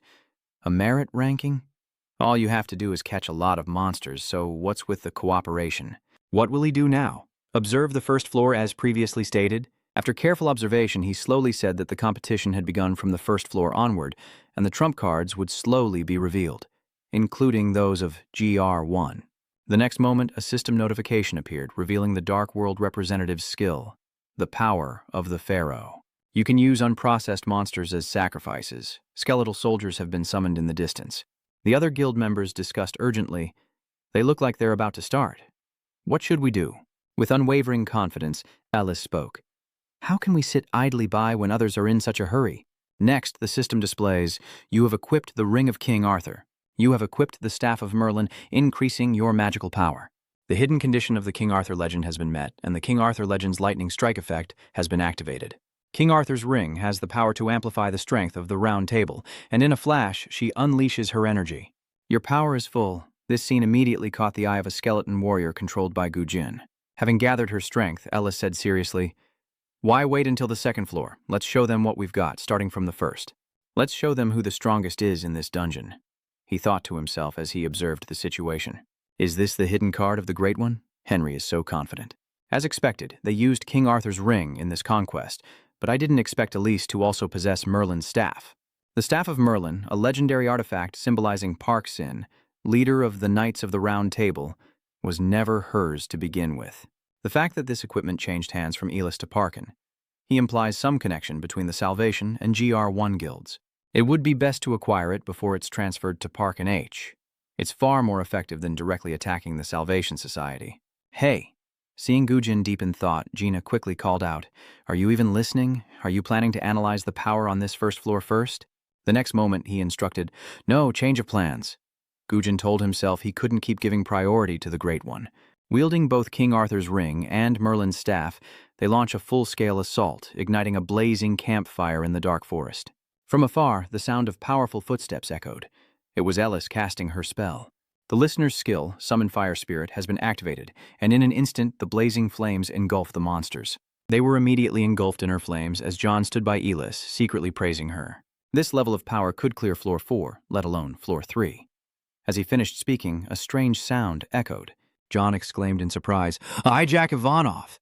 Wujin politely nods as if greeting him, while John looks on in surprise. They've crossed paths, while Ellis is utterly confused. Aren't they at the top? How did he get all the way here? At that moment, a system notification appeared, announcing the skill of the representative of the Dark World. The Pharaoh's power has been unleashed. Unprocessed monsters can be used as sacrifices. Skeleton warriors have been summoned, and the sight of it makes John erupt in anger. That bastard dares order those skeletons to take out the monsters we're hunting? Ellis quickly raised her hand to stop them. Hey, stop. Don't fall for his provocation. How much do we have? A notification appears on the screen. First place, Great One with 1502. Second place, Savior with 1134. Third place, Fran with 1131. Class B, Mokos, 753. John smugly says, "We're still in the lead, nothing to worry about. This Isaac guy is nothing special. These rumors are just nonsense."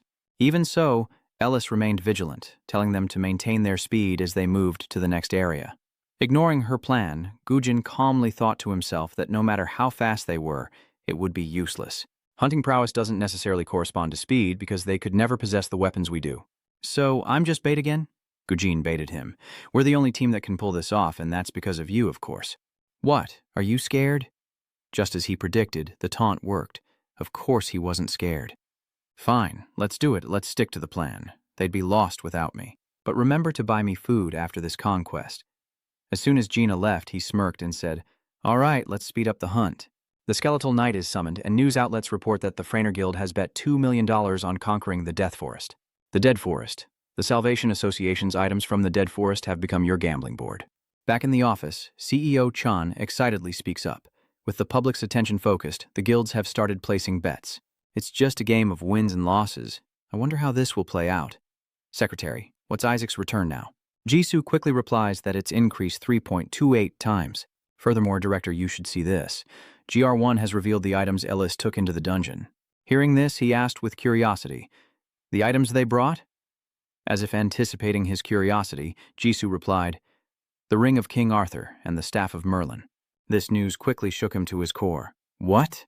A dungeon of this level using those items? Do they think this is a level 5 or 6 dungeon? Wait, those two share the same stats. In that case, the next second, the armored vehicle roars in fury. Secretary, cancel all my bids immediately. Ju's voice remained remarkably calm. It's too late. They can't be canceled.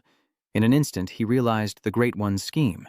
Great One, those lowlifes don't know how to play fair. God, Mary Allah, please help us. Seeing this, she broke out in a sweat, thinking that nothing was trustworthy except money.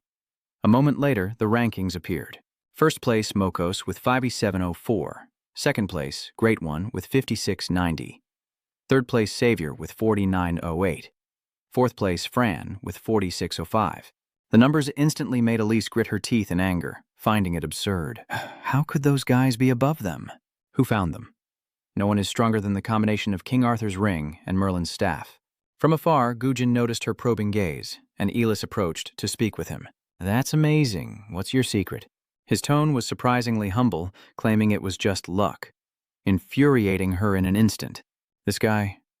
Gujin didn't say anything, but thought to himself.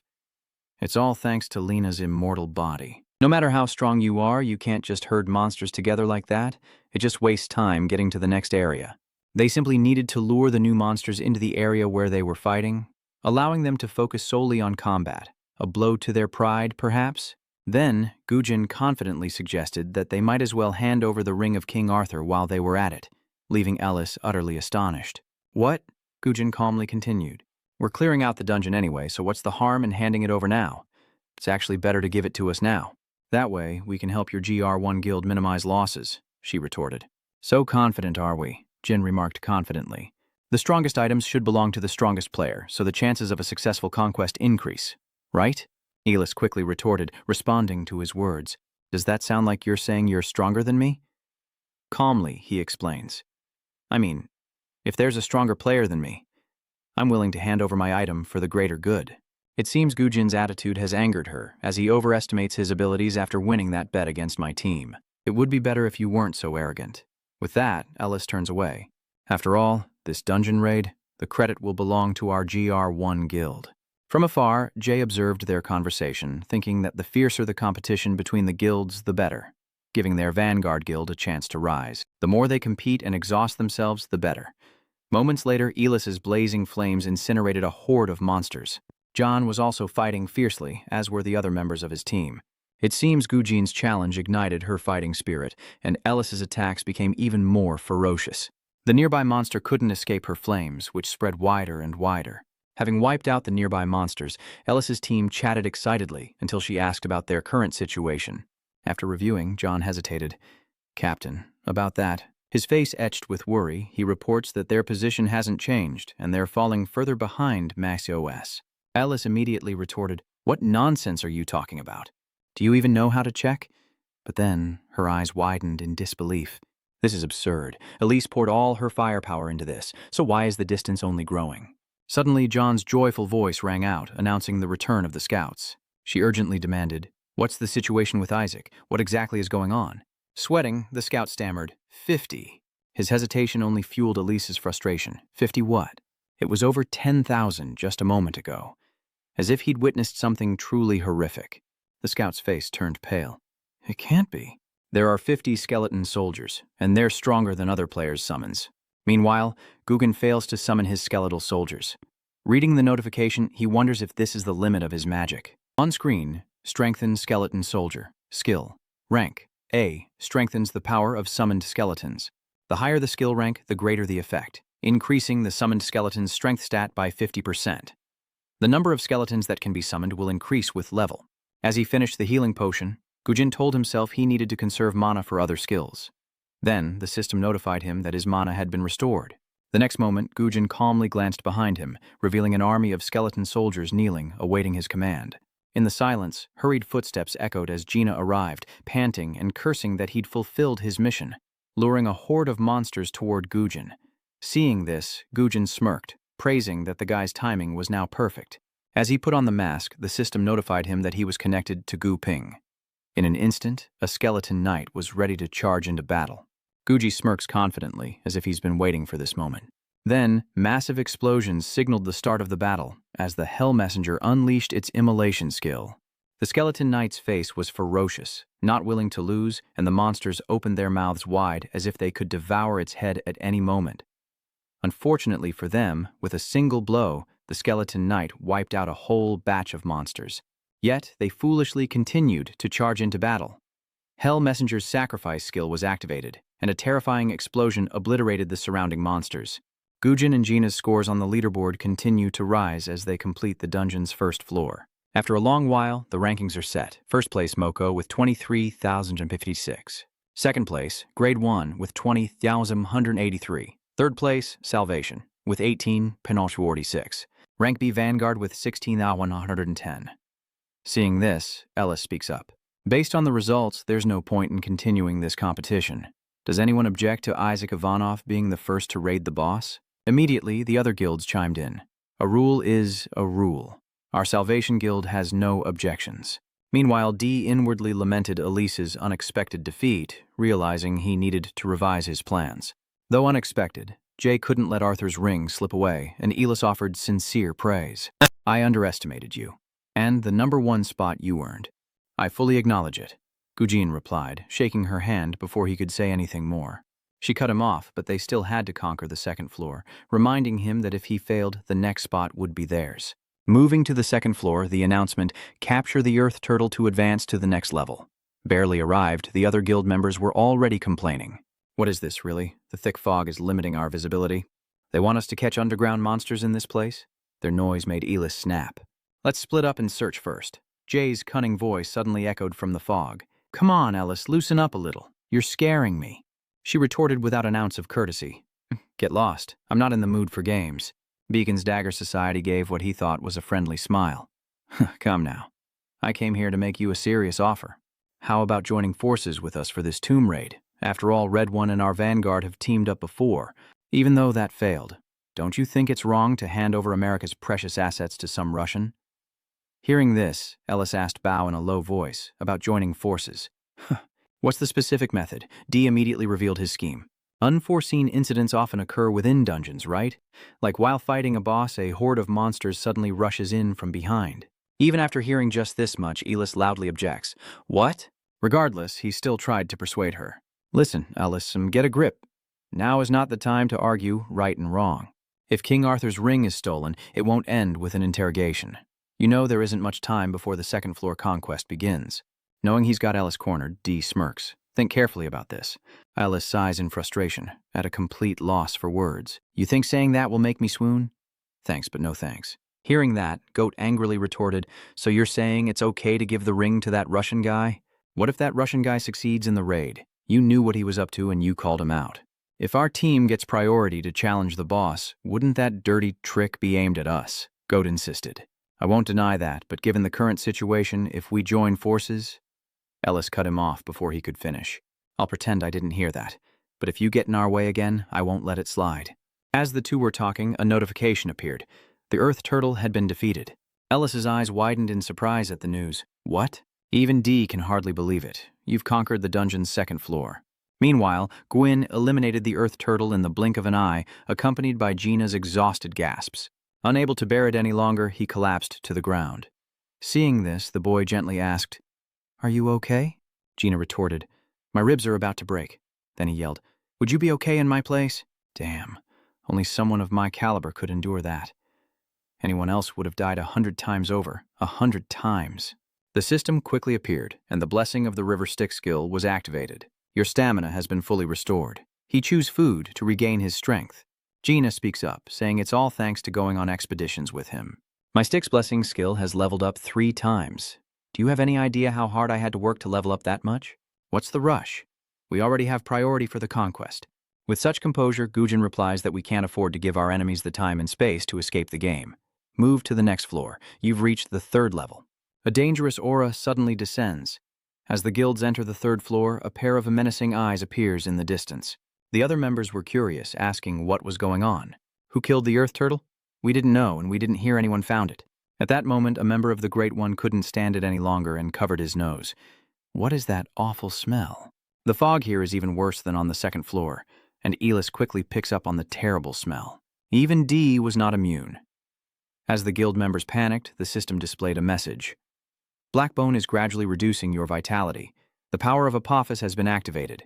Suddenly, Gina is shocked by the system's notification. She's immune to the black rot poison, thanks to Lancelot's ring. The next moment, he turned to stare suspiciously at Gujin. Don't tell me he predicted this would happen. Meanwhile, Elis's team members clutched their heads in dizziness, lamenting that they'd been poisoned by the Blackbone right from the start. She urgently ordered, "Everyone stay calm, take the antidote first." As she did, Elis pondered. Though she anticipated some of this and prepared accordingly, they don't have an endless supply of antidote. At most, enough for half a day. Who knows, before we even encounter the monsters, the entire army could be poisoned and exhausted. The system appears again. You have taken the antidote, the poisoned state has been restored, and temporary immunity is maintained. Then, Goat slowly approached and asked, "The situation is worse than I thought. We can hold out for about half a day. What about you?" Elis replied, "Us too." As if waiting for this answer, he quickly said, "We don't have much time left. Won't you reconsider my earlier proposal? This is a one-time opportunity. Are you just going to wait to lose? And your team will be raiding the boss with depleted stamina?" In the heat of the moment, Elis hears an unexpected voice. Isaac has already made his move. Elise suddenly remembered Jay's words. If Isaac succeeds, she'll lose the ring, and if he fails, we'll be the only ones who suffer after all this time. After a moment, Elise finally made her choice. There really was no other way. Without hesitation, Goat praised her, saying it was a wise choice. He grinned with anticipation, his scheming smile revealing that Team J's chances of obtaining the King Arthur ring had just increased. "Sorry, Elis. Of course it was a lie when I said our antidote would only last half a day. In reality, their antidote is enough to last a full day, so time is now on the vanguard's side." In the distance, dark hooves stand ready for battle, and behind them, a strange hand emerges from the earth. Gina's eyes caught the scene as if to intimidate him. Durahan roared, then after a brief pause, he was mounted on his steed, a sharp sword in hand. Durahan then summoned a horde of minions to attack Gujin, their overwhelming numbers causing Gina to grit his teeth. "They're charging into the forest like that, and you're telling me to just stall for time? Are you serious?" Despite his worries, Gujin calmly replied, "Either way, those trying to stop us will appear, so for now, let's just pretend to hunt monsters." Gina retorted, "Why can't we just kill the saboteurs and then hunt monsters?" He slowly explained at length, "If we did as you say, we'd have to leave this front, giving another guild an opportunity. That's exactly what those trying to stop us want. However, thanks to the Blackbones, time is on our side. Jay is ecstatic, practically begging them to raid the dungeon. Aha, it has begun." Seeing Gujin's movements from afar, he turned to Elis to signal. As Jay departed, she steeled herself, knowing Elise had no other choice, and success was never guaranteed. She tried to reassure herself that this choice was for everyone here. If they win, they can save everyone and escape. At that moment, the system appeared again. The Blackbone was gradually reducing your vitality. You have taken the antidote. Meanwhile, on Gujin and Gina's side of the battlefield, Durahan's skeleton soldiers are ferociously charging into battle. Before they could act, a powerful blow sent them straight to the afterlife. Gina had made her move. Seeing this, Gujin calmly advised, "Take it easy, stay calm." As he fought, he roared, "How is this taking it easy with a whole forest of monsters?" In the heat of battle, a flock of birds suddenly appears, accompanied by the sound of hurried footsteps. A sound that quickly reaches his ears. So, the monsters are rushing towards Gujin. He's not afraid, but smirks with satisfaction. So, they've arrived? A moment later, the Hell Messenger's self-destruction skill is unleashed. Gujin's counterattack shocks Jay, who's watching from afar. What is going on? The devastating explosions annihilated the approaching monsters, leaving him in disbelief. How could he have foreseen this? Wait, the explosion is headed toward the system, and a notification appears saying the black fog is gradually draining your life force. Just then, a tired Great One member curses, "Damn it!" The next moment, he collapsed to the ground, utterly exhausted, as another team member helped their comrades to rest, urging, "Hang in there. We can't die here for nothing." He quickly reports the situation, saying the number of unconscious people is steadily increasing. "Captain, we can't hold out much longer. There's no time to hesitate. Please make a decision." Ellis was sweating with worry. The antidote is gone, and we're losing soldiers fast. What is Jack doing? In their hour of need, a joyous cry erupted. "AC, Isaac has returned." She was immediately overjoyed, thinking, "Good, he's finally given up and come back." In an instant, Elis loudly commanded, "Everyone prepare to fight. Now it's the Great One's turn. Let's show them our power." At that moment, he calmly said, "Then I'll leave it to you all. I'll return to the battlefield." This statement provokes Elise's dissatisfaction. "Wait, Isaac, are you making fun of us? From the moment you appeared, the opportunity belonged to the Great Ones. If you've wasted half a day accomplishing nothing, then step aside. It's our turn to fight." "Isn't this a matter of life and death for everyone here?" Gujin calmly retorted. "I'm just bringing the Vanguard's injured to safety." Hearing this, she caught the key point. The Vanguard, the gravely wounded. As she looked down, a familiar figure appeared before Elise. She couldn't believe it, thinking, "What is that idiot Jason's son doing?" Still, Elise stubbornly insisted she didn't care what his reasons were. "By returning here, you've abandoned the battle, haven't you? And because of that, the conquest has been interrupted?" "I'll keep it brief. From now on, our Great One will take charge. This is the best way to save everyone here," Gujin declared with unwavering confidence. "Wait your turn. We're still fighting." Before she could answer, he summoned a surge of power around everyone, leaving Elise confused, wondering what was happening. After a 2-second pause, Gujin slowly continued. "My colleague is still fighting, and I don't have time to argue nonsense with you. I have to return to the battle to help my struggling comrade." Upon hearing this, a team member curiously asked, "Aja has colleagues? Wasn't it just the bone soldiers?" His teammate quickly replied, "No, there's a big guy too." Remembering Gina, he said his name was Sheba, or something like that. Did that member remember the gorilla-looking guy too? After a moment, Gujin speaks, pointing out that most of the guild members are poisoned, making any subjugation or even survival unlikely. Alice quickly retorted, "In that case, isn't the reason you can't fight because you're poisoned? It's not too late. Hand over the subjugation rights to us. If both sides are poisoned, wouldn't it be better for us, who have been conserving our strength, to take the lead?" Gujin calmly replied, "No, I'm completely unaffected by this poisonous bone." Without hesitation, she retorted, "Don't be absurd." In the next moment, the other team members frantically recalled the thorn snake hunter. That's right, they caught the thorn snake. Elis fell into thought upon hearing that. Come to think of it, that thorn snake spewed poison. The first thorn snake hunter, Isaac Ivanov. He loudly exposed the Great One Guild's arrogance, saying if all the guilds had worked together from the start, they wouldn't be in this predicament. Prioritizing the order of boss raids is an act of arrogance, but we still have a chance to gather all available resources and eliminate that Dullahan as quickly as possible. She's furious at being exposed. That bastard got lucky. John realized that for the greater good, they should stop. The atmosphere was too volatile. After a moment's thought, Nick spoke up in agreement, followed by Ice, who said they should have worked together from the start instead of competing. Another person chimed in, saying that betting items had made things worse. Tom angrily added that it was all GR1's fault. The other guild members chimed in, wondering if Elise should be held accountable for her words, now that things had come to this. What did Isk do wrong? He had to bring the seriously injured Pioneer Guild member back, which delayed the boss raid. At this moment, many suspicious eyes turned to Elise, as he had saved an American, one of her compatriots. And instead of gratitude, she's causing trouble. If something happens, the Great One Guild won't let her get away with it. These accusations made her sweat with anxiety. The situation was far from ideal. The next moment, Gujin gently reminds her that the lives of everyone here are at stake, just as she said before. So what can she do to save them all? Just hearing that, Ellis suddenly recognized the scoundrel, and the confident image of him from the night before flashed through her mind. The stronger player should have the better items so the chances of a successful conquest increase, right? My point is, if a stronger player needs my items for the greater good, I'm willing to hand them over, Gujin stated firmly, cutting through Elise's hesitation. You already know the answer, don't you? Everyone here will bear witness to the greatness of the Great Ones Guild. Ignoring the murmurs around her, she sank deep into her thoughts as the zombies swarmed closer. Gina grumbles, both worried and annoyed. There really seems to be no end to this. At this rate, I'll be exhausted before I even face the Duran. Kim Gujin? When is that jerk coming back? Before he could finish, Gujin arrived, praising her efforts. You've held out well. Without a word of welcome, Gina snapped her beak towards his familiar voice. What took you so long, you jerk? Before he could finish, Gujin began activating his magic. Merlin's staff has increased your magic. The hidden condition for the legend of King Arthur has been met, and the set effect has been activated. Arthur's ring has amplified the round table's power, and your magic surges. Seeing this, Gina called out, Hey, what kind of trickery were you up to? Where did you get those items? He calmly explains. I just received the winner's prize, and this staff was a freebie. So, shall we break through this encirclement and head straight for Batasura? Then, he spoke, mocking Gujin's overconfidence. You only have 2 items. Do you think that will change anything against an army of zombies as numerous as ants? How do you plan to break through?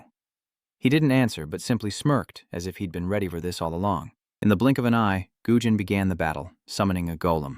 The Hell Messenger's Pharaoh power skill has been activated, allowing the caster to use slain monsters as sacrifices.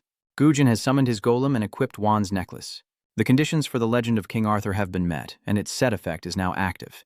The Ring of King Arthur has amplified the Round Table's power, and the necklace of Wan's solar shelter skill duration has greatly increased.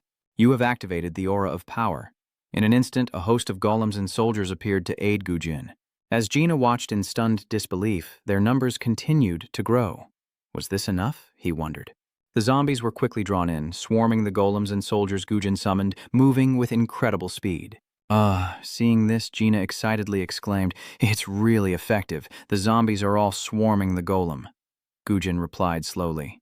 Of course. Killing zombies one by one in a forest like this would take forever.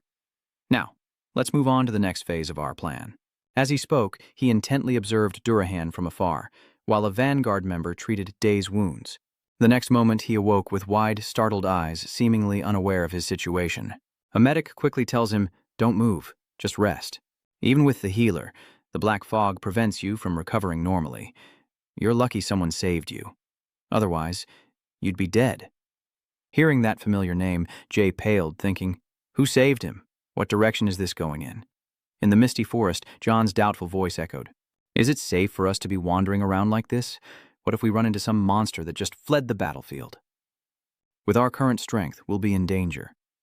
His excessive worry annoyed Elis, who snapped back. I know that too. We lost Merlin's staff because of that bastard Silver Tongue. What are you going to report to the guild? You need to assess the situation so you have something to say. She gritted her teeth, thinking to herself, who knows what those enraged players would have done if he hadn't handed over the Merlin staff in that situation. Now that things have come to this, he'll sacrifice items, ignore the guild's pride, and forget about the lives of his members. Aja is truly terrifying. Soon, the two of them stood on a distant cliff, where they could observe the entire battle between Gujin and Gina. The moment John saw the scene below, he panicked. That idiot's been surrounded. He doesn't even know basic tactics. Contrary to his fears, the skeleton soldiers are fiercely battling the zombies on the field below. It seems Elis saw through Gujin's plan, which wasn't to be surrounded at all. As she spoke, the goblins began to gain the upper hand, and then Elise added in surprise. He's positioned golems and skeleton soldiers between the Dullahan and the zombie horde to divide the enemy ranks, secretly calculating a strategy to target the isolated Dullahan. But if they don't win soon, Gujin will surely be surrounded. Why is he acting so recklessly? On the battlefield below, Gina exhaled a cold breath of awe. This one won't fall as easily as we thought. I thought we could take it down easily together, but just touching it sent a chill so intense it froze my limbs. Here it comes. At that moment, Durahan continued to use magic. The spirit's aura has grown stronger with an unknown power, but thankfully its attack was repelled. Lilot's ring repelled the spirit's aura, and Gina laughed with satisfaction, knowing that good equipment is essential. Even so, Gujin remained worried, knowing this alone wouldn't be enough to defeat Durahan. Wan's necklace conveyed warmth and a chilling atmosphere. Suddenly, he remembers that before his regression, his colleagues who had explored the spirit forest said that to defeat Durahan, they needed immense firepower. And that firepower came from Lune. Though not as powerful as Lia's June, Gujin immediately prepares for battle, equipping Percivan's spear. The hidden condition for the Arthurian legend has been met.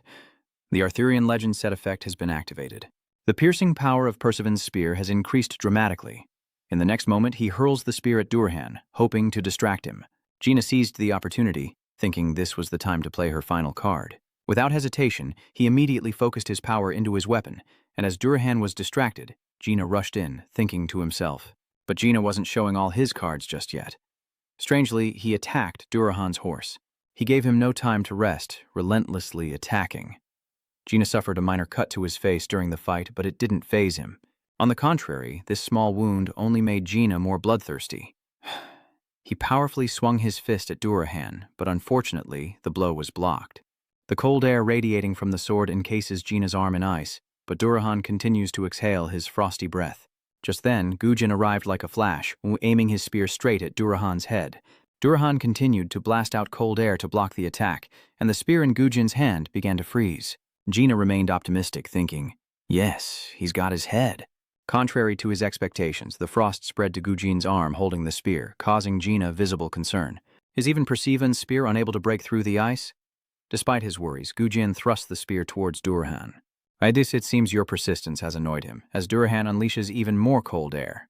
But just then, a noticeable crack suddenly appeared on Durhan's face, quickly spreading. The next second, it exploded, creating a terrifying shockwave that forced Elise and John to shield their faces. After a moment, she forced her eyes open, and the sunlight and system notification left Elise stunned. You have eliminated Durhan. John, in disbelief, asked, is it over? Below the battlefield, the zombies began to vanish into thin air, prompting Gina to say, that massive horde of zombies is disappearing.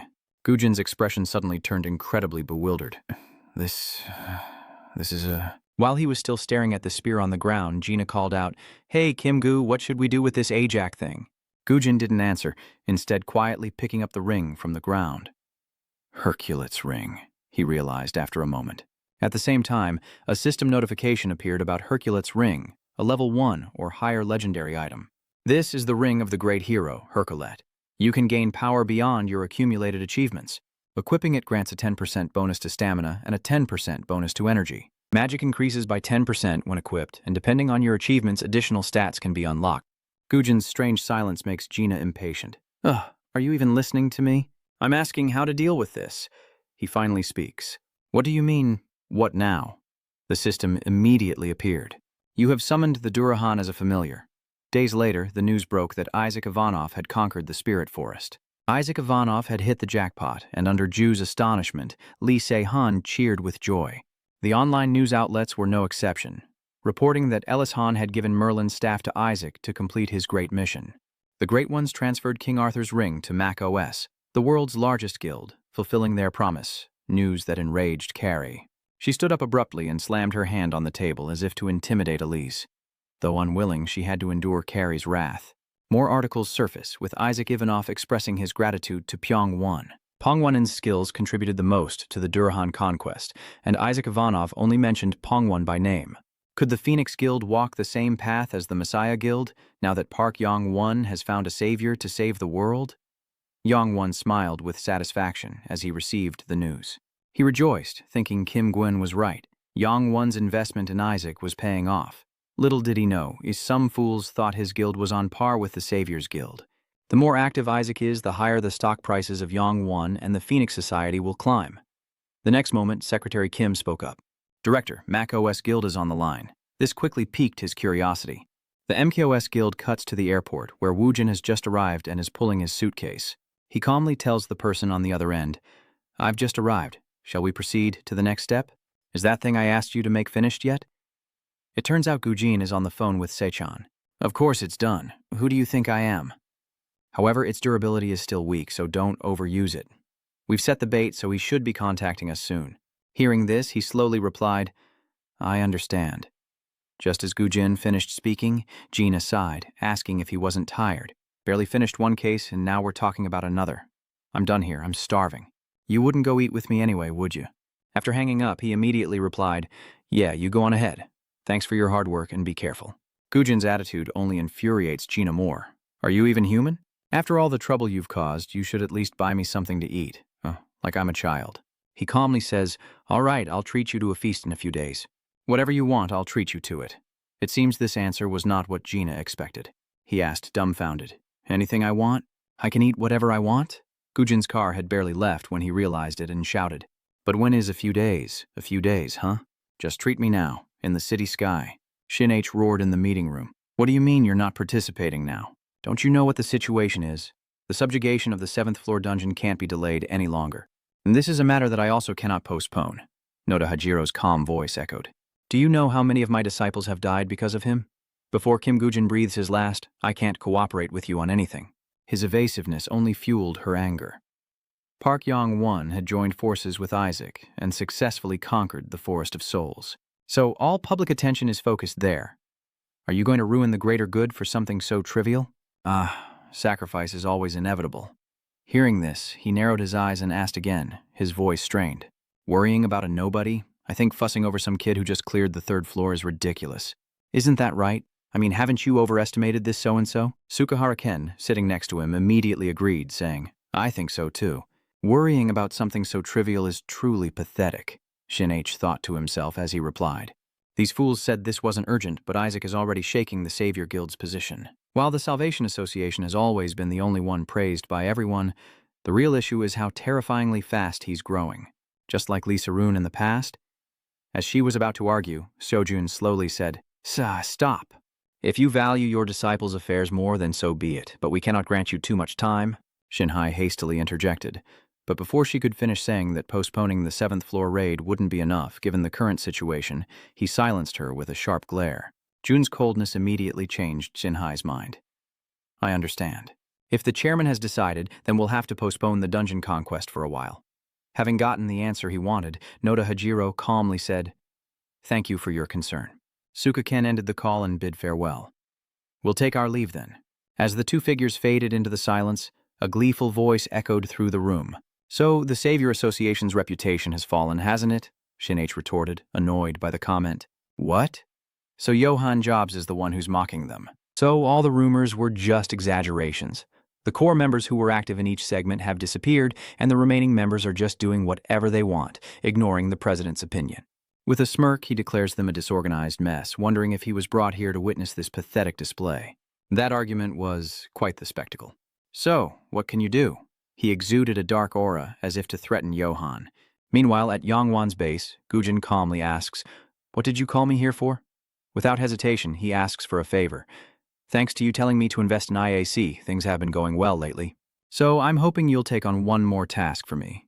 If you handle it well, I'll give you a worthy reward." Instead of agreeing, you asked what he wanted you to do, and Yongwan smirked, saying that a player had chosen you as their companion for a dungeon raid, apparently wanting to test your strength. Gujin looked surprised. "My strength?" he quickly clarifies. "Yes, what I want you to do is completely capture his attention. Make your existence indispensable to him," but it took a moment to process. Gin paused, then calmly asked, "So, who did you assign me to?" With an eager tone, Yongwan replied, "Isaac Ivanov. He's the one who chose you." That evening, in the heart of the city, a transfer gate opened. Yongwan's voice, laced with curiosity, echoed, "Did your meeting with Isaac go well?" Gujin calmly replied, "Yes, I received the dungeon report and test details," but fearing he wasn't paying attention, he growled, "I'll say it again. You know how important this is, right? No matter what happens, you must succeed. For me and for yourself." As Yongwan finished speaking, a car pulled up nearby, and finally he arrived. A familiar figure stepped powerfully out of the vehicle. It turns out Gujin, or rather Gina, had arrived. Soon after, Yongwan shook Gina's hand and asked for his help. The translator whispered to him in Russian, and Gina responded with a light laugh, also in Russian, which the translator then relayed. Isaac also asked for his help, and Yongwan noticed his strangely friendly demeanor. The next moment, Gujin announced, "We'll be entering the dungeon now." As he watched Gujin and Gina's backs, he muttered, "A little different than I expected. I thought he'd be more dignified." After passing through the gate, the two arrive in a lush forest. Gina took off her mask, eagerly asking, "How was my acting? Totally perfect, right?" It seems that Park Yong-won was completely fooled as he laughed confidently, praising himself. With acting skills this good, should we quit the game and become actors? Gujin couldn't bring himself to crush Gina's dreams, thinking, You've had it rough. I'll have to avoid using stand-ins in the future. Back in the shop that night, Gina's panicked voice echoed. He's here too. That wasn't mentioned before. In a flash, he whispered, "What if Park Yong Wan appears there?" Gujin whispered back, "Park Yong Onean will only greet us at the gate. Ajax and I will conquer the dungeon." This answer only confused Gina more. "What do you mean? You're Isaac and Isaac is you, right?" He calmly explained, "Me and Isaac." Gujin pointed at him, indicating, "Just the two of us." After some discussion, Gina's eyes lit up as she realized, "I get it. Pork isn't enough. We need beef, too." Without hesitation, he immediately agreed, saying she could order whatever she wanted as much as she wanted. This unexpected generosity stuns Gina. Is this for real?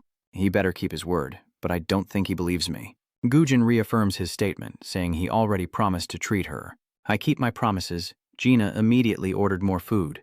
"More beef, please. Bring it on." Gina happily praised Gujin after the feast.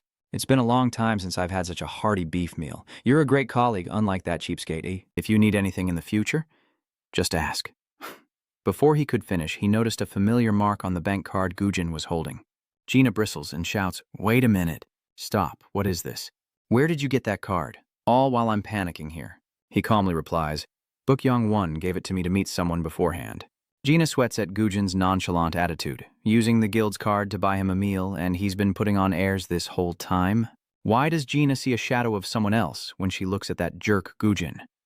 While Gina was trying to figure it out, Gujin smirked and said, "I'll be counting on you in the future." My colleague returns to the dungeon. At that moment, Gujin's skeleton soldiers were powerfully destroying the monsters.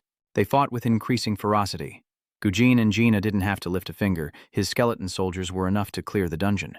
"You have leveled up." Amidst the monster carnage, the two calmly walked on. "The emissary of hell smiles upon your overwhelming power, granting you a fraction of their authority." Gujin is astonished by the overwhelming power of his skeleton soldiers. He never imagined they'd be this strong. Even Gina is astonished, realizing just how formidable it is now that she can see it clearly, unlike during the hectic battle with Durahan. The next moment, Gujin worriedly thought to himself that although this was the first time he could use it freely without attracting attention, he honestly didn't think it would be this powerful. Even if Gujin used all his skills, he would still have mana to spare. If he has this much magic to spare, he's not fully utilizing the item's capabilities. Now, in this dungeon, Gujin can't train or even test his firepower. Gina chuckled beside him. "Hey, remember those skeleton soldiers that leveled me up so fast? They're all doing it themselves anyway. It'd be redundant for me to step in, and there wouldn't be any left for me to catch. I can't exactly go around fighting my own summoned soldiers, can I?" Gujin shot him a cold glare, clearly annoyed. Damn, this guy is so talkative. His sharp gaze made Gina wave her hands in fear. "Wait, hold on. Don't tell me you're planning to do that. Hey, don't do it. Who do you think I am? I'm failing you." Hearing this, Gujin replied in a deep voice, "All the better, since I was planning to fail anyway." The next moment, his terrified scream echoed through the forest. Wait a minute. In the office, Chan's phone displays an incoming call from Gujin, and he eagerly answers. "You got out of there sooner than I thought. How was the test? Are you satisfied?" he asks from the other end. He calmly replied, "I wasn't too pleased." Hearing this, the chairman smirked and inquired, "Is that so?" "So Kim Gujin must have failed, right?" Gujin continued, "You really do know everything." "Has anything changed while I've been in the dungeon?" he asks.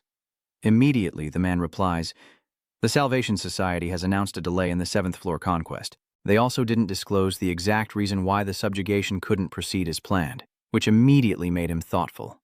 If they're delaying the dungeon raid, it seems their core forces are in trouble. If it's someone who would defy Li Zun for personal gain, it could only be the Sword Saint or the Divine Palace." After a moment's thought, Gujin surmised that there seemed to be internal conflict among them, a sentiment echoed by Zaichan's serious tone. "I think so too, especially with all the recent troubles, and the most suspicious of them all is the Divine Bow. He's not exactly a close ally of the Salvation Society, and he has a deep-seated grudge against you. But could they be settling personal scores before conquering the 7th floor dungeon? That's just my guess." Guian remained silent for a long moment, prompting Jay Chan to ask, "So what are you going to do?" He calmly replied, "First, I'll take care of what's in front of me. I'll grab a bite to eat and then think about it." Hearing that key word, Gina's eyes lit up. "Food? Me too. You're using that card again, right?" Sean, puzzled, asks, "Jiangya's matter. Do you have another engagement?" "Yes, sir." Gujin said slowly. I have to go see Book Yong Wan. Cut to Phoenix Society headquarters. Yong Wan asks suspiciously. Has he finally come to his senses? I clearly told him to win, no matter what. Like a true actor, Gujin sadly says, I'm sorry, but Yong Wan immediately cuts him off. No need for apologies. Do you have any excuses? After a pause, Gujin hesitantly explained. Although he acknowledged the power of the poison blood, he criticized my skills for lacking versatility, but he did ask if I could help him when he needed it. Yonggan wondered to himself. Could he really help when needed? He's only mildly interested? That's a pretty ambiguous result. A while later, he pretended to recount his plan, adding, I also overheard Isaac talking to colleagues outside the dungeon. It seems he's gathering colleagues from other guilds besides Mac OS. Hearing this, Yong-won exclaimed in surprise. So, is he about to leave the Moko Guild? Suddenly a thought occurs to him. Is he planning to enter the free agent market? No, it's too early to say for sure with this little information. He needs to explain that Isaac is trying to create a new independent team, so that's why he wanted to test Kim Gujin. Just as Yong-won reached his conclusion, he spoke up. If the opportunity arises again, are you confident you'll pass? Gujin plays dumb, asking, another chance, you say? So, if you're going to give me another chance, then trust in me and give me strength. I'll definitely succeed next time. As the volcano threatened to erupt, a ray of light appeared, followed by the system's announcement of a level up. The valiant image of the dragon hunter Francachero is revealed before everyone, having cleared the dungeon. Immediately, reporters swarmed Francachero's vehicle, begging for an interview. Please look this way. Inside the car, Robert was sweating with anxiety and regret. I apologize for bothering you so soon after your return from the dungeon, but the Japanese government has made a rather urgent request, leaving us with no choice. They discovered an A-plus dungeon and want advice from the chairman. Reading the document, Frank Sochero wondered, the boss is a hling. Is there anything to consult about? Shouldn't I just recommend a player suited for this dungeon? Hearing this, he immediately replied, a recommendation, you say. Have you thought of any players? He then put down the documents and said, of course. It's been a while since I reached level 100, so I've been keeping an eye out for players who can actively operate in dungeons with 4 floors or less. Robert looked worried, wondering what would happen if the player the chairman recommended refused to enter the dungeon. Of course not, Frango Sauro confidently replied, cutting him off before he could even finish, especially if he knew his opponent was a dragon. Robert was taken aback by his unwavering certainty. What makes you so sure? Frango Sachero confidently replies. Of course. A few days later, news outlets reported that the dragon hunter Isaac had to participate in the Hilling dungeon raid for it to succeed. Will Isaac Ivanov attempt the Dragon Slayer role? The Japanese government is in trouble because no one wants to enter the Hilling dungeon. Society shuns the dangerous dungeon, and the player's selfishness is criticized. Ija, will conquer the Hilling dungeon. The big 5 guilds remain silent as ever. Ijak Ivanov will have to conquer Hatchling alone. Yong-wan thought to himself in his office as he read the news, wondering if no one wanted to be a supporting character on the stage where Ijak was cast as the lead. The more reckless the challenge, the more sacred the act. The article read, as Ijak was left to conquer Ling alone. Will this be okay? Yong-wan wondered. You're learning how to bring back the value I invested. The next moment, Secretary Kim announced, Kim Gujin is on the line. He says he passed Isaac's test thanks to the skills we gave him. Hearing this, he smirked with satisfaction and praised him. Excellent. At that moment, Yong-won recalled Gujin confidently saying, trust me and empower me. I'll succeed next time, for sure. He slides a piece of paper forward. This was originally a gift for passing the test, but consider it in advance. There won't be a next time, so you better pass or I'll be furious. Woojin was surprised to see the paper, and moments later, Yong-won made a call. Secretary Kim, come in here for a moment and contact Isaac to request another re-examination. Secretary Kim cautiously asked, what if they refuse? He quickly replied, what else can we do? We have to bribe them, of course. She continued to ask, and if it comes to bribery, you mean without hesitation? Yong-won replied gravely, send them both the Fire Golem and Skeleton Mage skill codices. After questioning Han thoroughly, Secretary Kim immediately replied, yes, I understand. And Isaac and Kim Gujin will be entering the Ling dungeon together. This news pleased him greatly. Is that so? Good. Yong-won instantly fell into deep thought. In terms of level, it was similar to the A+ rank, 3-layered Durahan dungeon. But even a youngling is still a dragon, and dragons are notoriously difficult to conquer, so their apprehension is understandable. However, it's still a young, unmatured dragon, so the chances of a successful conquest are a bit higher. If Isaac's team and my guard Kim Gwyn succeed in conquering it together, there couldn't be a more perfect picture. Having calculated everything, he ordered a new article to be written and the reporters to be called. Just as he planned, new content was quickly added to the articles. Phoenix Guild's chairman Park Yong Wan promises full support for IC's challenge this time, and IC's new colleague is from the Phoenix Guild. Ijak Ivanov will be joined by a new colleague for this conquest, as Sechan frantically scrolls through articles in his office. As he read the news, he thought to himself, Park Yong Wan doesn't miss a thing, making the most of every opportunity. Even if he realizes he's being led by the nose, he won't be able to admit he's been taken advantage of, will he? Then Zan spoke. Secretary Lai, you delivered the item to Kim Gujin, correct? Ju calmly responded. Yes, I delivered it. I also had someone check the product for any defects. Now he's probably entered the Japanese dungeon and is already using it. Cut to the dungeon where Gujin's face is being violently pinched. So Gina is curiously observing the skeleton soldier disguised as Gujin. Who knew that trick of disguising a skeleton soldier and entering the dungeon would actually work? Zaichan complained about the price, but you get what you pay for. It's even more convincing than just wearing a mask. He kept looking around, marveling at the sight. The more he looked, the more incredible it seemed. Have you ever seen a doppelganger monster in real life? They're shapeshifters that can perfectly copy the appearance of another being. Usually they appear in dungeons disguised as goblin brats or some other monster, making them difficult to spot. Doppelganger skin is traded on the black market for exorbitant prices, as its structure can be used to create items that mimic the face or appearance of another person. Gina's overreaction prompts Gujin to threaten her, saying if she keeps it up and breaks it, he'll tell Secretary Lee to take her away. Stop messing around. You get all scared when you hear about money. I know. I can just put it in my inventory. I was just admiring it, but you're making it sound awful. You want me to be bait again, don't you? Then a system notification appeared. Doppelganger skin has no item level limit, allowing for full body camouflage that can transform into various forms. He slowly began. No, you should conserve your strength until we reach the 3rd floor. It seems this news surprises Gina even more. Really? So, Gujin already had a plan. He can handle the first 2 floors alone. Because I have a task for you when facing Hling. Kobing has been summoned from the Book of the Dead. The fire golem has been summoned and the skeleton mage has been called forth. Following the system's announcement, the Durhan Sibian has appeared and the skeletal mage is ready to follow Gin's orders. Even Sibian is no exception. And the system appears again. You have equipped the Venget bracelet and it has been engraved onto your body. The number of rings that can be equipped has increased. The Ring of King Arthur has been engraved, and from now on you cannot change the equipped item. The Ring of Heracles has been engraved, and you can no longer change equipped items. Stats will increase based on your achievements. All attack power increases by 10%, and health and magic increase by 150. With the items equipped, Gujin sighs softly. Not bad. The terrifying scene before her made Gina break out in a cold sweat. Then she asked, puzzled, What are you planning? With a calm demeanor, Gujin replied, Of course, we're about to reach the 3rd floor without wasting much time. Meanwhile, on the 3rd floor of the dungeon, hiding behind a nearby rock, Gina stared blankly at Gujin. He trembled inwardly, realizing that Gujin, the monster, had turned the place into a battlefield single-handedly, making Gina feel sorry for the dungeon's monsters. This guy wasn't just a solo player. He was a member of a fearless, powerful guild. Gina shuddered, recalling Gujin's heroic figure alongside the fire golem he had summoned. Finally, he states, without a hint of fatigue, and Gina pales, thinking that even she doesn't dare provoke him now. Gujin noticed his obvious stare.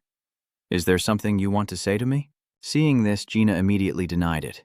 Why have you been staring at me like that? Nothing. It's just that I still don't understand your explanation of how to conquer the Hling. He asked, curious. Is there something you're struggling with? I told you that once the battle starts, you just need to attack its wings, and I'll take care of the rest. He elaborated on the plan, adding, Yeah, I remember stopping it from escaping into the sky. This only made Gujin more confused. You know this, so what exactly is it you don't understand? Finally, Gina mustered the courage to ask, So when it was on the ground, why did you tell me not to use too much force and just hold on to its back? He took a deep breath, paused for about 2 seconds, and then Gujin began to explain. Attacking its wings while they're folded is twice as difficult as when they're spread, so forcing it to feel threatened is the only way to make it spread them.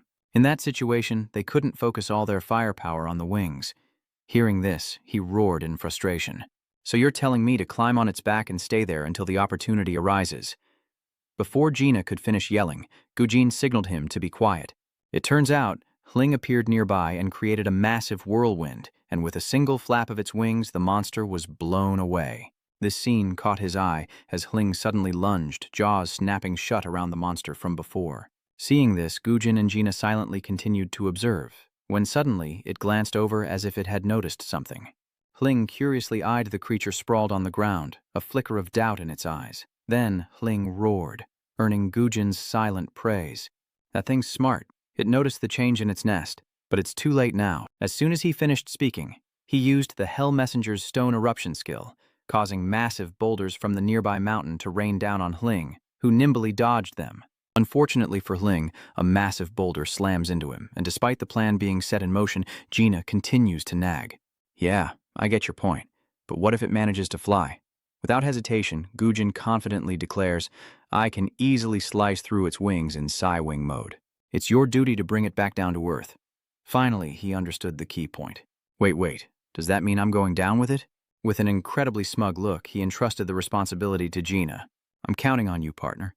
He screamed, cursing, What the hell? While the two were talking, Hling broke free from the rock and lunged to attack the fire golem Gujin summoned. At his command, the skeleton soldiers relentlessly attacked Hling's wings, while Gina gritted her teeth, thinking, How are its scales as hard as rock? Just break already. Despite their efforts, Hling remained unscathed and prepared to strike, unleashing a fiery blast to obliterate the skeleton soldiers. After a long struggle, Gina cried out, Hey, it's not just the wing that's the problem anymore, but I'm afraid you'll ruin the plan. Gujin affirmed once more, Just focus on the wing. Leave the rest to me. A moment later, he summons again, activating the Hell Messenger's Pharaoh power skill, allowing him to use slain monsters as sacrifices. Gujin also deployed Durahan Kodbing, and the system announced the protection of the Sun God. You have equipped the Aura of Authority. Durahan coding immediately gains additional power. It powerfully lunges, stabbing its sword into Hling's tail, and as Durahan coding strikes, a notification appears. Hling has been poisoned. The hatchling, in pain, flung it away. Gina, standing on its wing, could sense the hatchling's changing emotions. Losing his balance, his voice trembled. Wait, stop. In the blink of an eye, Gina plummets to the ground, and despite their constant bickering, Gujin anxiously calls out to Lena. As his scream faded, he shot up like lightning. Gina lunged at Hling's wings, stabbing them with his spear, roaring as he did. Damn it! Gina's attack seems to have hurt Hling so badly that it lost control and flew straight up into the sky. As he dangled precariously, he gritted his teeth to avoid falling. Gujin seized the opportunity, shouting, Lee Gina, get a grip! You have to hurry before it flies any higher! Gina finally manages to stand. Easy for you to say. Try getting up this high yourself and see how easy it is, he said, realizing he'd just torn its wings. He did it. While Gina was still stunned, he plummeted to the ground. The next moment, Gina was pinned down by Hling's tail. Wait, at this rate, I'll be crushed. In an instant, they both crashed to the ground with a deafening boom, and Gujin's face lit up with a mixture of relief and disbelief. Without Lin, he never could have imagined this strategy. But thanks to her, the plan is halfway to success. Through the smoke, a pair of bright yellow eyes emerged. Hling had risen and continued his fiery assault. Under Gujin's surprised gaze, it relentlessly attacked the fire golem, and he gritted his teeth, knowing that even if they managed to damage its wings, a dragon was still a dragon, and just as threatening. He can't let his guard down until it's completely subdued, and with that, he summons more bone soldiers. They charged, hacking at Ling's tail relentlessly, the bone soldiers striking the same spot without pause. Even the Durahan bone soldier was ready to fight, forcefully stabbing its sword into the hatchling's tail. Realizing its scales are too tough, the skeleton soldiers assist the Durahan, and a sword finally pierces the hatchling. This wound immediately gets its attention, and the hatchling angrily turns its head, mouth wide open. It quickly gathers its strength to eliminate the fixed troops, but luckily the fire golem rushes in to restrain the hatchling's head. Having summoned too much power without release, the magic spread throughout its body, and Hling was struck by its own blast, exploding in its mouth. The next moment, it collapsed to the ground, smoking and smoldering as Gujin slowly approached Gina, who was buried under the rubble. The Styx River Blessing skill of the indomitable warrior is activated, and as he approaches, his familiar cursing rings out. Son of a... Glad to see Gina's okay. Guji smirks, teasing. That took you longer than I expected. Don't tell me you fainted. I thought you were a goner for good when you didn't wake up. Hearing that, he grew even more enraged. Lena is strong. What would kill me? It just took me a little longer because I was starving. Gina's tone suddenly turned serious. How's the Hling? He asked gently, wanting to reassure Gina. While you were resting, I played with it a bit, but thanks to you, I think I can hunt it down. His comforting words brought a radiant smile to Gina's face. and without hesitation, he grasped his hand, confidently declaring, "Of course, it's all thanks to me." Getting up, Gina added, "Don't forget, you owe me a feast after we leave this dungeon." Gujin agreed, but only after they dealt with their current problem. The two then continued with the next step of their plan. While in Japan, Sukahara-ken and Noda Hajiro's Go game entered a fierce stage. As he played, Sukahara-ken asked, "How many days has it been since Ajax's team entered the dungeon?" Outside, Chun replied respectfully, "The 10th day." Hearing that, he mused, "They've survived for 10 days? That's unexpected." He immediately followed up, but most opinions suggest the success rate is extremely low. Sukahara-ken's tone suddenly became much more scheming. "Even with the odds stacked against them, I hope they succeed in this conquest, because then we can deal with them ourselves." This statement surprises Sun. "What do you mean?" He didn't answer, remaining silent as Noda Hajiro slowly retrieved more pieces from the box. In a flash, he slammed the piece down on the board, and Sukahara-ken's face grew visibly irritated. It seems he's lost to Noda Hajiro's move. After finishing the game, he replies gravely, "Sacrifice the small to gain the large." Hearing this, Sun suddenly realized something. But in an instant, he shouted, "I offer my life to complete this mission." Back in Gujin and Gina's dungeon battle, you have defeated Ling and achieved the title of Dragon Slayer. As soon as he finished reading the notification, his eyes widened in surprise. He was the Dragon Slayer? Gina excitedly pats the skeleton soldier on the head, praising it for its hard work. "Kim Gujin, you've worked hard too." But before he could finish, he saw the worry on Gujin's face. Gina asked Han, confused, "We've cleared the dungeon, so why do you look so worried? What's wrong?" He then calmly says, "Even if I make it out of this dungeon, it seems I'm still going to die no matter what I say." This startling news throws Gina into a panic. "You're going to die? What? What are you suddenly talking about?" Hong understands, and Guin calmly states that after leaving here, he must conquer the 4th floor dungeon. "Of course you don't understand, but so what?" He then slowly explained that the 4th floor and beyond is a stage for high-level players, level 100 and up. It's likely a group of highly ranked individuals from a massive guild, all vying for incredible economic or political privileges. But they weren't satisfied with that and wanted even greater gains, so they formed their own monopoly, with each side having its own territory and not encroaching on the other. And so they built up the power to do anything and live in peace, until uninvited guests trespassed on their territory. But ironically, among those uninvited guests was one who was already a thorn in his side, a stark contrast to his previous state. With a gleam in Gujin's eyes, what will happen next? Outside the dungeon, reporters swarm in. "Mr. Isaac, what's the secret to your successful conquest? Everyone thought you would fail. We'd love to know your thoughts right now. Mr. Isaac, please look this way." The reporters immediately recognize Isaac's new colleague and start snapping photos, asking if there were any problems during the raid. "How does it feel to raid in a party for the first time?" Gina worried, thinking she had to escape before they realized it was a mannequin. Another reporter appears, eagerly questioning the Gujin look-alike. "Was communication difficult?" Fearing exposure, Kim Gujin quickly linked arms with the figure as Gina replied in Russian, "No one can stop us. We are invincible." But amidst the bustling crowd, a silent footstep appeared, soon approaching with murderous intent. Without hesitation, he pulls out a sharp knife, and in the next moment Sun lunges forward, screaming in Japanese, "Die." Seeing this, Gina's eyes widened in shock. With incredible reflexes, he threw a punch at Sun's face, but unfortunately, he dodged it. Gina was surprised he dodged the attack. The scene left the reporters dumbfounded, struggling to understand what was happening, until Gujin's doppelganger finally realized. Even so, it seems Sun was prepared to die together with it, putting all his strength into stabbing its stomach. From afar, Gina cried out in a panic, "Kim!" In the next moment, blood poured from the mannequin onto the ground. More and more blood. The reporters paled, exclaiming, "He really got stabbed. Hey, let's move back." The player who was stabbed was a user of blood poison magic. What suddenly happened? Who knows what'll happen if we get caught up in the player's fight? Let's get out of here. In the blink of an eye, they fled the scene. Not stopping there, Sun continues to target Gujin, lunging forward with a malicious look. Suddenly, a powerful slash echoed, shocking him. Jason had been defeated by Sukahara-ken. Despite just sending his own guild members to the afterlife, he remained indifferent. The reporters immediately recognized him. "Wait, isn't that the Sword Saint?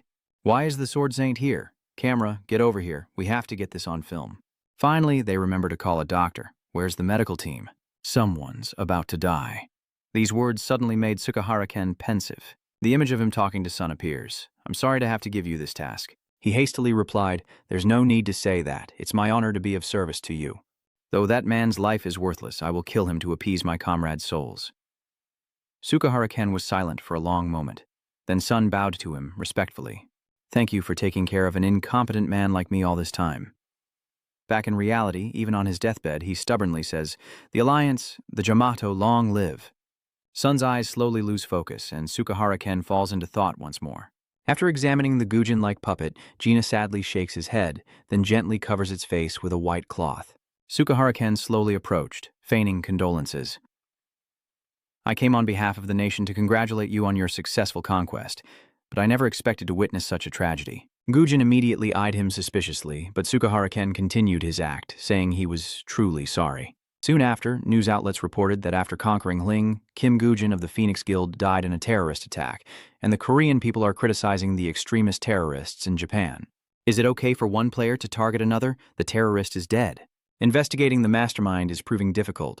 Kim Gujin was a hero of Japan. I am deeply saddened by his death, and I vow to capture that terrorist group. The Japanese sword saint expressed his condolences for Kim Gujin, promising Ik's team free dungeon passes. Meanwhile, on the surface, a crumpled newspaper revealed its owner's fury. Meanwhile, Secretary Kim's trembling voice echoed, "Director, please calm down."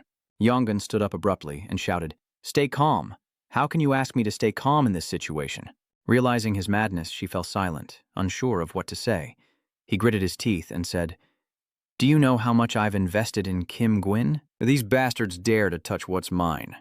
He couldn't contain his anger. Yongwan slams his fist on the table, shattering it in one blow, and declares, "I need to find out who's behind this immediately. No, that's not enough. Bring those bastards before me now." Meanwhile, at Sukahara-ken's base, he slowly begins to speak. "I am sorry for the loss of your comrade." Gina's eyes were drawn to the delicious food on the table as Sukahara-ken continued, "If only I had arrived sooner." Meanwhile, Gina curiously glances at Gujin as Sukahara-ken rambles on about how the tragedy could have been avoided. He replied in Russian, "It's all right. It's an unfortunate event that no one wanted." The translator quickly relayed Sukahara-ken's words. Death is a common companion to players, so such things are normal. Hearing this, he forces a smile.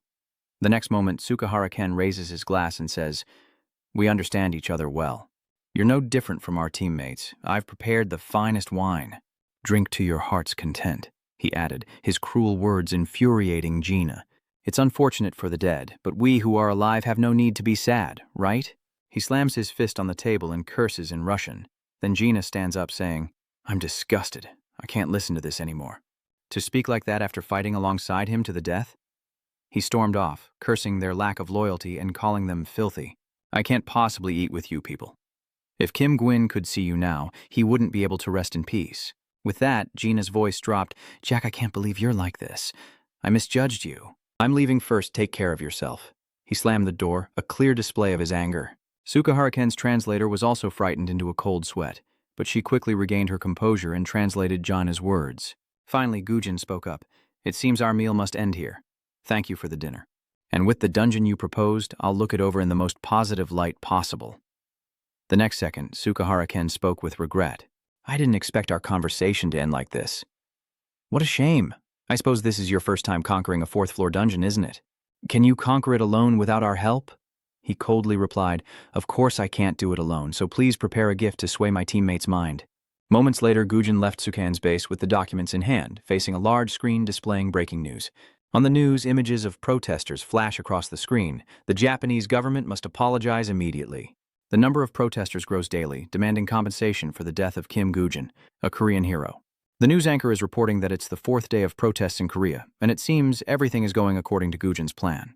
He picks up the phone and calls Gina, asking where she is. Back at Sukahara-ken, he was lost in thought. Whatever he thinks, he still feels regret. Then he calls out to Sakura. "Is she there?" In an instant, Sakura appeared. "Yes, master?" Sukahara-ken quickly inquired, "I want to bring Ijo over to our side. Is there really no other way?" She wondered, analyzing the situation. Yes, in many ways, the situation doesn't look good at all. Everything had been going so smoothly from the beginning to the assassination of Kim Gujin. But as a result, Spasiva harbors hostility towards us, making it difficult to bring both Ijok and Spasiva to our side. Furthermore, Park Yong Wan is furious about Kim Gujin's death. and he likely won't let Isaac slip away either, making a confrontation with him unavoidable. Furthermore, if the Salvation Society learns of our alliance with Isaac, Park and H will surely retaliate. At this point, I believe bringing Aijo over to our side would do more harm than good. After hearing Sakura's analysis, Sukahara-ken simply replied with a nonchalant question. Do you think so? It's a shame, but if we can't have it, the best thing to do is make sure no one else can. Transfer the lion tutor to Isaac. Upon hearing about this item, she asked in surprise, That thing? He glanced at Sakura, saying that the offering to send a comrade to the afterlife was already cheap. Meanwhile, Gujin and Gina's car was parked in a deserted place, and inside he was angrily scolding, utterly furious. Gujin's tone is laced with doubt. Don't tell me you're mad because you couldn't eat all that food earlier? Hearing that, Gina was even more annoyed. What kind of person do you think I am? You think I'd get like this over a few scraps of food? Still, he asked gently. So it's not just that? He hesitated for a moment. Okay, maybe a tiny part of it is because of that, but that's not the only reason. After pulling their dirty tricks, those bastards have the nerve to come crawling back to us. It's his face that pisses me off. It seems Gujin's been provoked as well. I see. I understand how you feel.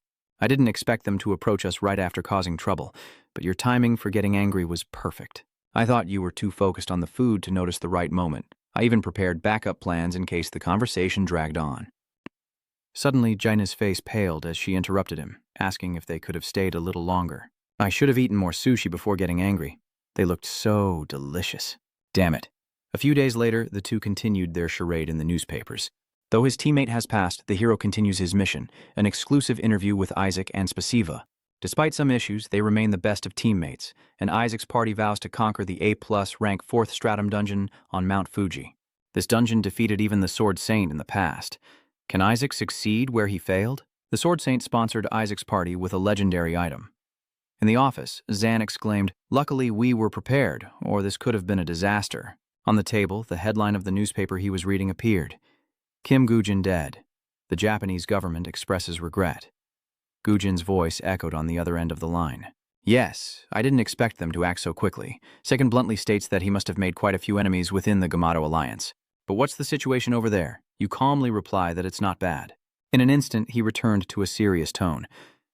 Those guys are unpredictable, so it's better to be careful.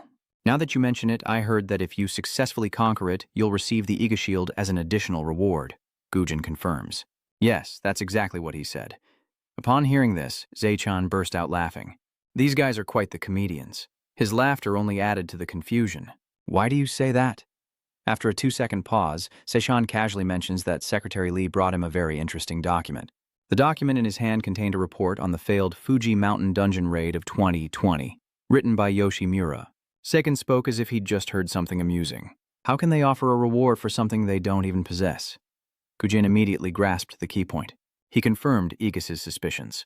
That item is currently inside the dungeon on Mount Fuji, a gate that suddenly appeared in the middle of the city. The press had already gathered at the gate, and reporter Kim captured the scene from above. This is the entrance to the A+ rank, 4-story Heihou dungeon, and players from guilds all over the world are entering the gate. Leading the charge is macOS Guild's Isaac team. Meanwhile, the TV reporters are covering the aftermath of the Kim Gujin incident, and public opinion remains critical of the Japanese government. I wonder what Japan's position will be. As reporter Kim answers, a deafening sound erupts behind him. Though the Japanese government offered ample compensation, a flustered reporter Kim turned around. What was that? What's going on? A massive explosion has occurred nearby, sending reporters scattering in all directions. Fear is evident in his eyes, as another even more devastating explosion erupts. The broadcast feed from reporter Kim is breaking up, and the editor anxiously calls out to him. Kim is unconscious as the news helicopter circles the blast zone. Even the cameraman in the helicopter was pale at the sight. The ground below was nothing but rubble. It turns out reporter Kim had fainted, and the cameraman rushed over asking, Reporter Kim, are you all right? Can you stand? Lucky you're even able to sit up. The cameraman sighed and helped Kim up, wondering what was happening. Suddenly he stammered, Wait, the gate's locked? In an instant, news outlets reported the horrific disaster at the entrance to Japan's 4-story A+ dungeon. A bombing occurred, and dungeon expert Dr. Kim Ming stated that gates should, in principle, close after a certain period. Isaac Ivanov's team is trapped in the dungeon, their chances of success effectively zero. The divine Isaac Ivanov has finally turned his back on him, and terror continues. The Japanese government is once again criticized for its lax security. The next morning, at the Sukaharakan base, he eagerly praised the plan. Isolating them inside the gate? Doesn't sound bad, but if it were me, I'd send about 6 trustworthy guys in with them. Sakura, hearing this, questioned with doubt. But Master, is all of that really necessary? They're just newbies entering a 4-level dungeon for the first time, and they're only A+ rank. They're probably getting a taste of hell in that dungeon right now. We failed to conquer it so many times that we gave up. What could those 2 possibly do? I assure you, Master, they don't even have the will to hunt monsters. In about 2 seconds, the outer water pipes began to activate. Sakura continued brightly. But I didn't expect you to joke around like this, Master, Sukahara-ken asked, not quite understanding. A joke. Sakura quickly explained, I mean the Aegis shield. Master said he'd give them that reward, while it slumbers peacefully within the dungeon. He pondered, resting his chin on his hand. A joke? Does this look like a joke to you? Sukahara-ken's serious demeanor surprised her. You're not joking? Lately, more and more people have been curious about the shield's whereabouts. A legendary item is crucial for conquest, so if word gets out that we had such a thing and still failed, players will be even more wary of the dungeon. The more prepared the challengers are, the more difficult it will be for us. From now on, I'll use the Aegis shield as a reward for those who want to conquer the Hell Hunt dungeon. This false information will serve as both bait and a trap, and any fools who rush in for the reward will be buried in that dungeon forever. Inside the dungeon, Gina's voice echoes, I knew there had to be a reason. So, in the end, it really was just the 2 of us. How did you predict this? Are you a shaman or something, seeing the future? In a flash, Gujin answered, because taking care of us outside the dungeon would be too risky. Hearing this, he was shocked and yelled, but how did you even know there would be a bomb in front of the gate? He didn't respond, instead sinking into his own thoughts as images of the past flashed through his mind. Before I went back in time, those who stood in the way of the Salvation Church were eliminated in dungeons. Isolating and eliminating those who were difficult to deal with head-on was commonplace. Gujin's silence is unsettling Gina, as he recalls the Sword Saint teaching him this very despicable bombing tactic. Are you even listening to me? How do you know that? As if not wanting him to know about his past, he spoke with a warning. Enough nonsense. From now on, we need to focus on hunting. If we want to catch 20,000 monsters, we need to hurry. Also, you have successfully survived for 10 consecutive days in the B+5-story Monster Forest dungeon. Moving to the 5th floor, Johann Jobs forcefully steps on the defeated monster. With a subtle gesture, his subordinates immediately followed his command, and Johann Jobs reached out once more. Seeing this, his 2 subordinates followed suit. You have summoned skeleton soldiers. As soon as Johann George used his skill, a light appeared and enveloped the forest, drawing the bone soldiers closer to him. It seems Johann George is extremely pleased with this sight, as a system notification appears. You have summoned the Book of the Dead. A radiant artifact has appeared. The next moment, the Book of the Dead was in Johann G's grasp, and a satisfied smile spread across his face as he gazed upon it. In the dungeon's 3rd level, Heo Ha Leona is beaten to a pulp, grinding his teeth as he says, Damn it, this one's no pushover. Just then, the skeletal dragon emerged from his cloak, lamenting, I didn't expect this to be so difficult. It's beyond my expectations. Then, it casually asked, most players who enter the 4th level dungeon are annihilated on the 3rd level. How would I know? What's your point? Lena roared, annoyed by the pointless question. How would I know that? What are you even trying to say? He didn't bother arguing with the bone dragon, as he was preoccupied with the task at hand. He had no time for explanations. With that, he slowly stood to face Wu Yu's hulking form, and without hesitation, Lygina rushed forward. He slashed at the Minotaur, further enraging the beast. Its rage was evident in its bloodshot eyes, and it ferociously threw a punch at Gina. Luckily, he managed to dodge it, but the Minotaur's power made Lena uneasy. Suddenly, he sensed a murderous aura approaching. Before he could react, Wu Yu slammed a punch into him, sending him flying like a ball. He crashed into a rock face, then fell helplessly to the ground as the bone dragon emerged, saying that if he didn't like riddles, what could he do? I guess I'll just have to tell you the answer directly. It's because most people conserve their strength on the 3rd floor to continue fighting on the 4th. It added that when conquering dungeons, resource and stamina management is crucial, but conserving energy against the 3rd floor boss, a snail, is like signing your own death warrant. Hearing this, Gina flew into a rage, yelling, You jerk! You knew the truth, so why did you leave me here and disappear? When are you sending reinforcements? The bone dragon casually replied, That riddle only applies to other players. As for you, I believe you can handle that snail on your own. The reason it believes Gina can handle that snail cow is because you also have the Nimin tutor, so I don't think there will be any problems. These words jolted Eljana awake from her dazed state. Thinking back, she realized just how many devastating blows she'd taken. But the Blessing of the Stick skill hasn't activated once. Immediately, the system displays information about his skills. Nim In's Lion Mask, a legendary item usable from level 100 and up.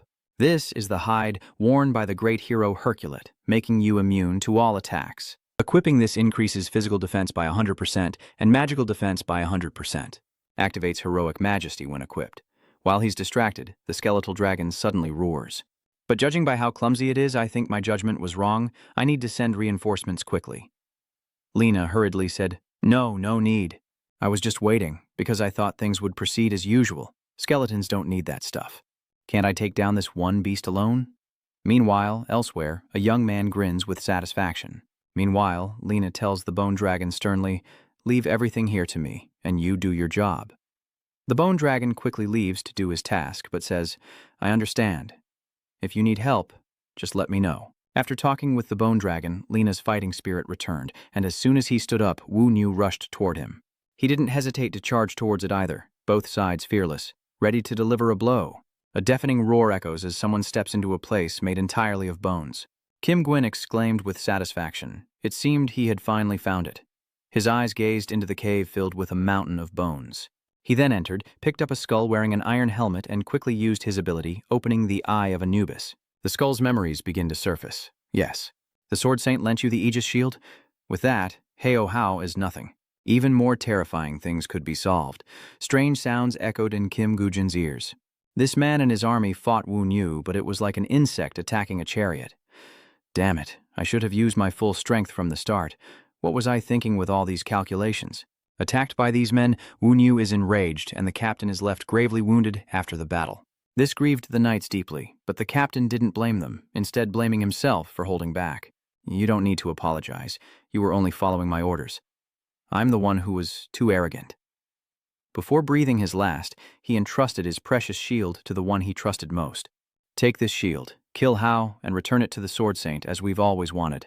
With those words, he passed away, and the knight beside him cried out in despair, Captain, open your eyes. After reading this memory, Kim Gwyn is left to ponder. It seems the Aegis shield is on the 4th floor. They sent skilled members and even the Aegis shield, yet still failed? He began to wonder if there was another unsettling factor in this A+ dungeon.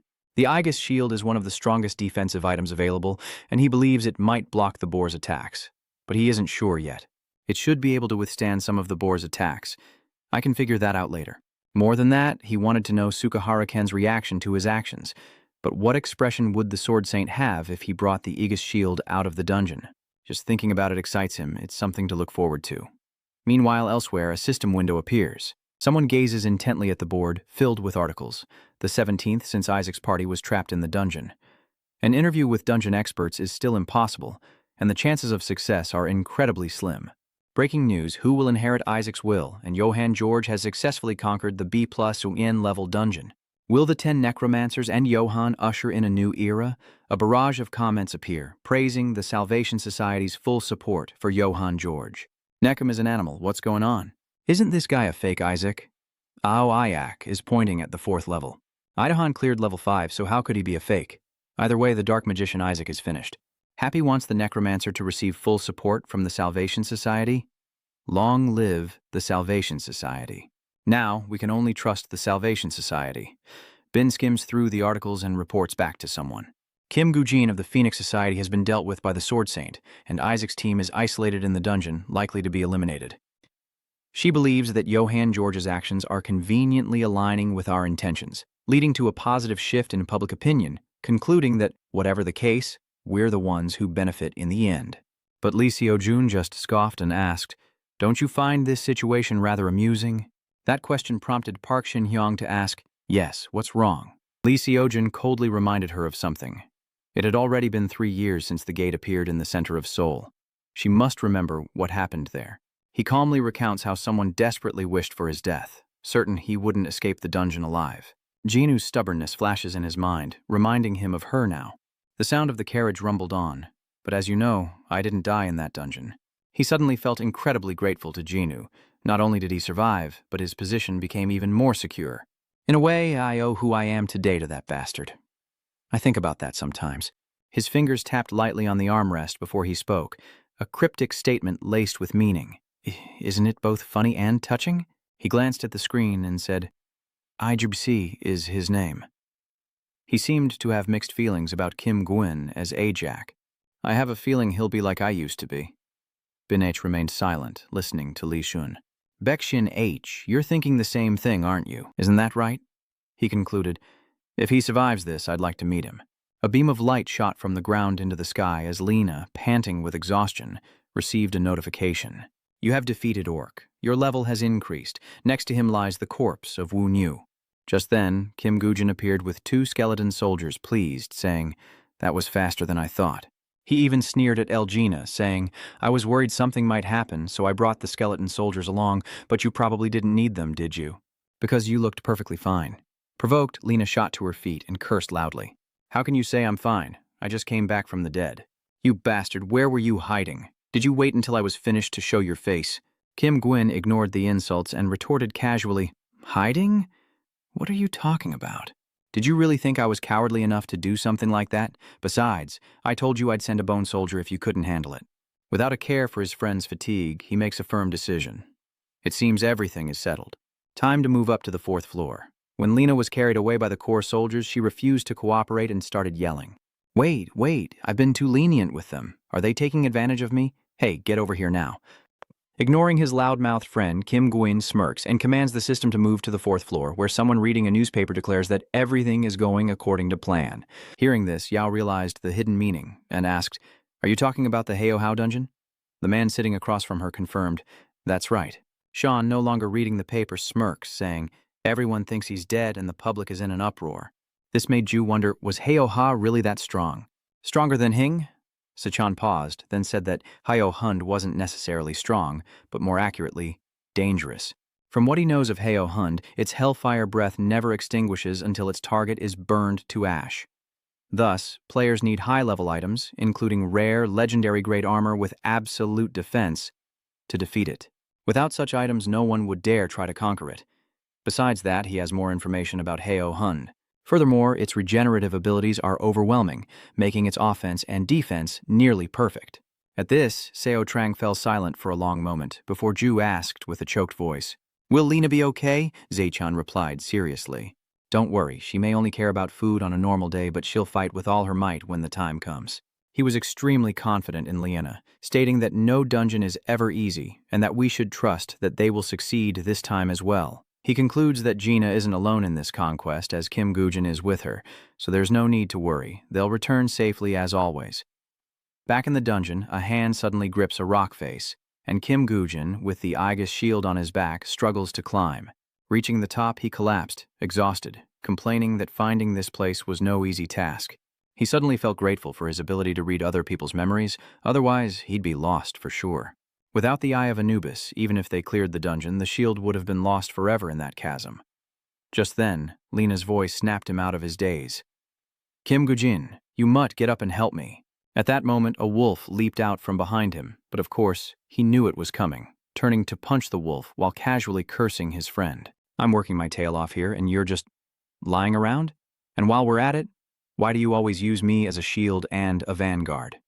Why do I always have to play this role? Kim Gwyn, unfazed, asks what role she's referring to. What role? His attitude infuriates Elgina, and she yells, are you messing with me? You know exactly what I'm talking about. You always get to do what's comfortable and cool, while I'm stuck with the hard and dangerous stuff. No sooner had he spoken than he grabbed a wolf by the neck, then started yelling. Tossing the wolf aside, he firmly declares, I have rights too, you know. Elgina questions sharply, Kim Gujin, do you think I don't feel pain just because I'm injured? You were just playing around since the 3rd floor, completely obsessed with finding that shield. Did you come here looking for treasure? Kim Gujin was stunned, unable to respond. Just as Elgina casually cursed, a sudden surge of power sent him reeling, but I was kind enough to hold back. The Aegis shield's absolute defense was activated. This item is indestructible. Sensing the murderous intent behind him, he slowly turned around, only to see a terrifying force hurtling towards Lena. Instinctively, he raised his hands to defend himself, but when no injury came, he opened his eyes in astonishment to see Kim Gujin shielding him with the Aegis. Despite the approaching power, Kim Gujin calmly activates the Aegis shield's ability, triggering its absolute defense. This item can never be destroyed. From the shadows, a monster with terrifying power emerges. It and its allies surrounded Lijina and Kim Gujin. And after Kim Gujin's defense, Lijina was so surprised that she stammered, "Girl, that thing." Kim Gujin grinned, turning back to introduce it. "That's right, it's the Aegis shield we came to find. Do you still think I was just goofing off?" Despite his friend's teasing, Lena smiles brightly. Laina simpered, "Why are you being so harsh? I was just a little upset and said some silly things. You found such a valuable shield. You're like a god, not even bothering to negotiate with him." Kim Gwyn handed him the shield and requested, "Now, let's get out of this dungeon." At that moment, the system displayed the shield's information. The IIS shield, a legendary item usable from level 1, and the strongest shield created by Hus. It's indestructible, and when magic or energy is channeled into it, divine protection is activated. Absolute defense. Kim Gujin sternly warned his skeleton to watch out for hellfire. He emphasized that if they were completely hit by hellfire, they wouldn't be able to continue fighting. But Lijina, unconcerned, patted the shield on her arm triumphantly and replied, "I have the Aegis shield. What are you worried about? I have a trick up my sleeve." Just as Kim Gujin was about to say something, "I wanted to remind you of one more thing." Something bright and purple suddenly appeared behind Lijina. He looked behind him in confusion, while Kim Gujin frantically screamed for him to dodge. Once again, that purple energy attacked them, but luckily they both managed to evade it. "What is that?" Lijina asked, confused. Heo House was supposed to be on Sat's side. What was that attack? He looked around in confusion, then saw something that shocked him. His voice filled with surprise as he asked, "What is this?" But Kim Gujin remained calm as if he had foreseen this, just as he'd seen through the eye of Anubis. He then reveals that this is why those with the Eye's shield have failed to conquer, because there are 2 Heo House pigs, one on each side, leaving Lijina in disbelief. The news sends him reeling, and he shouts, "There are 2 Heo Hounds," before turning to question Kim Gujin. "You predicted 2 Heo Hounds and said nothing?" He's left to hold the shield against the Heo Hound alone. Meanwhile, Mong yells at his annoying friend, "What's the point of telling me now?" But as soon as she spoke, his terrifying power engulfed them both, though they were safe behind the Aegis shield. But with 2 Heo House monsters, Lena asked with some trepidation, "There's only one shield. What now?" Just as he panicked, he turned around to find his best friend was gone. "We can't keep sticking together like this." That sent him into another fit of rage. "I thought he was behind me, so I tried my best to shield him. Where did that bastard go?" In that instant, Kim Gujin appeared before Lena, saying, "You're right, we can't stick together forever. There's only one shield, so can you handle one?" Though true, Lena was still worried. But what about the other one? Suddenly, Kim Gujin shouts a warning, "Behind you!" Startled by his shout, Lena glanced over, instantly raising the Aegis shield to block the sudden attack. However, the power of Heel House was so immense that even he struggled, crying out in pain, a sight that made Kim Gujin anxiously call out his subordinate's name. Lena's only response was the wind and swirling sand, where his exhausted figure collapsed. Suddenly, he sensed something was wrong. His hand was engulfed in Heo House's flames, and he panicked, screaming that he was burning. At the same time, the system announced that hellfire, an inextinguishable flame, had struck its target, and in a panic, Lijina rolled on the ground, desperately trying to put out the fire. He screamed, "Hey, don't just stand there gawking!" "Help me put this out quick," Kim Gwyn urged. "Lena, don't panic. Quickly take off your armor." Obeying him, Lena immediately removed the piece of armor that was covered in hellfire.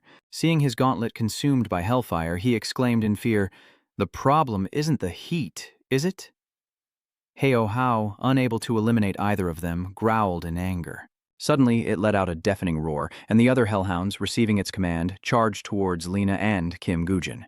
Oblivious as ever, Lijina doesn't understand what's happening. What's going on? Something's happening? The hellhounds are staring at them with murderous intent. 100 hellhounds surrounded Lijina and Kim Gujin. Seeing them rush madly towards him, Lena gritted his teeth, knowing that all he could do was fight while guarding against hellfire. And with that, he sent several wolves to their graves. Seeing Kim Gujin not helping and even wandering off, Lena protested loudly. "Hey, what have you been planning this whole time? Where are you going?"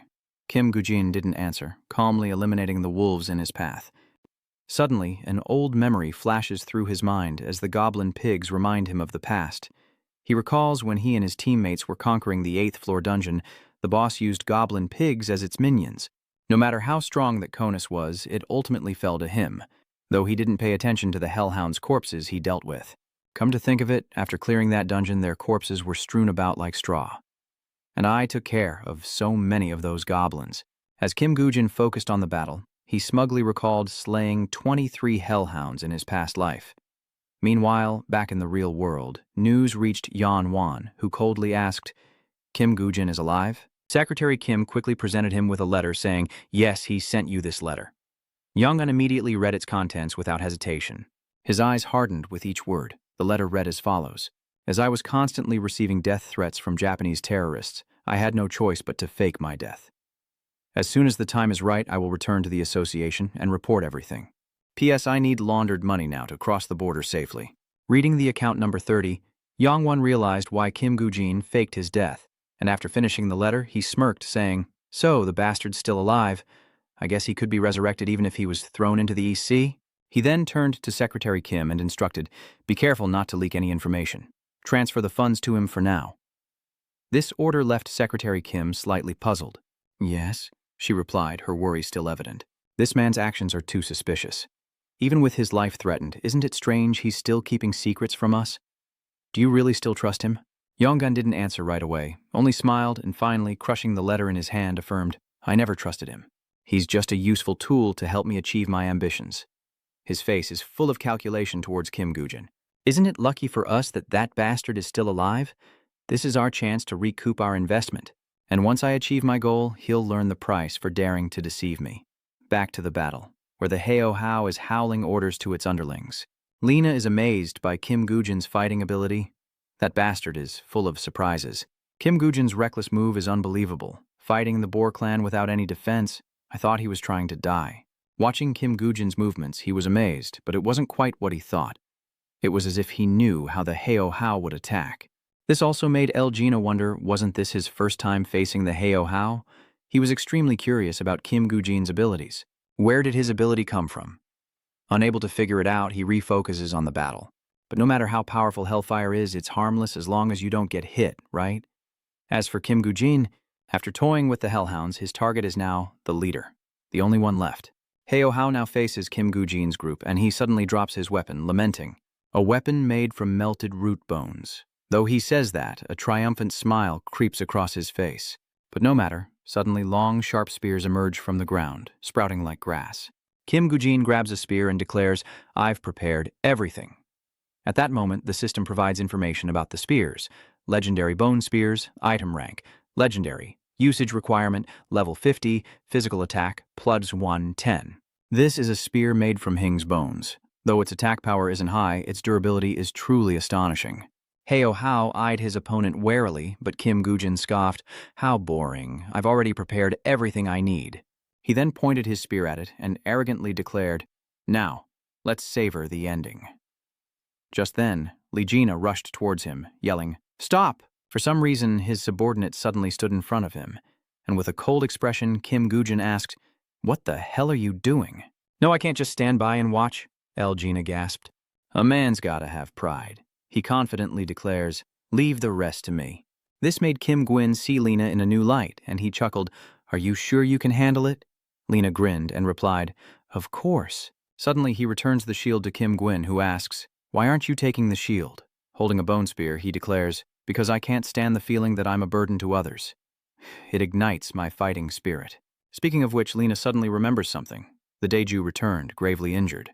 He and Seishan rushed to catch her as she fell, and in that moment, he swore an oath. "I have people I need to protect too." Lena still sees Ju collapsing in Zichan's arms every day. Ju's tears fueled his resolve, so he knew he had to do more. He told himself he had to become stronger. Meanwhile, at a fortress, many people have been captured by some group. The fortress remains tightly sealed. Inside, a transaction unfolds.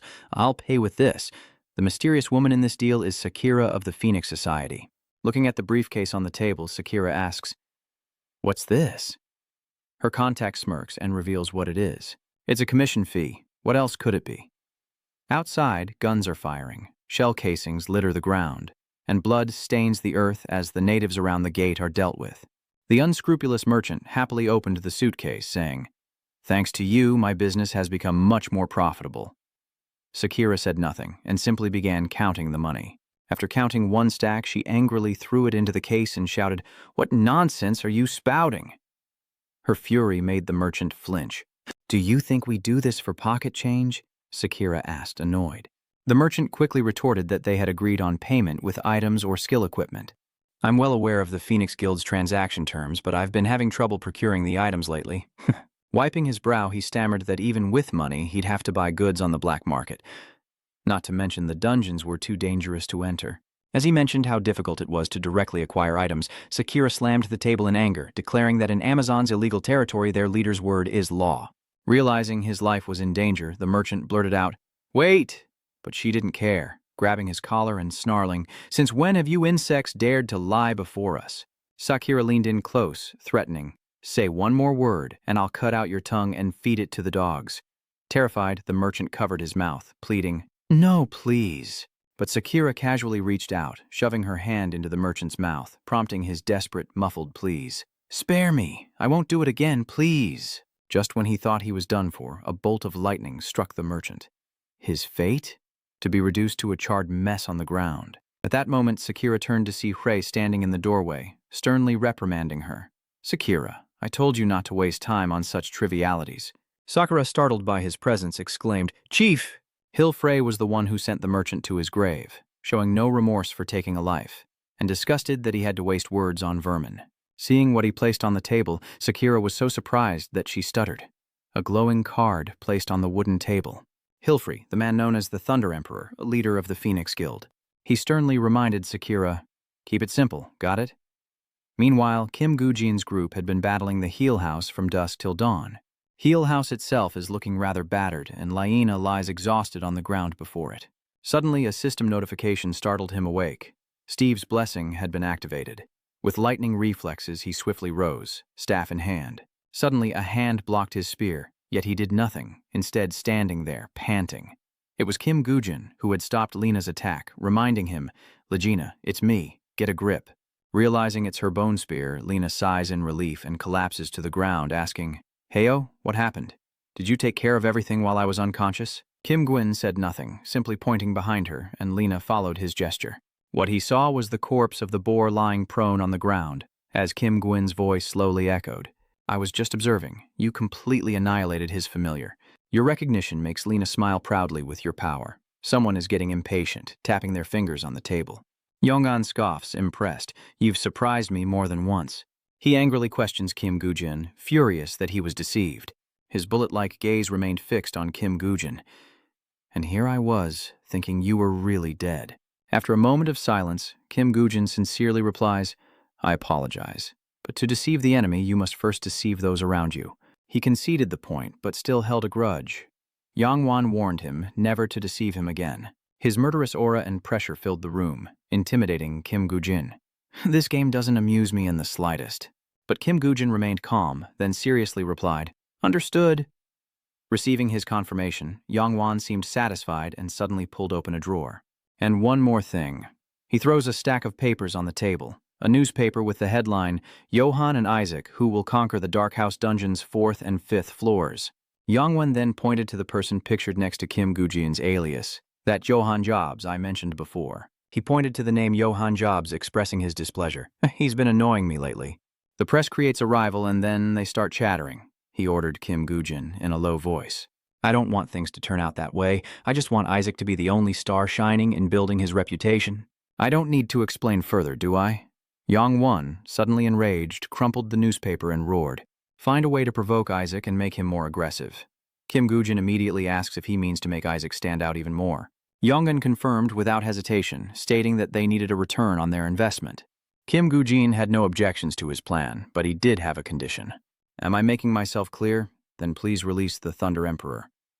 The condition he proposed surprised Yong Wan so much that he exclaimed, "The Thunder Emperor?" He immediately asked the reason for that condition. "Why bring up that name all of a sudden?" Kim Gujin coldly replies, "Everyone wants that item. The so-called Thunder Emperor you mentioned holds the key to superior skills, the skill to summon a witch. The conditions for using the Messenger of Darkness are level 180 or higher, and it summons an immortal witch by sacrificing 100 monsters. This item belongs to the Thunder Emperor. Elsewhere, someone is practicing their swordsmanship on a straw dummy, each strike so sharp it cleaves the dummy in two, one half falling to the ground." The man spoke slowly, his voice soft as he asked, Ijak requested Solomon's ring instead of Yu's shield. His student immediately bowed an apology for no apparent reason. Yes, I apologize, Master. Sukaharakan, of course, didn't blame his student, but rather said it was nothing. I initially compensated him with Igas's shield. Compensating with other items was unavoidable. Suddenly, he gritted his teeth in anger, but there's something I still can't understand. Sakura was taken aback by his attitude. Sukaharake wondered sternly, how did that bastard know we had Solomon's ring? Hearing this, Sakura immediately denied it, swearing, no, it wasn't me, I swear. Sukahara-ken doesn't suspect her, believing I wouldn't suspect my own student, but the leak means there's a rat among us. Hearing this, Sakura immediately volunteers to find the informant. That scoundrel is shameless. We need to find the traitor and deal with Isaac now. However, Sukahara-ken said, all right, just leave it be. This action left Sakura in disbelief. What? He said slowly, sheathing his sword. At their rate of advancement, I'm sure we'll meet again soon enough. This statement startled Sakura. You mean... Sukahara quickly sheathed his sword and sternly ordered, all right, let's continue to wait. His voice, cold and confident, echoed, success will only come when I crush them with my own 2 hands. Back with the Thunderbirds Guild, Sakura sarcastically asks, what am I looking at? A demon? Her taunting voice rings out, no, zombie is more like it. Kim Gwyn retorted, looks more like a demon to me. I can operate much easier in the afterlife. Sakura, hearing this, retorts sarcastically, so you faked your death to fight against the world? All to clean up after Aji? Kim Gwyn evades the question, answering cryptically, what was that? That's not important. Figure it out yourself. Sakura, annoyed by his cryptic words, demanded a straight answer, slamming her hand on the table as she angrily asked, where do you think you are? You're being awfully casual, she says, switching to threats. Kim Gwyn, unfazed, smirked and said, you've died once already. What's one more time? To save time, get straight to the point. Enough with the pointless bickering. I'm not here to argue, so let's get down to business. Sakura was fuming, but she had to hold back. What an unpleasant man. If not for the commander's orders, she would have lost it, but she kept her cool to get to the point. Go on, I'll listen for 1 minute. Kim Gujin calmly stated, I heard the Thunder Emperor only trades items, right?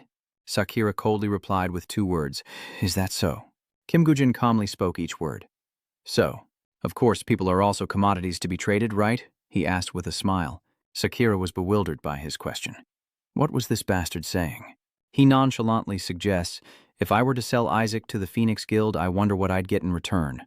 Sakura, grinding her teeth, asks, you're not here to negotiate on Isaac's behalf? You intend to sell Isaac to us? Suddenly, she stomped on the table and shouted, I've been trying to hold back. You crazy bastard, are you toying with me? Just then, a voice filled with admiration echoed, how interesting. Suddenly, Kim Gujin sensed a murderous aura behind him. Turning around, he saw Hill Frey standing right behind him. Sakura spotted him and frantically called for the commander, as Hill Frey grinned with bloodlust and asked, then can I buy them by the pound? Kim Gujin retorted, that would be interesting to see. But you wouldn't want an Ija missing an arm or a leg, would you? After that statement, a suffocating silence fell as Hill Frey, intrigued by Kim Gujin's offer, pressed him for more. Your proposal is quite intriguing. Elaborate further. In the dungeon at night, 2 figures leisurely sit by a warm campfire. Lena chewed her food, then hesitantly asked, hey, are you really going to do it? Kim Gujin didn't answer, but instead chuckled innocently. What are you talking about? Lena retorts bluntly, you know exactly what I'm talking about. We almost died in the 4th level dungeon. Kim Gujin uttered those words with a nonchalant attitude. So, that attitude of yours makes Lena uncomfortable enough to yell? What's that supposed to mean? Anyway, I agreed to conquer the 5th floor, but isn't A+ a little too fast? Kim Gujin was amused by his words. Who cares? Are you, of all people, afraid of a dungeon? As always, Lee Gina is provoked to anger. Hey, why do you always provoke me like that? Do you think I'll keep falling for your traps? His voice echoed through the forest. Do I look like a fool to you? Just then, Kim Gwyn sternly signaled for silence. Someone was there. Immediately, El Gina was startled, jumping up and activating alert mode. His face was blank with confusion as he saw the person approaching. Standing in the shadows, the figure hesitantly greeted them. Hello. Kim Gwyn was slightly surprised to see the person. It was none other than Men. I'm Men from the Salvation Association, and we'll be conquering together tomorrow. Suddenly, her voice became small and her face flushed red, as she confessed that she was actually a huge fan.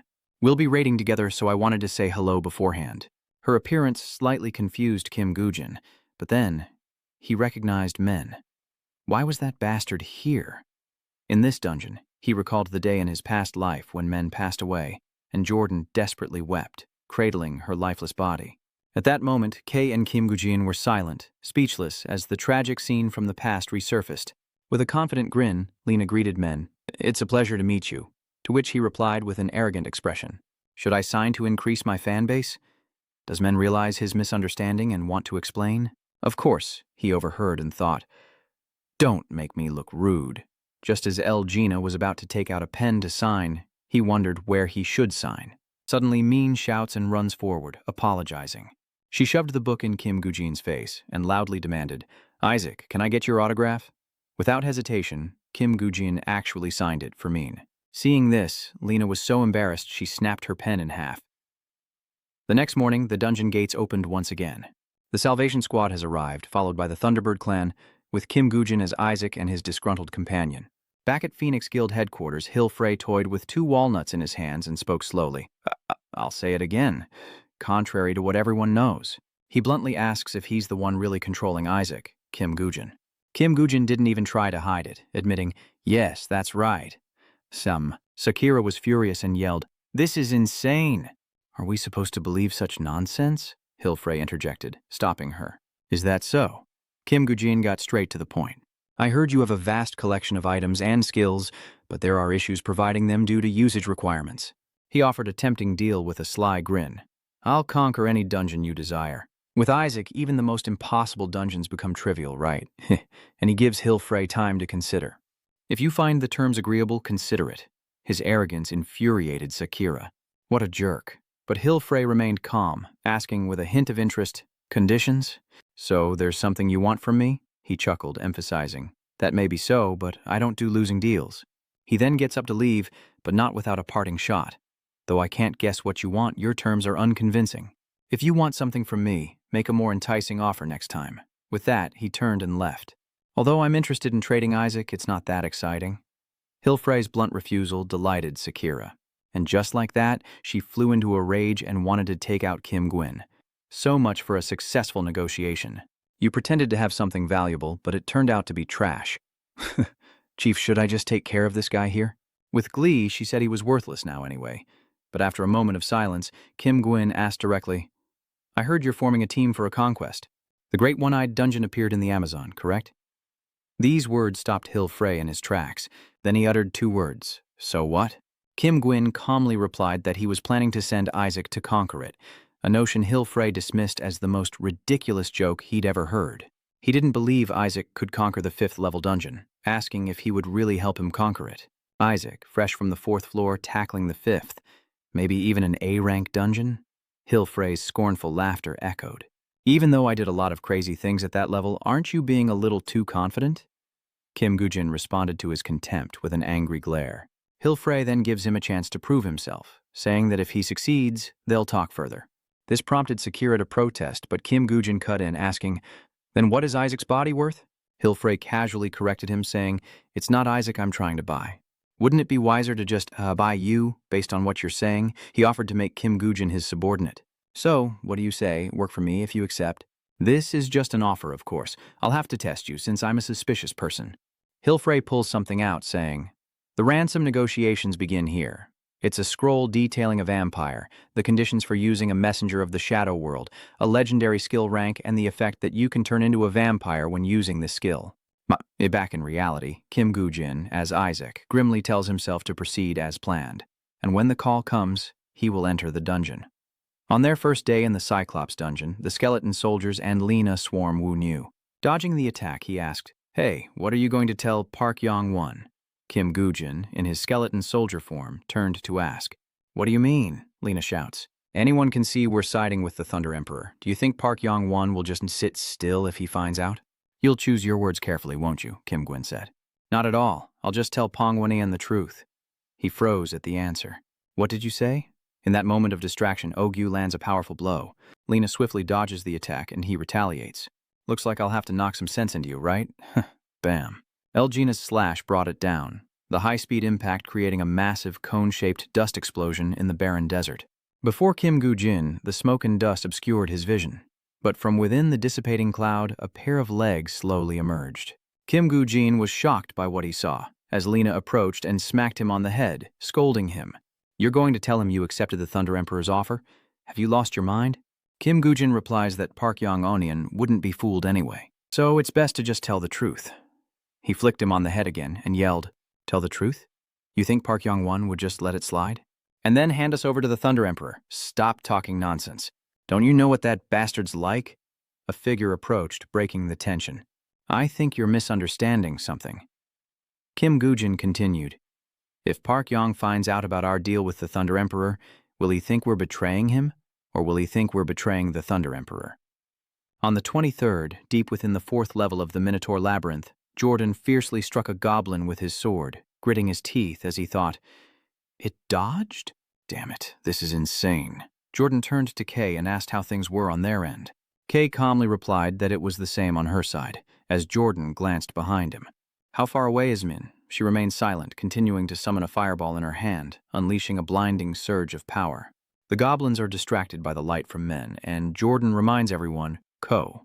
They're targeting me and Sen. We need backup now." The goblins are charging towards her with terrifying speed. M looks up and unleashes her power, her eyes glowing brightly, surrounded by bolts of energy. Her power erupts, a swirling inferno of orange-yellow energy, ready to incinerate everything. White smoke fills the air. Jordan exhales, relieved he narrowly escaped death. And what's with all these black goblins? He slings his weapon over his shoulder, stepping on a groaning goblin. This high-level dungeon is no joke. Monsters will likely keep appearing until we reach the main hall in the center of the maze, so let's stick to the wider paths. If we keep getting attacked in narrow corridors surrounded by walls, things will get messy. Our campsite needs an escape route. No sooner were the words out of his mouth than Jordan spotted a goblin sneaking up on them, leaping forward to attack. He screamed, "Men!" startling her from behind. Following Jordan's gaze, she turned to see a goblin swinging its blade down upon her. The air fills with the stench of blood as M closes her eyes, knowing she can't react in time. After a moment, feeling nothing, she slowly opened her eyes to find a goblin collapsed at her feet, blood pooling around it. Jordan rushed over, concerned. "Maizen, are you all right?" She replied, "Yes." Suddenly, he paused, wondering why that guy was here. Jordan quietly thanked Kim Gwyn. "Thanks to you, the team members weren't hurt." He frowned and asked, "Why didn't you deal with them properly?" He didn't understand. "Huh? What?" Kim Gwyn plunged his sharp sword straight through the goblin. "Confirmed dead," he replied, as the goblin gnashed its teeth in pain. Seeing its comrade finished off, another goblin nearby burst into tears, and Jordan Dan finally understood the problem. Were they faking their deaths? He watched in disbelief as they scrambled away. "So many?" Kim Gwyn explains. "Blade goblins possess superior intellect, and the bone soldier's powerful legs crushed those heading toward the goblin. It bared its teeth, breaking out in a cold sweat as the scene was torn apart by streaks of purple and red at high speed. Jordan witnessed everything, remaining silent. Kim Gwyn coldly sneered, "I was looking forward to conquering with the Salvation Society, but you're all too incompetent." Hearing these insults, Jordan angrily retorted, "Shut your slanderous mouth." But just then, men grabbed his wrist, stopping him, telling Kim Gwyn that a leader is responsible for their team's safety and easing their tension. He kicked the corpse on the ground. If he'd known what a blood goblin was, wouldn't he have known how to deal with them? Kim Gujin scoffed, "You can't even do something this basic as a team leader. Then people will definitely have a lot to say about the Salvation Squad. I know I'm not a perfect captain, but that look of disappointment? I guess I expected too much." He trembled with anger, clutching his weapon, thinking how he dismissed all his efforts to save the world. Kai-ho said coldly, "AJC, I understand what you're getting at. Stop." He continued, "Now is not the time for internal strife. We must unite and conquer this dungeon together." She nodded in agreement. "Ko is right. While we appreciate your help, what brings you here?" Men said coldly, "Each team is supposed to handle their assigned area. You're not here to cause trouble, are you?" Kim Gujun immediately pointed behind him. "Actually, there's been a slight problem," he explained. "Our teams then injured his leg." Just then, Lena limped over, forcing a smile. "Is everyone doing well?" She gasped, covering her mouth in shock. "How did this happen?" Immediately, they rushed to his side. At this moment, despite the cold sweat pouring down her face, Lena forced herself to stand tall. "I was just a little careless." "Why don't you sit down and I'll take a look at your injury?" Men gently suggests. A wave of embarrassment washed over him as he realized everyone was letting him rest. He liked the idea, but Lee Gina waved her hands frantically. It's nothing," He cursed inwardly. Damn it, having to fake an injury like this is such a loss of face. He stood frozen, eyes fixed on the scene before him as a thought crossed Kim Gwyn's mind. Yes, they are different from Lai Jun. They are more sincere than anyone else. Their only wish is to save this world. Jordan approached, sneering. So you can't manage your own team and you're coming to us? Just what kind of basics are you planning to teach? He sneered. What's this? A commander is responsible for the safety of his teammates. Jordan pointed at him with disdain. Hey, Ayak, why don't you try doing it first before you start lecturing others? Seeing the other's silence and expressionless face, he frowned. Huh? What's wrong? Not so cocky anymore, huh? Cat got your tongue? A smirk crept across his face as he thought that Jordan was just as he remembered. Unchanged. Kim Gwyn scoffed. I'm not as careless as some people. My team member just slipped. Lyanna muttered about that jerk but tried to keep her composure and play her part. Yes, it's my fault. Lena patted her injured foot, laughing awkwardly. I didn't listen to the commander and went ahead on my own, so this is what happened. Did you all know? There's a cliff beneath our feet. Jordan scoffs. We don't have a tanker anyway, so we can't attack alone. You're here to help us, right? He calmly confirms, that's right, but seeing your team's condition now, I'm starting to regret my decision. How about this? Your entire team will follow my lead.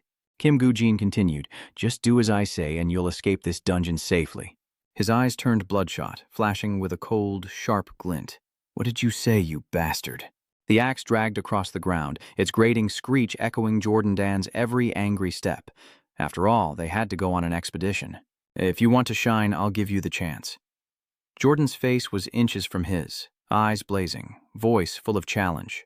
But I can't overlook those comments you just made. If you want to be the team leader, then beat me right here, right now. Meanwhile, news outlets were flooded with reports of the Salvation Society's world-first attempt to challenge the 7th floor dungeon. Who would conquer the C-rank 7th floor dungeon this time? Supported by the Salvation Society, Johan J has been steadily clearing the 5th floor dungeons. Jun and Johan J of the Salvation Society are on the rise. After attacking Heo Hao, Isaac's team disappeared for a month, their fate unknown. In his office, Xin H sat in contemplation, anxiously biting his nails. Suddenly a voice startled her. Hey, what's with that expression? Worried? Parin Ha's sharp eyes immediately darted toward the source of the voice. In the shadows, Johan Job sat with his head propped on his hand, laughing until he shook. What's wrong? Does she know what to do without a leader? Is that why he's so worried? In that moment, a man entered, annoyed, and said, Stop talking nonsense and watch your tongue.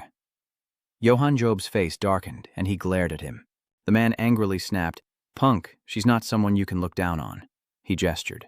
While Lee Surin is away, she'll be acting as the Savior Association's president.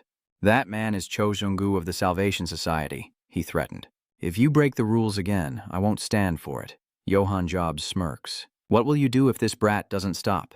They stood face to face, eyes locked, neither willing to yield. The tension was palpable, a storm of murderous intent brewing, ready to erupt into a deadly battle at any moment. Enough, Bakshin coldly stated. This is no time for arguing. All that matters is helping the guildmaster. But according to Johan, this isn't what was agreed upon with the guildmaster, is it?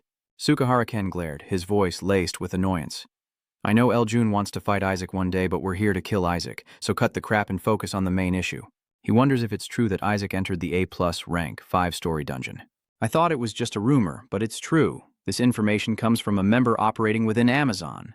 They witnessed Ajax enter that dungeon with their own eyes. Sukahara Ken wondered who accompanied Ajax. Back replies, they're not members who share our intentions, so we can't entrust them with other tasks. They're unreliable. He said calmly, that works. Sukahara Ken frowned. He wasn't the type to rush in and handle things clumsily. I'll handle things personally this time. It seems those words hit their mark. A satisfied smile crept across her face. With Perrin H's hands clasped tightly together, she felt relieved that he would take action himself. I don't know if it'll help, she points to Johann George, but he's quite the effective bait. He lured them all into the dungeon. He feigns humility, but he's clearly pleased. How obvious can you be? That's too much. Johann George spoke with arrogance, figuring that eliminating Isaac wouldn't be so bad for him anyway. And a messenger of the dark world like myself. His face reeked of smugness, believing he could monopolize the glory. No one said another word, and the atmosphere became oppressively heavy. After a moment, Sukahara Ken finally asked, So, where will we carry out the plan? Bakshin H continued to press the location control button, and the next dungeon appeared on the screen. She answers, Egypt, the SA 6-story dungeon. The blade strikes, cleaving the bone in two, and Jordan cries out in agony. Mizan covered her mouth and whispered Jordan's name, but he just lay on the ground, screaming. I yield. Kim Gujin, who was leaning against the wall, shot up when he heard Jordan's answer. Elgina sat in the corner, sighing, thinking to himself that he used to be just like that. Kim Gujin approached Jordan, who recoiled as he spoke coldly. So, will you keep your promise? Cut to a scene within the massive blue cylindrical structure. Jordan tightened his grip on his weapon, wondering how many hours they'd been fighting. No matter how many times they attack, there's no end in sight. But he turns back and shouts, Men, charge again! Give me fire support. We can't give up now. She agrees to respond, saying, Yes, I understand. A glowing circle appears beneath Jordan's feet, the rogue's tenacity skill. That successfully draws the Minotaur's attention, and Menen charges straight toward it. She's yelling over here, Get on the big bull. Provoked by Mean, the Minotaur gritted its teeth in anger, and Jordan, who was rushing in, leaned back and braked as it attacked. The Minotaur slams down a powerful blow, shattering the ground, but he quickly rolls away from the danger zone. Jordan growls, cursing under his breath. Damn, that landing wasn't pretty. Hearing his call, Koal leaped high to meet the counterattack, soaring through the dim purple dungeon with a flash of his blade. Ku lands, sinking his twin blades into the Minotaur, which roars in agony. Then, Kai dashed across the Minotaur's body, each step leaving behind a fatal slash. Outside, Men used his broken staff to unleash a torrent of flames, sending sparks flying towards the Minotaur as Jordan tensely scanned his surroundings. He thought he'd been too foolish. Why did he make a bet with that bastard? As if achieving his goal, Kim Gujin smiled contentedly, lost in thought when Kai suddenly shouted, Jordan! He glanced toward the voice, only to see a sharp object hurtling toward his head. Jordan trembled, paralyzed as he stared at his leg trapped beneath the rubble. Jordan panicked, his legs unable to move in time. Now he had no choice but to take the blow with his body. With grim resolve, Jordan roars, Die! Slash. A haunting streak of gray and dark pink appears. Em couldn't bear to watch, tears welling up in her eyes as the Minotaur stomped down on Jordan's position. She screams Jordan's name. After the attack, it roared defiantly, while Jordan squinted, unsure of what had just happened. Then, startled, his eyes widened, standing next to the platinum blonde hair fluttering in the wind, speechless. This is going to take 10 years off my life. Kim Gujin stood tall, holding Jordan in his arms before the stunned onlookers, as Jordan frantically struggled. What the hell? Put me down now. Kim Gujin smirks, saying, If that's what the princess wants, then so be it. He releases her, and Dan falls hard to the ground, grinding his teeth in anger. Jodan shouts, Hey, could you have put me down a little more gently? Men rushed to his side, asking, Joan, are you all right? Joan nodded. Luckily, nothing seriously injured. Seeing him turn to leave, he called out, Hey, where do you think you're going? Kim Gwyn coldly turns and says, Thank is injured, so someone has to take his place. He growls uncomfortably. What are you implying? You want to rush ahead and be a human shield? You want to throw yourself into that mess? He coldly retorted, Do you have another way? Jordan Dan angrily shouted, I'd rather charge in again. If someone has to die, it'll be me. Kim Gujin hobbling onto the battlefield is suicide. If you die, who will take responsibility for the rest of the team? Don't think sacrificing yourself as the leader is so noble. Instead of wasting time on useless thoughts, train harder so this never happens again. A tank isn't just a shield against enemy attacks. Their main role is to buy time for their allies to fight. I'll only do this once, so watch closely. The scene shifts to a familiar city, and a voice rings out. Oh my, who do we have here? Zaechan said from his office. Why has Tom come to the dragon's lair? The other replies, You're too kind, friend. Next time, a poorer welcome would be appreciated. The visitor is Dragon Slayer Franco Sachero, who smirks and asks, And what's with Tom? Are you talking about me? Zaechan retorted. That's right. Why come all the way here? It doesn't make sense. You're not the type to visit without a reason, are you? Meanwhile, Franco Sachero cheerfully shared, Of course, there's a very important reason. Otherwise, why would I come to this remote and joyless place? Do you think I have nothing better to do than watch you get old, ugly, and bald? Zaechan's face darkened. Franco Soachero set down his tea, narrowing his eyes. Before I tell you why I'm here, I want to ask you something. Does your claim that I will save the world still stand? Zaechan was startled, his voice heavy. You were this determined since Lee died? He tilted his head, looking behind him. Franco Sauro was puzzled by his actions, following his gaze to Ju, who stood behind him. She bows respectfully, but before she can see what's behind her, Zaechan shouts, stopping her in her tracks. Of course, do you not know me at all? If I say it, I'll do it. Frank Sauro turned back, confused, and asked, "What? So it's still in effect, right?" He slammed his hand on his thigh, continuing, "Moreover, favors must be repaid twofold, and grudges fourfold for me to be satisfied." Cut to an enraged Minotaur roaring. Jordan grits his teeth. "It's impossible. How can he dodge every attack without enhanced physical abilities?" Jordan gasps, "What's he doing? Watch out behind you. You're out of room." Minotaurus charges at Kim Gwan, who narrowly dodges, causing it to crash into the wall. Jordan watched intently, his face as tense as a bowstring, while Lena shook her head, muttering, "Here we go again." He worried, thinking, "Damn it, no matter how awful that kid's personality is, he shouldn't die here. It's because I should have been the one to die. My life should have been enough to end this, but now I've lost all my bone soldiers, so I can't win anymore." In a dangerous moment, a bone soldier is knocked to the ground. Jordan paused, stunned. Wait, the skeletons are still moving? The bone soldiers behind him relentlessly attack the Minotaur, whose horns are now stuck in the wall. Now the Minotaur could only stand motionless, a sight Jordan found unbelievable. Kim Gujin spun his sword, preparing to strike, and smirked at the Minotaur's predicament. "What's wrong? Can't move?" The massive impact creates a cone-shaped crater, filled with white dust and flying debris, as it stands frozen, startled by Kim Gujin's approaching figure. The Minotaur's bloodshot eyes brace for the sharp blade hurtling towards them. Thunk. The stench of blood fills the air. Minotaur. The labyrinth's ruler has been poisoned by blood, its pierced eyes squeezed shut. Enraged, the Minotaur snorted white smoke, finally overpowering its restraints in a fit of fury. He assesses the beast, noting its vigor.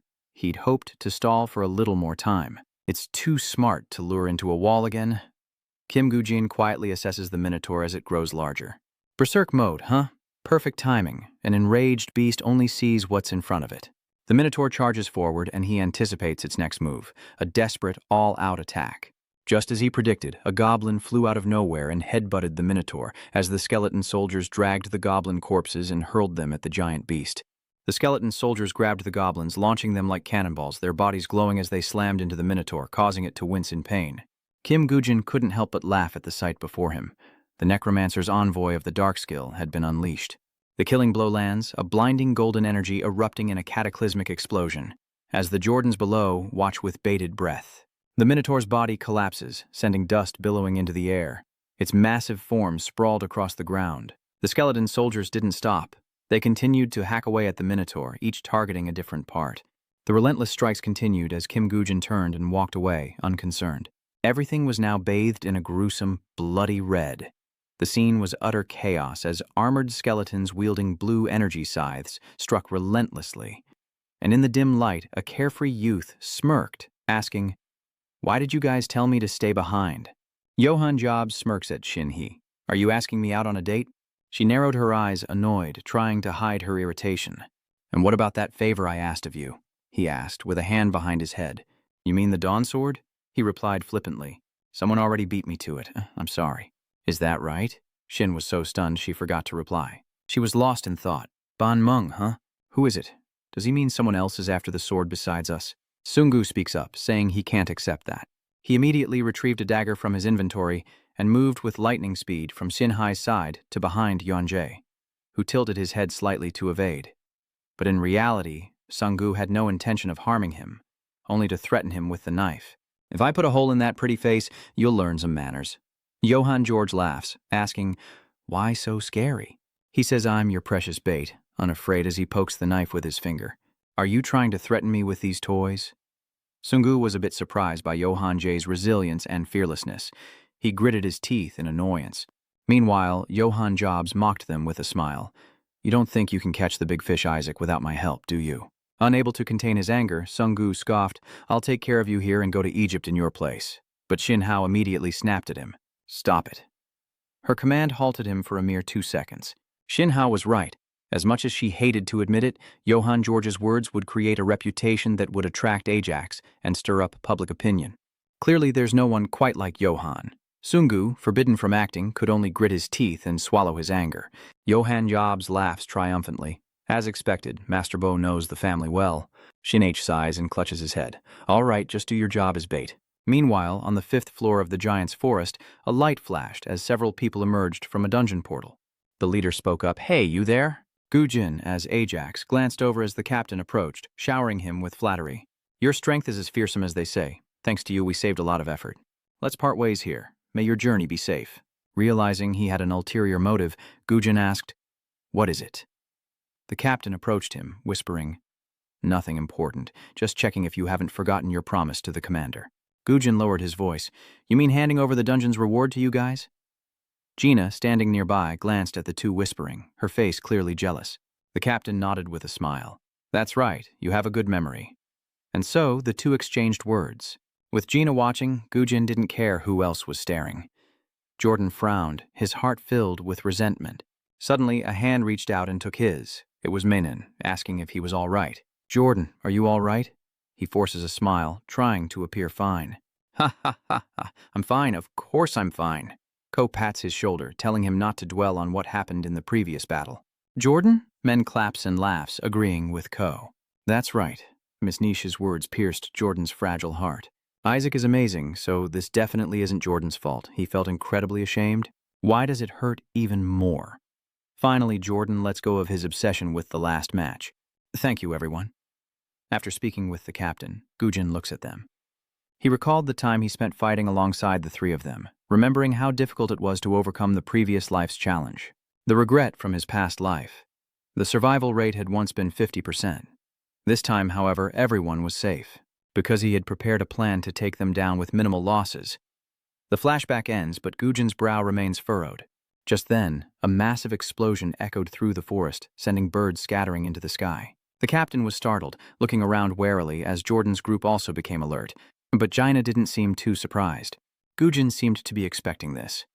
In the real world, a strange guest has arrived at CEO Cha's office. He said with a headache, "Can we please cut to the chase? What is the reason you've come here?" The man sipping tea across from Seo-chan is none other than the dragon hunter, Franco Sauero, who now reveals the purpose of his visit. "If your words about saving the world are sincere, then I have something to entrust to you." He successfully piqued Seo-chan's curiosity. What could it be? Franco Sauero didn't say much, quickly producing a sword from his inventory. Seo-chan was startled by what he saw, and even Ju had to look up from the screen to see what it was. Franco Sauero placed a gold-plated sword with a black blade on the table. Seo-chan picked it up for a closer look, shocked to realize it was the blind sword, and Franco Sauero nodded, sharing what he knew. Indeed, this is what the Salvation Society has been secretly searching for. And if my hunch is correct, it's the only sword that can kill Lee Sejin. Seo-chan's eyes sparkled as he carefully examined the sword. But then, he remembered something. "You're really just going to give this to me?" Franco glared, speechless. That night, aboard a plane soaring through the sky, Zekren solemnly gazed out the window before turning to Ju, asking if he was gone. She nodded. "Yes." Ju silently placed her hand on the steering wheel, then suddenly called out, "Director?" Ju said, "You don't have to stare at me like that." This made Z-Tran pause for a moment. The car's rearview mirror reflected his bewildered expression. "Huh? I wasn't staring at you." Ju spoke softly. "I asked him everything myself." She recalled seeing Franco Sauero off, having said a few things to him. Jisoo said in a deep voice, "The day my father died." Seekin anxiously asks, "What happened?" He thinks to himself, "Did she hear about what happened that day?" Jisoo starts the car, and Chan, sweating with worry, asks, "Secretary Lee, are you all right?" Ju didn't answer. She stared ahead at Dam Chu. "I'm not okay at all." She then drove out of the parking space, transitioning to the dungeon where the exploration team was entering a massive cave. Jordan asked, annoyed, "Look, why are we even here? Are you sure the Thunderbirds will just sit still if we keep this up?" He said we should cooperate if we want to increase our chances of success. A thug ran up to report, and his captain asked, "They're ahead of us. What do we do now?" Minong turned to Gujin, disguised as Isaac, and said, "Look, Isaac, we really have to start attacking like before. Both sides better hurry and get out of the dungeon, right?" He turned away and coldly replied, "Stop with the nonsense. Just like before, split up and find a place to hide."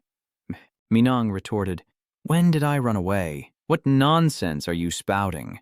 Gujin glared at him and said, "These aren't monsters we can take lightly. If you want to stay alive, do as I say." Minong cursed under his breath. "You dog!" The thug turned and asked, "Captain, what do we do now? Should we prepare for battle?" Minong gritted his teeth. Just as he said, they had made it this far without a single casualty. If he personally took down the two-headed Cyclops, he could defeat Sakura and become the commander's right-hand man. Minong smirked. He ordered, "Everyone gather around now. We're going to catch the two-headed Cyclops." Jin paused, glanced at the group, then turned to Jordan and men. Keep an eye on the Thunderbirds. We'll prioritize things here. Jordan flew into a rage, and men had to gently dissuade him. Calm down, calm down. Gujin asked Gina how things were, then gave a thumbs up, answering his own question. The highest quality, of course. Suddenly, a voice rings out, and everyone prepares for battle as giant ants crawl out of their nest. Gujin ordered, "All right, let's begin as planned." Gina opened his inventory and shouted, "Okay, the system displays information about the Ring of Solomon." Gina puts on the ring, recalling how the swordsman lied about it and was exposed as the system displays information about the legendary Solomon's ring. Level requirement over 100. If you use the Ring of Solomon's unique skill, you'll consume mana and be able to control monsters of a lower rank than the wearer. Mana plus 100, attack power increased by 10%, and the ability to use the Ring of Solomon's command skill. Gina holds out her hand, now adorned with the ring, as the system prompts her to activate the Ring of Solomon. He uses a spell, commanding the ants to stop, and a golden light quickly envelops them. On one side, a team member is ambushed and falls, Minipants exhausted. He glanced around, and then Minion swung his sword. Damn it, so many monsters. Where did they all come from? His sword cuts through the air, felling countless monsters, as Manang confidently shouts, "That's right. Come and get me if you dare. I'll destroy you all." Suddenly, he tripped over a fallen corpse, sending him sprawling. Then, a realization dawned on him as he gazed at the bodies around him, wondering, "What's this? What happened here?" Manang glanced around. The battle before was against the Cyclops, and now bodies litter the landscape around him. To avoid the monster's sudden attack, Min had fled the battlefield? His sword dripped blood onto himself. I was certain that monster had killed me. Why are all my subordinates dead? He was stunned for a moment, then Minyang realized something was wrong and turned around. Minyang came face to face with the massive, two-headed Cyclops standing right behind him, its 4 red eyes glaring. He trembled, uttering the words to unleash it, but the monster swung its massive fist down upon him. It slams its fist down, crushing Minang's body into nothing. Night falls upon this strange cavern as the two-headed Cyclops devours its prey. It was in the cave, and Gujin stood a distance away, watching it as Jordan approached and spoke. "Yak." He glanced at him slightly. Jordan spoke up seriously, saying, "I don't know if this is the right thing to do." He coldly asks what he's talking about, and Jordan points behind him, saying, "I'm talking about those striped ants." He eyed Gina petting the ants, asking suspiciously, "Are you really planning to bring them along to fight?" Cole nonchalantly tells men, who's hiding behind him, that they're cuter than he thought. "Just try it," Jordan said seriously. "They're controlled by the item's effect now, but who knows when they'll attack." He said even the item's effect has its limits. "What if their control is undone mid-battle?" Gujin asked, head bowed. "Do you still doubt me?" He quickly explained, "No, that's not what I meant." Gujin walked toward the nest and said, "But if they fulfill their purpose before the control breaks and then self-destruct, there shouldn't be a problem, right?" Gujin said, patting his shoulder before leaving. Gina says excitedly, "All right, my little ants, the signal has been given. It's time to show them what you've got." He clenched his fist, unleashing the ring's power, and a surge of light enveloped the ants. It caught the attention of the surrounding ants, and they began to swarm under Gina's control. The target is the two-headed Cyclops, and the sound of the ants has alerted it. The monster rises as the swarm of ants behind it surges forward, crawling up its legs and biting. They quickly climbed and bit all over the monster, causing it to roar in agony as Gujin watched Gina's excitement with folded arms. "Excellent. Well done." Jordan Dan thought in astonishment. Could a level A+ dungeon boss really be dealt with so easily? The monster collapses onto the ants, who bite at its eyes, and one eye begins to glow. The ants stopped, looking up towards the light, then suddenly turned on each other, pairing off to fight. Gina looks at the ring and angrily shouts, "What is going on?" Why are they suddenly fighting each other? Is the ring's effect already wearing off? The ants continued to ferociously attack each other as the monster rose and crushed them underfoot. It stomps relentlessly, trying to crush the remaining ants as Gujin glances at Gina. Its eyes are called demon eyes, each with different abilities, one of which is the chaos effect from its left eye, which creates abnormal states. Soon, the monster wiped out the ants, and Gujin continued, depriving opponents of their ability to distinguish friend from foe, causing them to blindly charge forward. That's what happens. Gina asked in a panic, "What do we do now? If we all charged in at once, we'd end up just like them." Gujin smirked. "Normally that would be the case." The monster bared its fangs and began to notice everyone. "You've hit the nail on the head. If only there were no cooldown time." Jordan wondered, confused. Wasn't Yak facing the twin-headed Cyclops for the first time as well? How does he know about the evil eye and its cooldown time? Gina asks excitedly. So that's how it is. Does that mean we jump down to its level now? Jordan observes from the sidelines. He's adapting too quickly. Jin draws his sword from the cabinet and replies, Not alone. I'll strike first since the right eye is still active. Jordan tries to stop him, saying, Wait, if the right eye is also a demonic eye, we need a plan. He's already gone. He tries to call out to him, but Gina says there's no need to worry. He confidently says, You still don't know what kind of person Yak is, do you? Gina watches Gujin charge at the enemy with his sword and says, That guy doesn't act carelessly without preparing countermeasures. He quickly closes in on the two-headed Cyclops, who begins to target Gujin with its right eye, and he grits his teeth to resist being controlled. The system warns that he's been caught in the magic eye's gaze, triggering the petrification status, and Gujin's body begins to turn to stone, slowing his legs. Gujin smirked, knowing this was his only chance, and channeled the power of the ring on his hand. The system announced that the Lalat ring had powerfully resisted petrification. The ring flared, shattering the petrification that had taken hold. Gujin raised his hand, seizing the moment while the monster was vulnerable, unaware that its magic eye had no effect. While its left eye recharges, he'll strike the right one first, leaping up to stab the Cyclops in its eye. The two-headed Cyclops swings, knocking Gujin to the ground. Dust and smoke fill the air, concealing a flash of light, but Guji quickly raises his shield. The system displays information. The Aegis Shield, a legendary item usable from level 1, is the strongest shield created by use. It is absolutely indestructible. When mana or Kai is channeled into it, the protection of the gods is activated, creating an absolute defense. The monster roared as its right breast exploded. Manon had attacked from afar. Jordan orders an attack and Gina steps forward to ask, Now it's our turn, right? Gujin quietly replies. I'll take care of the right eye myself, he says. The rest of you, take the left eye. We have to bring it down before the remaining magic eye's cooldown ends. Gina responded loudly, Okay. The system announces Sin's summoning, and the two-headed Cyclops roars in agony as its right chest is destroyed.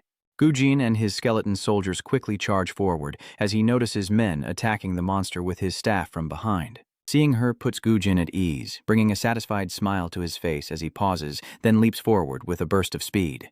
Gujin and his summoned soldiers jumped out to attack the Cyclops from behind. Finally, the system announced that he had defeated the twin-headed Cyclops. You have obtained the Twin Cyclops Magic Eye. The Twin Cyclops Magic Eye. A legendary item for level 1 and above. A crystal orb containing the Cyclops' demonic power. When used, it can throw enemies into chaos or slow their movement. Effect. Use magic to trigger a chaotic effect on the enemy. Use mana to trigger the petrification effect on enemies. All is said and done, and a beautiful dawn arrives. Gujin steps forward, and he and Gina are both visibly surprised. Men did the same, calling out to Jordan and pointing. Suddenly, a group of armed individuals appeared, pointing their weapons at the exploration team, the enemy blocking Gujin's group. Jordan angrily realizes it's the Thunder Clan, led by Hilfrey and Sakira. What is going on here? He demanded. What are you playing at? Sakira retorted disdainfully. This doesn't concern you. So while I'm still being civil, get lost. With a gun in her hand, she smirked. After all, Isaac will defeat the boss, and he promised to give us the reward that appears here. We don't care what you promised, Isaac. The man hiding behind Jordan retorted. But not long ago, we were the players risking our lives to conquer dungeons. She added that instead of joining forces to save the world, they were being threatened. What courtesy, Hilfrey sneered. I'm being courteous just by not firing 100 shots at you right now. Hilfrey tilted his head, asking, Am I wrong? Isaac Gujin remained silent as the portal faded away, leaving his group surrounded by Hilfrey's soldiers. He casually slipped his hands into his pockets, saying, The dungeon's been destroyed, and no one's come out. Seems you don't care much about my subordinates. Never mind, H. Fry stepped forward. Their strength was negligible anyway, and the contract said nothing about their lives, so I just need the item I asked you to bring. And we're done. Jin replies, All right. Gina whispers urgently, Hey, are you really going to hand it over? He quietly said, What needs to be given must be given, because we have to get what we want. With that, he reached out and opened the locker, handing the Cyclops Eye to Hilfrey. Gina lamented, knowing full well how much effort it took to acquire the Cyclops' evil eye. Since that abnormal status effect is useless against him, handing over the magic eye poses no threat. Jordan stares in disbelief as Hilfrey and his disciples retreat. He just blankly asked what, and they're just leaving like that? Menon pushed back her hair and bowed her head in thanks to Gujin. Though brief, I am grateful for your time, Mr. Yak. Kay reaches out to shake his hand, saying he's learned a lot. Jin shakes his hand in return, replying, You're too kind. Jordan stood off to the side, arms crossed, lost in thought. Gujin glanced at him. Jordan sullenly looks away as Gujin sighs softly. Men chuckled apologetically. Sorry about that. He has a lot of pride, but he's not a bad guy. She was surprised to see Gujin walking toward Jordan, needling him. I'm sure you're not a great commander. He flares up. What? Gujin quickly added, but, glancing at Min and Kai, at least those guys over there will always trust and rely on you. Gujin continued, to stand behind you and fight with you. He held out his hand and said, because to them, you're a more talented comrade than anyone else. Surprised by his words, Jordan smiles contentedly and reaches out to shake Gujurin's hand, sealing their alliance in front of Min, Kay, and Gina. A moment later, Gina crossed her arms and said, Gujurin, what's gotten into you? You're saying things that don't sound like you at all. He asked, don't you hate the Salvation Society? But Gujin simply lowered his head and smiled. Men puts his arms around his two teammates and says, Thanks, Jordan. He scratched his head, asking, About what? She happily replied, Because you've always been our reliable support. Gujin looked at them and said, When did I say I hated the saviors? What are you thinking? I simply cannot forgive the false messiahs who heartlessly trample upon their sacred will. As night falls, news outlets report Isaac Ivanov's discovery in the Amazon. Breaking news, the elusive player Isaac has conquered the A+ rank, 5-story dungeon. The Savior Guild members are dungeon crawling together and everyone's talking about it. I want to fight alongside Isaac. Iohanjos of the Salvation Society has made an offer to Isaac, proposing they raid the A+ rank spin 6 dungeon together. Will Isaac accept Johan's offer? Experts and netizens alike speculate, relieved to see Isaac alive and well. He was spotted in Amazon A Huyan Ho. Commenters are saying, Isaac, what are you doing there, G6-3? Johan and Isaac are heading to the 6th level of the dungeon, a dream team indeed. And darling, a report says you suddenly want to go to the A-rank 6th level dungeon? That's way too dangerous. It seems he's also been swayed. This is a divine will to save the world. Please protect my position. Commentators, reporters, even if Eason gets his way, he will still be destroyed. Be careful what you say, commentator. Those two are the heroes who saved the world. Report comments seriously, bro. Enough with the keyboard heroes. Sakuha Ken speaks from the shadows. Is Ksua, that guy's finally back from the Amazon, Shinhee exclaims in shock. But Ken interrupts, wondering why he's been summoned again at such a crucial moment, and says, Don't tell me you called me here to say the plan has failed or some other nonsense. Shinhage smirked. Of course the plan is going smoothly, so you don't need to worry. She opened the closet and said, I just want to completely eliminate any variables that could lead to failure. Ken frowned, looking at Shinhee. I said to call the Sword Saint here. I hope you can use this. Shinha places some equipment on the table and says, Here, take a look. The Hades helmet and Hemi's boots. News just broke that Isaac and Jan met in the 6th level of the Egyptian Sphinx dungeon. Yong Wan tapped his fingers on the chair, saying nonchalantly, The first time you approached me like this was at the Savior Assembly. It seems that interesting situation is returning, isn't it? Yong Wan sits across from Gujin. You've dropped the facade. So, did you successfully trade with Thunderbee? You replied, yes, as Wynn recalled, handing over the eye to Hill Frey. At that moment, he said, I heard you're not one to break promises, so do you have the item I requested? He remarked that even in this situation, he would bargain and show no fear. I'm pleased by your generosity. Hill Frey then hands Gujin a piece of paper. Of course, I keep my promises. That paper contains a skill scroll. It states that the LC summoning skill requires accepting a representative of the Dark World, requires level 180 or higher, and its effect is to summon an immortal witch by sacrificing 100 monsters. H. Effrey said this item's level is capped at 180, so until then, he should stay alive. Gujin quietly said, I've already obtained what I needed. Yongun propped his head up with his hand and asked, Did you also hear the sweet talk the guy was spouting? So, why are you telling me this story without holding anything back? Gujin lowered his head and quietly said, Didn't you tell me that before?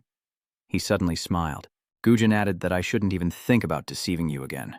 Yong'an said with satisfaction, Is that so? You've done well. Now you understand what I'm saying. The office door opens and Yong'an lazily asks, So, from now on, you know what I want from you, right? Woojin replies, I'll have to report everything, big or small, about Thunderbee. Then Secretary Kim enters the room, adding, That's right, and one more thing. Secretary Kim then placed a small box on the table, and Yong'an requested, Give this to Isaac. Woojin opened the box, surprised by what he saw. This is Isus' ring.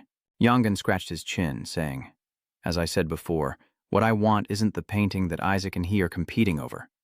He coldly added, This time, we must make sure to win Isaac over. As for Jan George, do whatever it takes to eliminate him." Gujin listened with the ring box in his hand, smiling as he closed it, no matter the cost. Understood. Cut to Cairo, Egypt. Before entering the dungeon, the guilds gathered together, and Johann Jobs approached Gujin, who was disguised as Isaac. He smirks, saying, "It's an honor to be with you." Gujin scoffs, a reaction noticed by Johann George. Gujin then smiled and shook his hand, saying they were counting on him before turning to leave.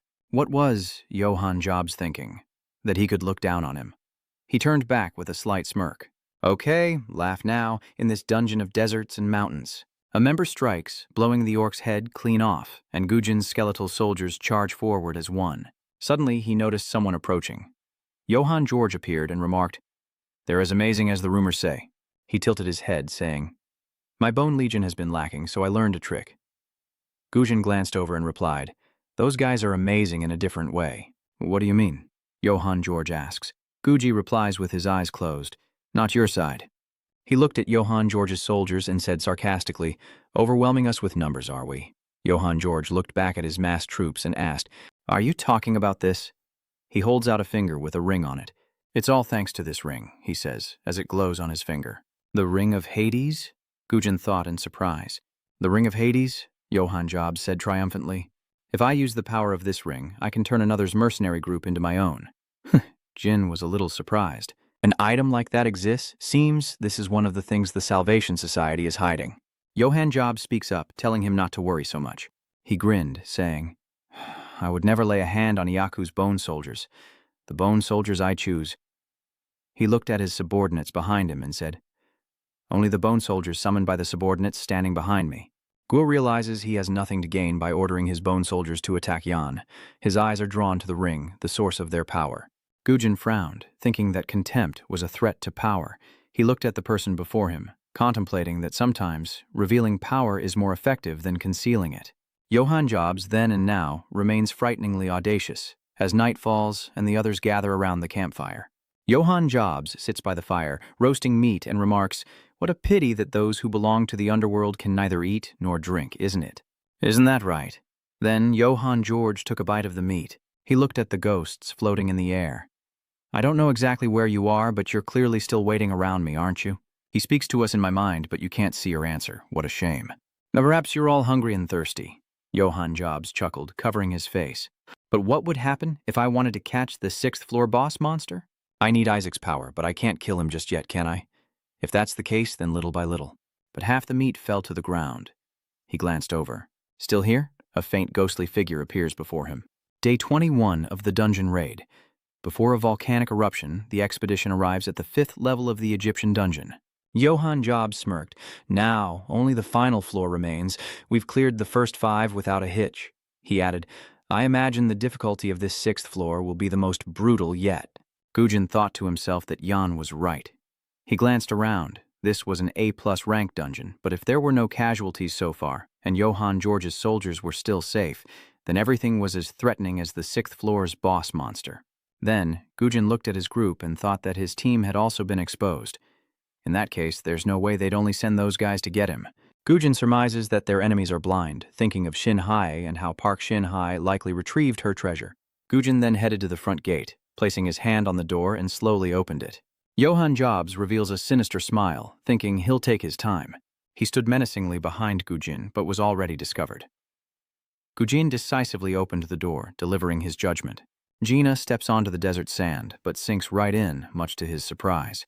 "What is this? Is it desert terrain?" Gujin spoke up, "No." Before them lay a dense jungle, and Johann J. asked Isaac if they should head towards it. Gijin interjects, "Before we go, I have an announcement. You said that from now until we catch the assassin targeting us, we're indefinitely suspending Sunboss operations." This throws Johann George off his game, and he stammers, "It's the assassin."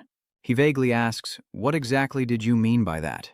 just as his skeletal soldiers charge forward in a frenzy. They lunged to attack Gujin, but his skeletal soldiers moved to intercept them. Gujin looks up to the sky and says, "So it appears this is how it is. You slipped away while the skeletons were fighting." Seeing this, Gina shouts, "Hey, are you trying to desert?"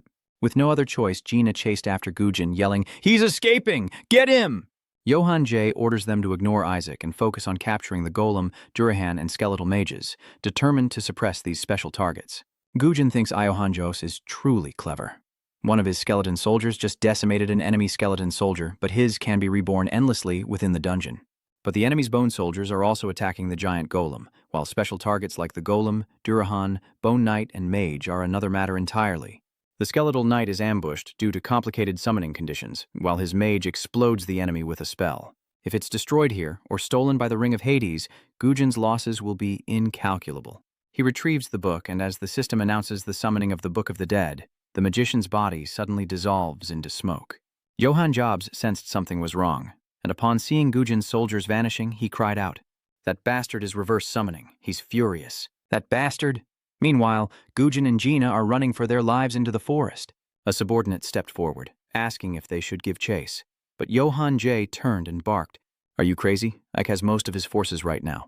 Are you planning to recklessly jump into bed and then figure things out?" he thought through gritted teeth. Damn it, how did he know about the assassins? Even if he absorbed all of Isaac's skeletal soldiers, things had already become too complicated. Gujin and Gina ran deep into the forest, panting. Gina asked, noting that their pursuers seemed to have given up the chase.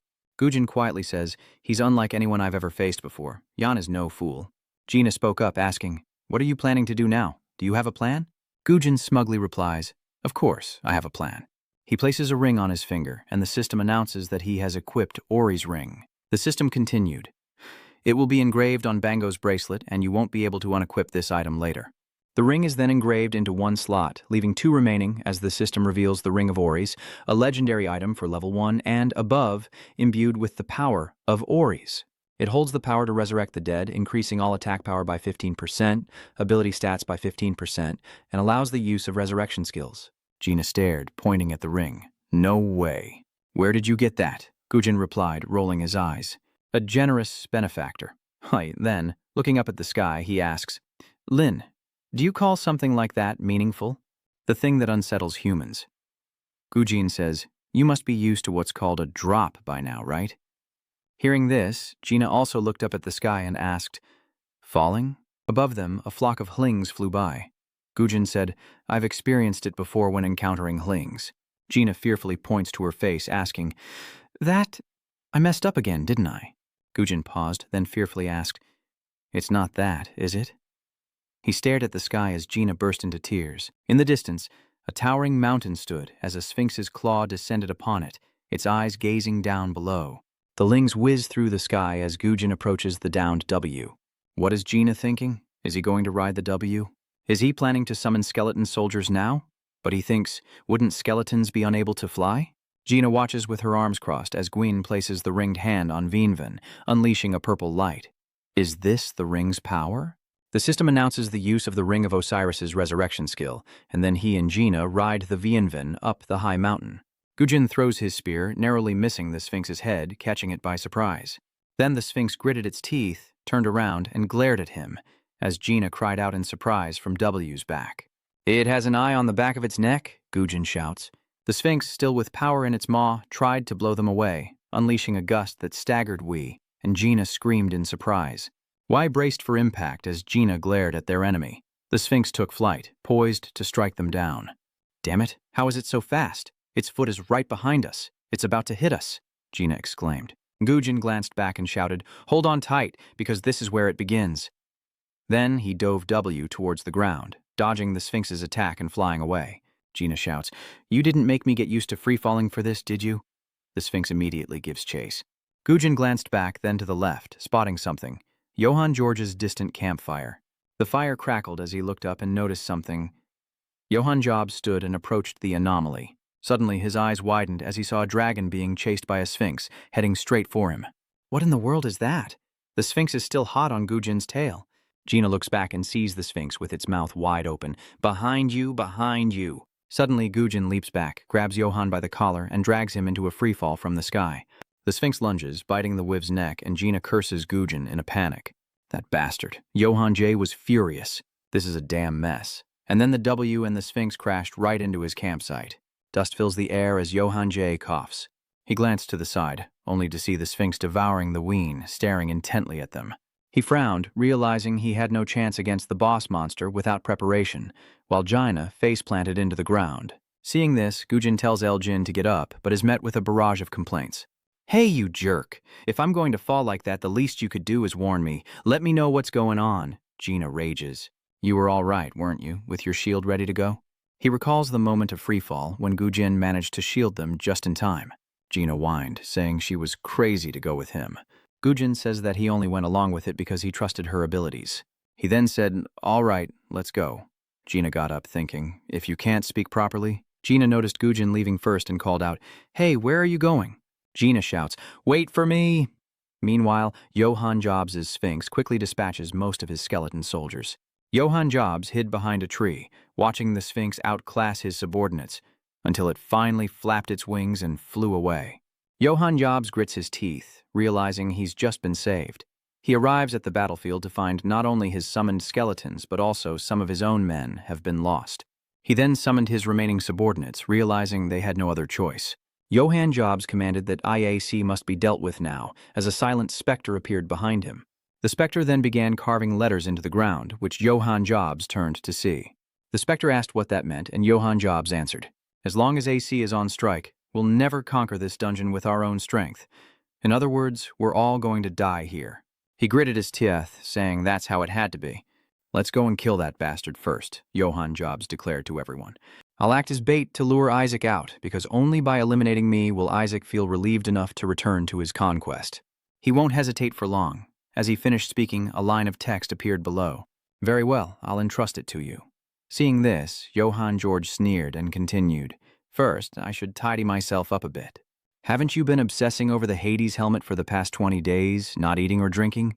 No matter how superhuman a player is, they can't exert their full strength without sustenance. Before him, the aura manifested two bright eyes, unblinking, then slowly revealed a living man removing his helmet. Seeing this, Johann Josh grinned with delight, for before him stood Sukahara Ken, head bowed to the ground. He then muttered that he felt reborn, just as Johann George's panicked voice echoed, Ajak, what are you doing here? Sukaharaki was startled and immediately turned around. What? But just then, Johann Jobs sped past him, snatching the iron helmet. Realizing he'd been tricked, Sukaharaki emanated a murderous aura, asking through gritted teeth, what are you playing at? But Johann Jobs simply smirked, tossing the helmet in his hand. The sword Sukahara Ken was holding began to disintegrate. Then he smirked, saying, you let me trick you, you psycho? How did Aj get here? With that, Johann Jobs stomped his foot down hard. Startled, Sukahara Ken whips around, cautiously surveying his surroundings, only to find himself surrounded by a legion of bone soldiers. Meanwhile, Johann J has vanished, and elsewhere someone is snapping a twig. Gina, puzzled, asked, why have you been marking everywhere you go? Kim Gujin chuckled, because we're about to have visitors. Lena was even more confused. Guests? There are monsters and enemies everywhere. What guests? But no sooner had she spoken than Kim Gujin smirked and muttered, here they come. Lena, startled, turned to look. Indeed, a figure approached from behind them, Johann J. Without a word, he glared at them, then suddenly hurled the stolen iron helmet into the air. The helmet clattered to a stop before them, rolling until it rested at Kim Gujin's feet. He lowered his eyes and muttered, so it's the Helm of Hades. Johann George seemed surprised to hear that. You even know the item's name. No wonder you knew about the assassin. Hades' helmet? Where did you hear that? Gina exclaimed in shock. It seems information has been leaked somewhere. But Kim Gujin ignored him and asked Johann J directly, why did you give it to me? He chuckled and replied, you won. It's a prize for the victor. Lena, now holding the helmet, her eyes shining, muttered, this is amazing. Isn't it a legendary item? This is Kini, a legendary item usable from level 100, the helmet of the underworld king Hades. Equipping it transforms the wearer into a being of the underworld, perfectly concealing their presence. Effect: activates stealth upon equipping, disables speech and consumption while equipped, and prevents reuse for 24 hours after removal. After reading, he was dumbfounded for a moment. Huh? No eating or drinking?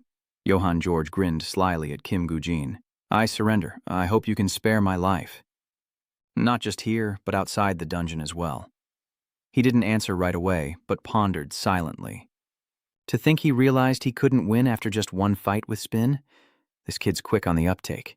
No one gives anything away for free in this world. This guy's no fool.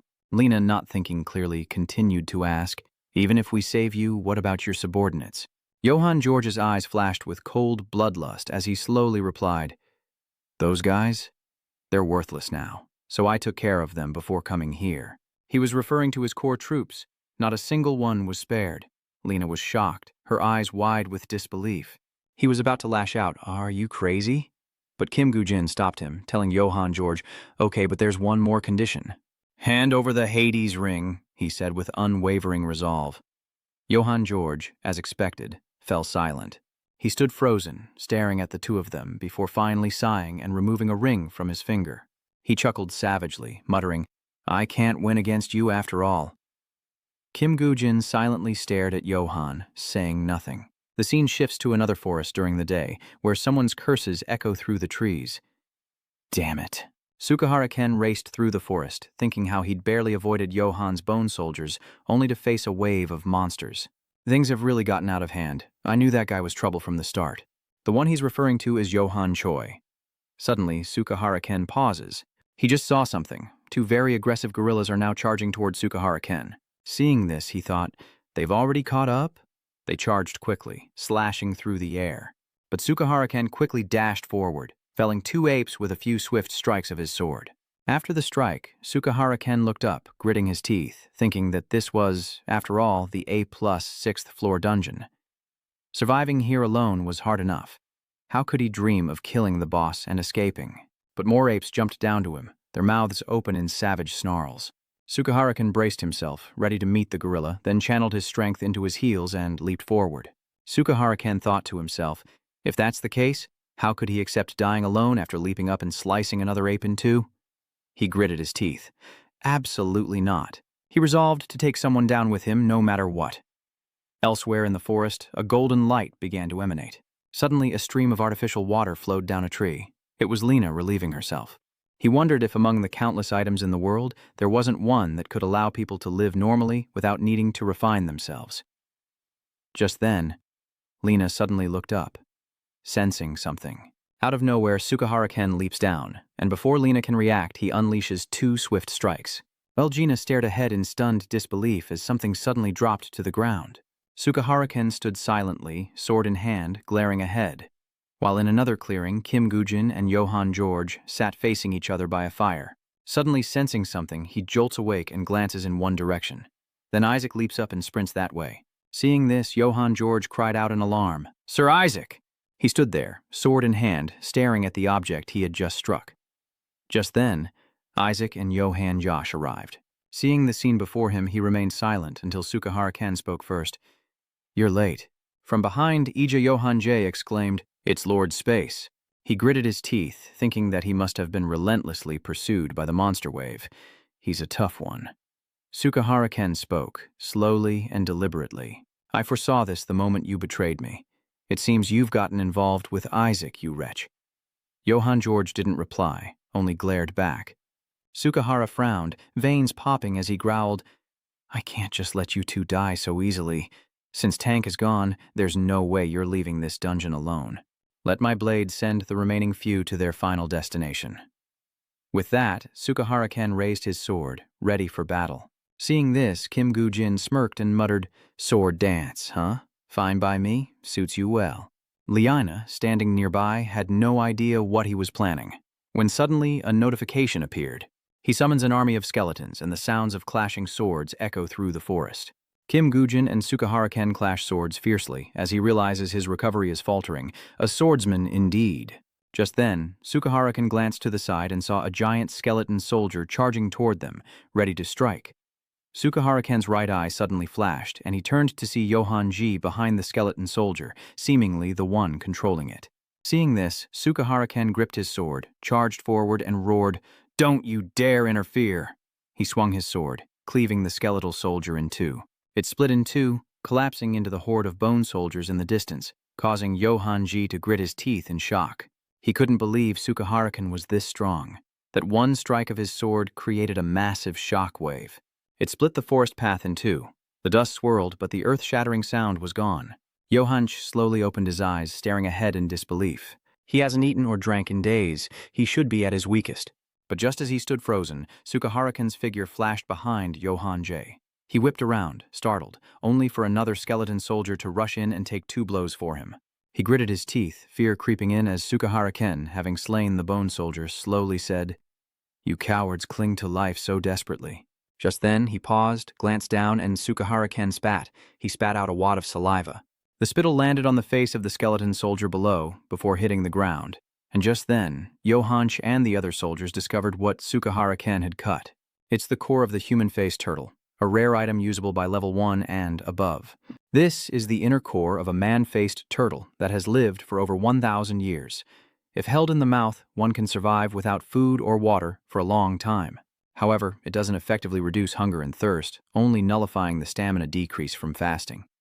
Even with his great endurance, he'll go mad from hunger and thirst. Johann Yosh glared, thinking that he was definitely trying to hide something, while Sukaken casually hoisted his sword onto his shoulder and asked, "Didn't I say I was going to kill all of you here anyway? Then what are you waiting for? Come on, I'll end your life myself." Seeing this, Johann J clicked his tongue and jumped back, hiding behind Kim Gujin, thinking there was no reason to step forward with Ik here. Seeing this, Sukahara Ken smirked. "Now, let's continue.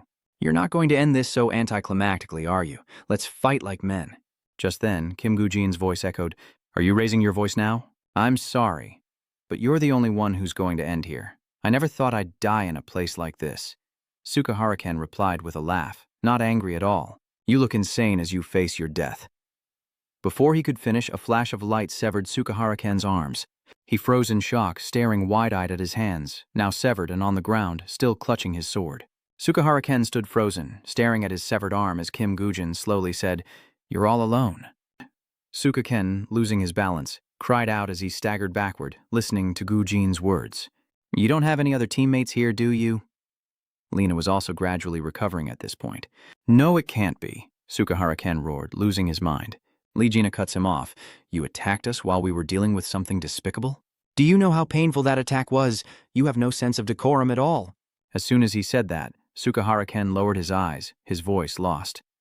"This can't be happening."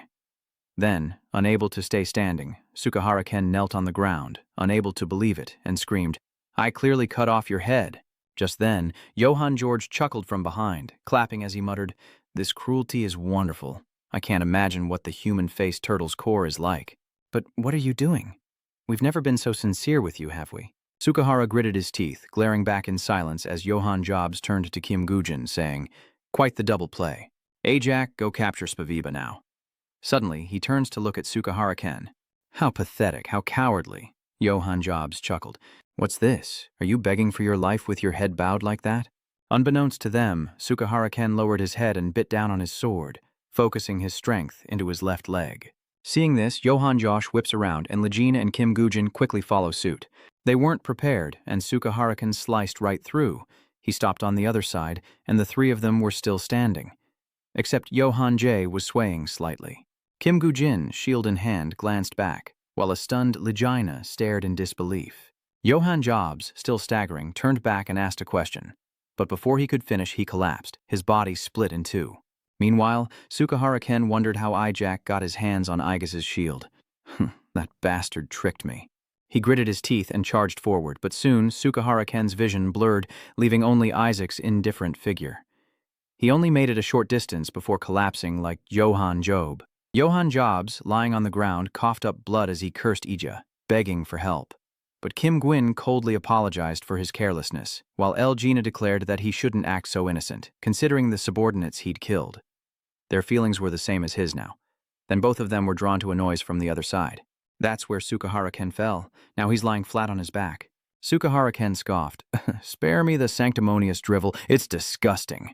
Anyway, I'm waiting to see what tragic end awaits you all. Now that only two of you have survived in this dungeon, do you really think you can catch the Sphinx with just the two of you?" "Fools," Sukahara Ken muttered, closing his eyes. Just then, Kim Gujin approached him, replying in a low voice, "Yes, you're right. I don't know what foolishness you speak of in pursuing the ideal of making the world a better place." He recalled fighting alongside his comrades, all united by a common goal. "There's been a misunderstanding," Kim Gujin said, lowering his sword and speaking in a low voice. "So, what about you? Even knowing it's foolish, you still dream of saving the world?" As he said this, a murderous glint flashed in his eyes. Sukahara was startled and sat up, but Kim Gujin continued. But even for a moment, he suddenly smirked, and Sukahara Ken burst out, "Save the world?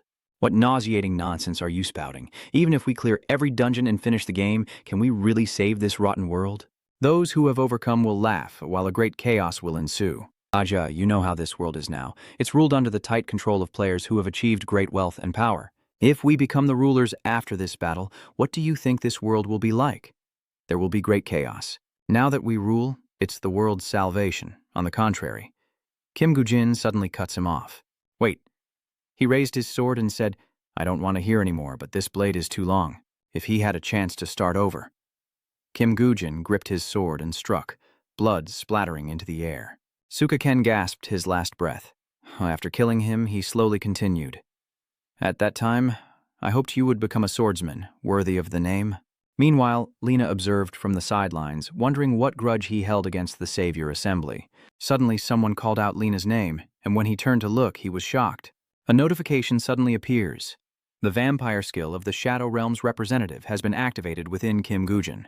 At this moment, his mouth opens, revealing lengthening fangs, and Kim Gujin exudes a murderous aura capable of killing. This is his vampire form, the vampire embodiment of the Shadow World representative. Legendary skill level. You can become a vampire, a member of the family of darkness, continuously consuming magic while maintaining the skill. All physical strength is greatly enhanced, and stamina usage is reduced by up to 50%. Restores 50% stamina when using items and skills. Movement speed increases by 50%, and as the night deepens, all stats are doubled. Seeing this, Lee Jina stammered in fear. What is this? This form? Just then, Kim Gujin interrupted him, saying, Now it's just the two of us and I can't see a thing. Hearing that, Lena retreated in confusion, asking, What's going on? Meanwhile, he smirked with bloodlust, muttering, Let's go now, before the night ends. The scene shifts to another location where someone is opening a door and entering a room. That was Ju, and she entered with her head bowed. Before Ju now was a room that seemed to be someone's office. She sighed wearily, her eyes falling to the floor. Ju flashes back to the past, where a man gently calls her name. Jisoo, is it your birthday today? Hearing Jainu's question, she replied, No, it's not. If it were, wouldn't it be Ju's birthday? She's diligently washing dishes, not turning around as she answers, No. Hearing this, Jinu begins to pick up food and put it in his mouth. He pressed on, Is that so? Isn't that right? Are you ready for school? Jinu simply answered, Yes. Jinu praised, Who did my daughter take after, being so smart and talented? She was used to hearing him say this, so she played along. Who else would she take after? Like you, Dad. So Jisoo turned to her father and asked, Are you going on a business trip abroad for a while? You must be busy, Dad. Just leave your dishes after you're done. I'll clean up when I get back from school. Yao teared up as she heard this. Ju, when did our daughter grow up so much? Come here and give your father a hug. He then suddenly lunged forward, trying to embrace her. Later, seeing Ju about to leave, Jinu asked again, Are you leaving now? Aren't you going to eat? She slowly replied, I already set the table and ate. He simply smiled contentedly, saying nothing. Just as Ju reached for the doorknob, she heard her father's voice again. Jisoo, take care of yourself while I'm away on business. And Ju turned back to look at him as he paused. Immediately, Jinu became a machine, rattling off endless instructions. Be careful of traffic. And if a prison break happens while I'm gone, you've found all the hideouts, right? I know it's a bother, but please be a little nicer to your friends. Pay attention in class, don't stress too much about studying, and go out and have fun once in a while. Don't save your allowance. Spend it all like you're supposed to. And now, the elevator begins its descent from the 7th floor, as Jins waves goodbye to his daughter once more. Be good to Sin H, my most beautiful daughter in the world, and have a great day at school. Du paused, then slowly replied, Yes, I'll go to school and come back. Later, at a traffic light displaying a red pedestrian signal, a crowd waited on the curb for the green light to cross. Amidst the crowd, Ju overheard them talking, one voice exclaiming, Hey look, Hansen Group is on the news. Another person chimed in, Hansen Group, I heard their stock prices have been soaring lately. The name startled her. She thought to herself, Hansen. Then Ju glanced up at the billboard the two men had mentioned. It was a news report about the corporation, Hansen Group, now a leader in training players for the future of Korea. Lost in thought, Ju didn't notice someone calling her name. Jusu? Hey, Lee Jisoo. Hearing the louder call, Ju turns around, startled, and the other person continues. You're just standing there like an idiot. What is it? Seeing who called her, she breathed a sigh of relief, murmuring that it was Shin. Seeing PX appear, Ju simply raised her hand and exclaimed. Disappointed, she says, What? Then Park Sin H looks up at what Ju was looking at before. So, you were watching that, huh? She looked up as well, saying nothing. The news still covers that corporation, the Hansung Group, restructuring to develop players. Just then, Ju spoke up and asked Park Shin. But Sin H raised an eyebrow and asked. As she crossed the street, she asked, "What brings you to school so early today?" The other girl paused and replied, "I'm not going to school right now. Your girl's become a player recently." "But do you know what happened?" Jisoo asked. "What is it?" Seeing this, Pern H slowly explained, "Not long ago, a gate formed in the basement of my lecturing father's company building, you know?" She nodded. "Yeah. Ah, go on. This is still a secret." Back asks H to continue seriously. "I heard there might be a dungeon outbreak soon. I'm on my way there now." Du hesitates, asking, "Huh? What will you do if your father finds out?" Parent H calmly replied, "He's always worrying about nothing." She was still worried about her friend, but then Parent H interrupted her, saying, "I'm a player too, you know, and he said he's going to focus on developing players from now on. Why am I being excluded? Just you wait. I'll show him I'm even stronger than that so-called Lee Se-hun. I'll prove it no matter what." Ju knew she wouldn't listen, so she remained silent. Soon after, Parent H pulled her into a photo studio, declaring, "Don't make that face. Come here for a second. Today's the day you debut as a player, so we have to take a commemorative photo." And so, the two of them captured the day she became a player. The memory fades, and now, only half of Pinju's picture remains as she lowers her head, muttering Pux's name while standing before a board covered in details about Pain He. Ju's eyes blaze with hatred and a burning resolve to act as news reports flood the screen. The Salvation Society, the first in the world to clear the 7th floor dungeon. Lun was chosen as the most influential player in the world, his dream of conquering the 7th floor now complete. I wonder when they'll conquer the 8th floor? Zae-jun is the best. "Mom, I want to grow up to be like Lee Seol," someone wondered. "Is there any news about Isaac and Johan?" Someone replied below. "Why would a domestic newspaper write about foreigners?" one commenter asked, seemingly annoyed. "Mind your own business, you mutt." The other guy replied flippantly, "So what if I do?" "I like it that way." The comments suddenly stopped there. The scene shifts to a dark room where Buck sits nervously, glancing to the side. Noda Hajiro is also present, glancing around. Just then, a voice from the shadows asks, "Ajak, what is it?" "Well, inside the dungeon there's a golem fighting fiercely," she replied hesitantly, a bit worried. Elsewhere, a sphinx is pinned to the ground by a fire golem as Lena leaps in to impale it with a spear, aided by a bone soldier. Seeing the blood gush out, Legina gritted her teeth and exclaimed, "Excellent, we finally broke through." After piercing the sphinx, he falls backward and Kim Gujin jumps straight for the wound. In his vampire state, he presses his hand against the wound, seemingly about to cast a spell when a notification appears. The Hell Messenger's blood absorption skill is activated, triggering the vampire blood absorption combination skill, increasing the blood absorption skill's recovery rate by 100%. And Kim Gujin falls backward. It seems he's absorbing all the blood from the Sphinx. Kim Gujin smirks with delight, and the Sphinx, realizing what's happening, grits its teeth, trying to turn around. At that moment, he emitted a cloud of dust accompanied by a notification. The Hell Messenger's blood mist skill had been activated, startling Lena, who turned to look. Both the Sphinx and the fire golem are enveloped in a cloud of dark smoke, and it seems Kim Gujin is surrounded by it as well. His eyes turned a fiery red, and as the smoke cleared, Kim Gujin was revealed. He now looked like a demon. A notification appeared. The golem was summoned. Back in that gloomy room, Buckshin is still fearfully reporting, "I've sent Isaac, Johan, and the Sword Saint to the A+ rank 6th floor dungeon in Egypt." Noda Hajiro from across the table demands, "Who approved this?" while Sung-gu chimes in, "Calm down." Divine Palace, listen carefully to the current situation. No sooner were the words out of his mouth than Noda Hajiro slammed his hand on the table. He warned him sternly, "I wasn't asking you." Then Baek Shin-hyuk tried to calm them both down. "That was my judgment alone, but don't worry too much because I've already made preparations. I gave the Sword Saint the Helm of Hades and Hermes' boots. I sent Johan as bait, yes, but he's a force to be reckoned with. No matter how skilled Isaac is, there's no chance he'll survive and escape this dungeon." That's what Baek Shin-H confidently declared. Noda Hajiro frowned, remaining silent while Lee Jun rested her chin in her hand, contemplating what she had just said. Just then, someone slammed their hand on the table, saying she was being too confident. North Shin H turned in surprise. At that moment, a bright circle appeared in the middle of the table, and Lee Shu smirked cunningly. Elsewhere, a car pulls up to a building, and Park Yong Wan emerges, head bowed. Just then, a person who appeared to be his secretary rushed toward him. "Director, we have a problem." He coldly asked her, "What's going on?" The secretary then whispered a report into Park Yong-won's ear. Upon hearing the news, he was shocked. "What? That guy?" Then, the two quickly entered the building. The scene shifts to another location where a man is idly fiddling with two large marbles in his hand. Hill Frey, with Sakura standing behind him. Moments later, Park Yong-onion and his secretary entered the room, prompting a wicked grin from Hill Frey. The scene shifts to a notification. "You have defeated the SSS." This notification appears where Johann George was cut in two, and suddenly his head is lifted. Golden light begins to fuse the two halves of his body, illuminating the area. Another notification appears. "You have used the Hell Messenger's Returner skill." This is the unique grade Necromancer's regression, usable above level 50. Those who died in the eyes of the Red Reaper. Karen then crossed the river Styx and returned to the world of the living. The skill activates upon the holder's death while conquering a dungeon.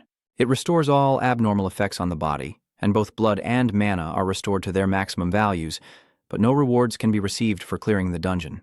This skill can only be used once, disappearing after activation, and Johann Jobs' body was instantly restored. Someone resurrected him, and Johann Jobs' eyes burned with hatred and resolve. He leaned back slightly, and the surrounding air seemed to dissipate as if blown by the wind. The forest and the dungeon at night concealed hidden battles. Golden sunlight bathed the sky as Yong Wan's voice, laced with unease, spoke. "Coming to visit me unexpectedly and saying all this, and I'm so confused." Hill Frey leaned forward, his voice probing, a hint of coldness beneath his calm, calculating demeanor. "Why do you need more time to think?" As soon as that question was asked, the atmosphere became eerily silent. Yong narrowed his eyes, suspicion creeping in. "He wants me to join him in clearing the 7 levels of the dungeon." "Why should I accept this invitation?" Frey asked, fiddling with the stone in his hand, a sinister smile on his face. "Lee Se-jun is running around like crazy with that title of 7th floor clearer. You wouldn't want that, would you?" Yonggen's voice hardens. "So you want to join forces?" Hill Frey pondered, a slight smile playing on his lips. A smile that hinted at mockery or acceptance. "Well, if you want to split our forces, then you'll be the one joining the dungeon, and I'll be sweeping through it with you in the future." Yonggan raised an eyebrow across from him, his voice low, suspicion evident. "Participate?" he responded with an icy glare. "Yes, participate." Yonggan scratched a long line on the table, seemingly angered. The air thickens as Yongwan's eyes flash with fire, his harsh voice echoing through the room. "Are you provoking me right now? In my own headquarters? I presume that's what you mean." Park Yong-wan. A terrifying dark aura begins to fill the room. Sakura took a half-step back, feeling the oppressive aura fill the room, muttering in equal parts shock and fear. "He's having a serious bloodlust episode. I didn't expect him to lose his cool like this." Contrary to Sakura's fear, Hill Frey remained nonchalant. "Oh dear. What do you mean by provoking me?" Lightning-like sparks crackle across his hand. "So, you think you're provoking me?" He narrowed his eyes, tilted his head, his voice dripping with sarcasm and challenge. What happens when two forces of equal caliber collide? Power surges from his hand, coursing through his body and filling the room. Two forces, like ravenous beasts, collide, one fueled by rage, the other by amusement. Elsewhere, a crimson bird-shaped cup is gently placed on a table as Achan sips his coffee and chuckles softly. Pre-made coffee is still his favorite. He raised his eyebrows, shrugged helplessly, and chuckled softly about his strange habit. "If I just buy the coffee mix, it won't suit my taste, because it's too bitter, you know?" Ju couldn't help but chuckle, recognizing the instant coffee and paper cup he'd brought back from the Phoenix Guild meeting as her voice suddenly chimed in. Guild leader Ju's voice brings more unexpected news. Recent reports suggest the Thunderbirds and Piran 1 have made contact. Zechan's excitement is palpable, barely concealing the smile on his face. "Oh, it looks like a big battle is finally about to break out." He smiled slightly, his eyes gleaming with excitement. "Things are getting interesting. Let's see how this all unfolds." Suddenly, Director Che looked at her suspiciously, his voice soft but laced with concern. "Where are you going?" Secretary Lai stood up, adjusted her coat, and replied curtly, "I'm going to see a friend." Zechan's voice dripped with disbelief. "A friend?" Secretary Lai. Ju tilted her head, seemingly unconcerned by the reaction. "What was that reaction?" Zechan said anxiously, raising his hands in surrender, waving her away. No, hurry along now." She smiled softly, her eyes gentle before she left. "I'll be back soon." Zechan watched her disappear through the door, repeating softly with a sigh, "See ya, huh?" The scene cuts to a narrow alley in Cairo where flickering yellow lights reflect off rough brick walls. A back alley in the black market of Cairo, Egypt. Inside, a dimly lit bar reveals 3 figures. A man extends his hand, his voice raspy, pushing something forward. "It'll be very useful," a voice echoed from the shadows. "I'm not sure, but you have to keep your promise." "Thank you." Johann Jobs chuckled softly, a hint of regret in his eyes. "I initially thought you had betrayed me." He glances at the person next to him. "Isaac?" Kim Gwyn sighs, looking off into the distance as if talking to himself. "Well, a promise is just a promise."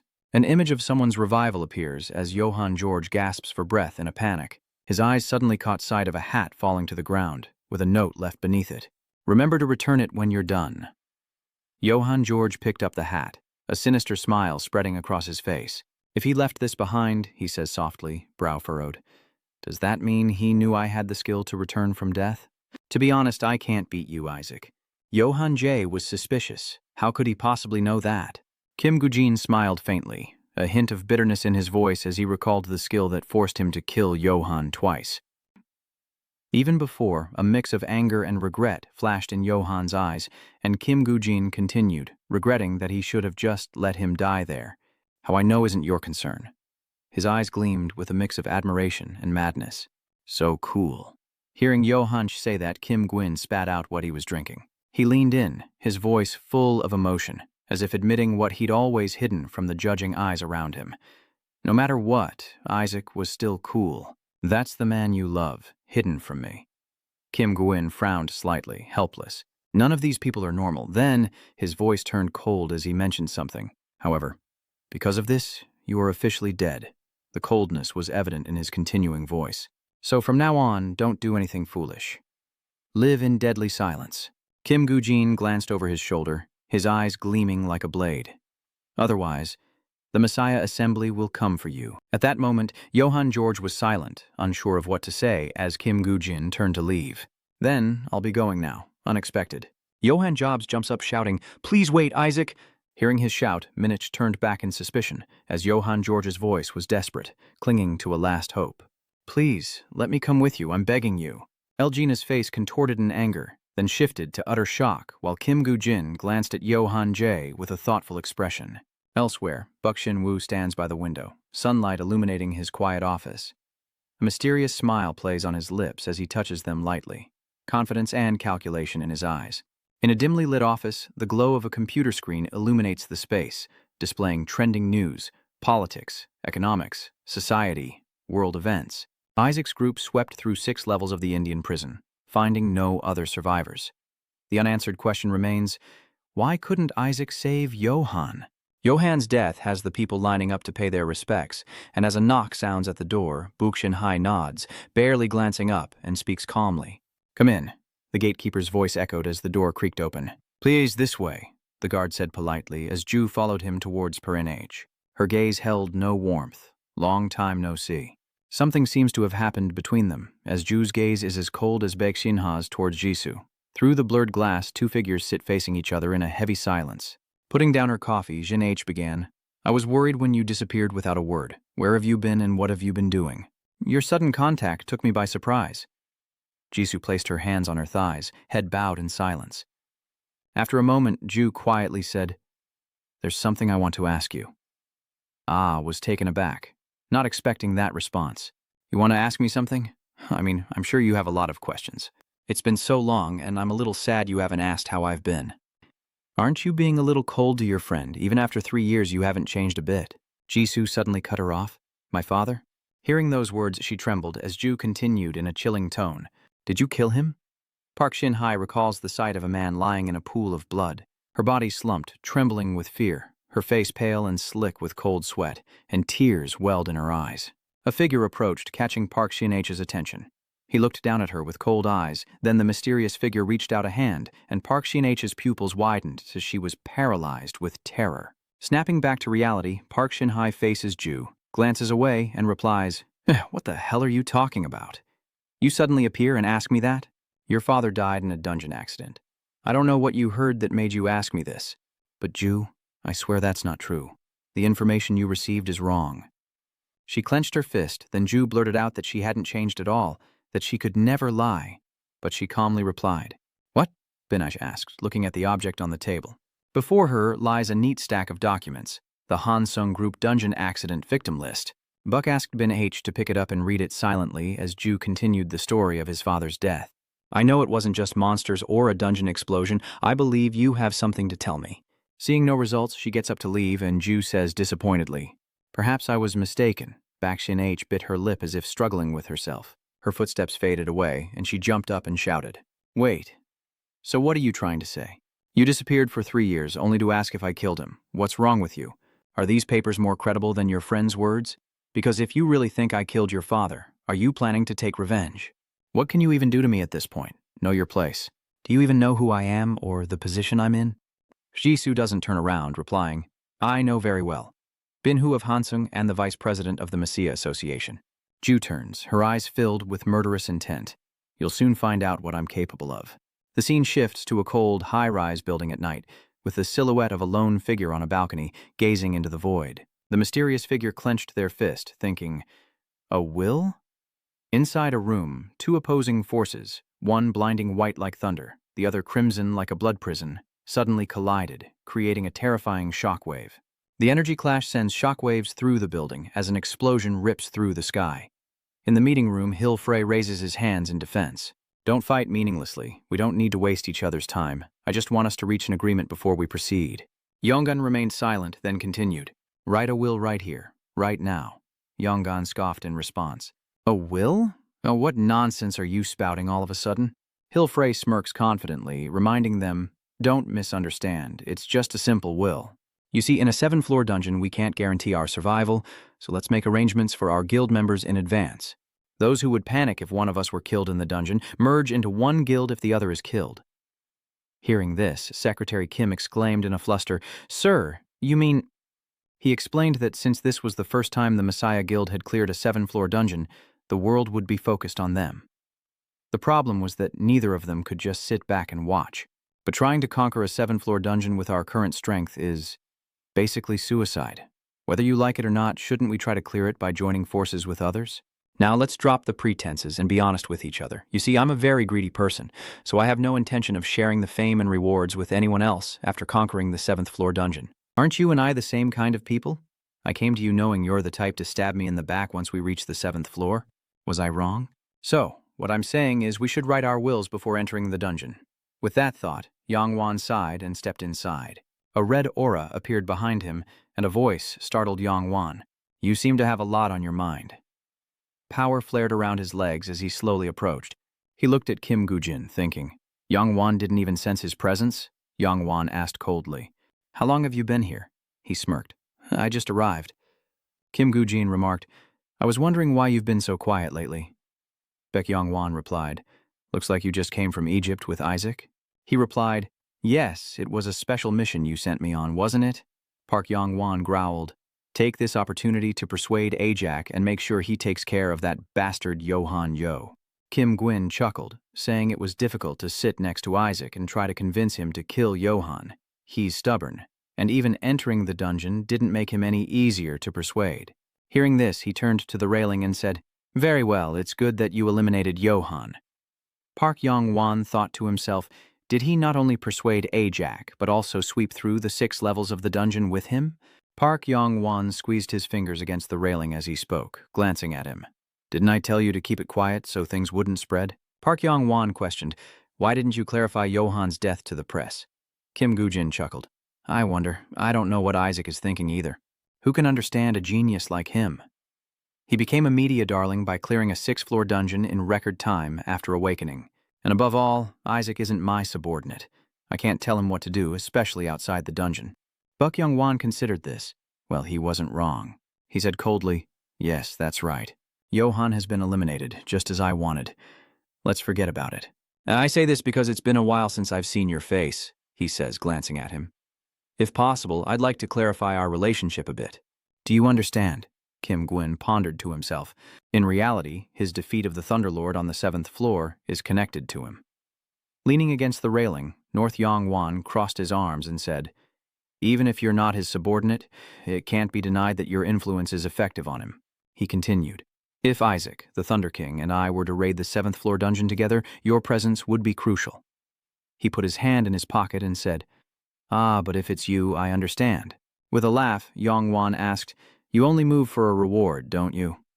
Gujin flinched slightly as he produced a glowing key. Suddenly, a blue light appeared, gradually forming into a spatial vortex as he calmly watched. With confidence, Book Yong Wan says, "Now, follow me to Park Yong Wan's armory." He turns toward the vortex, then looks back, saying, "Pick whichever one you like." As he stepped into the vortex, he said, "The reward is well worth repaying both you and Ajak." Kim Gujin followed behind him, a sly smile on his face. As Kim Gujin walks, he says, "Don't you dare regret it." Cut to the neighborhood where a car salesman exclaims, "Oh, what? You did that? That's not like you at all." Secretary Lai went to the Hanung Group's main office. He rests his hand on his chin and says, "Besides the fact that I cherish you." Secretary Lai, I think what you've done this time is a little too much to ignore. You know that, right?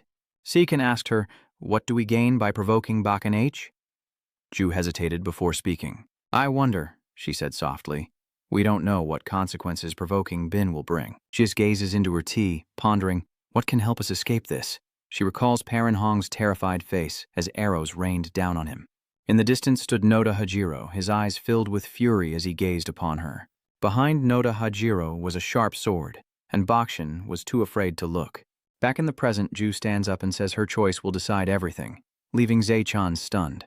Cut to evening and Hilfrey approaches, greeted by Sakura as he walks toward the waiting car. She bows as she opens the car door, saying he must be tired today. "Chairman, the convoy is moving out." Inside the car, Hilfrey inquired about the progress of the 7th floor dungeon preparations, and Sakura, seated in the front, turned to answer. "Its difficulty is C+. We were looking for a suitable dungeon to debut." He followed up. "A C+ difficulty, huh? Where is it located, and is there anything important to report?" Sakura flipped through the pages and replied, "It's located in Pakistan, and importantly, an armed terrorist group is occupying the area around the gate." She continued, "It's also been reported that some of them are high-level players, which is why even the Pakistani government is having trouble accessing the area." H. Frey chuckled, asking, "Even if they are players, terrorists and the like are no match for us, are they? Is that all you have to report?" She replies, "There's one more thing. Kim Gujin is at headquarters." Hearing this, he smirked, cut to a red leaf blowing in the wind. Kim Gujin sat waiting in the room as Hilfrey entered and spoke. "It has been quite a while." He glanced at him, then stood up. Kim Gujin extends his hand and says, "It's been a while." He replies with a smile, "Indeed, it has been too long." Hilfrey growls, "Pong One's dog." He grabs the protagonist's hand and squeezes it tightly. An electric current crackles in the air as Kim Gujin cautiously asks what he means by Park Yong Wan's dog. He then asked, "So why would I go out of my way to meet you?" Hilfrey smirked. As he released his hand, Kim Gujin recoiled, rubbing it as he said, "I didn't know how to react to such a vehement greeting." Sakura clicked her tongue in annoyance as Ray chuckled and asked, "So have you completed the task I assigned you?" Kim Gujin wondered if his calm demeanor was a facade. Even though Park Yong Wan is publicly known as a 6th-floor conqueror like the Thunder King, he responds, "Of course." Kim Gujin thought that in terms of power alone, the Thunderlord was no match for Bongan, and then he spoke. The final level of the dungeon, Kim Gujin vows to kill Park Yong Wan. As he spoke, Hilfrey smirked, observing the Ala war zone from afar through binoculars that evening. The tank moved along the road, kicking up a cloud of dust. Not just one, but an entire column of tanks charging forward. Ala was horrified and frantically ran away shouting. "Commander," Ala pointed into the distance, telling Monty, "You need to see this." He continued, "There are some strange tanks," but before he could finish, a bullet pierced his head. Monty was horrified by the sight before him. He immediately ran for cover behind a rock, calculating that the explosion followed the gunshot. Montisip looked back, realizing his opponent was a monster capable of headshots from 1,500 meters away. He peeked out, calculating that he needed to pinpoint their location to counterattack. Montisip wondered if that was the direction the bullet came from, but before he could finish the thought, a second bullet struck him in the head. The sound of gunfire echoes through the mountains as a shell casing ejects from the sniper rifle. Sakura laughed. Target eliminated at 1,765 meters. Hilfrey beside him praised the new gun's perfection. Lowering his binoculars, he remarked that the sound was quite something. Frey asks how long until they secure the area around the gate. as they both look down at the tanks that have begun firing. Shells explode everywhere, as Sakura smugly replies. Less than 10 minutes. On the other side, Kim Gwyn, Legiona, and Park Yong-oneon are ready to move. News of the Thunderbirds, Firebirds, and macOS partnership spread like wildfire, along with other related stories, as L. June silently stared at his computer screen and asked, "What's the Savior Association's reaction?" Lun asked Parent H, "What does the Vice President think? Do you think we should make a statement?" She hesitated. "Perhaps it's not necessary." Buk Shin H was startled as Lee Jun suddenly stood and approached her. Lee Soo-hyun wondered, "That expression is so familiar. Where have I seen it before?" Bak Sin H was terrified, unable to meet his gaze as Lai Jun continued. "Ah, that's right. It was that time. The first time I met you." Lun recalls the moment Paranhun trembled before him. Back in the present, Loon walks past her, saying, "I thought we were alike back then." He growls, "But perhaps I was wrong." Loon suddenly places his hand on Paranhun's shoulder, causing her to flinch. He said softly, "Enough reminiscing. The future is what matters." Outside, the Handong building was engulfed in flames, a stark reminder of the terrorists who scorned the players. He glanced at her and asked, "Is that right?" Bukshin nodded, her eyes filled with fear. Lix turned and walked away coldly, leaving Parent H trembling with clenched teeth. Chan slams the papers on the table in anger, shouting, "Damn it, are they all crazy?" Diu immediately notices, turns her chair, and asks him, "What's wrong?" Jitrang grumbled, "So the Salvation Society bastards finally decided to show their hand." The newspaper showed a picture of Paranhung with a headline.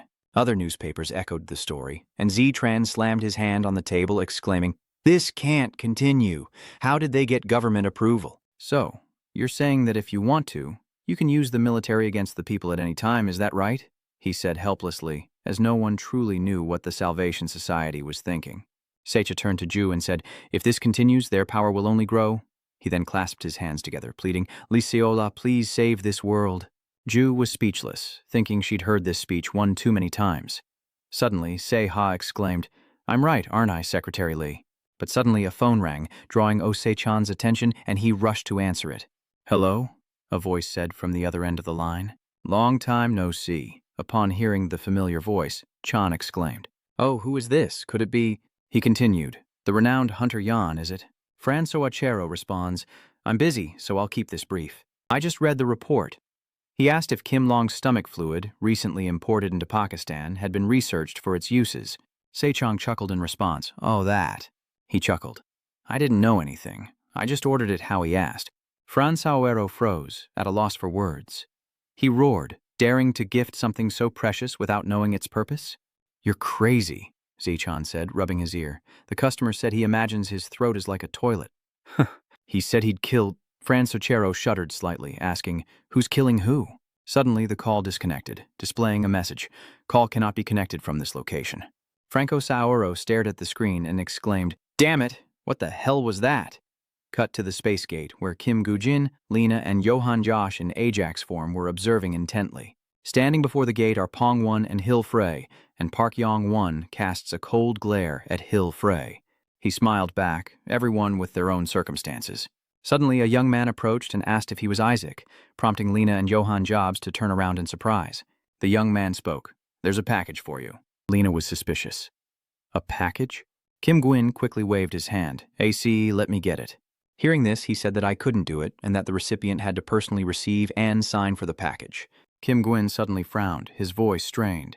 Seeing his fierce expression, the delivery man nervously said, "Here's your package, sir." Elgina rushes over to watch as he quickly opens the package, glancing at Kim Gwyn. Lena asks, "What did you order?" He replied that it was dragon stomach fluid, which shocked Johann George. Dragon stomach acid? Lena crossed her arms and sighed. "And here I came thinking it would be something interesting. Dragon stomach acid? Why would you even need that?" Johann Jobs wondered, hand on his chin. "Come to think of it, I've heard of this before. Dragon's gastric juices are rumored to reveal the true nature of a sealed item." He continued, "Dragon stomach acid is like a sealed artifact. As both are incredibly rare. I'd only heard rumors until now. This is the first time I've seen it in person." Johann George teases, "Looks like Spaxba doesn't know anything." Kim Gujin secretly contemplates that he knows more than he lets on. Teased, Lena retorted, "What? Who says I don't know?" "I know everything," Johann George said flippantly. Okay, I get it. Kim Gwyn was speechless at their playful antics. Lena turned and said, Kim-gu, or rather, comrade, can't we just leave him and go in by ourselves? She said with a disgruntled expression. He's the monster who murdered his own subordinates. How can you trust him? Let him join us in the dungeon. Johann Josh chuckled. How could he trust me? He rolled up his sleeves, revealing his tattoos, and spoke. He looks trustworthy enough. Elgina turned away and retorted, A man who's returned from hell. What could possibly bind him? I don't trust him. No means no. Kim Gujin remained silent, thinking to himself, A soul contract? He recalled Johann George's request. Please, let me come with you. Lena was astonished by his words while he remained silent. Lena exclaimed, Where does he think he's going? Does he think this is a game? Johann George suddenly interjected. I don't know the situation. He explains, but doesn't AC have a grudge against the Salvation Society? I'm bound by contract, so I can't do anything anyway. Johann J. said frantically, I'd rather watch those maggots die under AC. Kim Gujin coldly asks what guarantee he has that Johann won't betray him, and why he should trust him as an ally, while Lena says, Why are you even arguing with him? Johann Jobs slams a piece of paper on the table, interrupting once again. I have this. The paper reveals a rare, level 1 or higher skill, a soul contract. It allows you to designate someone and create a pact, entrusting your soul to them. You can inherit a portion of the beneficial effects from the skills and items that person uses. Use. Receive a portion of the beneficial effects from the skills and items used by the designated person. The maximum is 50%, and the designated person cannot be changed. If that person dies or terminates the contract, your stamina will drop to 0. Johann George said, With this pact, I can't betray you, because if you want, I'll die at any moment. Elgina exclaimed in shock, Are you crazy? What if Isaac really told you to die? He replied softly, Isaac has had countless chances to kill me, but he hasn't. Johann George continued, He's not one for unnecessary actions, and he wouldn't want me dead right now, as long as I promise not to cause trouble. Back in the present, Kim Gujin thought to himself, He's right. He weighed the pros and cons of this skill, never imagining he'd put the noose around his own neck. Kim Gujin mused, I can't understand him at all. He shouts, Let's head into the dungeon. As Kim Gujin walks, he says, Let's go. Johann J. turns to Lena and asks what item seal she plans to open, to which she curtly replies, Why would we tell you? He chuckled, replying that they were allies now, but Kim Gujin glanced back and said, You'll find out soon enough. Later that night, a fire illuminated a clearing in the forest, where Lena and Johann George were asleep, leaving only Kim Gujin awake. He stared at the system screen, noting that he had to eliminate 111,111 goblins to advance to the second level, with 317 goblins remaining. Kim Gujin calculated silently, the conditions exactly the same as his previous entry. Floor 3 will require 333 goblins, and floor 4 444. He continued to calculate, figuring that the 7th floor of the dungeon would contain the Goblin King, just as the name implied. Kim Gujin swipes at the system screen, his eyes intently scanning the status window. Kim Gujin, level 176, Emissary of the Lower World, Stamina 1955, Vitality 663, Mana 1535, Achievements 158, Bonus Points 0. Kim Gwyn, now level 176, smirked and thought to himself, I'll finish this quickly.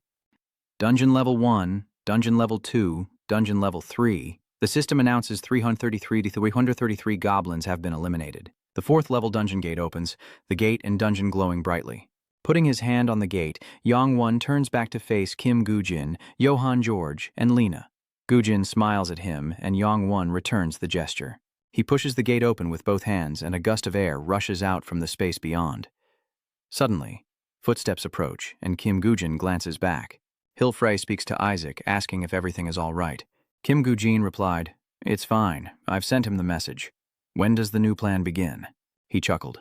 Once we reach the 4th floor, the Azure Falcon, Isaac's Guild, and the Thunder Falcon will continue eliminating the elves as they did on the previous floors.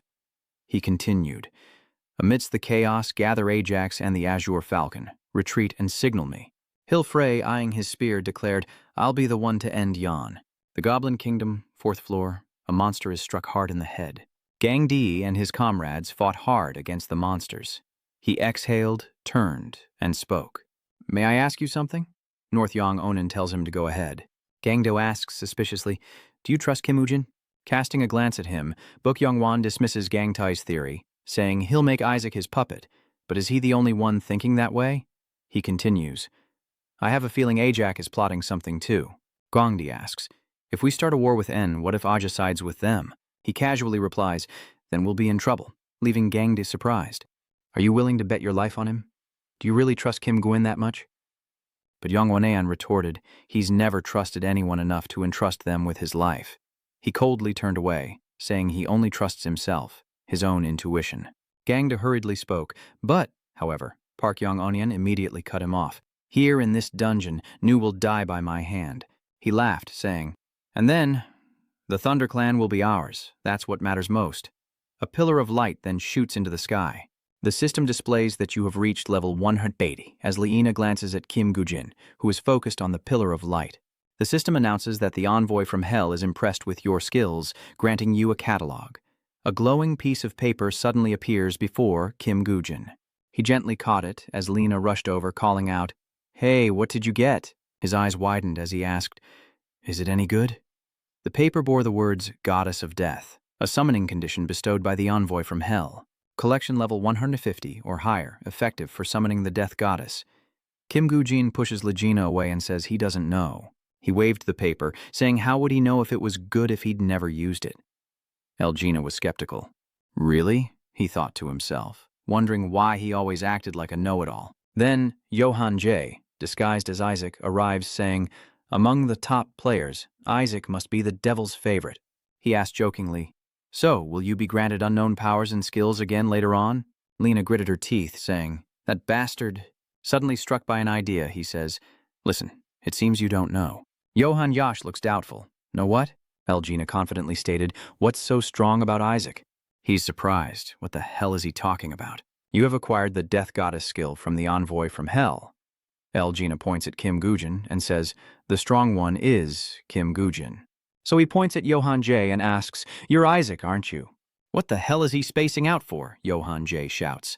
That's because Isaac doesn't want to show himself. Isn't he hiding in that form right now? Kim Gujin pinched his cheek, saying, No, this is my real face. Johan George stared at him, dumbfounded. He shouts, What? Meanwhile, Hill Frey suddenly calls out to Sakira. Seeing her panicked expression, he asked, What's with that look? Hill Frey questioned, Is it because of Kim Gujin? Sakira quickly explains, That bastard. I don't like the way he looks at me. Not to mention he's spying between you and Pawn 1. I don't believe he really wants to cooperate with us. He retorts, Then we'll just have to take out all three of them. Park Yong Wan, Kim Gujin, and Isaac. Hearing this, she asked in surprise, What? But the three of them are very strong. Sakira said, Isaac can summon about 200 skeletons at once. She hesitated, and when Park Yong Wan, Kim Gujin, and their subordinates joined in, Hill Frey laughed and replied, They're no match for me. He continued, And even if they could beat me, they wouldn't gain anything from this dungeon. He explained, I've already whispered in the ears of the gatekeepers outside. Hill Frey continued, If I die in this dungeon, thousands of bullets will pierce their corpses. The scene shifts, and the system displays the wails of the Death Goddess, terrifying all the elves and causing them to lose their ability to fight. The goblins fall to their knees, clutching their heads in agony as a heavy footstep echoes. A terrified goblin looks up at the skeletal knight looming before it, raising its sword high, ready to strike. Meanwhile, Kim Gujin, Lena, and Johan George quietly observed, Kim Gujin silently gazing at the harbinger of death. Lena praised him. That's amazing. I don't have to go first anymore. Kim Gujin suddenly says, No, this isn't enough. Hearing this, he dejectedly asks, Really? Do I have to go to the front and tank again? He looked over and replied that the skill's effectiveness was decreasing. In his mind, he calculated that this skill didn't do much damage and consumed too much mana. Johan Jobs wondered, So you're not using the Death Herald this time? Kim Gwyn crossed his arms and said that even though the skill's effectiveness was decreasing, there might be a way to compensate. Waving the paper, he says he'll still use it. The paper details the summoning conditions requiring envoys from hell and a level of 180 or higher. Its effect, if you sacrifice a huge number of monsters, you can summon an immortal mage, Lena asked in surprise. That's what we traded the Cyclops magic eye for, he exclaimed. Kim Gujin tore up the paper and replied with a smile. The system announces the Reaper's skill. Summon Lich has achieved the Summon Lich milestone, and a pillar of light shoots into the sky. Dark clouds gather and thunder rumbles. Kim Gujin was momentarily startled, and Johann Jobs and Legina were equally shocked as he exclaimed, "What the hell is going on?" Lena questions Kim Gujin, asking if this was his plan all along, but as the black vortex descends, Kim Gujin calmly replies, "No." A bolt of lightning strikes him. A surge of dark energy appears as Indra stands imposingly before Kim Gujin. He looked at him hesitantly. "This is something I didn't expect." Indra speaks. "Will you," he questions, "what will you sacrifice to me?" Lena and Johann Job were both shocked by Indra, and Johann Job wondered. "A sacrifice," Kim Gwyn said coldly. "A sacrifice?" He points to the goblins collapsed on the ground, questioning, "Is this not enough?" The poor goblins are being drained by Indra's lightning. They're being drawn into a line. On the other side. Sakura stared up in astonishment, pointing towards the pillar of lightning as she called out, "Boss, look over there!" Hill Frey coldly surveyed the scene as a vortex of lightning appeared in the sky, prompting Sakura to ask, "That's where Isaac is." "Do you know what's happening?" Hill Frey mused. What a familiar sight. He wondered if Isaac had found a power source on par with Indra, like when he made his contract. Hill Frey suddenly spoke. "It seems our plans must change." He turned and said, "Sakura, let's go." She asked blankly, "Yes, where are we going?" Hill Frey gripped his weapon, saying, "Let's eliminate any potential variables." He called out, "Let's go." Cut to Gangde impaling a monster as he asks, "Master, did you see that phenomenon just now? Isn't that where the Ajax squad is fighting?" Yong Wan asks, as Gangdea glances over and replies, "Yes, it makes me uneasy. Do you think Ix gained a new skill?" To which he replies, "It's not uncommon to gain a new skill when leveling up in a dungeon." He nodded. "Yes, that's true." But North Yong Wan secretly remarked that the skill was definitely not ordinary. Suddenly, a bolt of lightning shot from afar, traveling at an incredible speed. He wondered, what just happened? Just then, the lightning exploded, illuminating the entire forest. Yongwon falls, his shield revealing cracks from the lightning strike, as a shocked Yongwonan asks, "What is this?" Hilfrey approached, stating that it seemed a troublesome bug had interfered. Hilfrey pulled his spear from the Iron Goat's body, and in a cold voice, North Yongwon said, "Weren't we supposed to be working together?" He questioned him until he defeated the 7th floor boss. He chuckled. "Well, I've been thinking, and I don't think we need to cooperate anymore." Suddenly, Sakura noticed something and warned, "Boss, look!" Hilfrey glanced over. Even Buk Yongwan hesitated. "That. The dark figure standing tall on the hill is L." His body glowed red as he raised his staff high. The system displays that L has inherited the summoner's power and continuously updates. Skeleton Mage summoned, Dullahan summoned, Fire Golem summoned, Death Herald summoned. The number of all summoned creatures has doubled, and the skill effect summons an S-level L. By sacrificing a large number of monsters, you can summon an immortal mage, skill effect X. The mage cannot die, inheriting power from the summoner until the immortal mage disappears. All of the summoner's bone soldiers and additional entities will double in number, and suddenly a fire golem emerges from the earth. Next, skeleton knights and a legion of undead soldiers emerge. Sakura laughs, saying, "Boss, it seems that Kim Gwynbrat kept his promise." Contrary to her excitement, Hilfrey looked thoughtful, sensing something was wrong. The situation grew more tense than ever, while the Lich and Johann George, disguised as Isaac, watched from above. Beneath Kim Gujin's gaze, a formidable army gathers, ready for battle, as Hilfrey eyes his smirk. He thought to himself that this Isaac was better than he'd imagined. With this much power, he wouldn't need to follow him or Park Yon-won. I don't understand why he's been hiding his strength, especially when he's the one who wants to fight. But no matter what you want, you won't get it, because Hilfrey angrily summons his power. He secretly vowed to achieve his goals, no matter the cost. After Yang Onion, you're next. Jake possesses the Divine Subjugation skill, and Yang Onean glances at Hilfrey in surprise, unleashing a surge of energy forward. He screamed, wishing for death, but Yang Onean stood firm, radiating a fiery red energy. "I am Park Yong-won. Do you think I would die so easily?" With that, he glanced to the side, as a massive blue electric energy, shaped like sharp icicles, came crashing down, causing horrific devastation on the ground. Yang froze, observing the unfolding events as Lena stood before him, blocking the attacking force. Yongan asked, "Are you an ally of Is?" Lena turned back and replied, "I'm not allied with anyone." "I'm Spaceba, is that so hard to remember?" Yongan says impatiently, but something suddenly catches his and Lena's attention.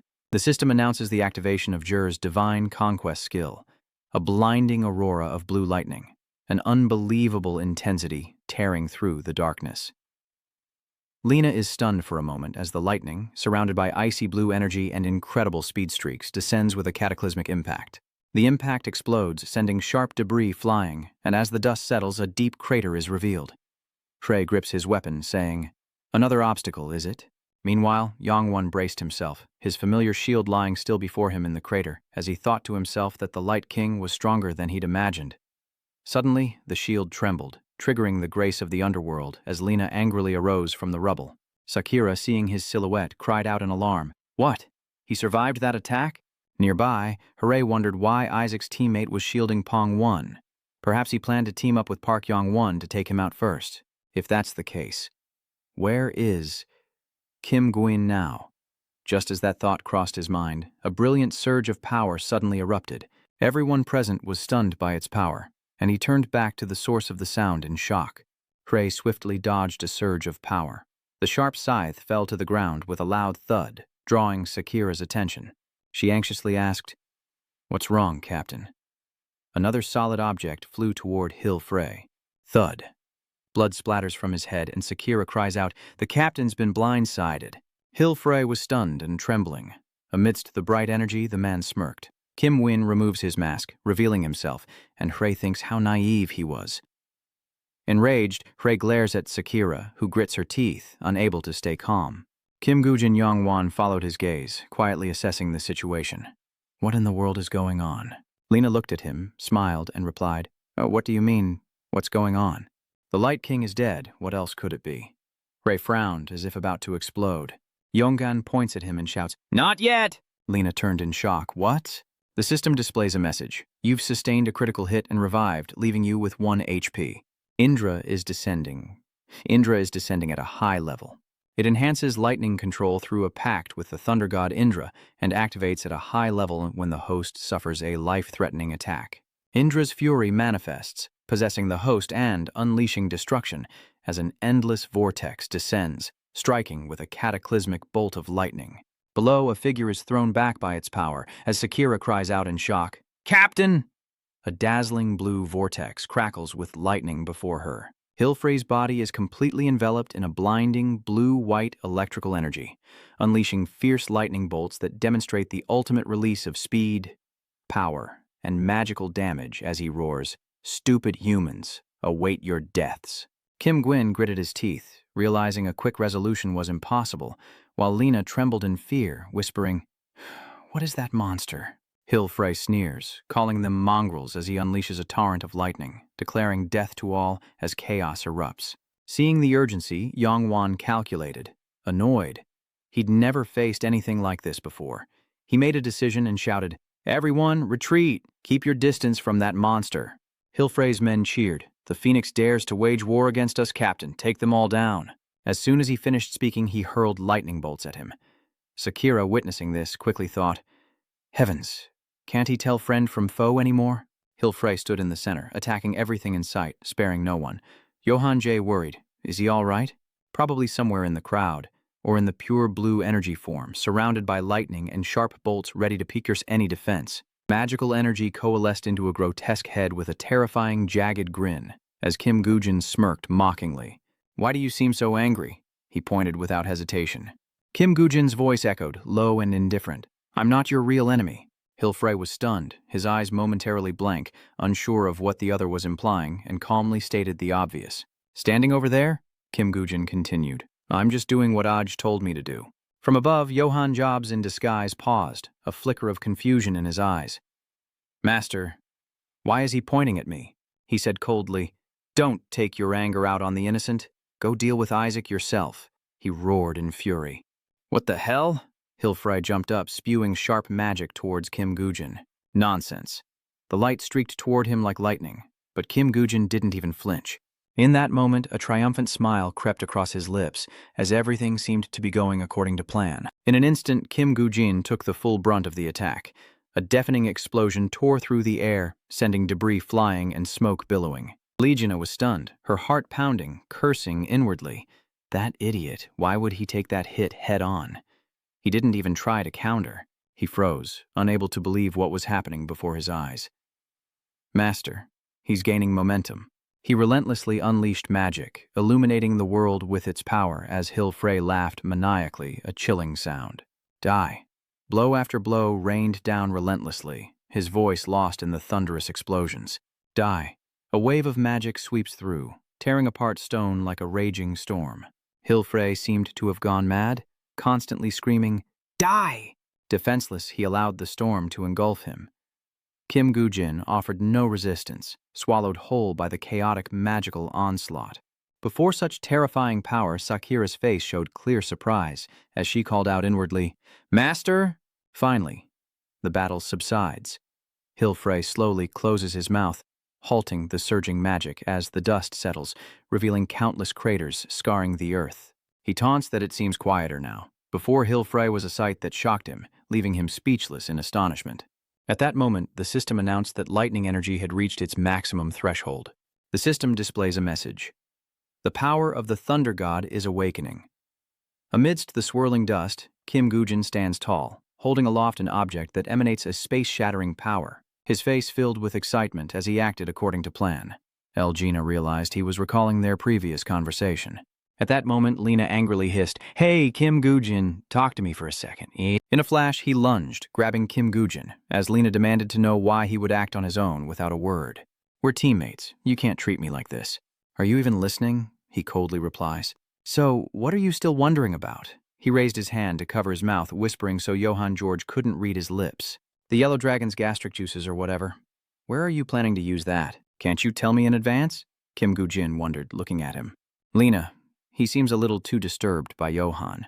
Quickly open the archive and remember what I got from Park Yong-Wan's armory." Elgina was surprised. What was that useless artifact he brought back then doing? Kim Gujin pulls out a vial of golden liquid, quickly twists off the cap, and without hesitation pours it over the artifact. Immediately, a golden light flashed before his astonished eyes, erupting intensely as if a great power was about to be unleashed. Then a series of system notifications rang out, signaling the awakening of a sealed power. "You have become the owner of Jonya, a legendary item only usable by those level 111 and above. Physical attack power 600. This weapon of the Thunder God accumulates lightning, increasing all stats by 200 when equipped, and increasing total damage by 20% when attacking. Summoning thunder upon attack, the hammer awakens the full power of the Thunder God." Elgina wonders if Kim Gujin had foreseen this situation. He gripped John tightly, standing tall, ready to strike at any moment. Hilfrey seemed to realize what the hammer was, but it appeared to be absorbing his attacks. He made his decision, and instantly a long, sharp spear materialized in the air. Without hesitation, Hilfrey seized it, as Kim Gujin silently observed his every move, his face betraying his unease. He infused the spear with magic, his voice laced with challenge. "Taste this!" Immediately, Hilfrey shot forward, his eyes burning with murderous intent. Everything happened so fast that Kim Gujin was caught off guard, and he quickly swung his hammer to block. He marveled inwardly, realizing that basic attacks wouldn't work, and immediately changed tactics. The Lightning King was indeed on another level. Thoughts raced through Kim Gujin's mind. The spear's attack range far exceeded his hammer, and his opponent knew how to use it. But then, he unexpectedly lunged toward his enemy. Kim Gujin suddenly changed direction, catching his opponent off guard. A fatal blow of the hammer crashes down on the enemy, the terrifying force shattering one side of Hilfrey's head, leaving Buk Yong-An stunned and drenched in cold sweat. Legiona's eyes widened in disbelief, her mouth agape at what she had just witnessed, while Sakira panicked, her voice trembling. "Checkmate." Kim Gujin's lips curled into a cold smile. He thought to himself, "I was once a player too." He roared in excruciating pain, his scream echoing across the battlefield. Hilfrey's eyes burned with rage, as if he wanted to devour the man before him, and then he charged toward Kim Gujin. Clutching his spear, Hilfrey focused all of his killing intent before charging towards Kim Gujin. He frowned, his entire body tensed, focused to the extreme, while Elgina's face paled, her heart pounding. That was too close. He couldn't have dodged that in midair. The spear is closing in fast. The corner of his lips curled into a terrifyingly nonchalant smile as Kim Gujin landed unexpectedly on the ground with lightning speed, narrowly escaping danger. His eyes caught sight of Gujin's shoes, realizing they were the legendary grade 2M boots, an item that allows the wearer to walk without touching the ground. Wearing them increases jump power by 30%, allows you to walk without touching the ground, and increases movement speed by 30%. Hilfrey suddenly understood everything, his face betraying his excitement, wondering, But then, the puzzle pieces fall into place as his mind races. It's him. Hilfrey realized that this man was not an AC subordinate. All the while, Bakyong had been watching. The only name in his head was Kim Gwyn, confirming Northyong Onean's suspicions. He seemed different ever since he returned from Egypt. I've brought a wolf into my own home. Hilfrey stared intently at his opponent and then said, I must admit, I underestimated you, thinking you were just an ant, but now I'll use my full power. You'll boast about being able to fight me evenly. Hearing those words, Kim Gujin was caught off guard, as Hilfrey immediately lunged at him with his spear from hell.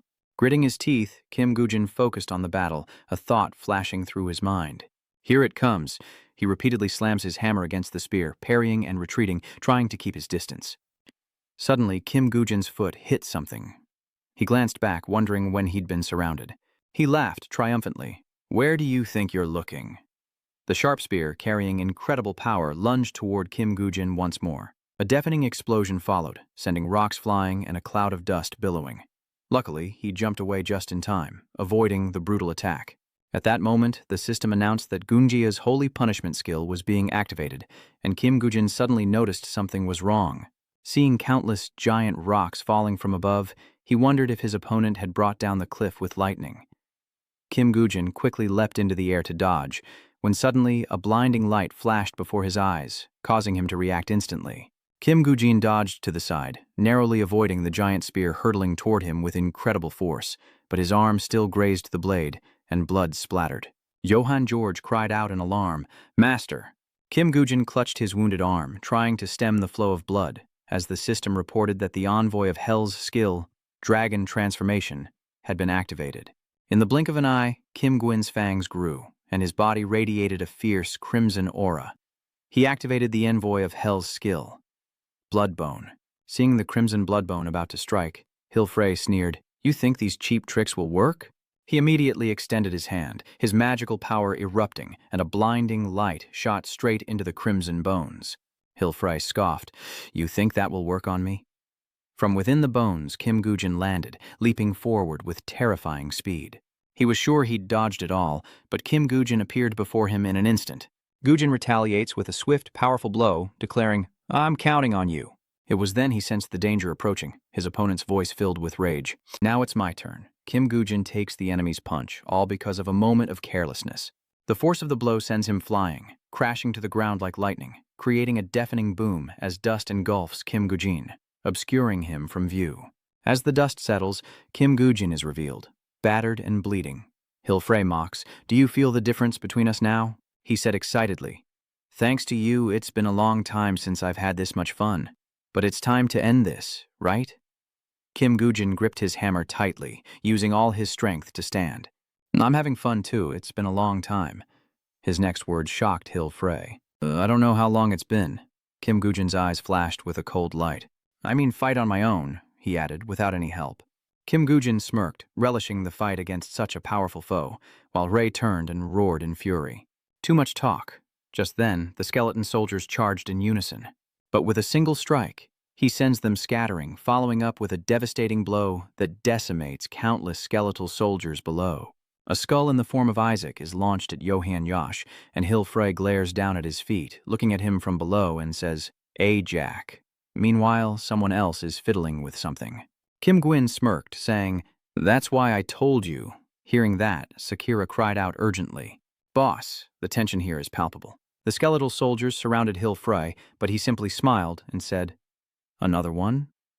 Immediately, the skeletal soldiers attacked from all sides. Johann Jobs watched from the outside, thinking, while the master buys some time, I'm here as instructed, even though these aren't the skeletal soldiers I summoned.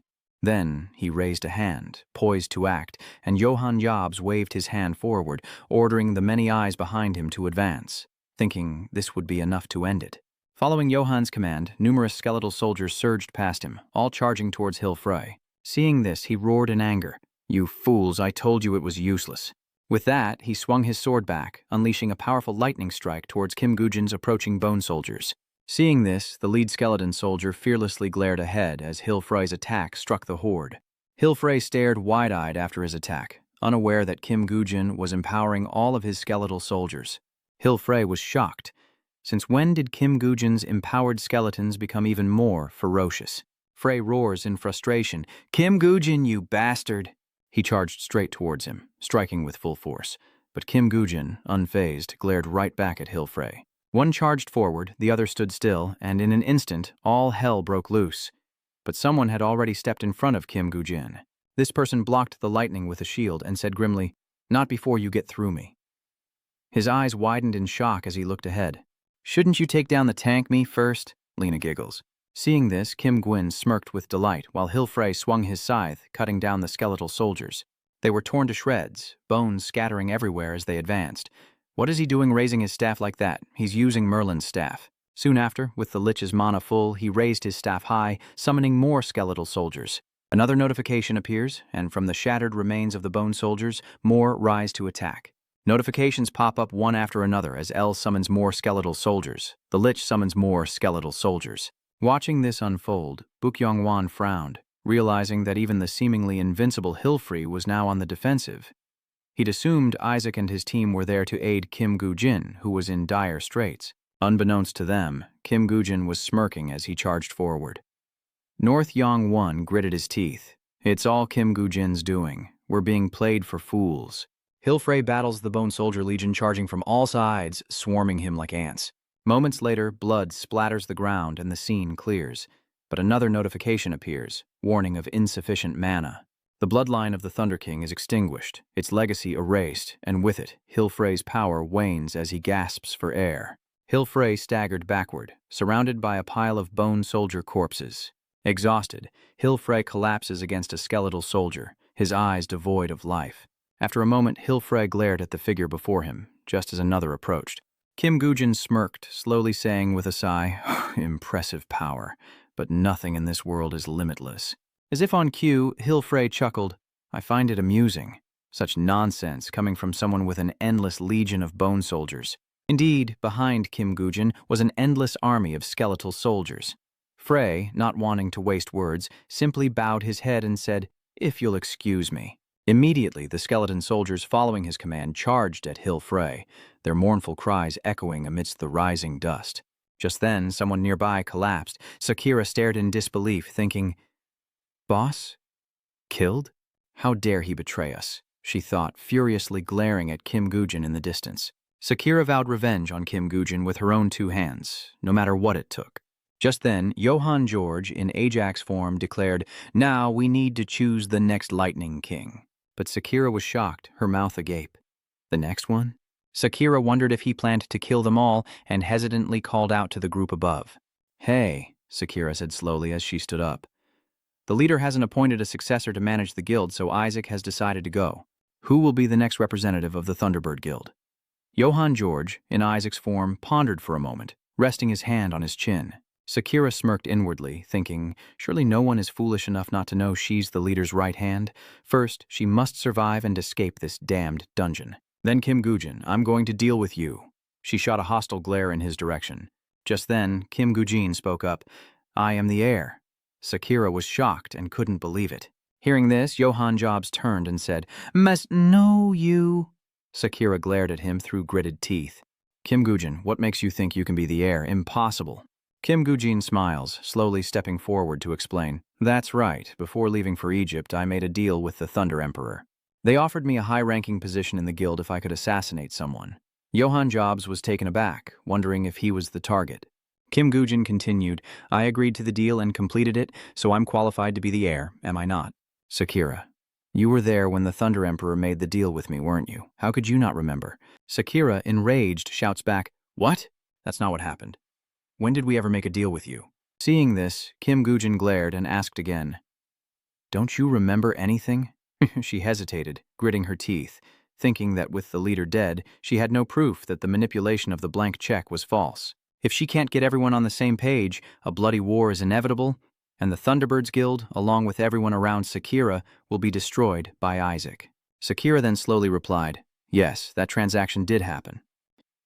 As expected, Kim Gujin smirked, while she gritted her teeth in anger, cursing Kim Gujin, the cunning bastard. Then, Sakira's voice rang out again, startling both Gujin and Johann George. "But that's Kim Gujin's qualification. I'm the one who's always been by the leader's side, running the guild. Only someone like me can truly understand and run the guild. Only I can ensure a successful dungeon raid. Just then, a voice cut through the air, freezing everyone in place. Wait.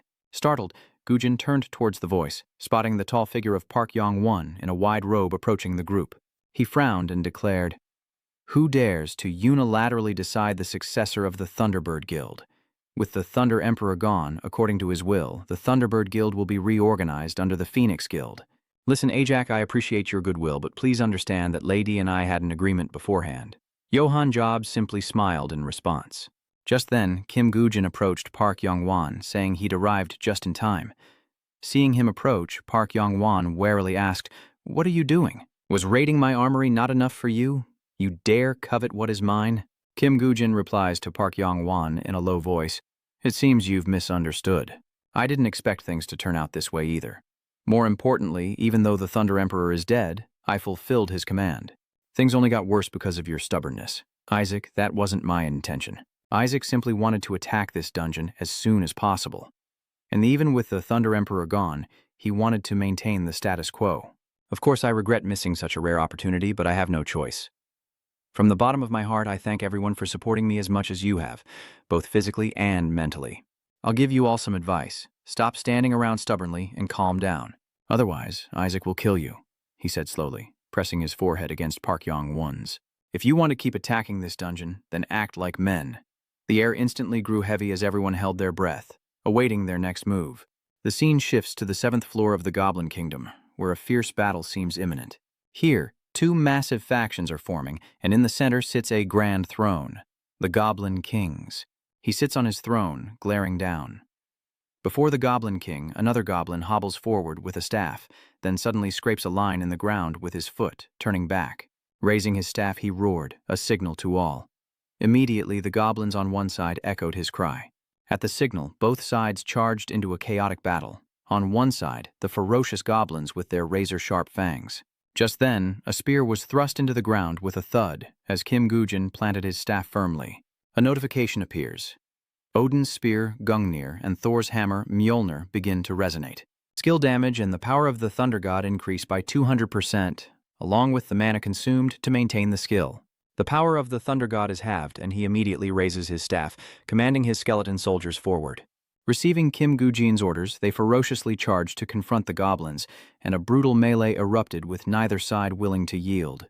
Legina fiercely battled the goblins, while Sakura fought several at once on a nearby cliff. Johann George and Lich observed the battle below, as North Yong Wanko glanced up at them, lost in thought. "Yakak, that bastard made me lose face in front of my subordinates. Now I'll do as you wish." But he vowed to make Ayakak pay 100,000 times over for the humiliation he suffered today, clenching his sword tighter. Then he ordered his soldiers to join the battle on the other side. "Let's move out." Soon, the area below became a deadly free-for-all, cut to the highlands of Pakistan, where a large sphere is glowing. "Cleanse this dungeon," a voice declared as another foot stepped through. Sakura couldn't understand how she'd gotten here.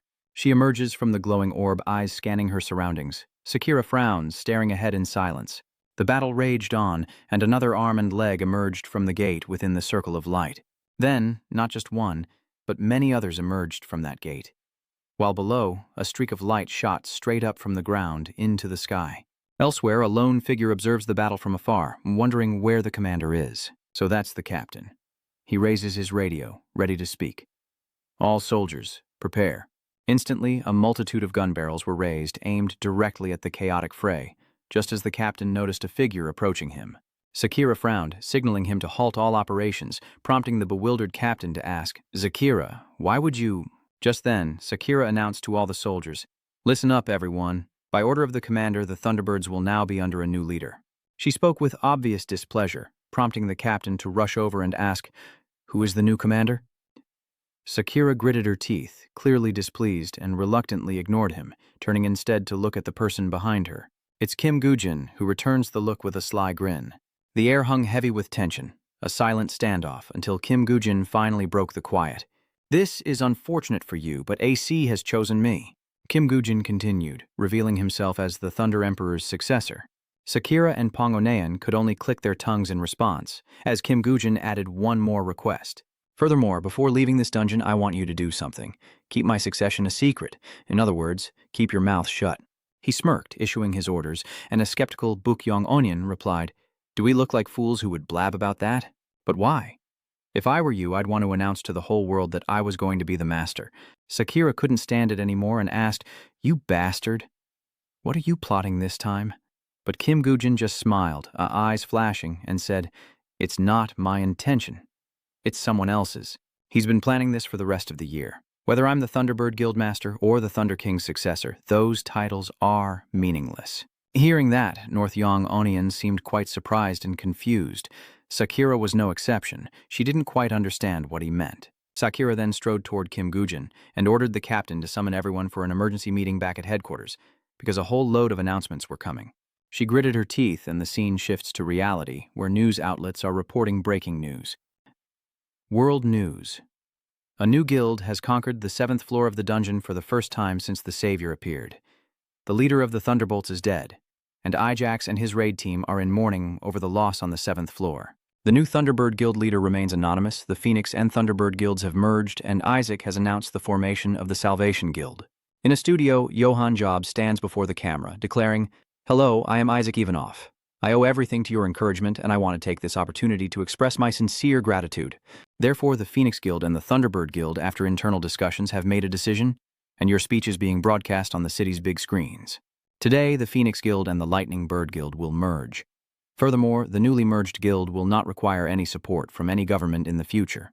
We will save the world by clearing dungeons and killing monsters for free." Just then, a flag was unfurled behind Johann Georgi. He calmly announced, "For these reasons, I declare the Savior Guild established." Immediately after, everyone in the city watching the speech cheered with joy. Meanwhile, a bearded man smiles, thinking he's finally done it, as Jaishan, by the window, thinks they can now stand shoulder to shoulder with the Salvation Society and fight fair. Do you know how long that took? Just thinking about it makes his blood boil. To get to this point. Distracting noises interrupted Jaichan, fueling his anger. He turned around, ready to explode. "Can't you eat quietly? Is this your house?" He was scolding El Gina, who was eating chips in the back seat, and when he continued to eat, Ji-chan pointed and scolded him again. "Eat cleanly, at least." Hearing this, Lai Gina shoved the remaining crumbs into her mouth and replied, "Honey, I'm a world hero who conquered the 7th floor. If you keep treating me like this, I'm going somewhere else." But upon hearing that, Zaichan threw the cup in his hand at him and started yelling even louder.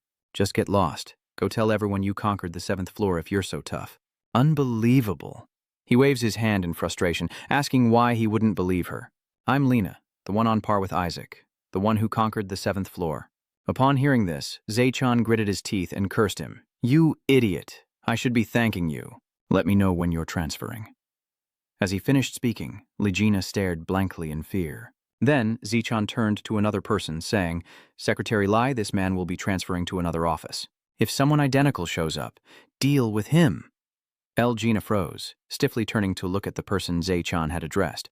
Elju immediately bowed deeply, saying respectfully, "Thank you for your hard work." Elgina panicked and cried out, "No, Secretary Lai. No way." Seeing this, Zaichan chuckled derisively. "So, what do you want? National hero." Moments later, Lena's annoyed voice echoed throughout the building, "Missile Island." The scene shifts to another abandoned building with a car parked outside, and inside we see armor, helmets, and swords. Kim Gujin entered, eyeing the gear before him, thinking it was quite the haul. Black Richichi was summoned to fight a stronger Thunder King than he anticipated. But this should be enough to overwhelm Lee Si-jun. I knew it. I have to obtain that. Kim Gujin's eyes sharpened. The scene shifts to a modern, massive villa on a private estate, but inside, a perfume bottle lies shattered on the floor. Yongun sits in a chair, resting his chin on his hand as he contemplates something, before berating the person before him, a puppet who only follows his master's orders. "Now you dare to bite the hand that feeds you? You dare show your face to me? The only difference is that master isn't you," Gujin said, a smirk forming as he stared directly at Yong Wan. Startled by this, he glared back at Gujin, who slammed his hand on the table and continued. "So there's no need to be upset. Deep down, you've always wanted to crush the Salvation Society?" Gujin's words made Yong Wan's grip on his glass tremble, as the Phoenix and Thunderbirds had now merged under Isaac's command. Gujin smirked, asking if that didn't just create a force to rival the Salvation Society. Unable to contain himself, Yongan crushes the glass in his hand, and through gritted teeth warns Gujin, "What the hell do you know about me to say that?" Hearing this, he smirked and replied, Boss, I know him well. A man with a terrifying ambition for power who will stop at nothing to rise, but is tragically crushed by the chairman, unable to lift his head. Upon hearing this, Yong Wan's hands, stained with alcohol and blood, trembled. He would forever be second best. Gujin doesn't stop there, maintaining the cold and powerful facade he always shows others. But in reality, he's weak, cowardly, and always afraid.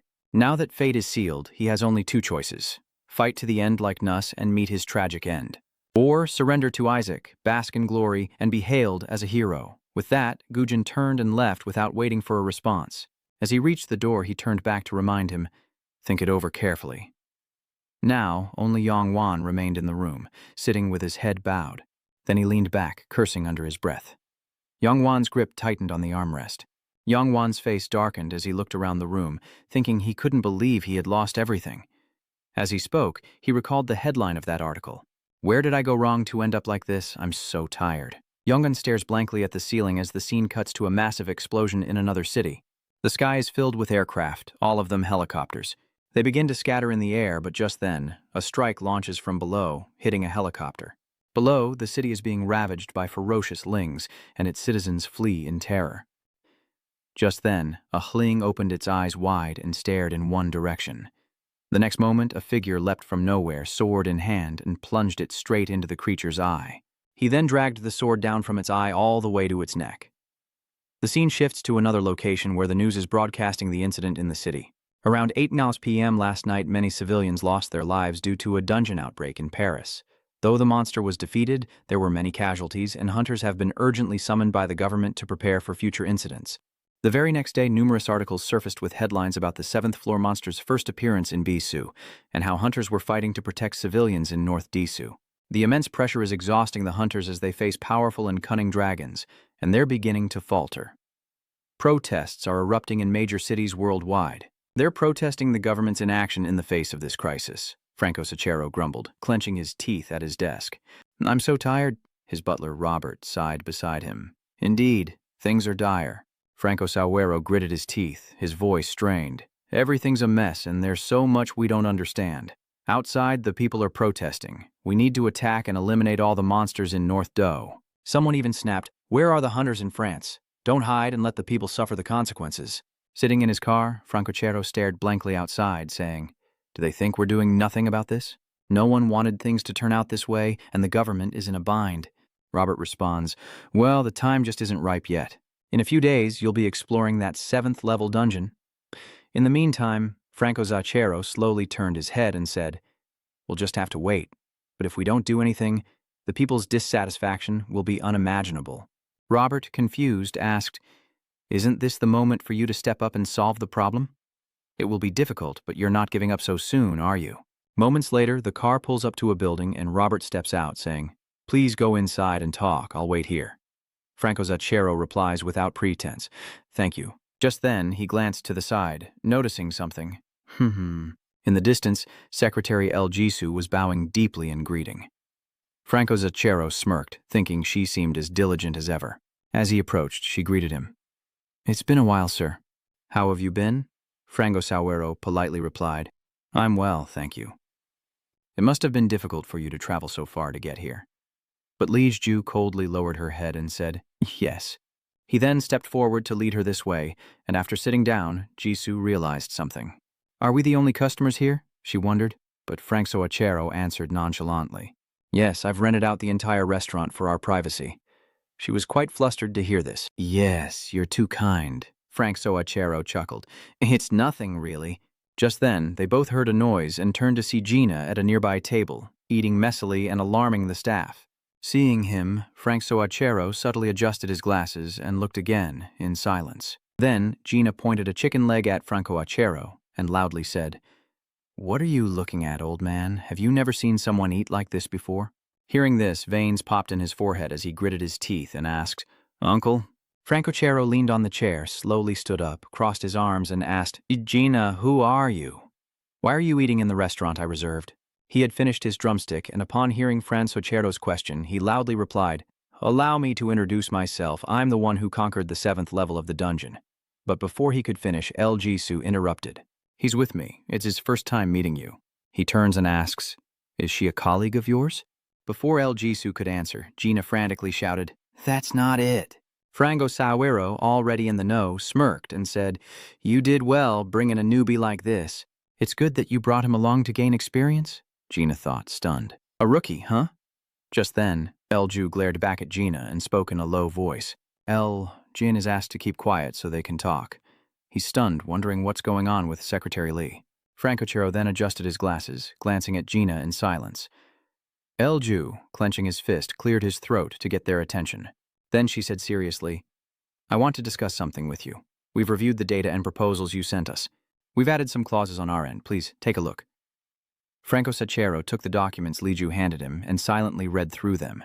Meanwhile, she continued, "Basically, our condition for helping you attack the 7th level dungeon in France is the Death Moon skill." He hesitated, then asked, "So that's your condition?" Li Ju answered, "We've considered the Lunar Eclipse skill and it's just a unique skill. So this request isn't too difficult for you."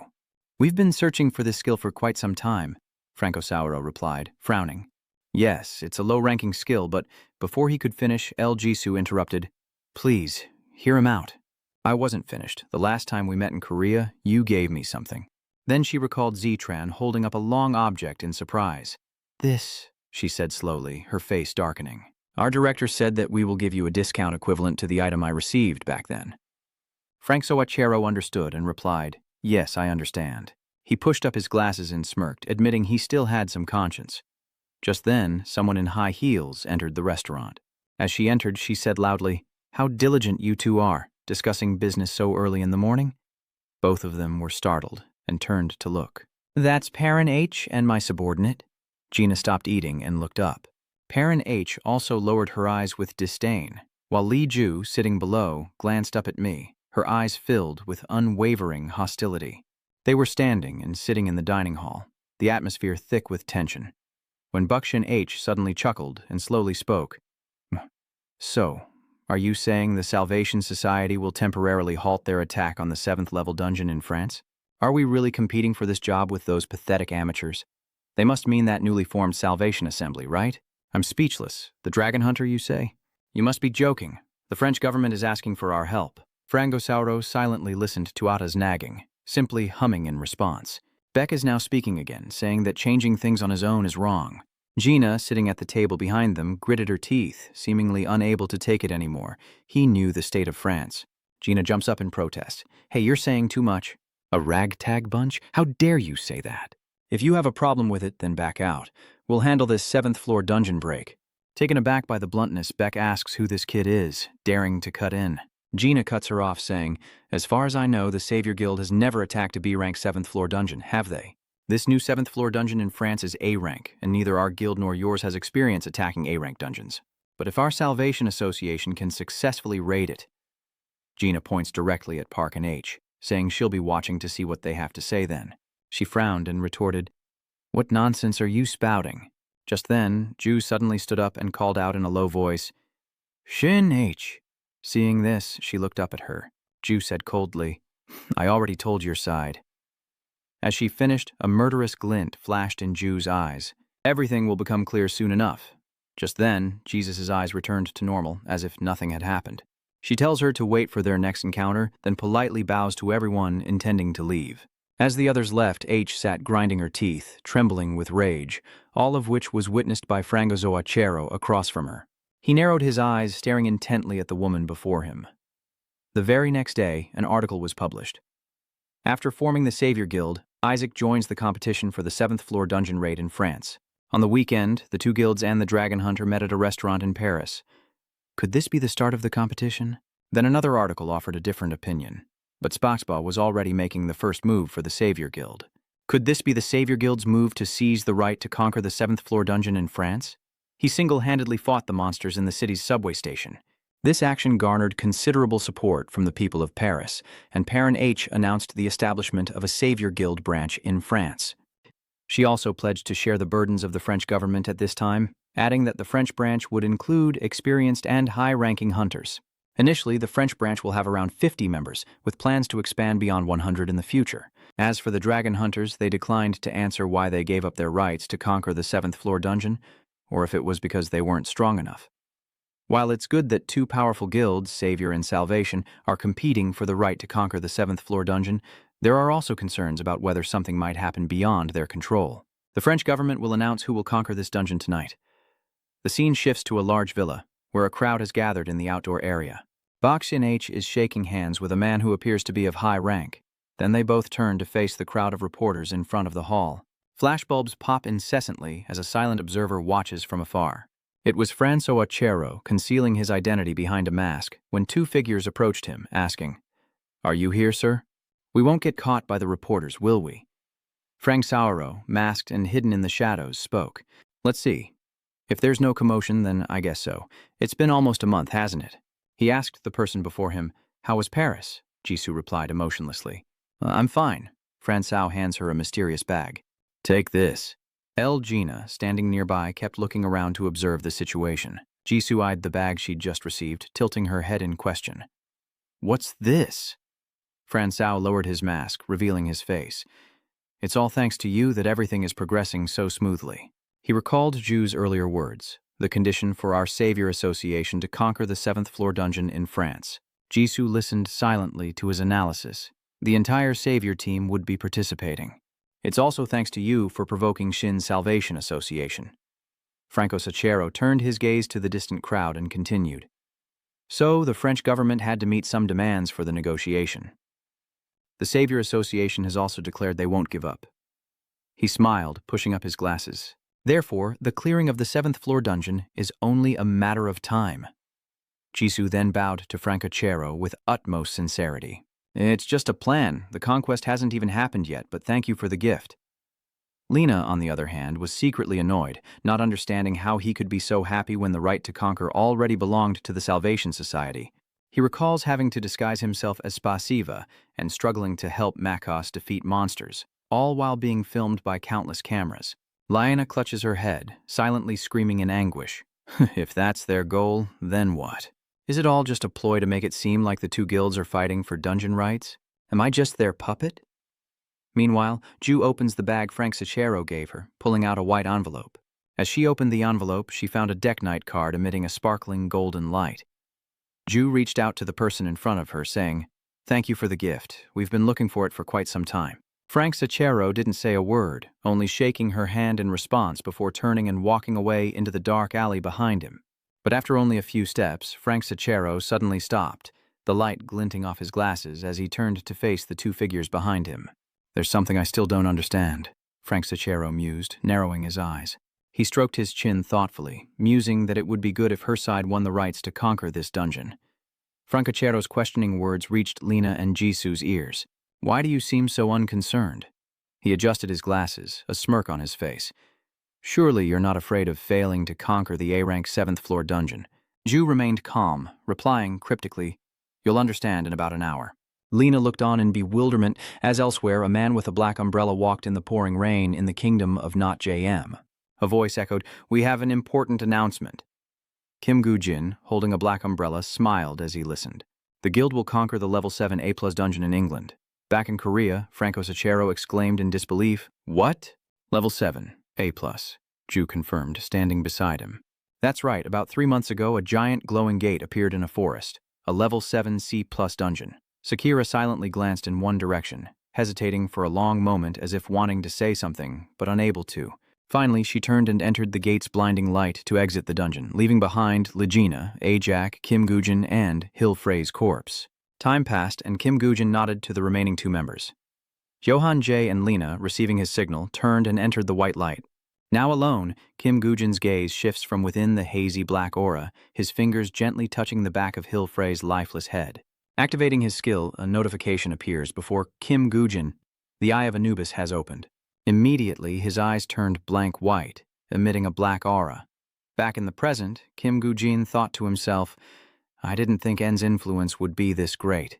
He stared at the gate below the cliff, thinking, a 7A+ dungeon in England that he managed to hide from everyone. Kim Gu-jin smiled excitedly, thinking, "I'm so lucky." Just then, the phone in his pocket began to vibrate. Kim Gu-jin held it to his ear, and a voice on the other end asked, "How's the weather in England?" Back on the other end, Zaechan sat in his office, surmising that even when it's sunny, it probably rains right after. Unpredictable weather indeed. Kim Gujin replied that he could adapt anywhere, to which Jay Shan chuckled in response. You Russians are certainly adaptable. After all, you're still part of Europe. Kim Gwyn changed the subject, asking if the job was still on schedule. Looking at the computer screen, Cha confidently assured, "Of course, you can rest assured when I'm on the job." The screen displayed a series of world news headlines, proclaiming the Savior Guild's conquest of the 7A+ level dungeon in England. Reaper News asks, "Will the Savior Guild succeed? Doubt looms large." Reaper News, Isaac hopes the world's top guilds will join forces to conquer this dungeon. War News, the Hunter community is keenly watching the Savior Guild and awaiting further news. He surmises that the Savior Guild must be shocked after reading this news. Shang picks up a stack of documents and recounts some events, but he already predicted that they would pressure to participate in this with other guilds. I have to accept it. This is no simple matter.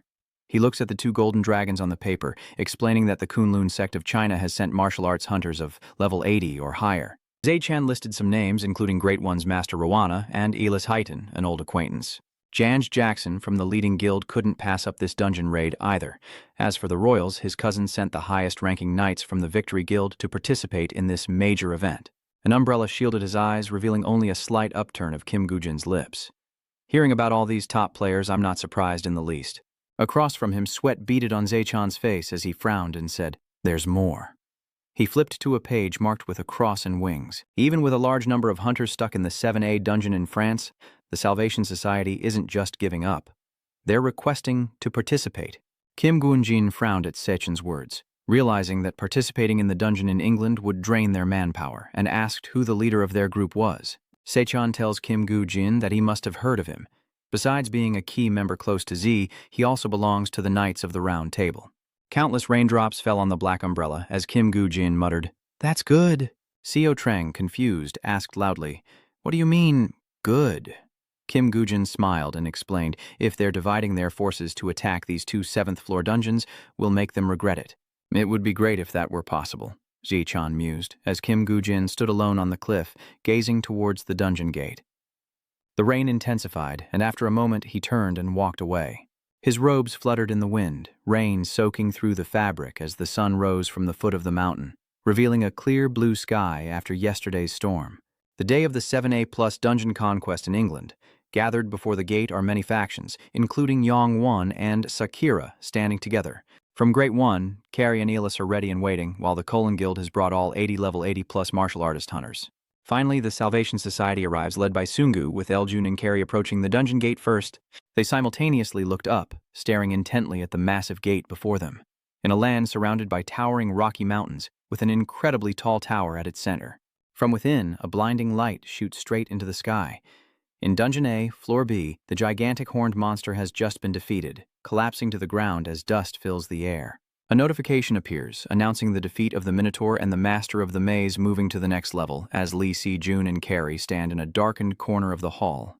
Before them, a system notification appeared as Lee Si-woo, out of the blue, asked, "What's today's date?" Cry turns and replies, "It's dawn." Hearing the answer, Lee Se-jun said nothing, and after leaning against the stone pillar, he suddenly straightened up, a burst of light erupting in his palm.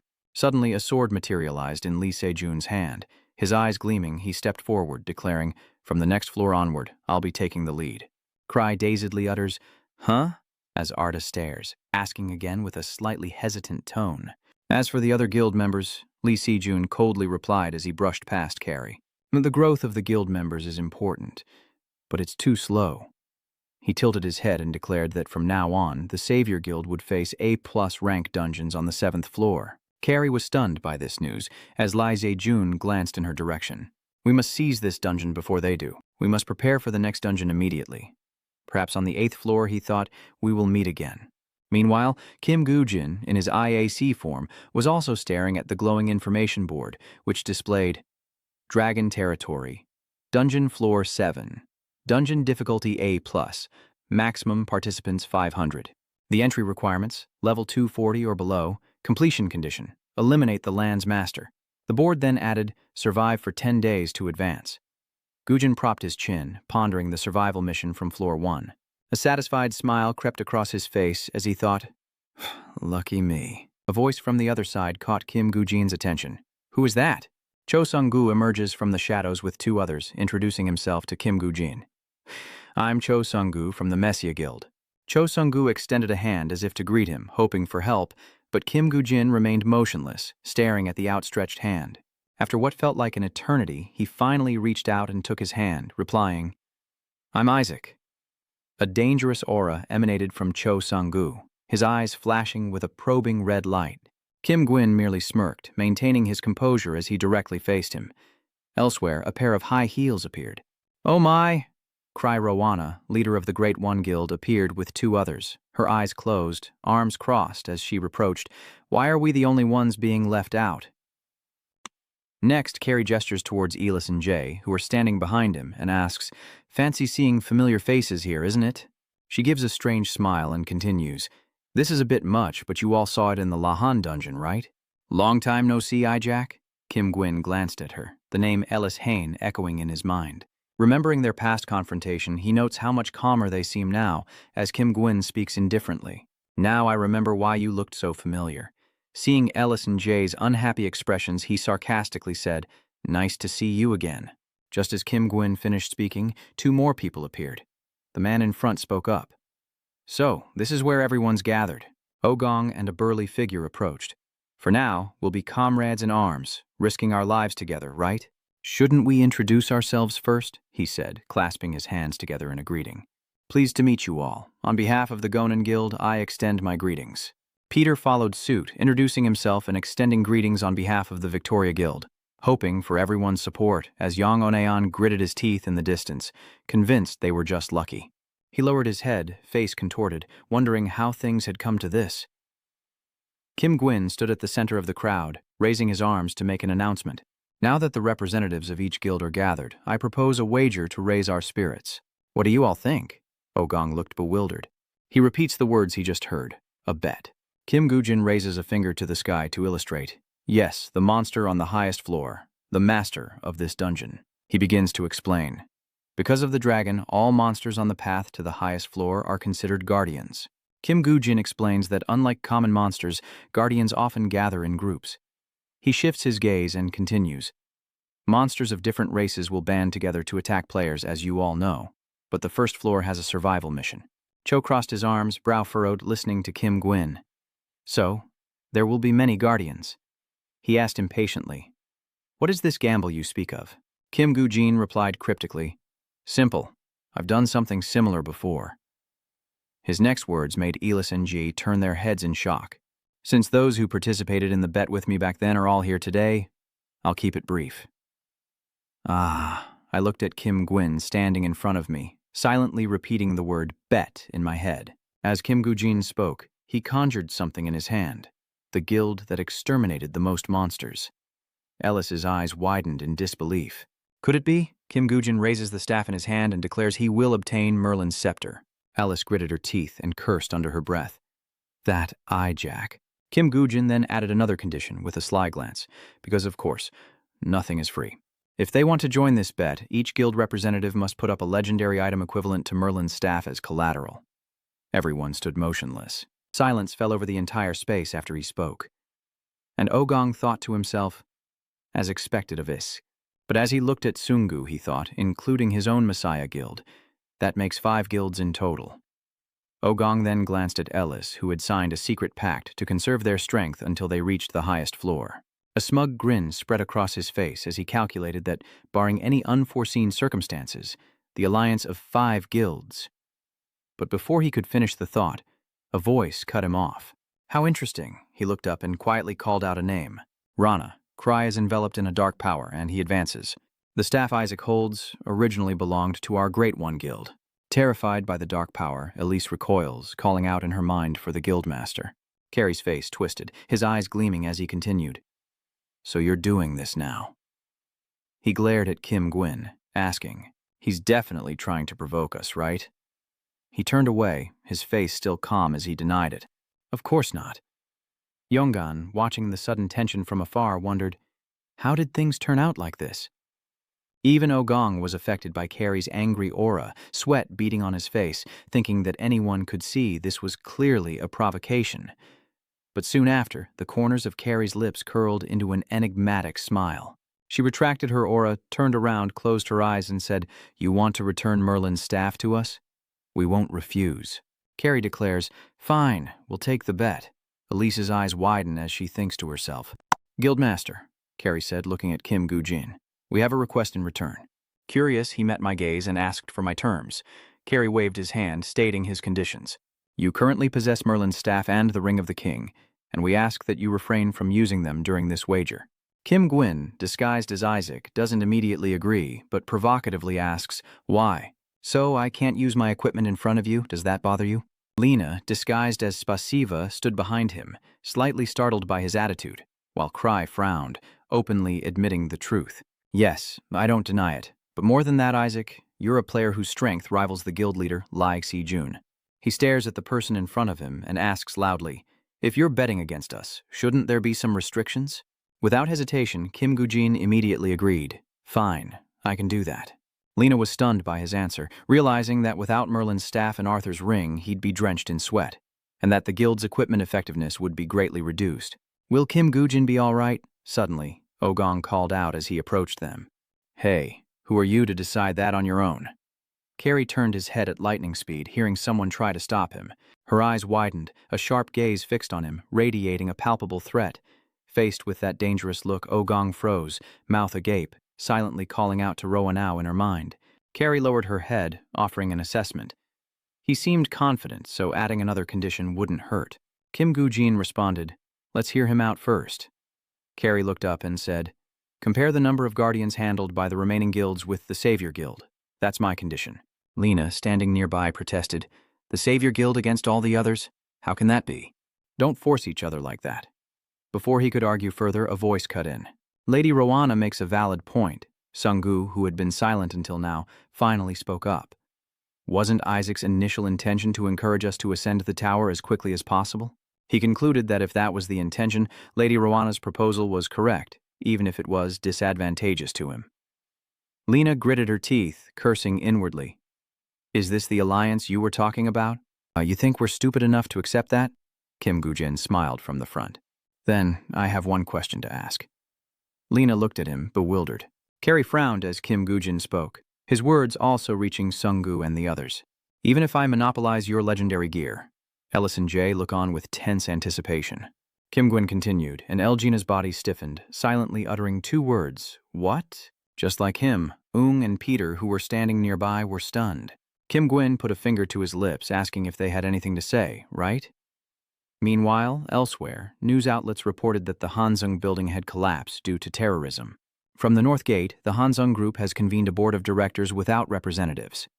On the 12th, the Hansung Group urgently convened a board meeting to stabilize its stock. The CEO of Hansung Group is also one of Korea's representatives, while Baek Shinwoo was absent due to the 7th floor dungeon raid in France.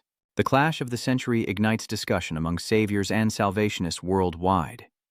In an office shrouded in darkness, a mysterious figure sits before a brightly lit computer screen. The person's hand moved the mouse and clicked a few times, and suddenly the overhead lights flickered on, startling Ju. Si-chan, still by the door with his hand on the light switch, said to the figure in the chair, "Sorry, I didn't mean to startle you." He approached the desk and asked, "Why are you still here at this hour?" Ju stammered a reply. Actually, she could only get out two words before falling silent and bowing her head. Zhe-chan scratched his head, puzzled, wondering, what's wrong with this secretary? He shifted his gaze back to the computer screen, where Zhe-chan realized the articles about the Salvation Society and the Hansung Group were indeed because of Park and Hee. He tilted his head, offering a warm smile. "It's late. Let's call it a day and go out for a celebratory meal." "It's a celebration for the two of us, but what does Secretary Lee want to eat?" Ju, still processing, asked in return. "The dish I want to eat?" Shi-chan patted his chest confidently. "That's right. This is what Secretary Lai wants to eat, and I'm paying for it all today." Ju said nothing, her eyes gleaming with scrutiny as she stared at him for a long moment. Sweating nervously, Zhe-chan asked Secretary Lai why she was looking at him like that, and Ju finally responded, "Okay." Relieved by her answer, CEO Cha let out a long sigh. Whew. The night sky above was as dark as ink. On the sidewalk next to a towering building, a yellow tent houses a late-night eatery where a steaming pot of Crucian carp hot pot sits alongside a plate of delicious, bright orange spicy rice cakes and two bowls of golden noodles. Zaechan looked at the food on the table, his lips twitching slightly as he called out, and Secretary Lee responded. Yes. Zaechan was eager to explain. It seems she thinks I'm frugal and misunderstands me. The truth is I'm very rich. I don't need a feast to eat like this. Diu gently placed her chopsticks on the table. I know you're rich, Director. She lowered her head and continued. Whether it's the money you bet on the dungeons we're raiding or the funds in the Isaac-named account I manage, Ju's voice echoed in the restaurant. It's not that I think the director is obsessed with money, I just want to help. Her eyes were fixed on some distant point, because I knew the director and I shared the same goal. Across from her, Jay silently watched Jisoo, and after a long pause, he stroked his chin and brought up Secretary Lee in connection to her father. Zichan's next words made Ju's eyes widen. Questions about the dragon hunter. Had she heard everything? Her hands clenched tightly in her lap as Ju lowered her head in silence, and a hush fell over the room. 4 years ago, at a towering skyscraper emblazoned with the words Hans Schung, a man in a black suit stood before a vast window in a spacious room. Sunlight streamed in, blindingly bright, illuminating a nameplate on the desk that read Hansung Group CEO Lee Soo. As if hearing a knock, the man tilted his head slightly and gestured, "Come in." The wooden door opens and a woman in business attire enters, addressing him as director. The man, still gazing out the window, listened to her announcement. The chairman requests your presence. Only then did he slowly turn around. In a vast conference room beneath the towering Hansung logo, a man stands head bowed in the corner, while 2 others sit in black chairs, flipping through documents detailing Hansung's stock value. A displeased voice echoes through the room, calling it absurd, as Director Kim breaks out in a cold sweat. He could only bow his head in silence as the man in the chair spoke up. Look here, Director Kim. He slammed the documents on the table, angrily shouting, How many times have I told you to silence the press? Yes, sir. The chairman of the Hansung Group glared at him and demanded to know how the news was still leaking. The documents contained countless articles with headlines like, Citizens with awakened supernatural powers are gradually turning into monsters, and Hansung Group's latest research points to a strange global phenomenon with the government. A major rally at Wangwamon Plaza demanded the government and Hansung Group release their research findings.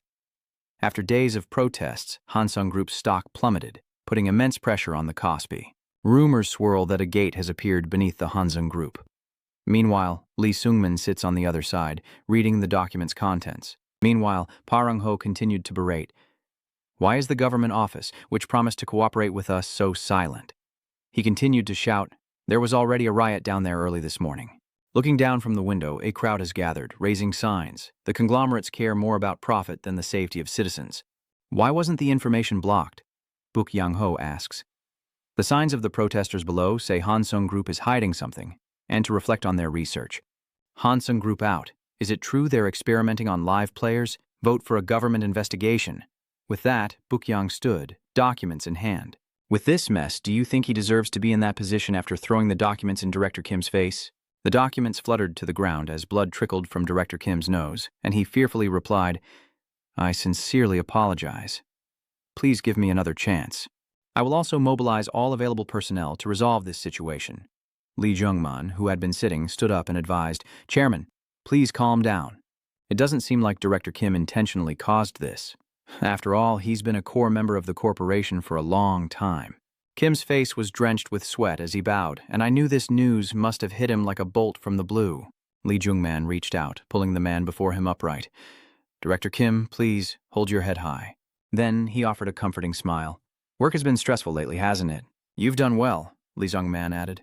I'll discuss things further with the chairman, so go and make the necessary arrangements. Still dazed, Director Kim glanced sideways and called out to Chairman Lee. But he quickly regained his composure, closed his eyes and adjusted his glasses, replying, Thank you very much.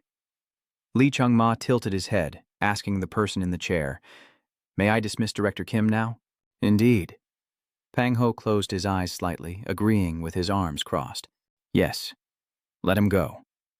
Then the wooden door of the conference room opened and closed with a resounding thud.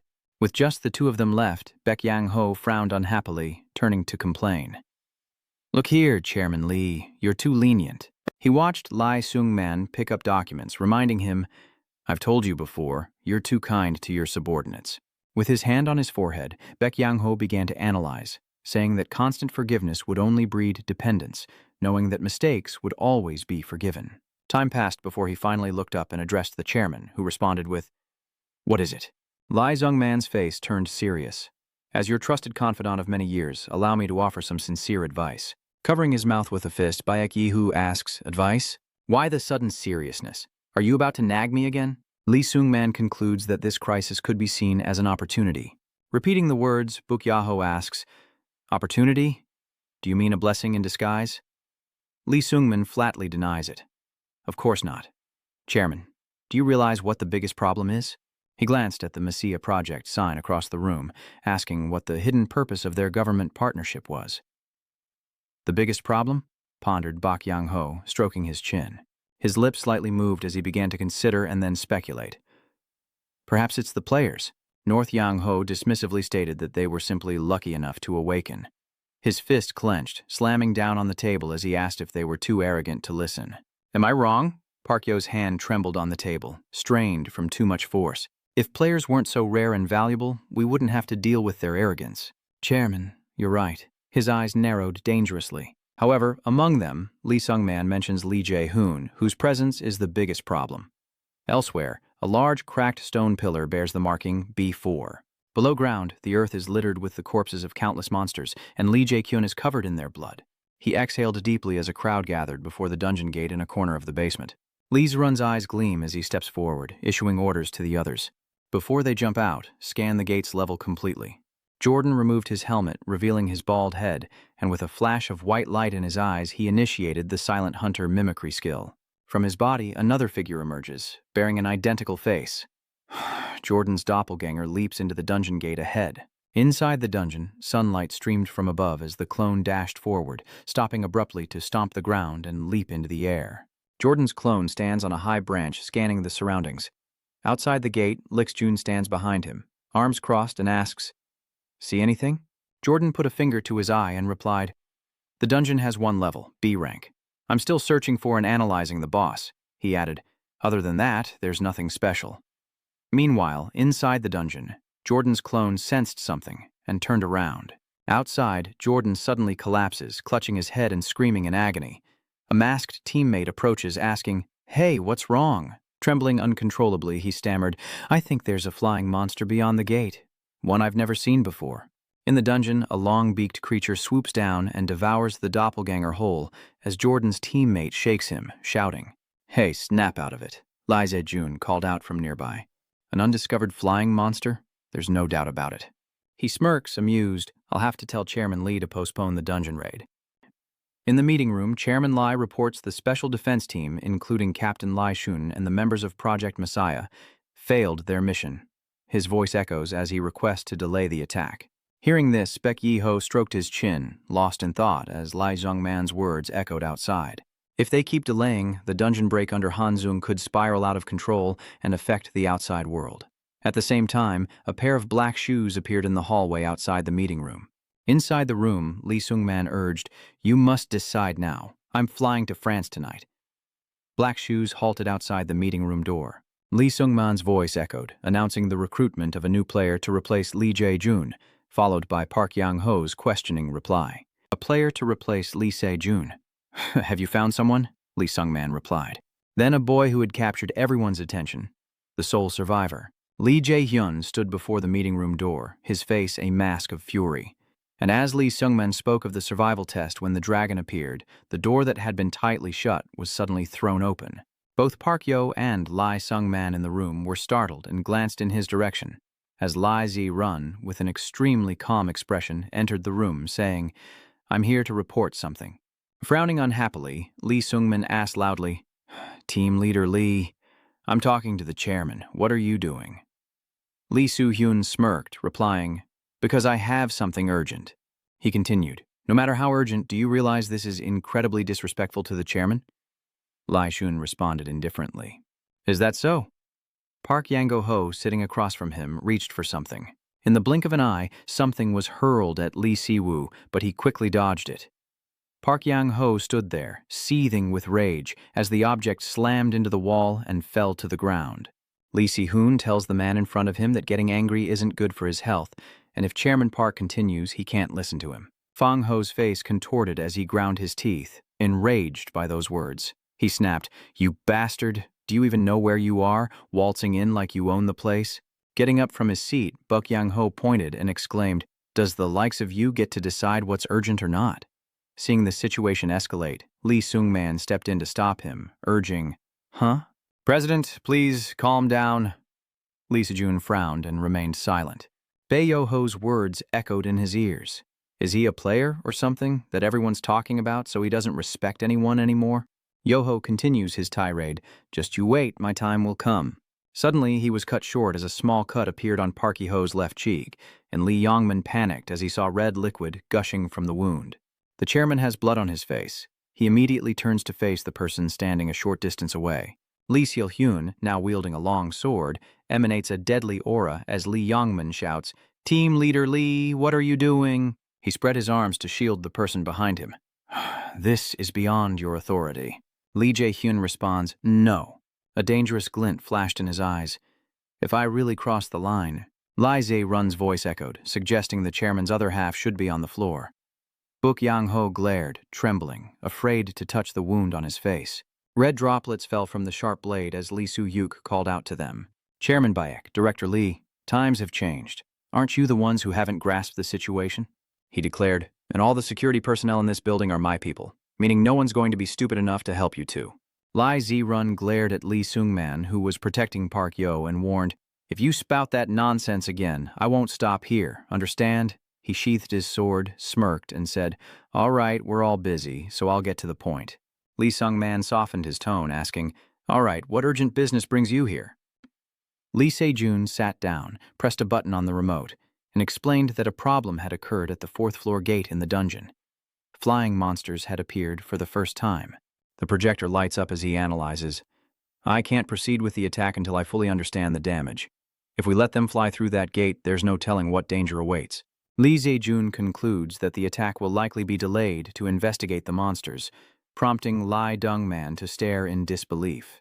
"Hey, Captain Lee, you already pushed back the attack a few weeks ago, and now you're saying it'll be even later?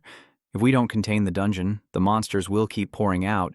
He wondered how much more time he needed, but Lee Jae-hoon simply smiled and replied, "I don't know. I can't say for sure. I've said my piece, so I'll be going now." Meanwhile, outside the Hans Chung Group's towering building, the sun blazed down as a student in uniform excitedly adjusted their backpack. She happily runs toward the revolving door to enter the building. While back inside, a hand on the desk begins to tremble. "Director Lee," Bae called out, bowing his head as he commanded, "proceed with what we discussed earlier." "Is it tonight's flight? We should prepare to leave now." With a stern look, Lee Jung-man assured him, "I know, I will complete the contract." Meanwhile, a pair of black shoes hurried down the fire escape stairs. Perrin H grips the railing, pausing, her eyes fixed ahead. She stands motionless before Dr. B4, finally reaching for the handle. Meanwhile, as Lee Jung-man entered the car, the driver asked, "Did the chairman agree?" Lee Jung-man signaled to the driver to head to Inoni Airport. Zichon turns back, grins at him. "I'll get you there as fast as I can." Meanwhile, Parkin H's hand touches the doorknob and twists it open. But before he could pull it open, the door was forced open and someone rushed in. The force of the door sent Parkin H sprawling to the ground as men in black uniforms rushed upstairs. Only the man at the back noticed Perrin and asked, "A civilian?" He loudly announced to the man at the front. "There's a civilian here," the lead man asked, stunned. "What? A civilian? Why is a civilian here?" Park Yang-hoo was now alone in the meeting room. In the silence, Young's phone rings. He pulls it out to see the special security team calling. In the emergency staircase, the lead man urged urgently, "Listen, kid, I don't have time to explain. If you want to live, get up and get out of here." Bewildered, Han asked, "What's going on? What's going on?" The man in the black uniform reached out a hand. "Get up now." Suddenly, a ferocious roar erupts, and Baichin-h's eyes widen in horror as the outstretched arm freezes midair. The man before her is crushed by a massive foot, blood splattering everywhere, followed by gigantic fingers gripping the doorway. The monster leans in, revealing a terrifying face with sharp teeth bared and saliva dripping. The monster's eyes glowed crimson as it lunged toward the emergency stairs. Just then, an attack came from nowhere, and blood splattered everywhere. A small knife is lodged in the monster's forehead, sending it crashing back into the basement, slamming into a stone pillar, leaving Shin Ouyao utterly stunned. Her eyes shifted slowly to the side. The man who had been leading the group stepped forward and addressed the newcomer as captain. Sweat beaded on Perrin H's face as she looked up at the figure on the stairs. Lee Se-jun remained calm, standing tall, his eyes meeting Ata's gaze. With a cold indifference, Azarun asked, "Who are you, and what are you doing here?" Shin H hesitated. But then fell silent, realizing it was Lai Zarun. As Zirin descended the stairs, the wounded man on the ground began to stir, then struck with a vengeance, activating his unyielding skill, consuming mana to rapidly restore his stamina. This strange sight surprises Shin, but is he okay? After a moment, Si-hoon pats the soldier's shoulder and says, "Don't act on impulse like that." Wiping the blood from his face, he replies, "Yes, I apologize." He calmly turns and says, "I'll head up first. Hold this position." As the monsters approached, Sail-hoon sighed in annoyance. "What a pain, here we go again." In an instant, they charged towards him. Despite this, Su-woon slowly drew his sword, but as he prepared to fight, a fireball suddenly flew past him. With its powerful blast, the fireball blocked the monster's path. He glanced back to see Shin H struggling to support him with her fire magic. She was panting heavily, completely out of mana. A guard witnessing this exclaimed in surprise, "What's going on?" The remaining soldier immediately recognized the rare magic user as Se-jun calmly offered praise. Impressive skill. While his back was turned, a monster escaped Shin's fireball. Heh. It rushes forward as if to attack Se-jun. With a single, effortless strike, he cleaves the monster in two, also rupturing a nearby pipe, sending water gushing out. But it seems to have little effect on the fireball's destructive power.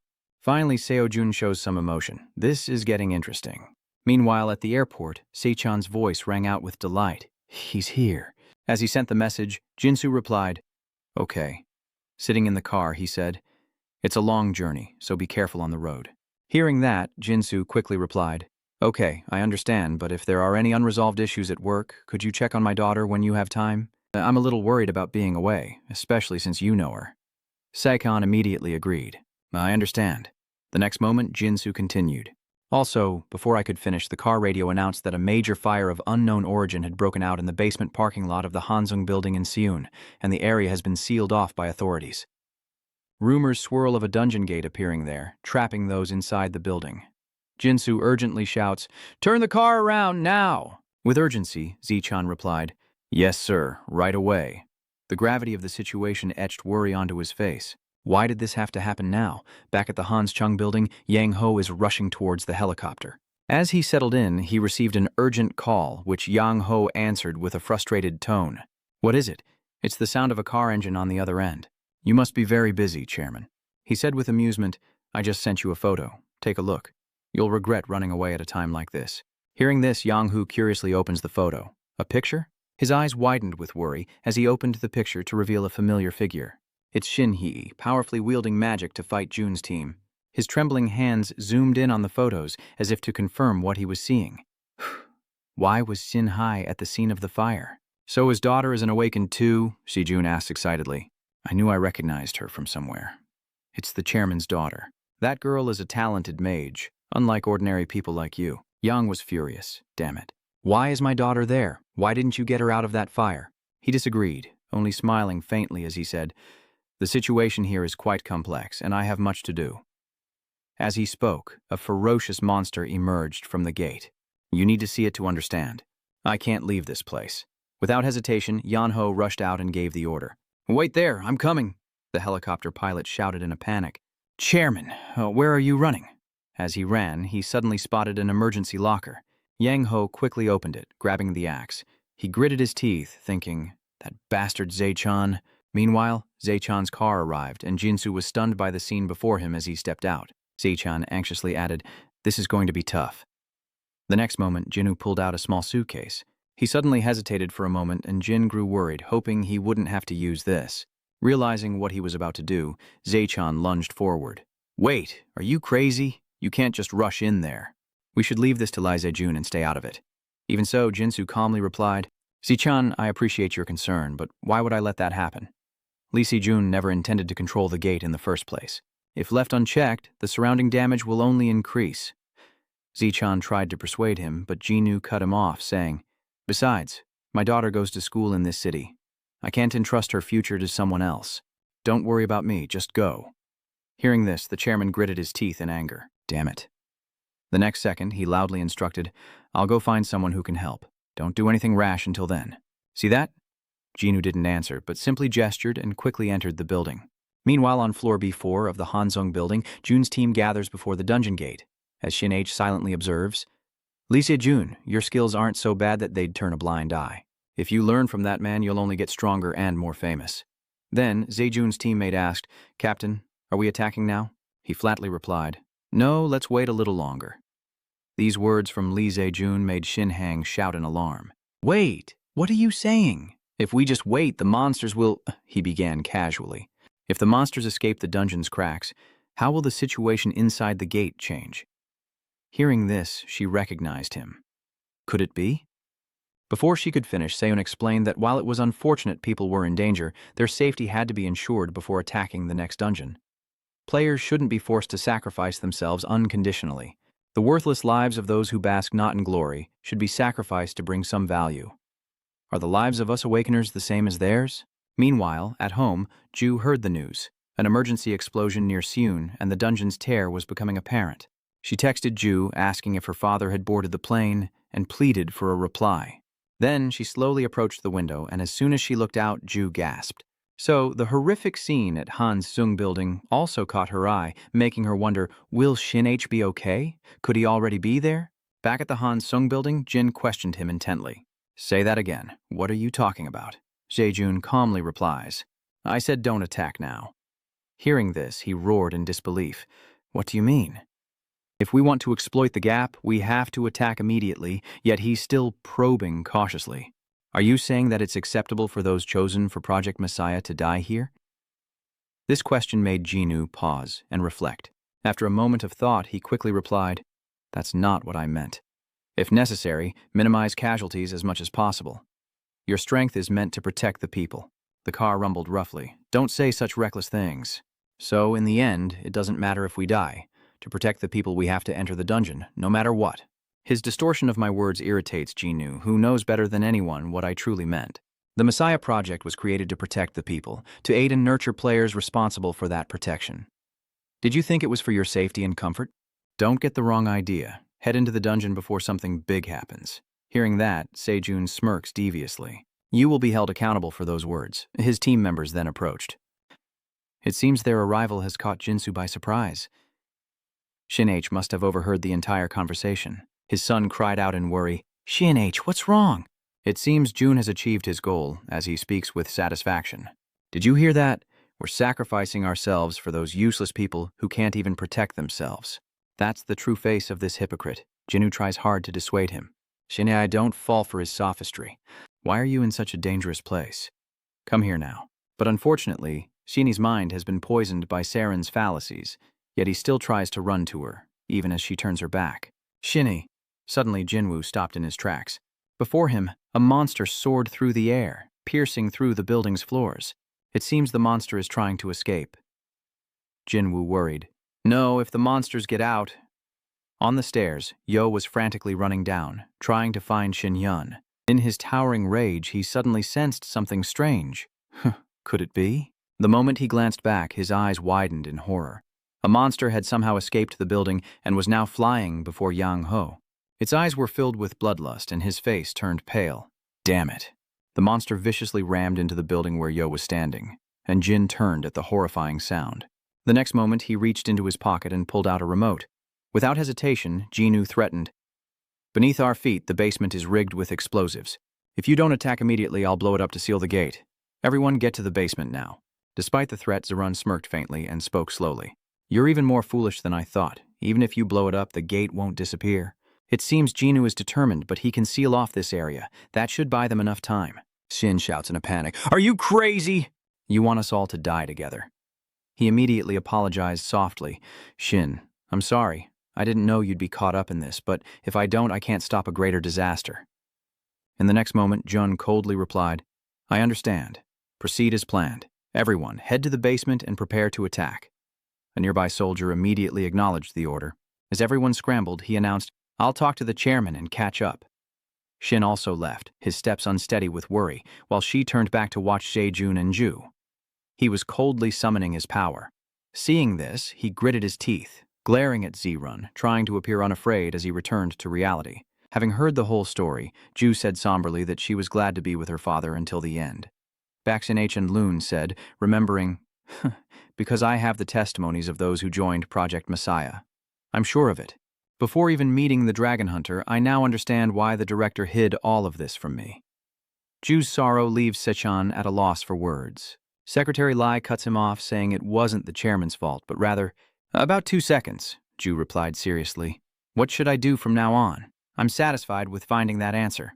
Meanwhile, a massive fire was raging within the dungeon, and Elise was panting heavily, her magic depleted. Suddenly her vitality is restored, and the mana of the magic-boosting mage skill surges, rapidly accelerating her energy recovery. It was Carrie, with a triumphant smile, who had aided Elise, who thought to herself, "That's right, with a master enhancer backing us up, Isaac is no match for us." The next moment, Elise plunged her weapon into the ground, unleashing an aura of formidable power. The light from the flames drew the monster's attention, and it lunged, eager to devour Elise. As she predicted, a satisfied smirk crept across her face. The monster had no idea what was coming. In the blink of an eye, the monster took a hammer to the face and lost a few teeth. It turns out Elise was only in charge of getting its attention. She'll leave the attacking to her teammate, Jason. With the monster slain, he turned and gave a thumbs up, as Elise fearlessly continued casting her spell, completing the skill's process. Her flames threatened to engulf the entire forest, a sound that seemed to reach Gina's ears. He urgently asked, "By the way, are you raising a pet?" Gina's strange question piqued Gujin's curiosity. "Why do you say that?" he roared, his anger barely contained. "That bonehead keeps saving the last hit for some guy, slowing down our hunt. Look at these stats. We're the only ones falling behind." As Gina spoke, the rankings appeared, and Ijack claimed they could take on all the other guilds alone. And he was bragging so much? "We're doomed. The legendary equipment will be stolen." To be playing pet tamer at a time like this, I asked why he was funneling prey to that guy. I shouldn't have trusted him. This is so frustrating. While Gina rages, Gujin calmly tears the paper in his hand. The agent of the underworld has acquired the Dengai skill. This strange action leaves him bewildered as the system displays information about the dead, a condition for possessing an agent of the underworld. Having read the information, which stated that a level 200 or higher grants the ability to turn a skeleton knight who has slain 44 monsters into a death knight, the two slowly approached the skeleton knight under Yong Wan's surprised gaze. Wujin gently touched its head, and the next moment, the number of monsters the Skull Knight had slain appeared. 44,457. His screen suddenly displayed the question, "Summon dead knight? Yes or no?" As he finished reading, Gujin slowly cracked a satisfied smile, and a notification popped up. "Do you want to summon the dead knight?" 2 choices appear, yes or no. A finger taps yes on the screen. Gina stared intently at the light emanating from the notification screen, while Gwyn, the skeleton knight beside her, smirked at the surge of power. Yongan, standing nearby, also stared with a frown as the aura grew stronger, swirling upwards into the sky. Then, an extremely bright light radiated everywhere, and in a flash, both the light and the aura vanished. Gina stood below, stunned, looking up. Oh, at that moment, another leg began to descend from the sky. He slowly placed his foot on the ground, kicking up dust all around. This was the dead knight. He marched valiantly toward the group, and seeing dead knight approach, Gina said to Gujin, "So, that's how it is? Does my colleague already have a plan? You don't answer him, but just stand there." Suddenly, dead knight knelt before Gujin, and Gina excitedly asked, "So, are we going to take him and start the slaughter?" Just then, another notification appeared, summoning the messenger's book.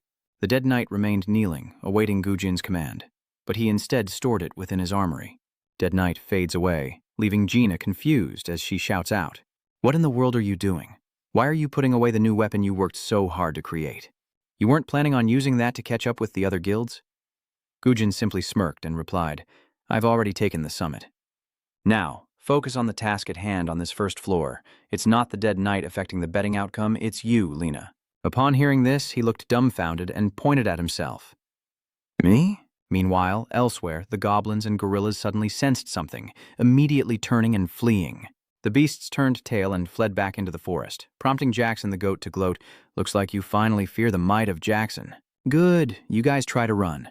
Just then, Ellis Hahn approached, frowning, and asked, "John, do you sense something strange? How many times has this happened now?" Hearing that, he turned around and said, "They probably know this body can't take much more." Alice Heaton pondered. Some intelligent monsters flee before being hunted, but this felt different. Just then, a bright light appeared in the middle of the forest. Gina holds a strange object in her hand, groaning, "Not again, damn it!" The scene shifts back several months to the 6A level of the Spins dungeon. Gina stands with his arms crossed, talking to someone. It was hard to get. "Is there anything good here?" The other person flicks a package in their hand in response. Unsure, Gina takes what the other person hands her, quite surprised. "What's this? Why these options?" This is the level-less music box of death. Once used by a legend class to spread echoes of death across a vast area using the user's life force. Its effect makes the user the primary target of all monsters in the dungeon, but only on the user's floor. After learning the item's stats and how to use it, Gina said to the other person in frustration, "Why give me something so useless? Now you can do whatever you want, reducing your own vitality while using yourself as bait. How cruel. Only an idiot would use this."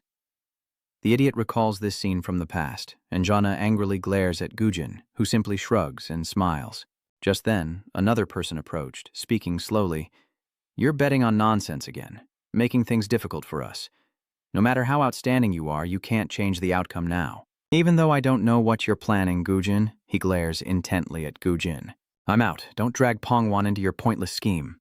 Who knows, if something goes wrong this time and your name falls, then the alliance will be for naught." But hearing that, Gujin scoffed, turned back and said, "Is that so? Then try doing as you please." Gujin thought to himself, "Book Yong On, you're about to lose your consciousness and passion." Little did he know, his words struck a nerve, and Yong On roared in fury. What's the point of showing off now? With that, he charged forward. Meanwhile, a horde of fiends suddenly appeared, charging ferociously as the beasts of the forest met them head-on. From being surrounded, they're now faced with countless more goblins and beasts. Yongun stares ahead, shocked, wondering what's going on. Where did this terrifying number of troops come from? The scene suddenly shifts to another area in the forest, where a group of people are on the move. Henry, following Sung Gu, suddenly spoke, "Why are you so quiet? It's unsettling." Sung Gu turned back, sensing something was amiss, the sudden disappearance of so many monsters. Just then, a soldier shouted, "Guildmaster, over there!" Donggu glanced in that direction, surprised, thinking, where did they all come from? Why haven't they noticed us? He immediately leaped forward and ordered, "Chase after them!" They raced through the dark forest, Sung Gu leading the charge, eyes fixed ahead. Suddenly, his eyes widened in shock, as if he'd seen something unbelievable. Before Sung Gu was a fierce battle between wild beasts and goblins. He wondered what this was, when suddenly he heard a voice behind him. "A deathly music box. I saw one once when I was wandering through the black market. I thought it was useless back then, but I never imagined lunatics using it like that." He looked down at the people below, thinking, I heard he was stubborn. He's so stubborn and dense that none of his subordinates truly follow him, so it turns out he has subordinates willing to risk their lives for him. These guys are all insane. Kryrowana gritted her teeth as she looked down. To bravely use that in the open while on a survival mission in the A+ ranked 7th floor dungeon, no ordinary person would do that. Smoke billows through the forest. Wiping the sweat from his brow, Park Yong Wan thought, that lunatic Isaac, he dragged me along for this? He glanced at the others, muttering to himself that they were as good as dead. Lena's eyes sparkled as she asked with a smile, "How much is this place worth?" "So this is the benefit of being tortured to death?" Kim Gwyn said with a smile. He suddenly turned and spoke. "What a pity." Kim Gwyn looked at the rankings and said, "Compared to everyone else's results, I'm way ahead." Cho gritted his teeth, thinking, that bastard, is he toying with us? Kim Gujin waved his hands, saying, "I'm truly sorry about this. I only made this bet to encourage everyone." Cry Rowana glared at him, seething with anger, as Kim Gujin continued, and here I was, winning without even trying. He looked at the treasure and said, "But a bet is a bet, and I'll put this item to good use." Suddenly, Kim Gujin narrowed his eyes. His attention is drawn to a shield among the other treasures. Kim Gujin wonders, Galahad's cursed shield? He muses that he's won an item from the Knights of the Round Table series. His luck is good, but he needs to consider the item's options. The system identifies Galahad's shield, a legendary item. The shield of the Round Table Knight Galahad, also known as the Cursed Shield, dooming those who covet the Round Table's relics to a tragic end. Its effect curses enemies within a 3-meter radius, reducing their current health by 5% every second. The user suffers the same curse.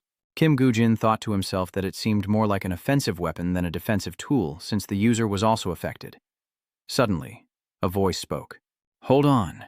Kim Gujin said with a slight turn and an annoyed look at Ogong. This bet is off. Kim Gujin slams the shield onto the ground. He asked him, "It doesn't count?" "What's the problem?" Ogong hesitated. "The monsters we were supposed to hunt." He exclaimed that they were all suddenly running towards the Savior Guild, as Ogong glanced at the other guilds. The Savior Guild was affected too, as were Great One, Frontier, Victory. Weren't all the guilds obstructed?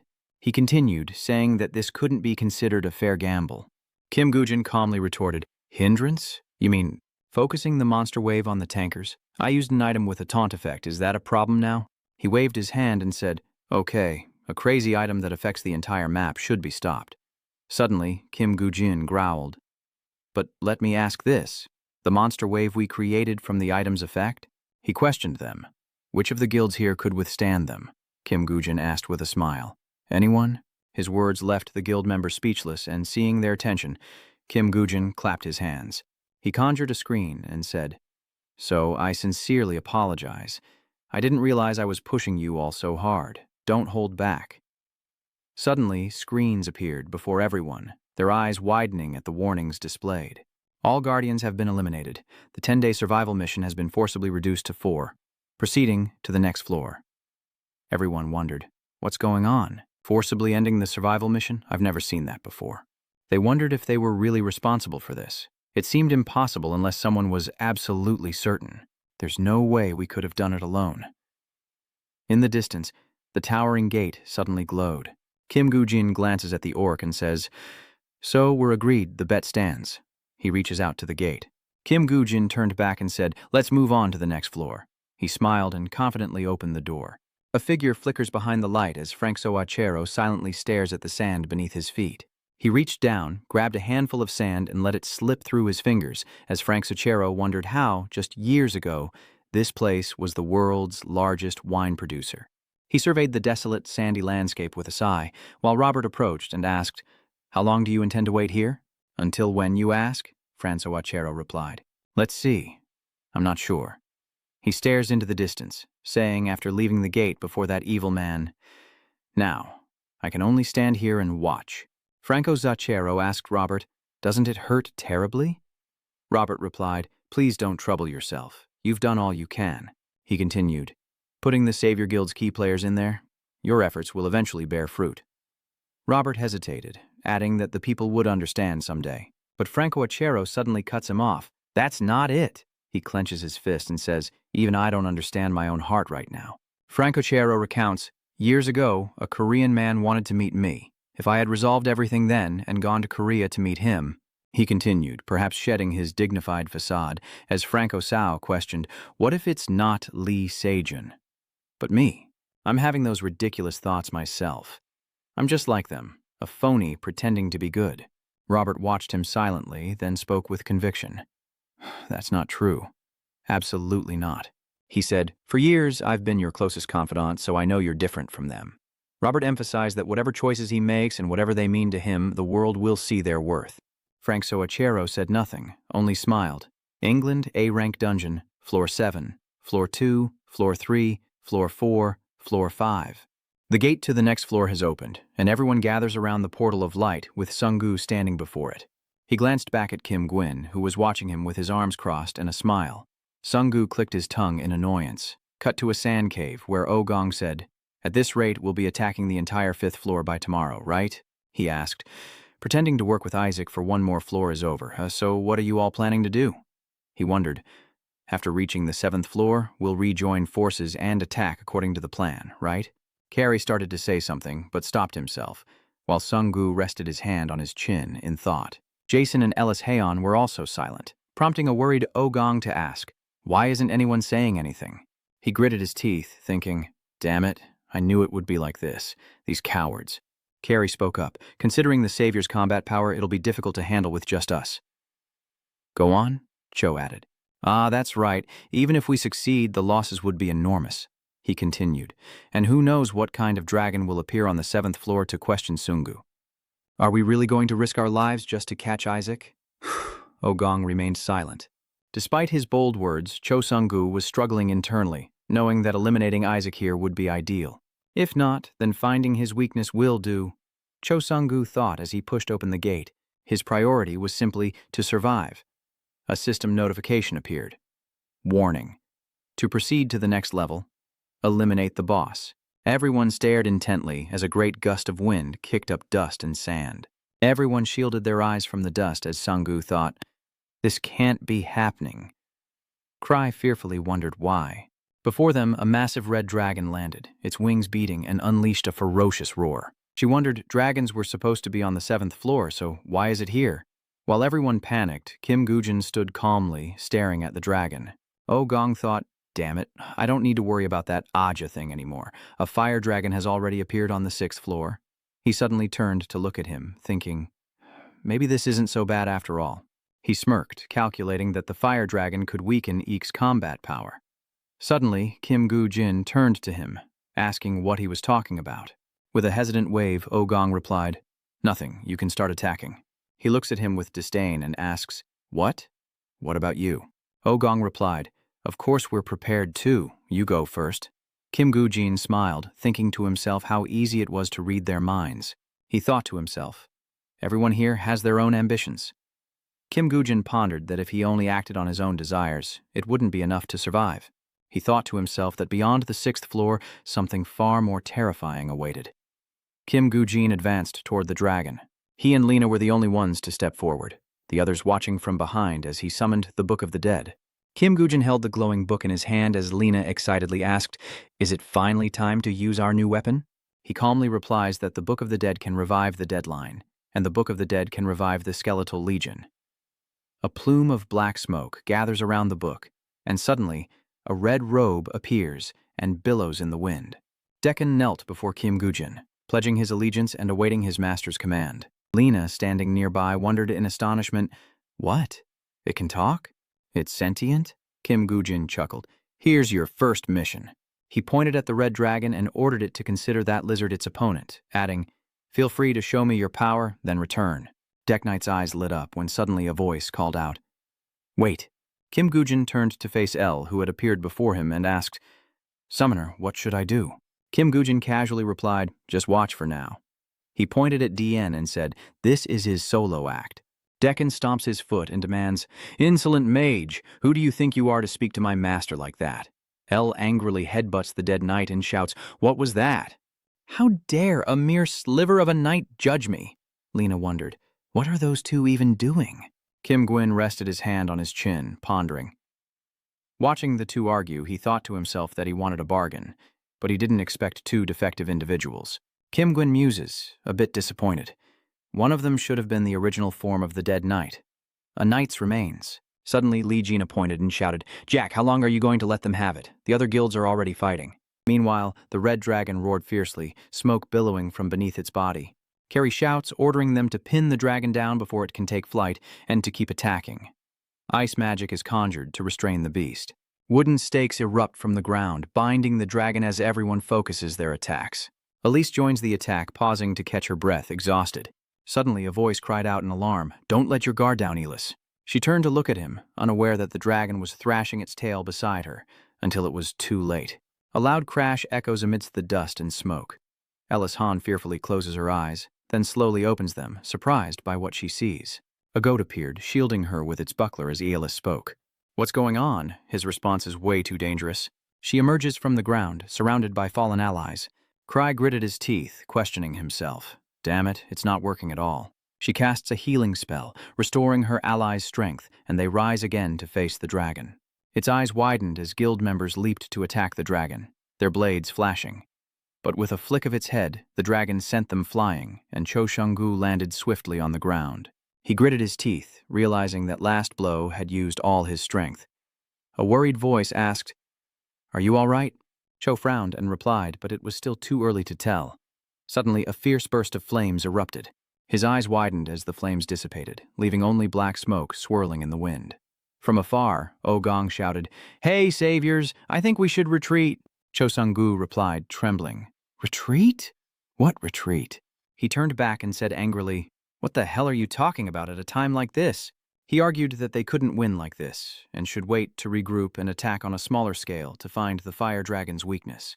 Cho growled, "Enough nonsense. Attack while it's still on the ground. If it takes to the sky, half of us will be useless." As Ogong hesitated, Sungu drew his sword, cutting him off. "If you don't fight, I'll kill you myself." I know, he continues. "Whatever it takes, survival comes first." Ogong deflects Sungu's sword and says, all right, just put that thing away." He thought to himself that this bastard wouldn't listen no matter what he said. Suddenly, someone dashed past Dekken from behind, and Ogong turned to look at him in bewilderment. Dekken unleashes the chains of death, slamming them to the ground before lashing out. Cho Sungu and Ogong were stunned as Dekken released the chain, sending it flying. It wrapped around the dragon's neck and an orange light flowed from Deck Knight's hand into the chain. Then turning red, he yanked it with all his might. The dragon's neck is constricted, the chain tightening until it draws blood. Ogong wondered in disbelief what kind of madness this was, as the dragon struggled against the chain around its neck, desperate to breathe fire. Ogong watched the dead knight and thought, what is going on? He wondered, is he fighting that dragon alone? Ogong thought, he's still suppressing it. This is absurd. Cry turned and shouted, what are you all dawdling about for? She shouts for anyone who's recovered to attack, and they unleash a barrage of fire upon the dragon, triggering a massive explosion above it. Chosung yells for everyone to charge, but Ogong stops them, telling them to wait. He paused, contemplating for a moment, then grabbed his sword and charged forward, cursing under his breath. Damn it all! Ahead, a cloud of black smoke obscures everything, but a light flashes within it. The dragon unleashes a torrent of fire, scattering the smoke and engulfing the land. Ogong frantically dodges the flames, exclaiming in fear as the dragon twists and contorts to evade attacks. He surveys the fiery battlefield left by the dragon and reflects. Indeed, continuing to attack like this is madness. Somehow the flames have caught onto him, and Ogong screams in agony. On the other side, the dragon continues to breathe fire like mad, then suddenly its eyes widen. Ah! Suddenly, Deck Knight leaps onto the dragon's head, chain clutched in his hand. He spins his sword and plunges it into the dragon's face. A great roar erupts as Dekken somersaults off the dragon's head, while Lina and Kim Gujin watch from below. He thought to himself, as expected. Kim Gujin plotted after attacking its eye and narrowing its vision, then using the injured eye as a blind spot to hide. He assessed the dragon and attacked its wing. Kim Gujin smirked, thinking, just as vicious as I am. Suddenly, the Lich spoke. How long must we stand idly by while the death squad waits to fight? He smirks, replying, I was just about to end the feature test anyway. Time to finish off that lizard. El and his undead army roared with power. Time passed and Liana knelt, using her sword for support, while Sungu collapsed beside her, exhausted. It's finally over, Lina said, wiping the sweat from her face. What an exhausting battle. The dragon is defeated, but the battlefield is littered with the fallen.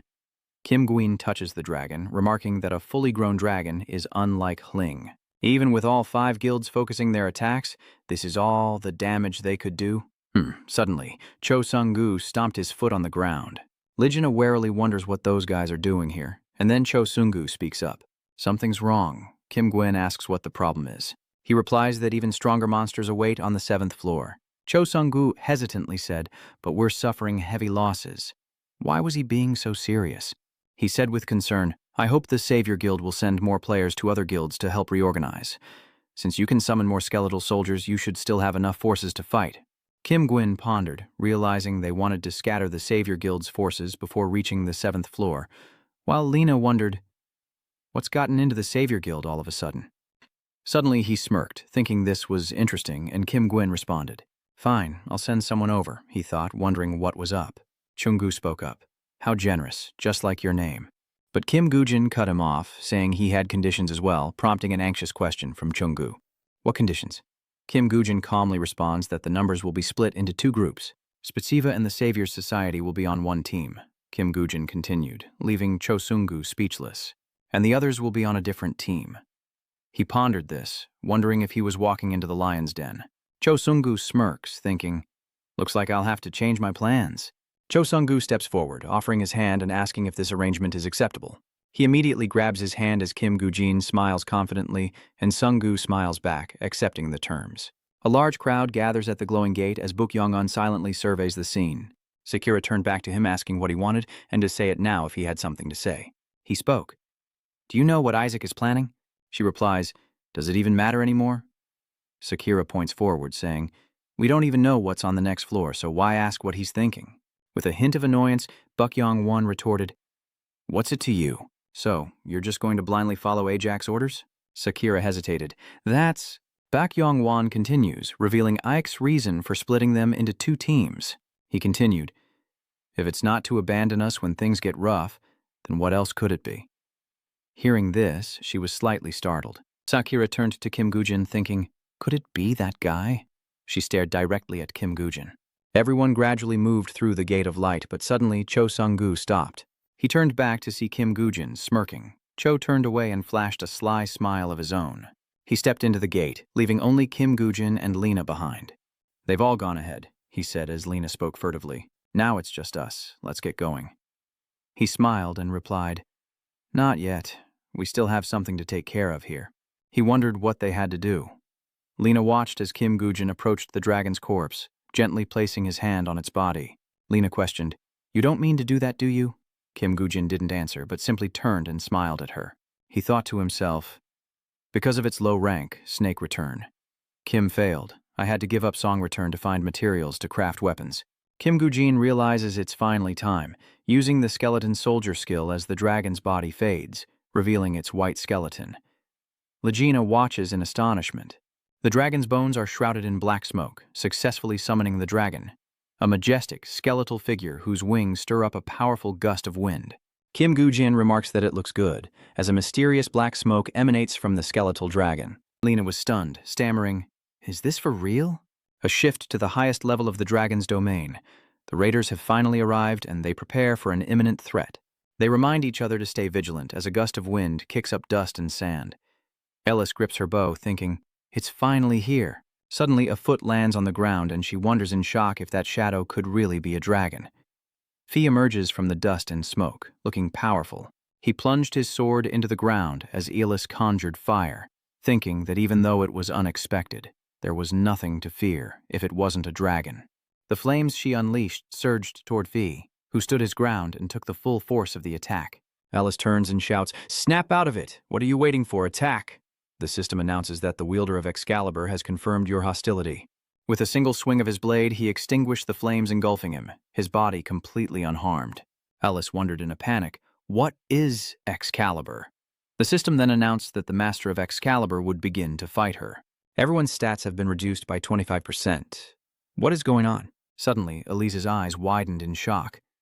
When had Faye appeared before her? He raises his blade, ready to strike her down. Ellis closes her eyes, questioning herself. Is this how it ends for me? Suddenly a loud crash, and as she opens her eyes, a blonde-haired figure stands before her, hair flowing in the wind. It was none other than Kim Gujin, who used his shield to block the enemy's blade. He was momentarily surprised, while Kim Gujin looked utterly serious. The sword in Kim Gujin's hand suddenly glowed, and he swung it violently at the faction member, forcing him to back away. The system displays, Excalibur's master has confirmed your hostility. All enemies of Excalibur will have their stats reduced by 25%. Suddenly, the ring on Kim Gujin's finger vanishes, and he wonders about it. The system activates, and the ring of King Arthur begins to resonate with Excalibur. Suddenly, the sword in the enemy's hand moved violently, and the ability stat failed to decrease. Kim Gujin thought to himself, Excalibur? His past life memories resurface once again, and he contemplates that, according to his memories, it will be a long time before anyone appears. The dragon hunter using Ban Mung back then had narrowly escaped the Dragon Knight with Excalibur several times. Kim Gujin recalled, then successfully cleared the dungeon and obtained Excalibur. But for some reason, Kim Gujin continued, unable to wield Excalibur. He glanced down at the ring, a realization dawning on him. Now he knew the reason. Could King Arthur's ring be the key to determining Excalibur's master? Back in the present, Fi wields his imposing blade, facing off against Kim Gujin. Gritting his teeth in fury, he leaps forward, charging straight toward Kim Gujin. Fadi slashes at Kim Gujin, but he blocks the blow with his shield, repeating his earlier tactic of attacking with the sword in his other hand. Vei is blown backward. He turns his head in shock as the others leap to attack, but Fi blocks the three descending swords with his blade. An explosion erupts, and the three jump back as Zungu speaks. It wasn't too difficult after all. The system displays that the master of Excalibur has confirmed your hostility. Instantly, he lunged, striking down the two men before rushing to Sungu's side. Sungu raised his sword to parry, but it shattered against Fai's blade. Sungu watched in disbelief as the broken blade flew past, his eyes darting upward in alarm as the enemy raised his sword, ready to strike. Once again, Kim Gujin appears just in time, using his shield to block the blow for Sungu and send Fei flying back. He blocked with his sword and slid back a good distance. Kim Gujin declared, "I'll defend." He tells him to attack, and at that moment Sungu's sword is restored. Suddenly, Li Jina shouts, "Anyone here can do anything." Kim Gujin turns and says, "While we two deal with this one, you lead the others to handle the ones above." Ki blankly asks, "Above?" Liana looked up as well, muttering to herself, "What is that? What else is up there?" Suddenly, his eyes widened as a fireball descended from the sky. Carrie shouts, "Don't just stand there, put up a defensive barrier." Immediately, magic staffs begin to cast, creating a shield above. Alice stammered, "Wait, could that be?" The fireball's impact was devastating. Despite the shield, many were blown away, and black dust covered everything. A moment later, the wind cleared the dust, revealing a desolate scene with people lying scattered on the ground. Alice struggles to sit up, coughing violently, before a look of utter terror washes over her face. Through the smoke, a dragon appears, its roar creating a whirlwind that clears the dust. The system announces the dungeon boss, the Black Dragon. The Black Dragon's poison now blankets the battlefield, and life force is draining away. Kim Gujin and Cho Sung-gu stand side by side, gazing at the dragon. Cho Sung-gu realizes the dungeon's true master is a different beast entirely. Now he understands. The Dragon Knight was never his real target. Cho Sung-gu muses. The real monster is over there. He calculated that while he and Aja stalled for time, the others needed to focus their attack on Kim Gwyn. He smirks, plotting. "So you've left your back exposed?" Sung-gu gripped his sword, thinking to himself, "Ajak, just hold on a little longer."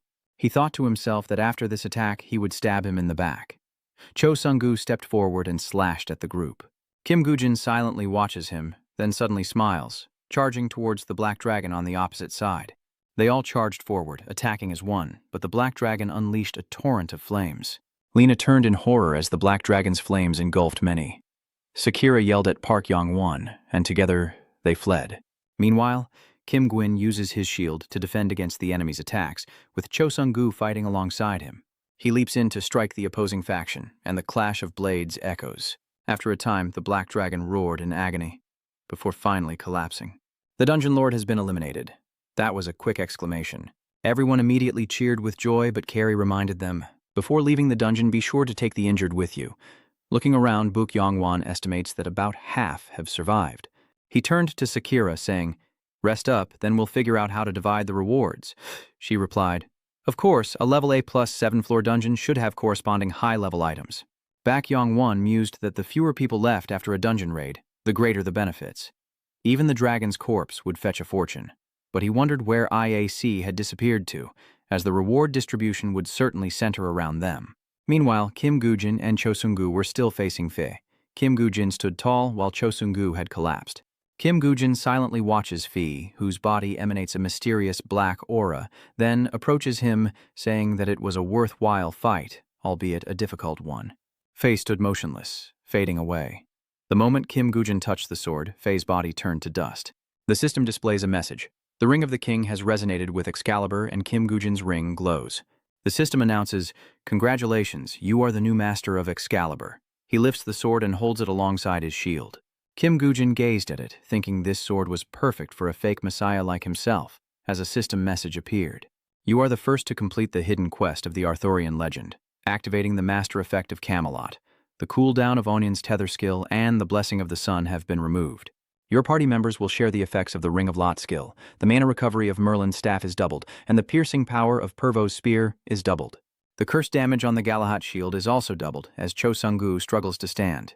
He looks at Kim Gujin as the system announces a level up. You smile triumphantly, but then Kim Gujin's eyes widen, blood vessels bursting in his pupils.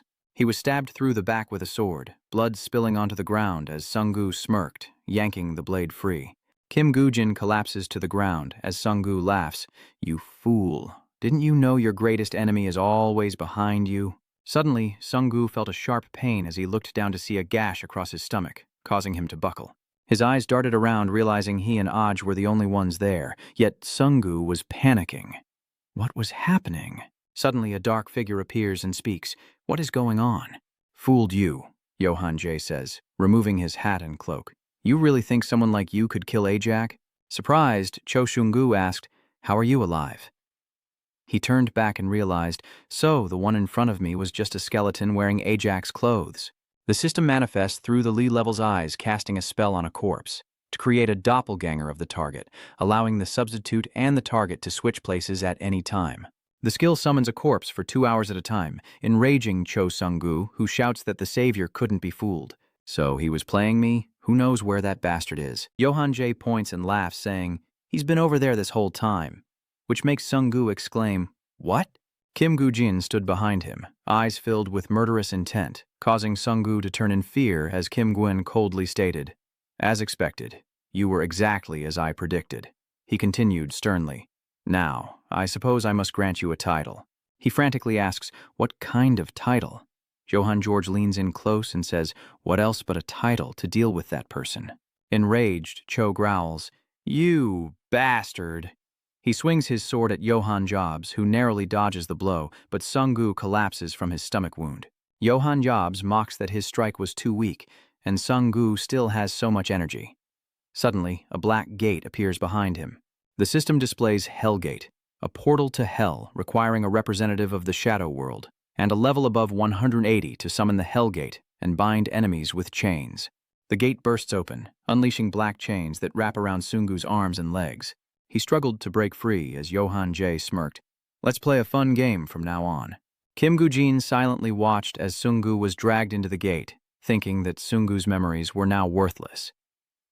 He coldly turned away, calculating that he now knew everything about Sung-gu's relationship with Loon Bak-shin H. Now, fights for information are meaningless. Kim Gu-jin seriously calculates because the next fight will be an all-out battle. He returns to El Gina and the Skeleton Knights as news breaks that Ija has earned a fortune from the Dragon's Corpse and dungeon raid rewards. Is the Salvation Guild above the Savior Guild? As if competing, the Salvation and Savior Guilds begin their assault on the 8th floor, announcing a joint statement from the World Players Association. It's time to end the pointless competition between the major guilds and focus on conquering the 8th floor.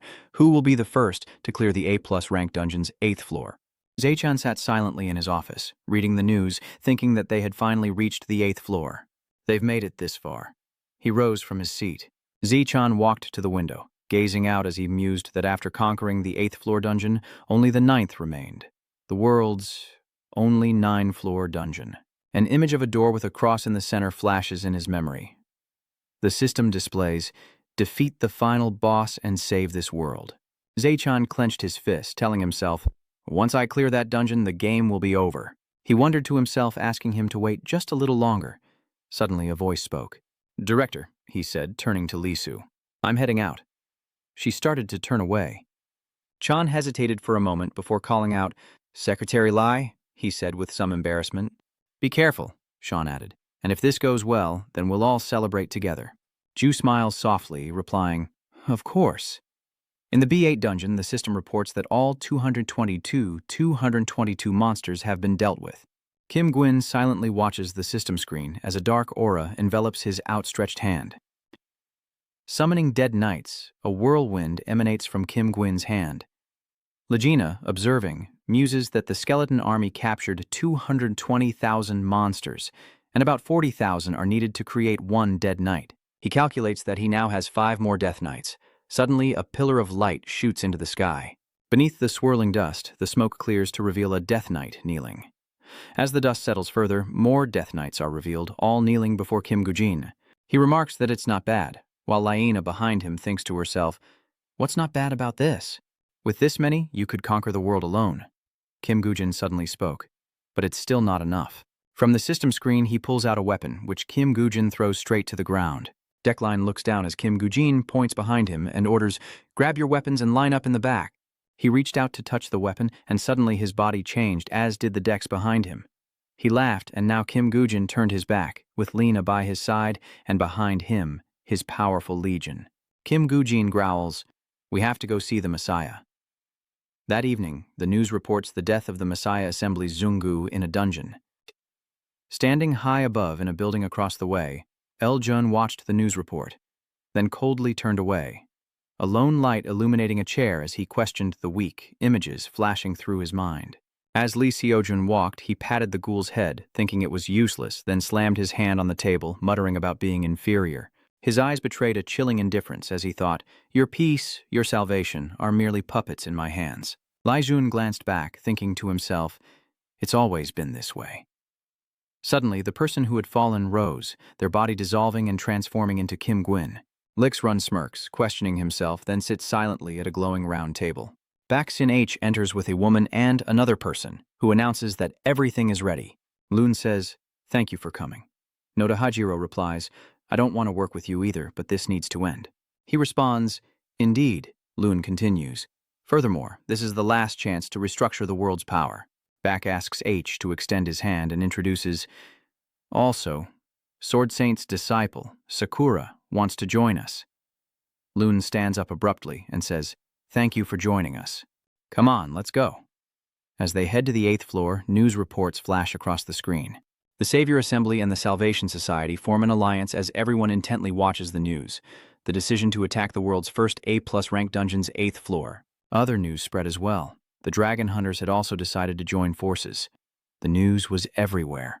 Everyone who read the news secretly prayed, and the broadcast continued, showing the heroes who would save the world finally gathering together. The scene shifts to a gate of light emitting a great wind that engulfs the land, as a reporter delivers the news. I'm standing right outside the gate to the A+ rank dungeon's 8th floor. People are gathering to pray for the hero's safe return, as another reporter gives an update. A long line of people hold candles in prayer when suddenly a black car speeds toward them. Kim Gujin, along with Lena and Johan George, step out of the car. They shut the doors behind them. The three of them advanced coldly as Frank Soichiro adjusted his glasses. He stood solemnly before the gate, with Book Yong-an and Sakura flanking Kim Gujin and Legiona. Johan Jobs approached the gate where a crowd had gathered, and suddenly, someone stepped out of a vehicle. Kim Gujin turned to see who was approaching, lost in thought. Standing face to face with Kim Gujin was Loon, flanked by Painhai and Noda Hajiro. Neither of them spoke a word.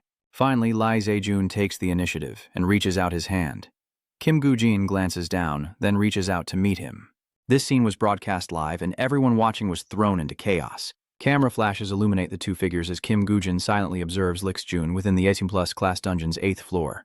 Likewise, the crowd below buzzed with anticipation as Jordan thought, "Finally, the A+ ranks 8th floor. After this, only the 9th remains." He thought to himself to be here in such a meaningful place with Master Loon. Men called out to him, saying he looked far too tense. Meanwhile, oblivious to his surroundings, Jordan was moved to tears, thinking only, "This is truly the Glory family." Seeing this, she exclaimed in alarm. Jordan men asked him, "Why are you crying?" Lena watched Kim Gujin from afar, lost in thought. He wondered, "Is Kim Gujin going to be okay?" Suddenly, Frango Sachero placed a hand on his shoulder. Lina turns around startled. Frango Sachero asks him, "You seem awfully tense, don't you think?" He reassured him, "Relax your face. Anyone else would think you're about to die." Lena thought to herself, "Dragon Hunter," as he stammered, "Do you know me?" He replied, "It's definitely different knowing," as Frango Sachero approached and said, "I'll need your help." Jinabuk Yong Wan silently watched them from afar when Sakura suddenly spoke up. "What happened to all your worries about Isaac using us and then throwing us away?" She scoffed. "I was wondering if there was another gifted strategist." He was left speechless by her words. Sakura steps forward, saying, "Looks like Isaac trusts us in his own way." She continues, "Like letting us join forces with the Savior's Assembly." Sakura continued, "Even bringing us to such an important place." Mindi North Yong Onion replied, "That, I don't know," he thought. If that weren't the case, I wonder if he wouldn't be giving it his all like we are. Like hiding someone, for example. Lai Zi Run speaks. "As discussed, the first floor will be attacked by our Savior Association," Kim Gujin replied. With that, they turned and walked away, but Lee Si-hyun suddenly stopped and said, "Ah." He continued, "Now that I think about it, I forgot something. The guild's taking turns attacking the floors." Hearing this, Kim Gujin turned around, and as he did, Lee Se-jun rushed forward, saying something unnecessary. He thrust the spear into Kim Gujin, and the system notified him that he'd been struck by the spear of Longinus. He was completely overwhelmed as Kim Gujin desperately tried to hold on to the spear.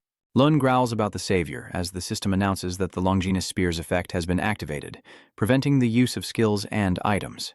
He then said, "From today on," Lena, watching from afar, screamed, and Aja, Baek Yong Wan, and Sakura were equally astonished. Mizan covered her mouth in disbelief, and Jordan beside her was equally stunned. Lai Se-jun withdrew his spear from Kim Gujin, who collapsed to the ground and vowed to end him for good. He coldly commanded him to vanish from this world, raising his spear high for one final strike. Kim Gujin frowned slightly, and with a loud bang summoned Dekan to block the blow for him. Lee Se-jun's spear stopped only by two swords stacked on top of each other. He laughs, asking, "Don't you want to die an easy death?" Lena rushes forward, slamming his fist into the ground as Lee Se-jun narrowly dodges. Lena called out, "Is everyone all right?" But his eyes fell upon Kim Gujin, trembling, and collapsed on the ground. Part of Eljun's spear is still lodged in his back, as Elgina wonders about Longinus's spear. Eljun swung his spear, creating a whirlwind that blew away Dekan and Lena, then skidded to a halt. Lena wonders how a mere sword aura could be so terrifying. When suddenly, Buckshin H calls out to Master. The ground erupts, and Kim Gujin is engulfed in magic from the spell. "Ah, I'll use the power of the seal."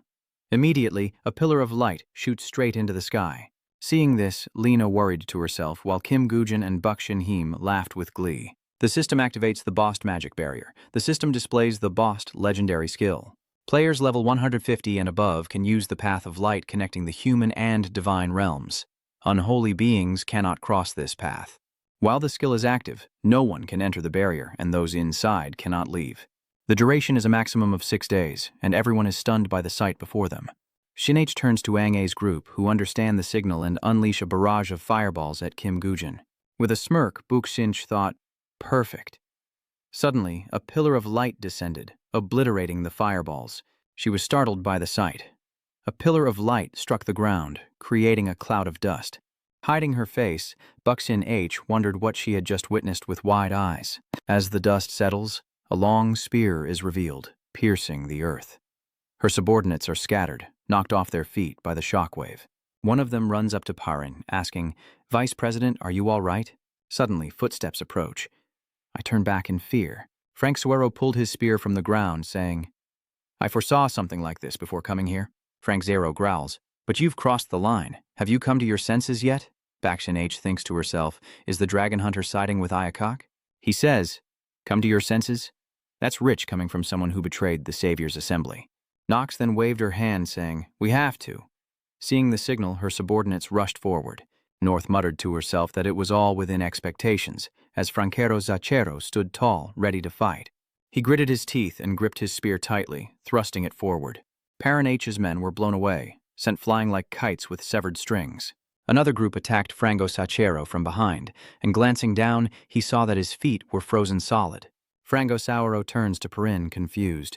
I smirked deviously as my men charged forward, screaming, "Die!"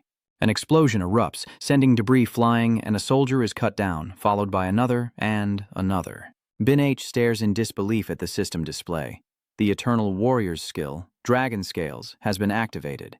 Franco Sachero glares at me. The scene shifts to other members of the Savior's Assembly attacking Kim Gujin's allies, smoke and dust filling the air as some are thrown back dozens of meters. The others were bewildered, unsure of what was happening, and whispered amongst themselves in concern. M asks, "Jordan, what in the world is going on?" He hesitated. I'm not sure either." His mind was racing with confusion. Why would Master attack Isaac? Dusong rose from the rubble. Wiping the dirt from his face, Dusong turned and shouted, "What are you idiots doing? Just standing there." He yelled, "Can't you see our guild is under attack?" Jordan, stunned by the situation, wondered, "Are we being attacked?" At the same time, the opposing side roared, calling for an all-out assault. They continued to yell, declaring that all players who opposed the Savior Guild would be eliminated. Men asked fearfully, "Jordan, what do we do?" The Kim Gujin Guild members panicked, asking, "There's no reason to do this, is there?"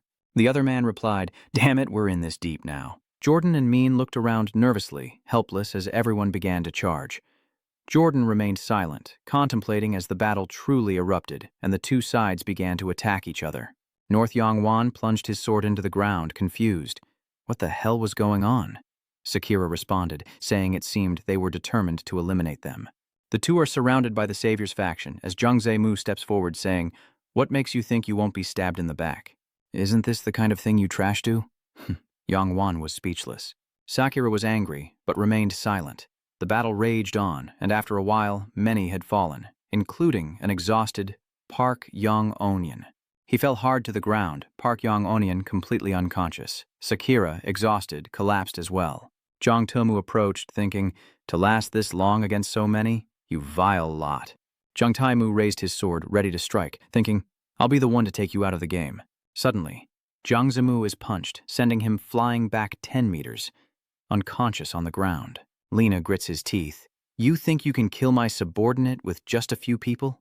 He angrily declares, even if he's weak or doesn't listen to me. The others wondered, how weak is weak? Lina continued, even if he's not as handsome as me. He pointed to himself, declaring, even so, he's still one of my guild members. A Savior Guild member retorted that this arrogant guy was all talk. After a moment, Lina had beaten them to a pulp, flinging one away with a flick of his wrist. Lina spoke, you're all just small fry. Let's end this quickly, they said, looking at him with terror. There's even guys like that? Lina wondered, glancing over at Kim Gwyn. Time is running out, but as he moves to leave, they swarm him from all sides. Lina was surrounded, wondering when so many had gathered. Gina smirks, saying, all right, I was hoping for guys like you to show up. He charged forward, saying, now this feels like a fight. Gina threw a punch, sending them flying one after another. Suddenly, Lina flinches as a beam of light pierces his chest, sending him crashing to the ground. He strained to see his attacker as Noda Hajiro approached, yelling for him to back down. He slowly approaches, Noda Hajiro standing before Lina. He spoke, get up. You monster, Noda Hajiro continued. I knew you wouldn't go down that easily. Legina immediately slams her hand into the ground.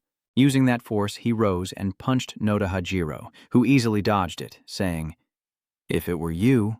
Noda Hajiro swiftly retreated, drawing his bow and firing 2 arrows into Lina's back. By the time he frantically turned around, it was all over. Noda Hajiro coldly said, then the hunt should be fun. The system displays the hunter's silent skill has hit, explosive arrow. The arrow in Lina's back suddenly glows, then explodes, knocking him unconscious. Noda Hajiro knocks another arrow, saying, it's not over yet. He fires, and a pillar of fire erupts towards Lina. Though gravely wounded, he struggles to his feet, barely dodging to the side. Lina thought, oh man, this is bad. Noda Hajiro replied, I didn't expect you to dodge that arrow at this distance. He continued, that's right, if you had been defeated, then that man would still be alive. Noda Hajiro ordered his subordinate to kill him. The henchman immediately rushed Lina, who thinks, damn it, there's too many of them. Liena's eyes widened as he grabbed a member, using him as a shield, thinking, but I overcame this with that brat, Kim Gujin. Lina chuckled, recalling situations far more dire than this, as Lee Se-jun abruptly broke the silence, asking, what's the situation? Maji knelt and replied, I believe things will settle down soon.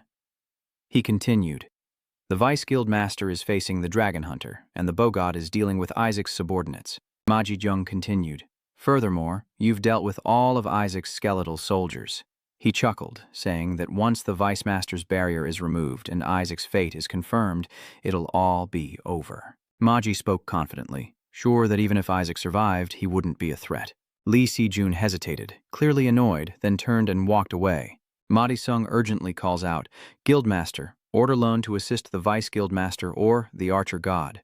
He respectfully replied, yes, I understand. Madi Sung turned and headed elsewhere. Lai Run's face darkened as he thought to himself, how disappointing. He looked at Kim Gwyn and muttered, I thought you knew everything. Lun wondered, is this really the end? Elsewhere, Lina coughed up blood, his body riddled with arrows fired by Noda Hajiro. Lina declares, all right, that's enough. He pulls the arrows from his body, saying, these toothpicks can't kill Spasiva. To still be standing after all that? Impressive, Noda Hajiro replies. He wondered if he hadn't landed a single fatal blow, as Gina cursed inwardly. I was just trying to sound intimidating. Noda Hajiro watched him fumble for something, thinking, is he finally going for a weapon? How interesting. But Lina pulled out a piece of bread and shoved it in his mouth, thinking, too much blood loss. I'm reaching my limit. Noda Hajiro was stunned, while Lee Gina thought, it's not time to despair yet. He flew into a rage, yelling, you're underestimating me. Noda Hajiro immediately draws his bow while Liana eats her snack and calculates. The moment the archery god was completely defenseless, he watched intently as Noda Hajiro released the arrow. Liana's eyes widened, calculating the precise moment Noda's hand released the arrow. Lina propels himself forward, pushing off the ground with all his might. Nodairo is taken aback. wondering if he's choosing to face it head-on. Legina charged forward, ignoring the arrow piercing his heart, declaring that if he couldn't avoid it, Lina throws a powerful punch, yelling, "Just let it hit me!" The arrow suddenly glows, and the system announces that the Silent Hunter skill has struck the Tyrant arrow. The arrow explodes, burying Legina in smoke and dust, as Noda Hajiro scoffs, calling him a fool. But as the smoke clears, Legina's hand is revealed, still clenched with unwavering resolve, as he lunges forward to strike Noda Hajiro. Legina froze, staring up in disbelief, his trembling hand reaching for Noda Hajiro, but unable to close the distance. The sound of shattering glass echoed as an invisible barrier shattered before Legina. Sakura appeared, the fragments flying from the shield she used to protect Noda Hajiro. The system announces that the Silent Hunter skill, Stealth, has been cancelled. Legina wonders, what the hell is this guy? Sakura holds a shield in one hand and a sword in the other, and suddenly a black aura emanates from her blade. The system announces that the Silent Hunter skill, Shadow Sky, has been activated. The Shadow Sky unique skill effect can be triggered after canceling Stealth, delivering a devastating blow to the opponent with the next attack, increasing the damage of the first attack after canceling Stealth by up to 1,000%. The effect lasts for 1 minute, and Sakura swings her sword, forcing Legina back and injuring him. Legina collapses, forced to brace himself with his hands. Sakura turned to Noda Hajiro, saying, "Are you all right? Please, allow me to end this with one final strike." Meanwhile, he thought to himself, never expecting him to survive the blast and attack. Sakura threw down her shield and walked toward Legina, thinking, "He's a monster. One blow almost broke my arm." Sakura raised her sword, ready to strike, thinking it was over. But then she saw Lina smirking. "Why are you smiling?" she wondered. Suddenly, blood splatters and Sakura turns in shock. "That blood! It's Noda Hajiro's!" He's just as panicked. A purple sword pierces Noda Hajiro from behind. Lina, barely standing, insists it's all going according to plan, as Johan secretly wishes he could deliver that line himself. Meanwhile, Noda Hajiro is utterly stunned by the sudden attack from behind.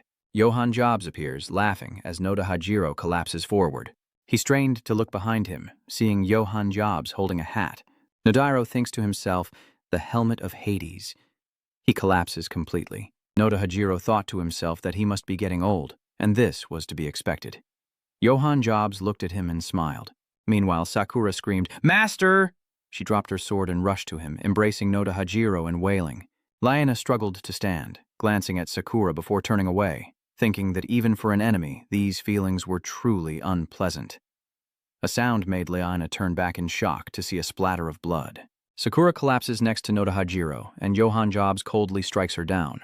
Lina asks in shock, "Hey, why would you do that?" He replies calmly, "Please, senior, get a grip. Did you think they'd be grateful if we spared them?" Johan Jai continued, "She'd stab us in the back the moment we showed weakness." He said sternly, "Pointless sympathy." Johan Jobs continued, "You should just forget about them." Elgina was stunned, thinking of empathy. He looked at his hands, wondering what he was even thinking. He looked at Noda Hajiro and Sakura, reassuring himself that this was indeed a battlefield. Legina turns away, inwardly questioning, is this battlefield just a game that encourages killing? He walks with Johann George, thinking it's all for an item or skill, while Franco Soachero fights the Salvationists to protect Kim Gujin.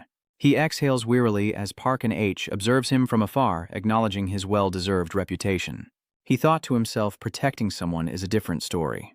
All for some stranger named Isaac. How foolish. Parkin H. raises his hand, contemplating. It's clear he's been pushed beyond his limits for too long.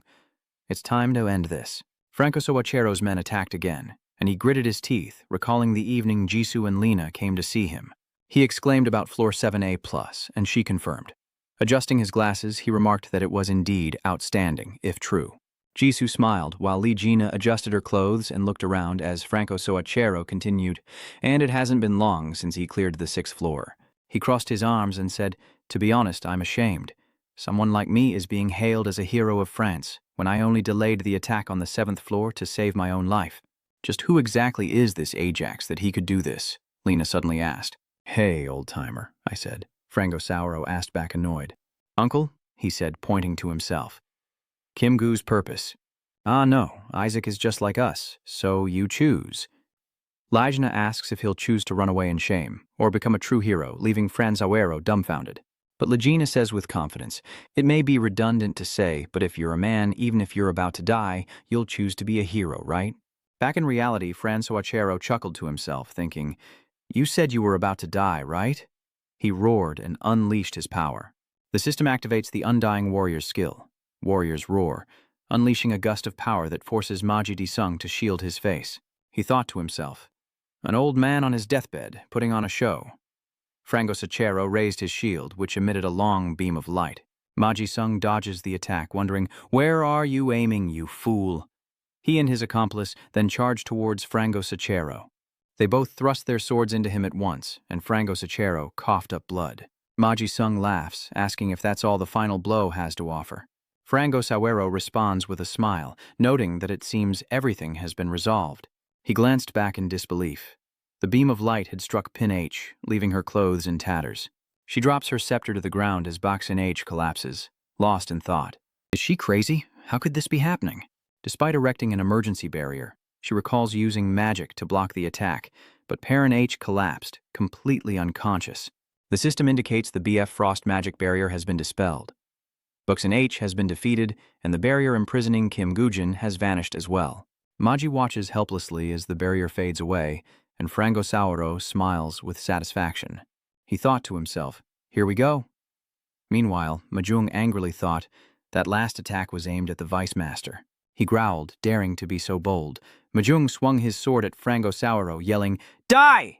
He saw the sword before him, too fast to defend against, but suddenly it stopped just before Frango Sao, Mahjong's body restrained by black chains. Not only him, but the remaining members of the Messianic Society were also bound by black chains and dragged away, as Johann Jobs playfully stuck out his tongue. Meanwhile, Lena stepped in and caught Kim Gujin as the clash of swords echoed all around them. A member of the Savior Assembly slashed at a Salvation Association member, who collapsed to the ground. He raised his sword to finish him off, but a flaming arrow suddenly blew him away. Men rushed over to ask, "Are you okay?" She quickly uses her healing magic on him, while Men, oblivious to the enemy behind him, calls out loudly. "Joan, come help me out here," he says. Her eyes darted back and she hesitated. Wounded, the enemy was upon her. Sword raised to strike. Blood splatters as he falls away, and Men stares wide-eyed, grateful that Jordan arrived just in time to save her. He asked Han if Men was okay, saying that was too close. Ko, standing nearby, added that he told them not to let their guard down.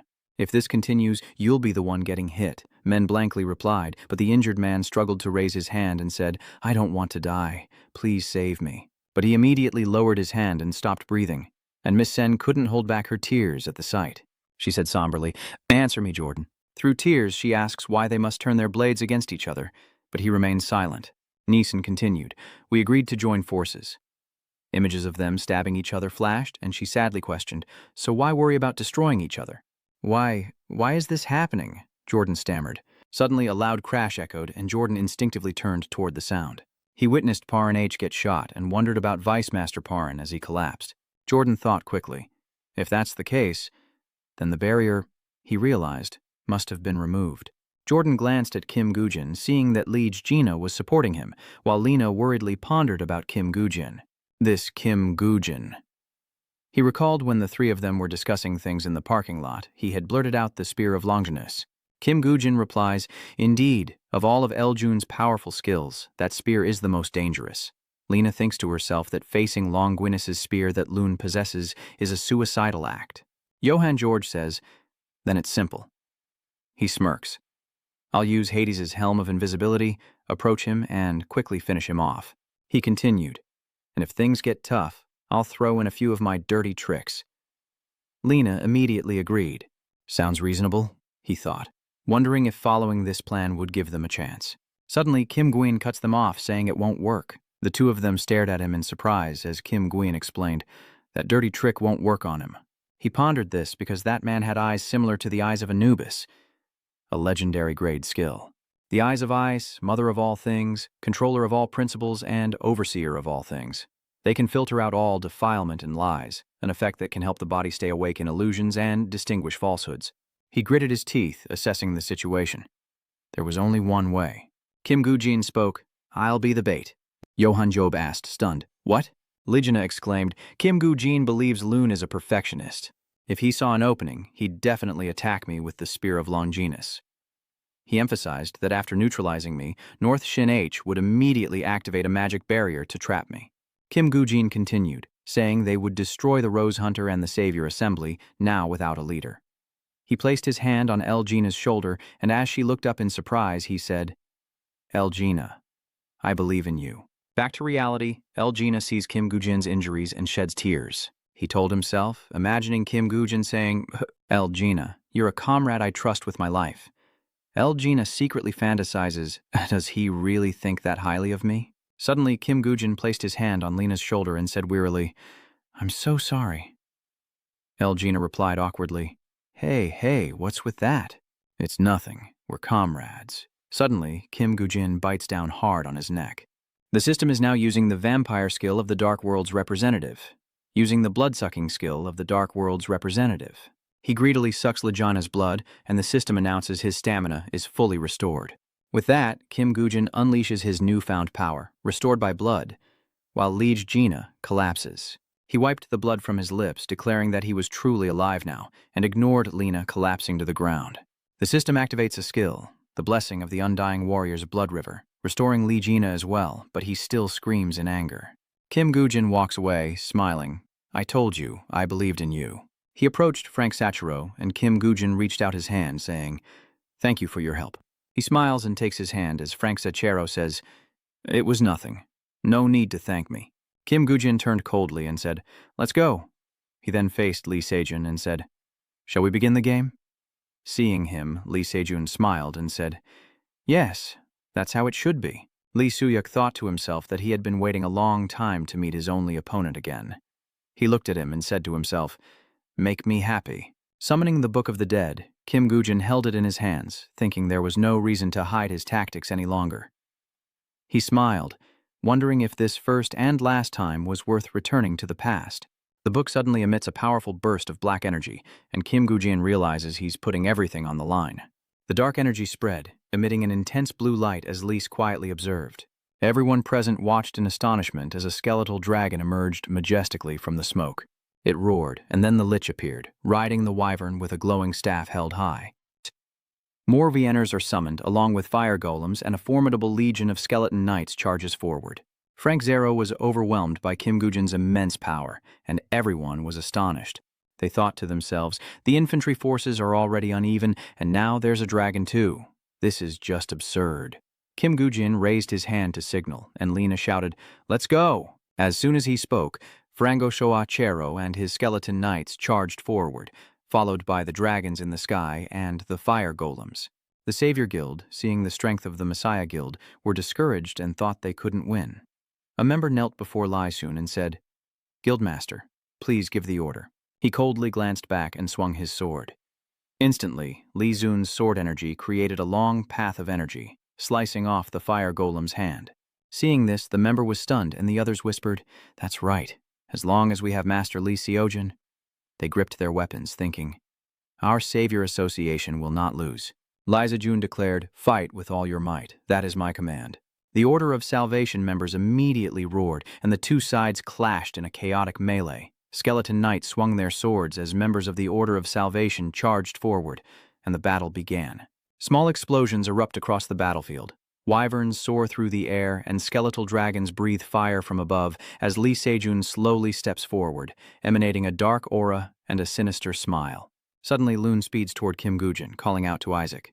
He silently watches him and thinks of Li Zi Run, when suddenly the dead knight steps forward to block his path. He growls, forbidding any further approach to his master. Lun, enraged, furrows his brow and unleashes a powerful sword strike. The dead knight immediately blocked the blow with his blade, as Lixi Rune seized the moment to rush forward, crouching low and drawing his sword back in a beautiful stance. But his sword only managed to cut a part of Dead Knight's blade, not sever it completely. Lun remained silent, looking displeased, when suddenly another Deccan flew in from above. Lun glanced behind him as a Deccan struck from above with a thunder hammer. A powerful thunderclap descends as Kim Gujin silently observes. Lee Sejun was unfazed, easily blocking Deck's attack, much to their surprise. And then, the other Deck Knights swarmed in to help. Kim Gujin wondered if this coordinated attack was a good way to temporarily restrain a monster like Lee Sejun, but the results didn't seem promising. He continued to contemplate, realizing that if Deadline focused all their forces here, the others wouldn't be able to hold out for long. Kim Gwyn turned and walked away, prompting Johann George to ask, Where are you going, sir? Isaac remained silent. The system displays, you are the first to complete the hidden quest of the A-King legend. The Ring of Lelot blocks all negative effects. The Grimoire Memlin has amplified your magic, and the cooldowns for one's chain and sun servant have been removed. The blessing of the Excalibur's victor has been activated, and Perov's spear's piercing ability has doubled. The curse damage on the Galahad shield is doubled, and the Ring of King Arthur activates, amplifying the Round Table's power. The Master of Camelot activates the Round Table Night Item series, and Kim Gwyn smiles at the radiant power emanating from his chest. Both rings on his hands emanate a mystical energy, empowering the sword in his grasp, causing it to glow brilliantly. The Skeletal Knight is heavily affected by this power, and the two deck knights exchange glances. He is now one with this power, ready to fight without fear. Kim Gweno calls upon the deck knights, witnessing their battle against Lee Sejin. A deck knight raises his thunderhammer to attack, and a massive lightning bolt shoots from it. Immediately, Lee Sejun retaliated with his sword, his face contorted in confusion. Lee Sejun remained silent as the deck knights surrounded Kim Gujin. He plunged his sword into the ground, his expression grim. He thought to himself that Lee Sejun was indeed impressive, handling 4 deadly knights with ease. A knight knelt and said, "Please give us your orders, master." Kim Gujin points forward, ordering, "Everyone, split up and help the allies." They respond, "Yes, sir." Knowing what to do, the Death Knights scattered, and Lee Soo-hyun, sword in hand, turned to Kim Gujin, asking, "Do you intend to face me head-on?" Lee Zihan spoke with a wicked grin. How interesting. Even with a trove of mythical items and a radiant aura, a system notification chimed, declaring the Pure Light Guardian was deeply invested in this battle. He sneers, believing his arrogance will be his downfall, but Kim Gujin remains silent and cold as a system notification announces that the representative of the Dark World is deeply invested in this battle. Immediately, Lee Sejun shot forward with blinding speed, unleashing a flurry of sword attacks.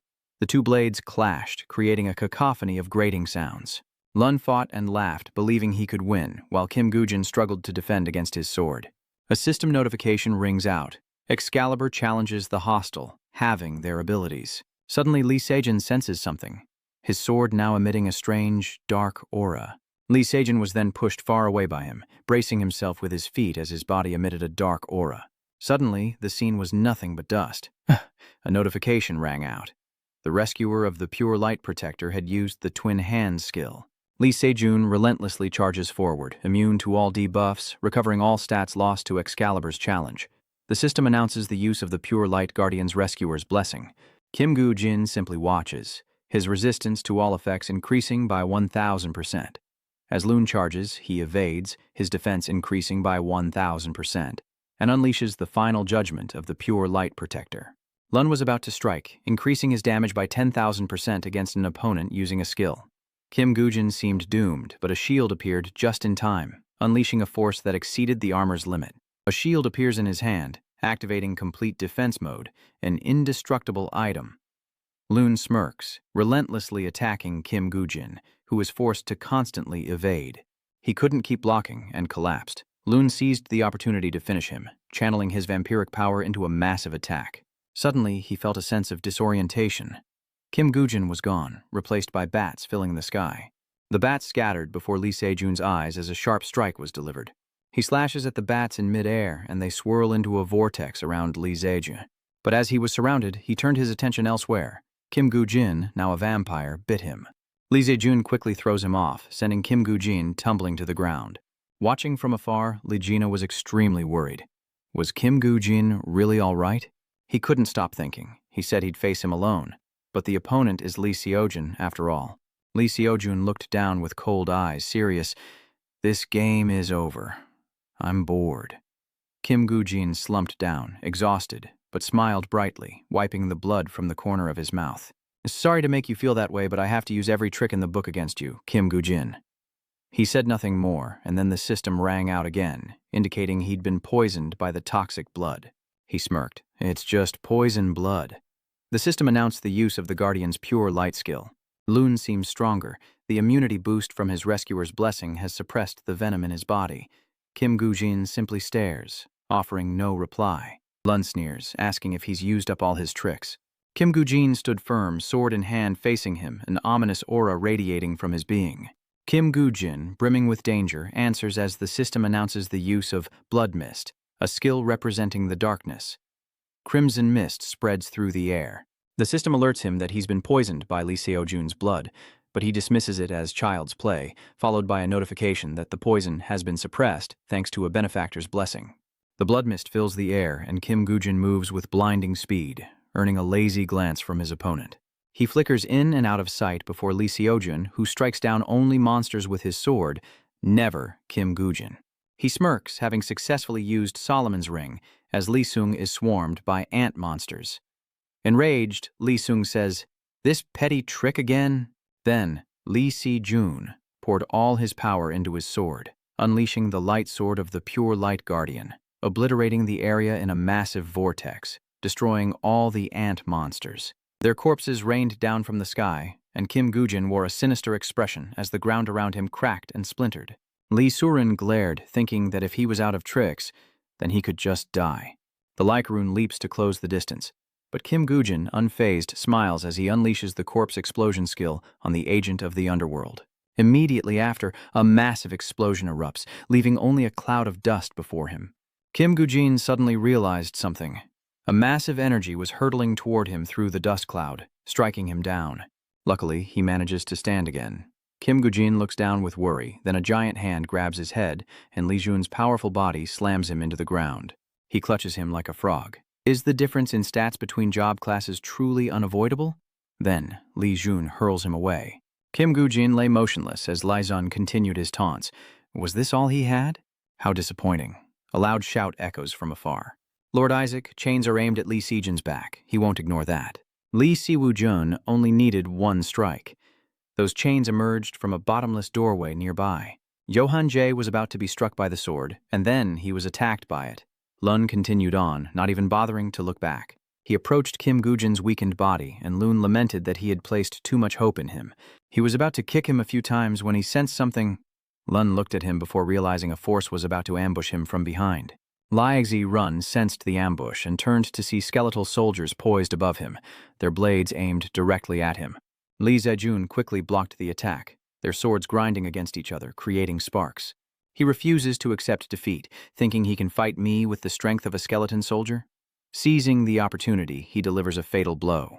Li Zunjun's hand slowly releases his sword, his eyes wide with shock. Ajak! The bone soldier's sword grazed Li Zun's before its tip found its mark, forcing Li Zun to struggle to stay upright.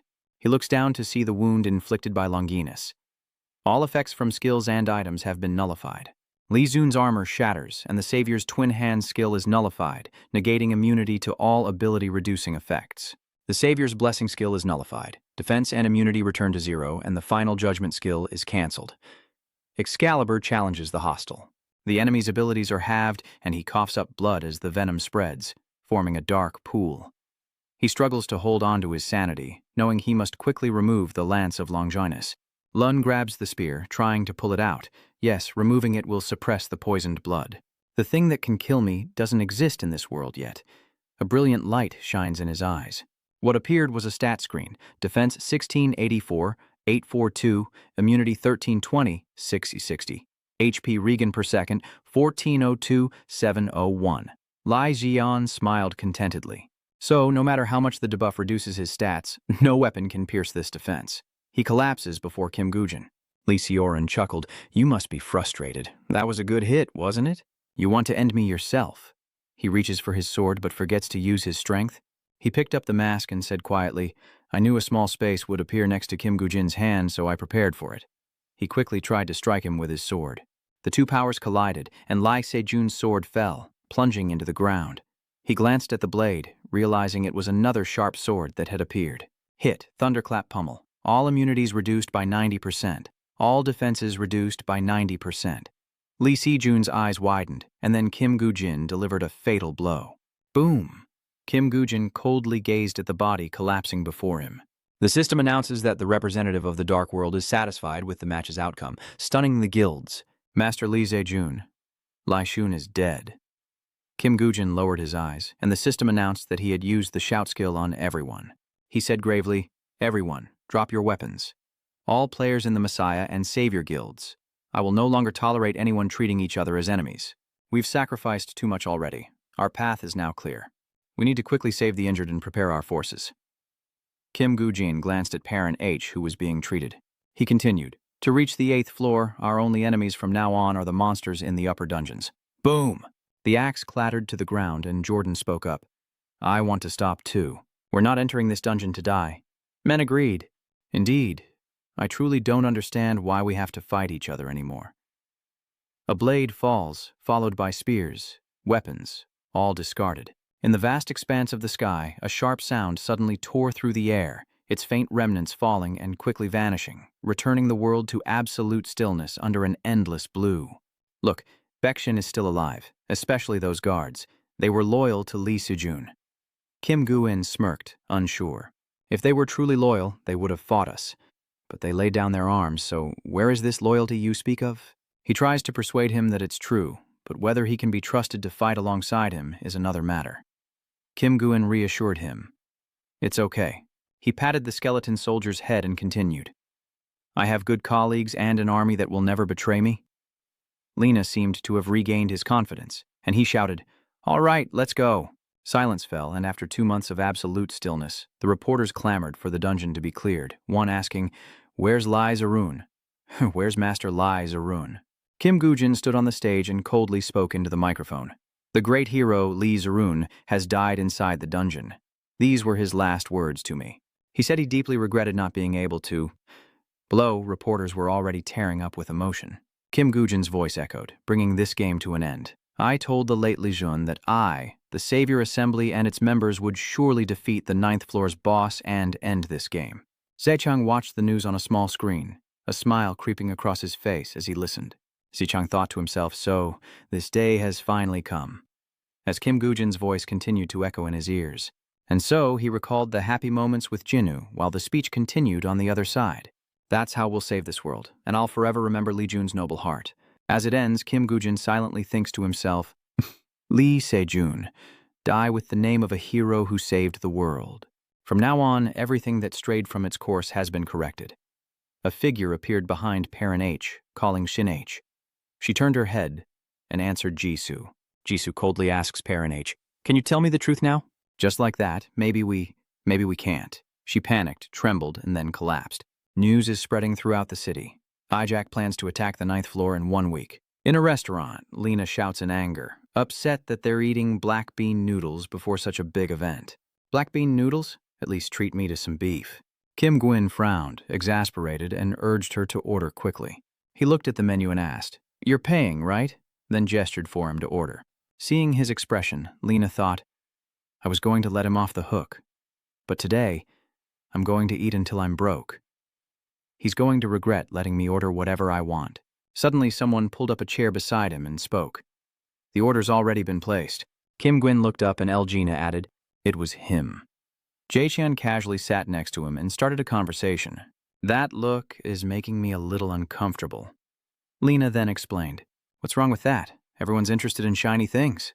After a moment, he asked in a serious tone, "What are your plans after the game ends?"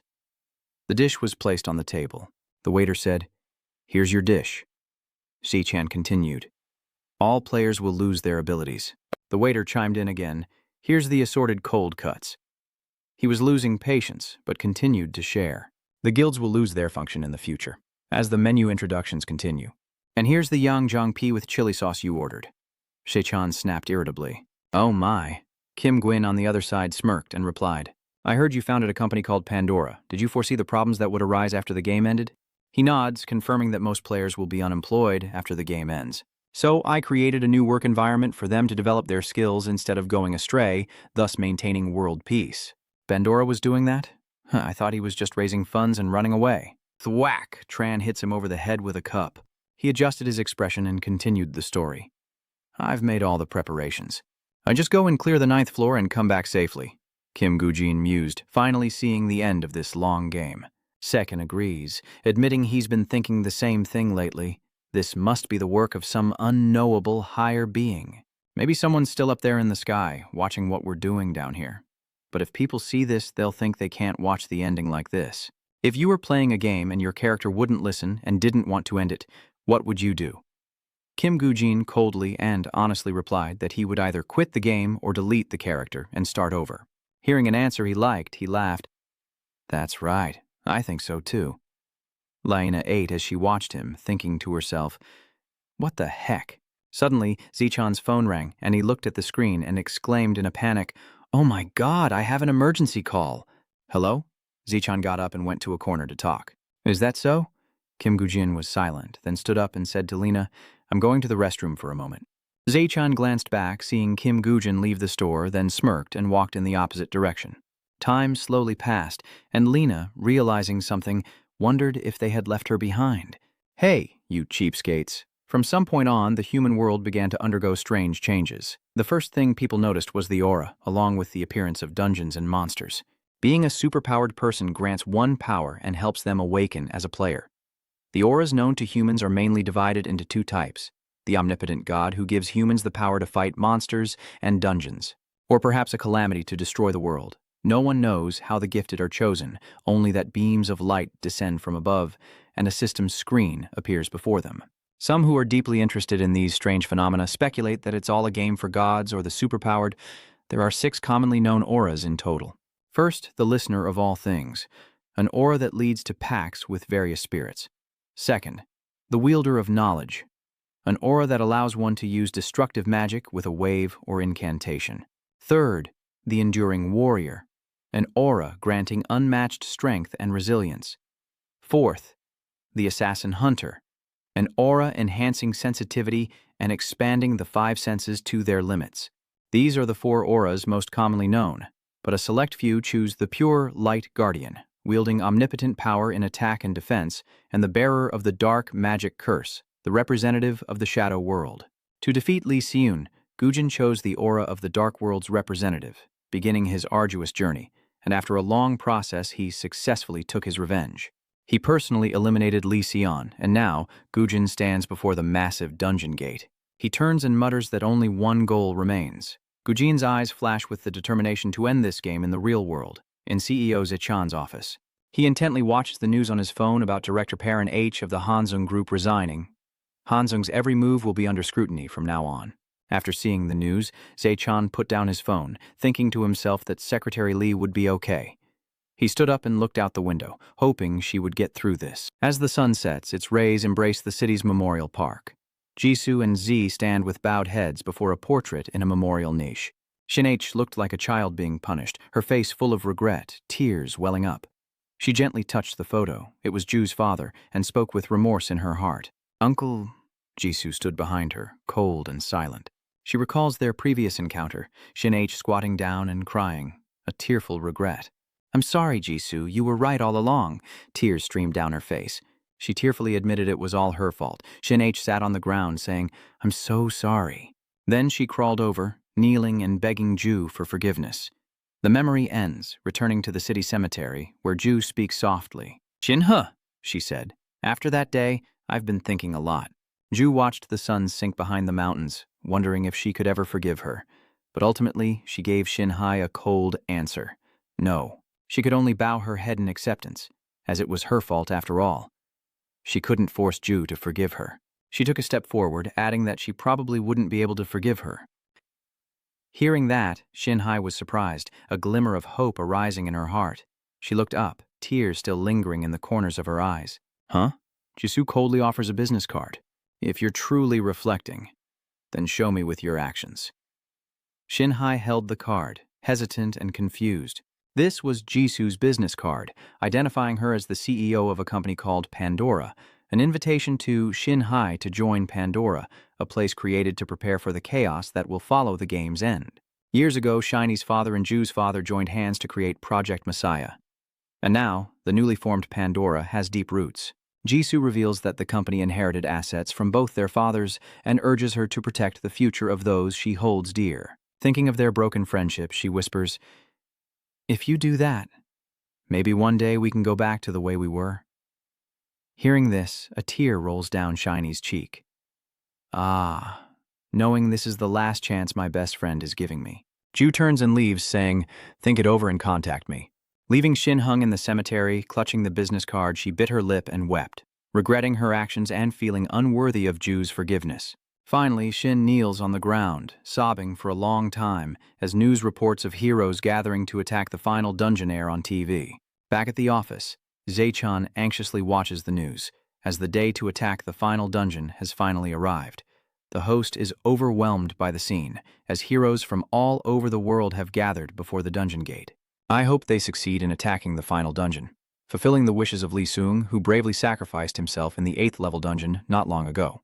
And with good reason, for before the colossal gate stood a protective barrier, allowing only heroes to enter. Inside the vehicle, a leg trembled incessantly, a thick heel tapping rhythmically against the floor as Johann glanced over, asking with a smile, Senior, are you nervous? Spazieva, or rather Gina, retorted like a cat whose tail had been stepped on. Nervous? I don't even know the meaning of the word. Johann J. responds, covering his mouth with a smile. Seeing them joke around again, Gu Jin, as Isaac secretly agreed with Johann J., he was definitely on edge. Then his gaze drifts downward, realizing that everyone must feel this way. Because at this moment, Gu Jin's hands trembled with excitement and tension, the final floor of the dungeon at last. He clenched his fist, thinking that even he, who had died before reaching this point, felt this way. It was finally here. He wondered what lay beyond that gate. But Gwyn wasn't afraid. Instead, he found the challenge stimulating, intriguing. With a click, the car doors opened, and 3 figures in sharp suits emerged, adjusting their attire before one stepped forward. The leader of this operation. Gujin, as Isaac, the hero who appears before the public. In the distance, Frango Soachero smiles and waves. Jordan, Kay, and Men were ready as a trio. Even the disgruntled Sakira and Yong Wan accepted Gujin as their leader this time. Gujin quickly heads to the dungeon gate, turns to the others, smiles, and signals, "Well, shall we go?" Stepping into the gate in suits, the heroes emerge on the other side fully armed. Inside lies a vast, dark cavern, lit only by the gate's glow. Gina looked around cautiously, sensing something, then turned to Gujin, surprised, just as that guy said. Not long ago, inside the A-rank dungeon's 8th floor, Gina and the skeleton soldiers struggled to defeat the giant boss. He panted wearily, sweat pouring down, but still had the strength to punch his aching back as he turned to scold Gujin. Hey, at this rate, the skeleton soldiers are going to die. But Gujin simply replied, "Good work." Gina sensed his displeasure and cleared her throat. "Yeah, you pay me back, you've worked hard too." He rotated his aching shoulders. If floor 8 is this tiring, how much more exhausting will floor 9 be? "Do you know anything about the next dungeon?" Gujin replied flatly. "Not really." Gina realized she was asking too much and scratched her head sheepishly. "Huh? What's this? Why did I think you'd know something?" Gujin muses that from the 1st to the 8th floor, it's always been underground caves, so it's likely more of the same. But the massive gate from his past life troubles him. Gujin narrowed his eyes, thinking, even he doesn't know what's behind this gate. Gina frowned at his speculation. "Caves, gates, what are you talking about?" But Gujin only offered a mysterious smile in return. He simply shrugs. "I just have a feeling. That attitude is really asking for it." Gina paused, stunned. "What?" But before he could react, Gujin was already gone. "Hey, where are you going? You know something, don't you?" Back to reality, Gujin cautiously glanced around, silently assessing the dark cave before him, still the same as before. Then he found a tall rock and climbed on top of it. Gujin gathered everyone and began the meeting. "All right, let's have a quick meeting about our plans." Just as he mentioned the 1st floor, he heard the systems beeping in his ear. A red screen flashed, announcing a system error. The conditions to attack level 1 had been forcibly met. This unexpected turn of events caused Gujin to frown. What? He couldn't believe it. A system error? Immediately following, a cascade of error messages appeared. Conditions to attack level 2 forcibly met. Conditions to attack level 3 forcibly met. Conditions to attack level 4 forcibly met. Conditions to attack level 5 forcibly met. Conditions to attack level 6 forcibly met. Conditions to attack level 7 forcibly met. Conditions to attack level 8 forcibly met. Below, the other players stared blankly at the series of notifications displayed before them. Dazed, confused, and bewildered, no one knew what to do. Everyone received the same error message, causing widespread panic, but the final notification stated that the conditions to enter the 9th floor had been met. Yang furrowed his brow, asking what was going on. Even Johann George couldn't help but ask what was going on. "As always, when in doubt, ask Gujin," Gina whispered. "Hey, Kim Gujin, what's going on? Are you stumped too? This has never happened before. Does anyone know the answer?" Ben responded, "I don't know either." Even their reliable support was clueless. Gina thought she must have misheard him. Then, a faint light appeared, gradually transforming into a large white gate that materialized right in front of the group. Whatever was happening, Gujin decided to enter the 9th floor first. A rumbling sound echoed as the massive gate materialized before the group, torches on either side blazing to life. Standing before this familiar yet strange gate, Gujin carefully considered the situation. Never having heard of a system error before, a chilling aura emanated from beneath the gate, an ominous and terrifying presence. He thought to himself, what was inside? When suddenly a hand landed on his shoulder as Gina forced a smile. Hey, Ick, are you nervous? You sure look nervous. Though she's sweating from nerves, Gina puts on a brave face. Don't be too scared, leave it to me. Gujin noticed Spasiva's trembling legs, but he bravely declared, I'll protect you. He smiled, thinking such a good comrade was rare indeed. Jin turned without a word, leading the way to the gate, telling himself, that's right. This time you're not alone. He has many teammates. Yong Wan Sakira, Johan George, and Frank Sochero are ready to support him. Gujin confidently steps forward, thinking, let's end this game. He placed his hand on the massive stone gate and pushed with all his might, slowly forcing it open. A creaking sound echoed as the system announced the start of the final battle. The group entered, finding a vast palace and wide corridors beyond the stone gate, all shrouded in darkness. Gina warily scanned their surroundings. I don't see anything. Johann Jobs nodded in agreement. Exactly. But then a sudden whoosh echoed as the torches on the wall ignited, casting a warm glow around them. Torches ignite automatically in a chain reaction, running the length of the wide corridor, and Jodan is startled by the light. He saw something. Bodies lay strewn beneath the stone pillars, their blood still fresh. What is all this? There's even a headless corpse of a monster several times their size. As Yong Wan examined the massive corpse before him, he suddenly heard a noise behind him, and he whirled around, on alert. It was then that he noticed a thorny throne at the end of the hall. That thing. Upon the throne sat a man dressed as a Greek god, his feet resting on the head of a boss, a mysterious smile on his face, his voice laced with reproach. You're late. Jin said nothing, only staring at him suspiciously. Other players appeared, their faces etched with worry. What was this? Clutching his twin swords, Yong Wan gritted his teeth, wondering what exactly he was up against. The next moment, Yong Wan's twin swords were snapped in two before he could even attack, and Gujin was quickly struck by the devastating force. Luckily, he managed to dodge in time. Gujin's eyes widened in horror as he saw the devastating damage inflicted on the land with a single blow. Immediately, Yong Wan was on his knees, and Gina was caught off guard. Frank Sawero and the others couldn't escape the light god's grasp either. Despite injuring so many, he calmly mused that he thought one blow would have finished them off. As the god of light finished speaking, Gujin's heavy footsteps echoed, and he seemed provoked. Just what are you? As he spoke, skeleton soldiers and golems quickly appeared, and the god of light spoke in the next moment. Interesting. With a snap of his fingers, a surge of power began to gather in the air. Seeing this, Gujin immediately noticed the light. Gina and Johan J. also looked up anxiously. Frank Ochero's glasses reflected the terrifying magic. In the blink of an eye, the power of the light god grew exponentially. Seeing his opportunity, he smiled with satisfaction. Without hesitation, the power exploded and descended upon them. Fortunately, Gujin managed to raise his shield in time, but he still coughed up blood and everything vanished. Thinking of his fallen comrades, Gujin collapses, utterly defeated. From above, the cold god of light speaks. Such trash, putting on airs. Your arrogance ruined my fun. Under Gujin's hateful gaze, he continued, It can't end that easily. Isn't that right? Ah, no, Kim Gujin. Hearing his name, Gujin wondered in shock. How do you know? He asked gravely. Just what are you? The light god condescendingly replied, I have no need to answer trash like you. I hope you can amuse me more next time. With that, he gestured with his hand. The ambiguous words of the god of light left Gujin stunned, and before he could think further, he was crushed to the ground by the god's power. Horrified, he wondered if this was the end. In his final moments, Gujin saw the light god's arrogant figure and the system notification. Player Kim Gujin has died. Suddenly, he opened his eyes, revived, and the game began. Gujin was bewildered, unable to grasp what was happening. But a second later, Gujin realized what was happening. He looked around, the scene unchanged, as the god of light asked with playful curiosity, How does it feel to be revived? Aren't you used to it by now? You already experienced it once before. Gujin quickly grasped the key point, turning back time.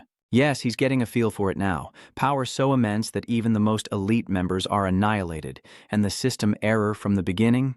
Thinking of this, the system's image suddenly appeared, revealing a system error. For about 2 seconds, Gujin continued to ponder. Now, there's clear anger and hostility directed at him because of this man's absurd identity. Without hesitation, Gujin smirked and exposed the truth. So unlike the Radiant One, wasn't he? So, you're struggling because I killed Lee Sun. Is that it, Guardian of Pure Light? Just as he predicted, the light's veins popped with rage, as if he'd been pushed to the brink. Difficulties? How dare an insignificant human think he could inconvenience me? Arrogant, but you do annoy me. Indeed, I am quite annoyed right now. I'm just venting my anger. As soon as he said that, Gujin was sent flying, bouncing around like a broken top before slamming into the ground, coughing up blood, and dying again. Seeing this, the God of Light excitedly says, "Just as you humans enjoy stepping on insects, this is just a game to us." Gujin is repeatedly sent back to the same spot by the God of Light. Panting, he wonders how many times this has happened.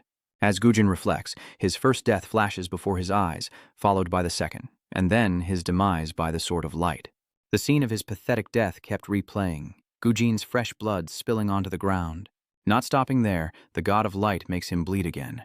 Gujin winces in pain, thinking to himself, who knew he'd join the battle himself? But if that's the case, then that guy is on the opposite side of the God of Light. The God of Light suddenly creates a loud bang, as if to attract Gujin's attention. Immediately afterward, he excitedly says, "You seem to have a lot on your mind, huh? Do you really think those pieces of trash, those weaklings who break with a touch, can help you? The only way for you to escape this place." With that, the God of Light suddenly used his overwhelming power to control Gujin. He forced Gujin to his knees, and with a contemptuous tone, the God of Light commanded him to kneel and prostrate himself. As soon as he finished speaking, Gujin was forced to the ground, and obeying the God of Light, he kowtowed so hard that the ground around him shattered. Though unable to control his body, Gujin glared at him with hatred. But the God of Light simply said, "Beg me to spare your life." At the same time, Gujin began to speculate. His form vanished in an instant. Could that mean this isn't his true body? With a new clue, he immediately tries to stand, a daring smile spreading across Gujin's face. He needs to provoke him further. This strange sight immediately caught the eye of the God of Light, who asked in confusion, "You're laughing? Have you finally lost it?" Gujin replied loudly, as planned. "No, I just find it amusing. A being as powerful as you, yet helpless against a mere human like me, reduced to shouting and excitement. How very human. It seems he has succeeded." The God of Light slowly rose. "So this wretch wants to be stubborn until the end? Fine." Before him, 2 swords of light and an incredible power surged as the God of Light issued his final ultimatum. "Now, begging is useless. I'll grant you the death you've been begging for." As soon as he finished speaking, Gujin was blown away by the 2 swords. His eyes rolled back in his head as if he had died. A moment later, Gujin's body floated in the void, along with a strange red panel. The next moment, his eyes slowly opened, widening as if he'd seen something incredible. So he saw the red notice from before. Player Kim Gujin has died. In the blink of an eye, the system announced a system error. Then the system screen shattered into fragments. From afar, Gujin saw a flash of light, straining his eyes as if not wanting to miss a single detail. The dark space now seemed to be embraced by the entire galaxy, and that light quickly focused on one spot. A second later, the God of Darkness appeared, along with the system's announcement of the arrival of the representative of the Dark World. She says nothing, silently observing Gujin, as if she expected this. He immediately retorts, "You're later than I thought, representative of the world of darkness." The Goddess of Darkness asked in surprise, "You knew I was coming? You've still got time to think after being tossed around like that?" Gujin confidently states that with the madman jumping around, his aura couldn't possibly stay still. To which the God of Darkness remarks how interesting he is, indeed worthy of her attention. Then, returning to a serious tone, he asked, "All right, what can you do for me right now?" As Gujin finished speaking, she reached out without hesitation, and the Dark God poured her power into his heart. She calmly said, "I'm afraid this is all I can do for now. It seems Gujin has achieved his goal. That's enough for now, so he can quickly deal with the God of Light." The God of Darkness urgently says, "I know you still have many questions, but first put out the fire, then we'll talk." Gujin agreed. "Very well." Meanwhile, on the battlefield, the God of Light calmly watched Gujin be defeated once more. He raged, "You trash! Your provocations and insults are absurd." The The god of light frowned. What? Why won't it activate? Suddenly he stopped, thinking, is my power waning? No sooner had he thought it than the god of light slammed his hand on the chair in a fit of rage. Damn it. At the same time, a familiar dark magic came into view. So, Gujin has returned, stronger than before. The god of light immediately recognizes the form. Has he joined them as well? Everything is going according to plan, filling Gujin with confidence. What's wrong? Surprised that things aren't going as planned? Even so, the god of light isn't afraid in the slightest. Instead, he smirks. The light god's laughter grew louder, echoing through the dungeon, until he finally ground out. So you've received help from the great destroyer, which is why you're so arrogant. Even so, nothing will change. Ignoring the light god's assertion, Gujin calmly retorts, is that really true? As he spoke, he immediately focused his power into his palm, transforming it into a blade as sharp as the god's own sword. The next moment, the god of light ferociously strikes at Gujin, his power growing ever stronger, but undaunted, he thrusts his sword straight into the heart of the attack. Gujin's efforts paid off, splitting the god of light's power in two. Finally, shock spread across his face as Gujin excitedly declared that now it was worth a try. Your arrogance has the light god gnashing his teeth. He can't help but speak. Worth a try? Without hesitation, the god of light darts forward like a bolt of lightning. Enraged, he directly charged into battle with Gujin, their powers colliding in an earth-shattering clash. Gujin's strength worried the god of light. His wounds weren't healing as quickly as before. Even in the heat of battle, Gujin noticed a detail. He wasn't mistaken. The cycle was shortening. Unbeknownst to the light god, Gujin had other plans. He growled, "You wretched rat, is that all you've got? Let me finish you." The god of light's relentless attacks forced Gujin to use every ounce of his strength to evade. From a distance, he calmly observed his attacks relentlessly striking Guren, filling the dungeon with smoke in an instant. The god of light worried inwardly. Had his power really diminished this much? As he pondered, Gujin spoke from behind him. Just as I predicted. The god of light's eyes widened in shock. The next second, he lands a clean strike, bisecting the light god's shoulder, forcing him to expend considerable power to heal. Finally, the god of light felt fear, knowing he couldn't afford to lose any more power, yet he still tried to bluff. What? Too much? In the blink of an eye, the wound healed completely. Despite the light god's bravado, Gujin pondered the aura from the wound and his reaction. How many times can you turn back time and how many bodies are scattered? So that's how it is. Realizing the key point, he spoke without hesitation. You have a limit to your power.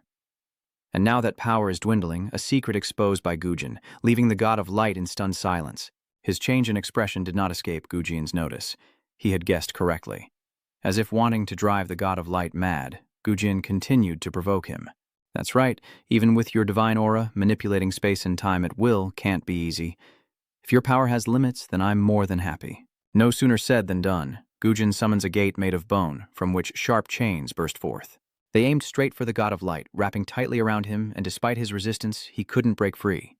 Through the chains, the light god's eyes burned with hatred, and in an instant he was completely bound. Gujin steeled himself, resolving to endure until the god of light exhausted his power. But then, the god of light roared. The god of light's immense power takes Gujin by surprise, and in the next instant all the chains are blasted apart by his magic. Raising his eyes, he saw the god of light bursting with energy. All right, I'll admit, you have sharp eyes. I wanted to tear you apart for ruining my fun, but these damn restrictions forced me to descend in this weak form. I wanted to play with you before killing you, but enough is enough. I'll just kill you before my power runs out. Seeing this, Gujin thought to himself that the momentum was completely different from before. And then, the god of light charged forward. Enraged, he plunges the spear into Gujin's stomach, a blow that sends him reeling in pain and spitting blood. The god of light wasn't satisfied, it seems. I wanted to pierce your heart, but you're lucky. With that, he thrusts the spear even deeper, the torment causing Gujin to grit his teeth. In this desperate situation, a familiar system notification suddenly appeared, and as soon as it did, he forcefully grabbed the light god's spear. Welcome, Eternal Warrior. The Eternal Warrior has bestowed upon you a portion of their power. Gujin withdrew the spear effortlessly, without a scratch. Seeing this, the god of light gritted his teeth, his arm trembling uncontrollably as he roared, "How can you, an uneducated fool—" Before the god of light could finish, Gujin confidently replied, "Looks like our side is growing." Hearing this, the god of light asked in confusion, "What?" The next moment, Gujin gripped the light god's spear and with a light tug hoisted him high into the air. He unleashed a fierce punch, sending the god of light flying, as Guji smirked and said, "You've been running wild for far too long." Still uncomprehending, he stammered, "What?" In the blink of an eye, the system reappears, and the nameless hunter looks down on the pure light guardian with disdain. "The nameless hunter has granted you a portion of his power." Gujin's tone dripped with mockery. "Otherwise, why would the other deities despise you so much?" The god of light could only glare back in hatred, unable to retort. Then, Gujin suddenly spun around like a whirlwind, and the other watched his movements warily. In the next instant, Gujin descended from above, blade in hand, cleaving the light god's spear in two with a single strike. Half of the spear fell to the ground with a resounding crash, and as he clutched the weapon, the system notifications continued to appear. The listener of all things glanced at the guardian of pure light. "The listener of all things has transferred a portion of their power to you." Gujin, pleased, said, "If the other halos are on my side, then this is good news for me." Without hesitation, he unleashed the power of the listener. From the earth, colossal, thorny vines erupt, constricting the light god and eliciting a pained scream. The god of light, unwilling to accept his fate, roared, "How dare you do this to me?" seemingly still possessing the strength to break free. Even though the god of light has created a new spear, the system's notifications continue. "The keeper of knowledge scorns the pure guardian of light. The keeper of knowledge has bestowed a portion of power upon you." Despite his struggles, Gujurin remains confident. The light god still doesn't understand. Apparently, while he was distracted, a magic circle had surrounded him from below. The flames from the matrix caused him to scream in agony, the magic growing fiercer under Gujin's calm gaze. After the flames subsided, smoke filled the dungeon, slowly revealing the fallen light god. Gujin approached, then paused for a moment to assess the situation. The next moment, Gujin grabbed the god of light's head, yanking it up and demanding he regain his senses. Seeing the light god's dazed expression, Gujin spoke.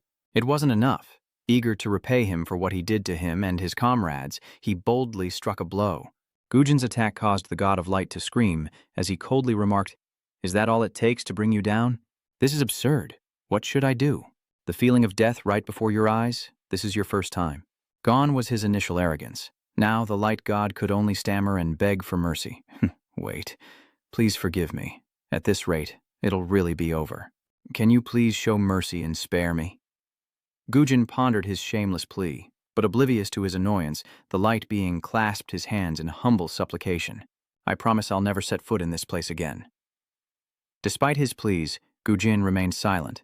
He frowned, his voice strained, all enthusiasm gone. "Auras, what should I do?" In the next moment, a circle of nothingness appeared at Gujin's call, and hollows emerged from behind him. The Eternal Warrior immediately spoke up, "Let us handle him. And by the way, it's been a long time."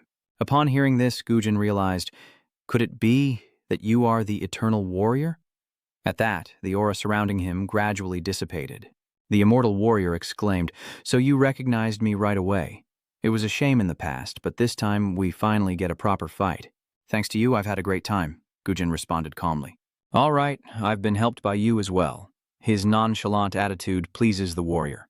"You haven't changed a bit. If you're okay with it, we'll take care of that wretch. You're not the only one who's unhappy with him, especially after all the unacceptable things he's done. We will punish him cruelly." Gujin responded in a deep voice as the god of light was mentioned. "Is that so?" He glanced at the scene of the bound man and continued, "Do as you wish." A moment later, the immortal warrior pointed behind him. "All right, then we should probably hear it from this person. So, the Dark Divine has spoken. Let's end it here." Immediately, she revealed her true form. The Dark God, Kim Gujin, slowly began, "You must have many questions. Where should I begin?" Gujin didn't answer, lost in thought. Then, the immortal warrior spoke up, "Well, you two can chat. We'll take our leave." The Dark God then calmly said, "Let's start with your death at the hands of Lee Seojin." With that, she summoned a large screen. "Is this all right?" The Goddess of Darkness began. As you know, Lee Zun once held the world in his grasp, monopolizing power, neglecting dungeons, and, of course, hoarding items. Disobedience was not tolerated, even for ordinary people. Through her words, a vision of Li Shun in the past appears, as if he were the king, no, the god of this world. Naturally, we were dissatisfied with his actions, all except for that guardian of light.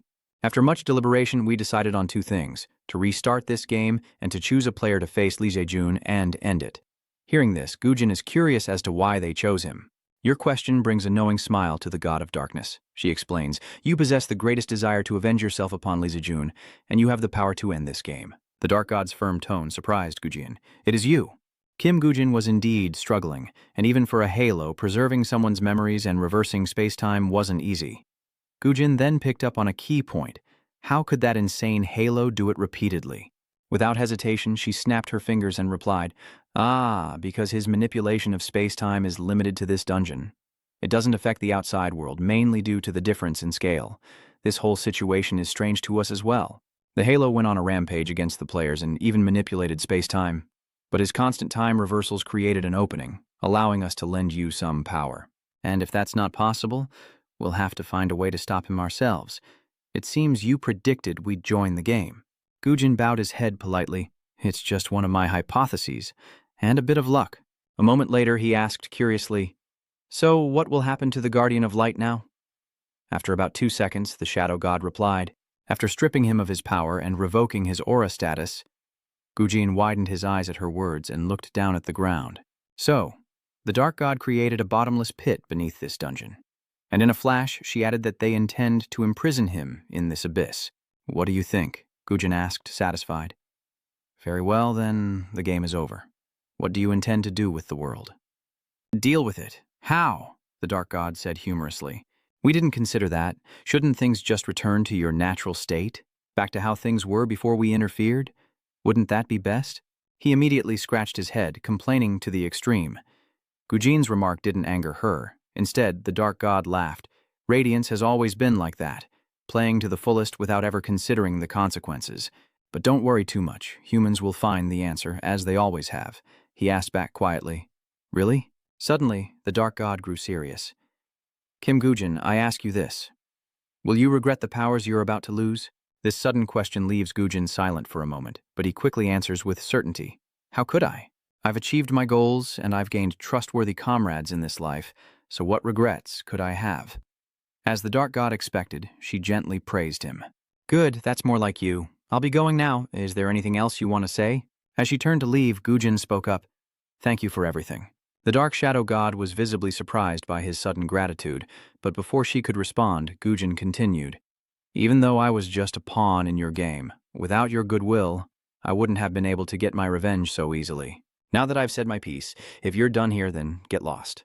Gujin's mix of gratitude and ruthlessness intrigued the goddess of darkness, who instead of leaving, summoned her power and offered him one last gift.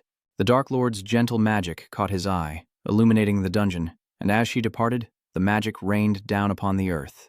These particles entered the bodies of the fallen players, and in moments, Gujin's comrades were revived.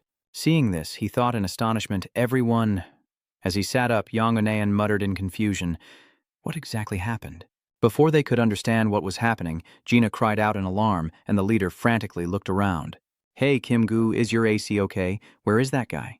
Before Gina could speak, the system's announcement echoed, revealing the shock on his face, a sentiment shared by everyone else. Even Yong Wan was shocked. The game. It was then that the system screen announced the game's end. He couldn't believe his eyes. It was over? The next second, Yong Wan trembled as he turned toward Gujin, the monstrous name echoing in his mind. Was he defeated by Gujin? A moment later, the system reappeared. All item effects have vanished, and equipped items are now disabled. In the blink of an eye, Gujin had returned to his true form, a sight that filled Yong Wan with rage. Ajak is Kim Gujin. Soon the entire dungeon was filled with chaotic murmurs, and everyone's eyes widened in disbelief as they struggled to understand what was happening. Ligina cried out, her voice cracking with panic. What is going on?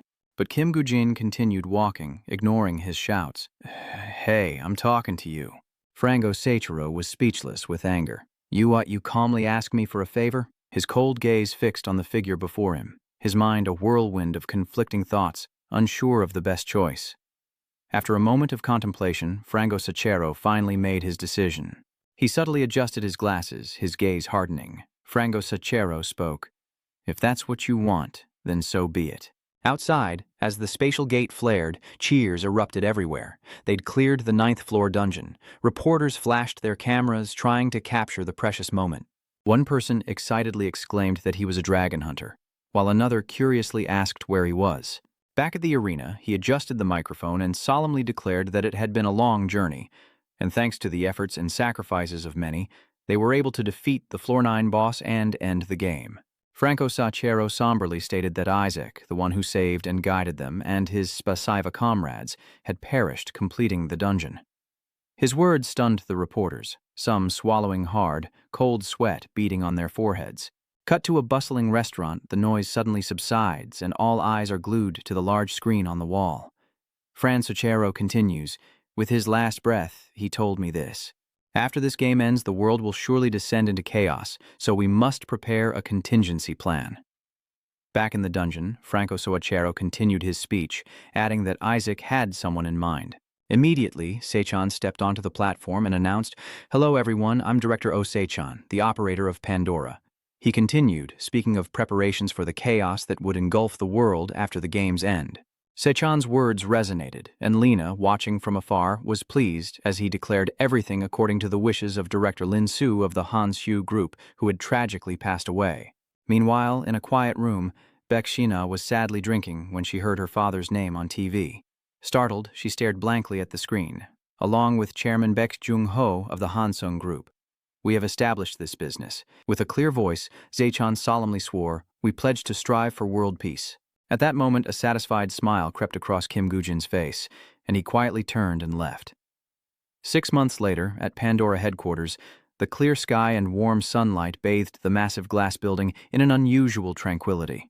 Inside the transaction room, as soon as number 102 appeared, a man quickly approached the counter, wiping away beads of cold sweat as he tried to remain calm, though worry was etched on his face. "Sorry to keep you waiting, sir," the clerk said with a friendly smile. "We've finished reviewing your application for player job seeker benefits." She pushes the card towards the man. "The benefits are expected to be deposited into your account today." He clutched the card in his hand, his eyes red with emotion. Could it really be? My abilities vanished with the dungeon, and I've struggled to find work ever since. The man suddenly stood up, bowing deeply with reverence. Thank you so much." The flustered clerk waved her hands. "No, not at all," she explained. "Pandora was created to help people just like you. I hope you'll strive to continue your precious life." Suddenly, an angry bang on the table next to them made them jump. "No, why wouldn't I be?" Jay angrily demands. "Are you looking down on me because I'm unemployed? I thought I could get assistance here." He slammed his fist on the table, adding that returning the item should warrant compensation. The clerk, frightened, tried to calm him down.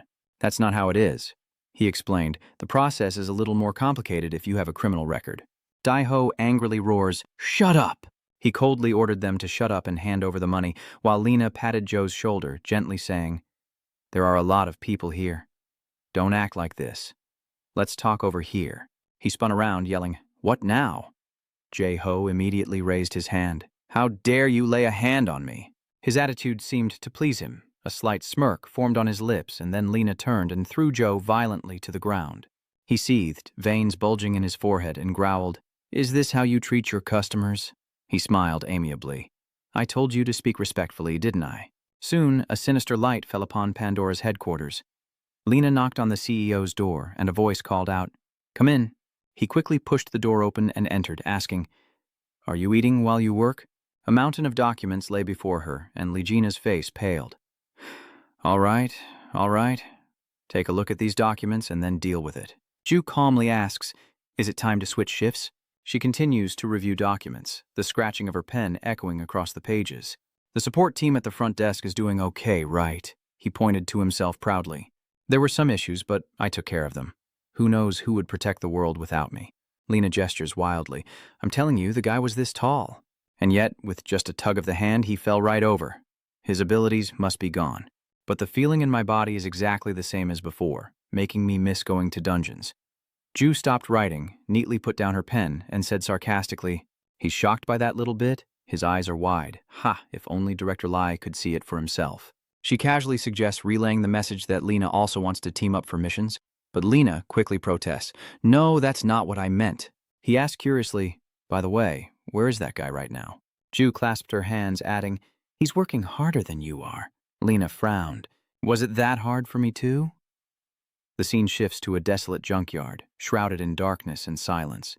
A man is thrown violently to the ground, a cry of pain escaping his throat as Johann Jobs finishes off the remaining thugs. He pulled down his mask, grinning, "Boss, all done here." Immediately after, the wooden crates were quickly pried open. Inside, countless items of all shapes and sizes are revealed as Johann J. turns, his eyes gleaming with excitement.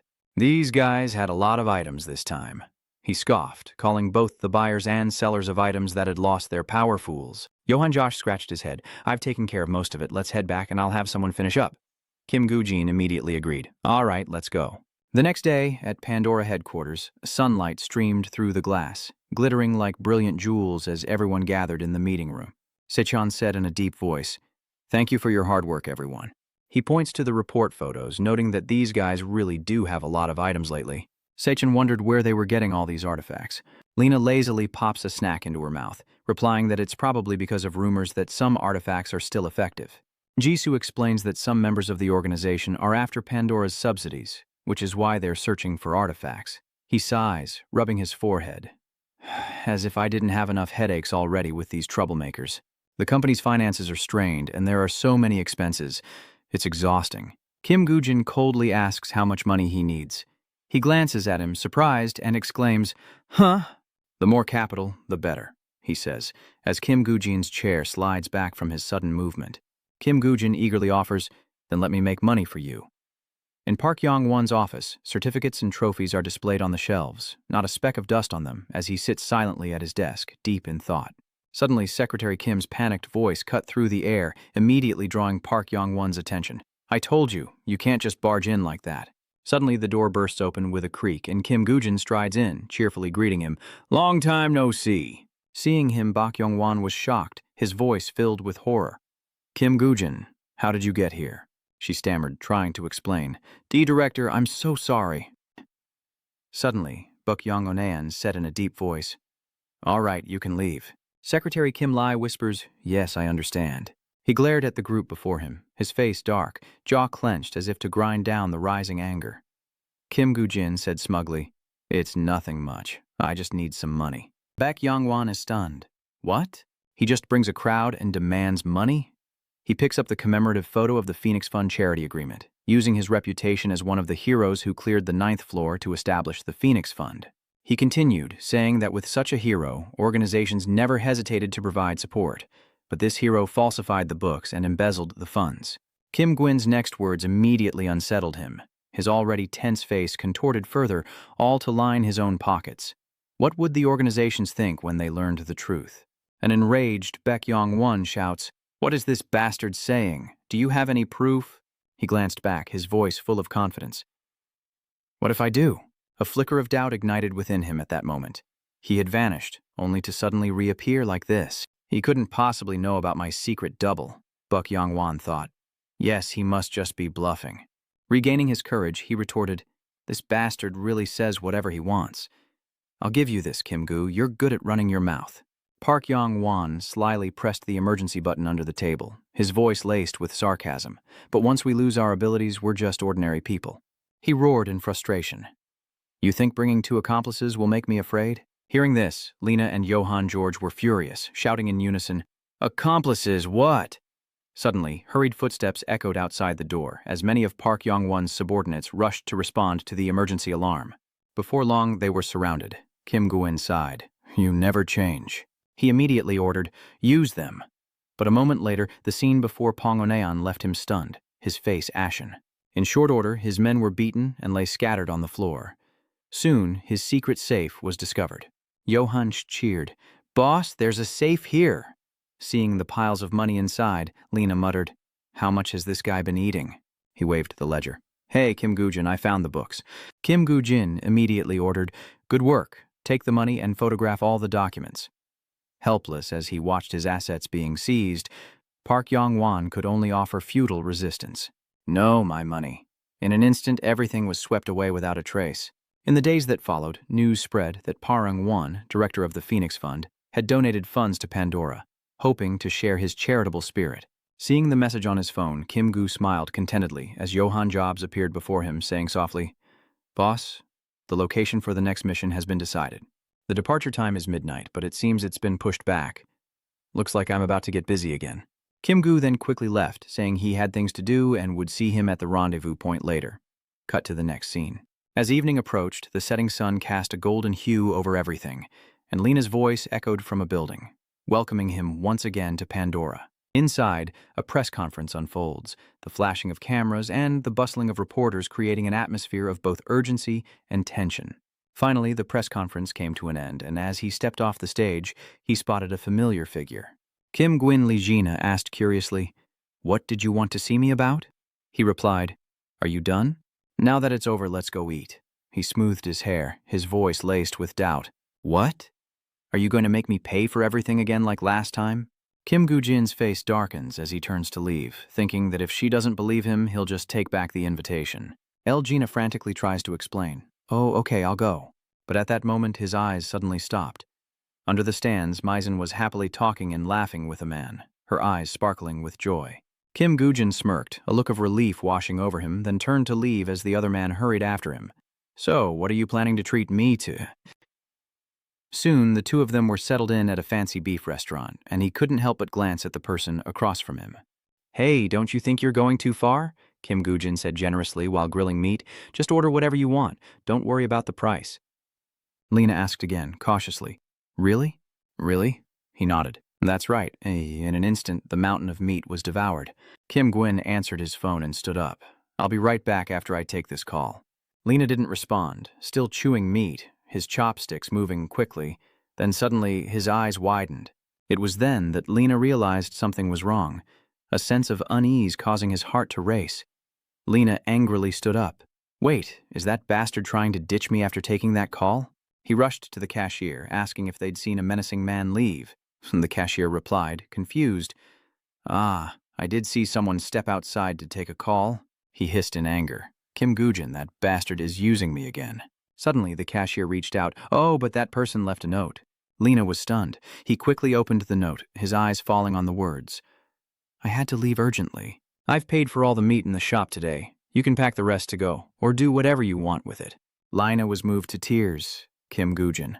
Meanwhile, at Pandora headquarters, a golden light spilled from a high-level room, brilliant against the dark surroundings, as Ju remained engrossed in his work, oblivious to the passage of time. Suddenly, the door bursts open, startling her, and Jisoo stares ahead, asking, "Who's there?" Soon after, a figure slowly emerges. It's Baeksin H looking down. It's been a while. "Ju?" Her voice echoed again. "Are you all right?" Baexiana asked awkwardly. "I'm sorry for suddenly showing up like this without contacting you first when you're so busy." She unconsciously fidgets with her fingers, avoiding eye contact. "Jisoo, I'm grateful for your offer, but I'm worried about everyone." Paran H's face was strained as she quietly asked if her past actions could ever be forgiven, prompting Ju to stand up. Shin H, admitting fault, sincerely repenting, and returning to the right path is difficult for anyone. And you've already taken the first step on that difficult path. Ju places a hand over her heart, sincerely offering her help.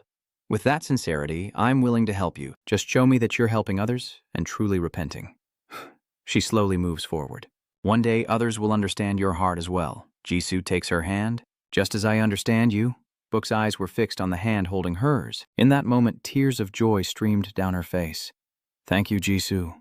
The next morning, warm sunlight streamed through Pandora's headquarters. In the CEO's office, Chairman sat behind his large desk, his eyes scanning through documents. Suddenly, the door bursts open, shattering the silence with a loud click. He immediately looks up, his eyes fixed on the person who entered. "Director Lai, what's going on?" Ju said nonchalantly. "I have someone I'd like you to meet." Immediately after, Baexian H hesitantly approached, face downcast, eyes darting away. Seeing the figure before him, Zaechan was taken aback, his eyes widening in surprise. She nervously brushed her bangs back, her voice polite. "Hello, my name is Perrine. I look forward to working with you." Still in shock, he barely managed a response as she quickly approached and placed a stack of documents on the desk in front of him. "These are the documents that need approval this month," he muttered. "Looks like she's all taken care of things?"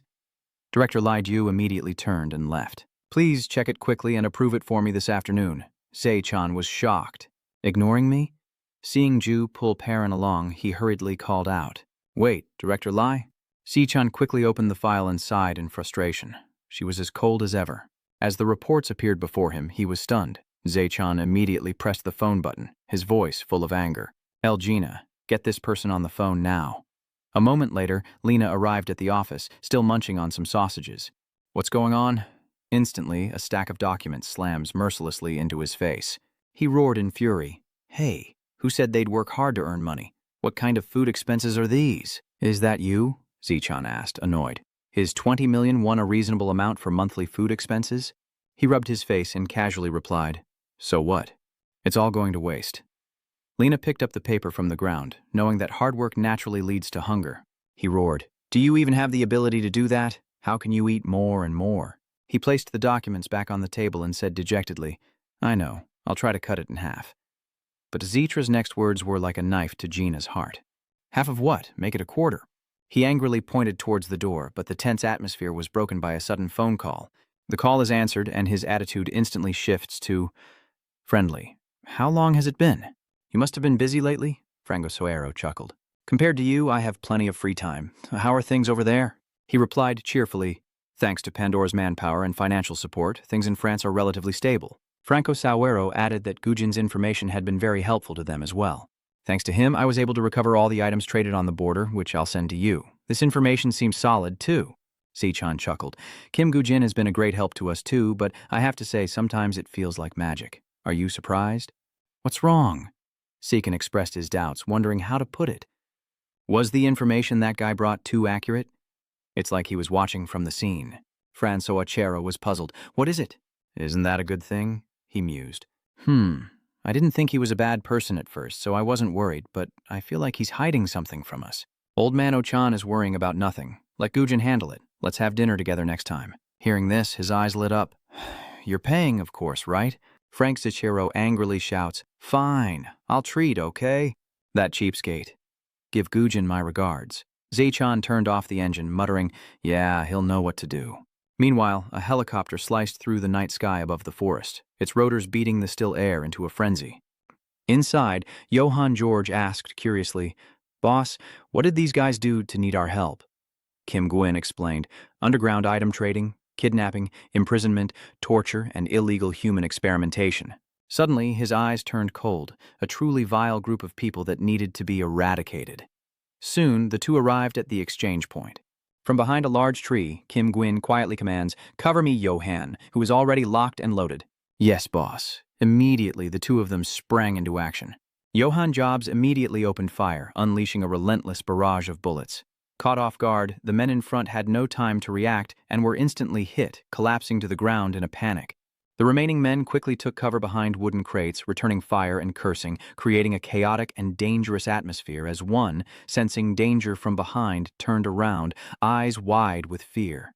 But before he could react, a sharp sound cut through the air, and in an instant they were all taken down, lying helpless on the cold ground. Kim Gujin quickly pushed open the door and stepped inside, the scene before him leaving him speechless. Time seemed to stand still amidst the carnage, as the imprisoned huddled in their cages, trembling with fear.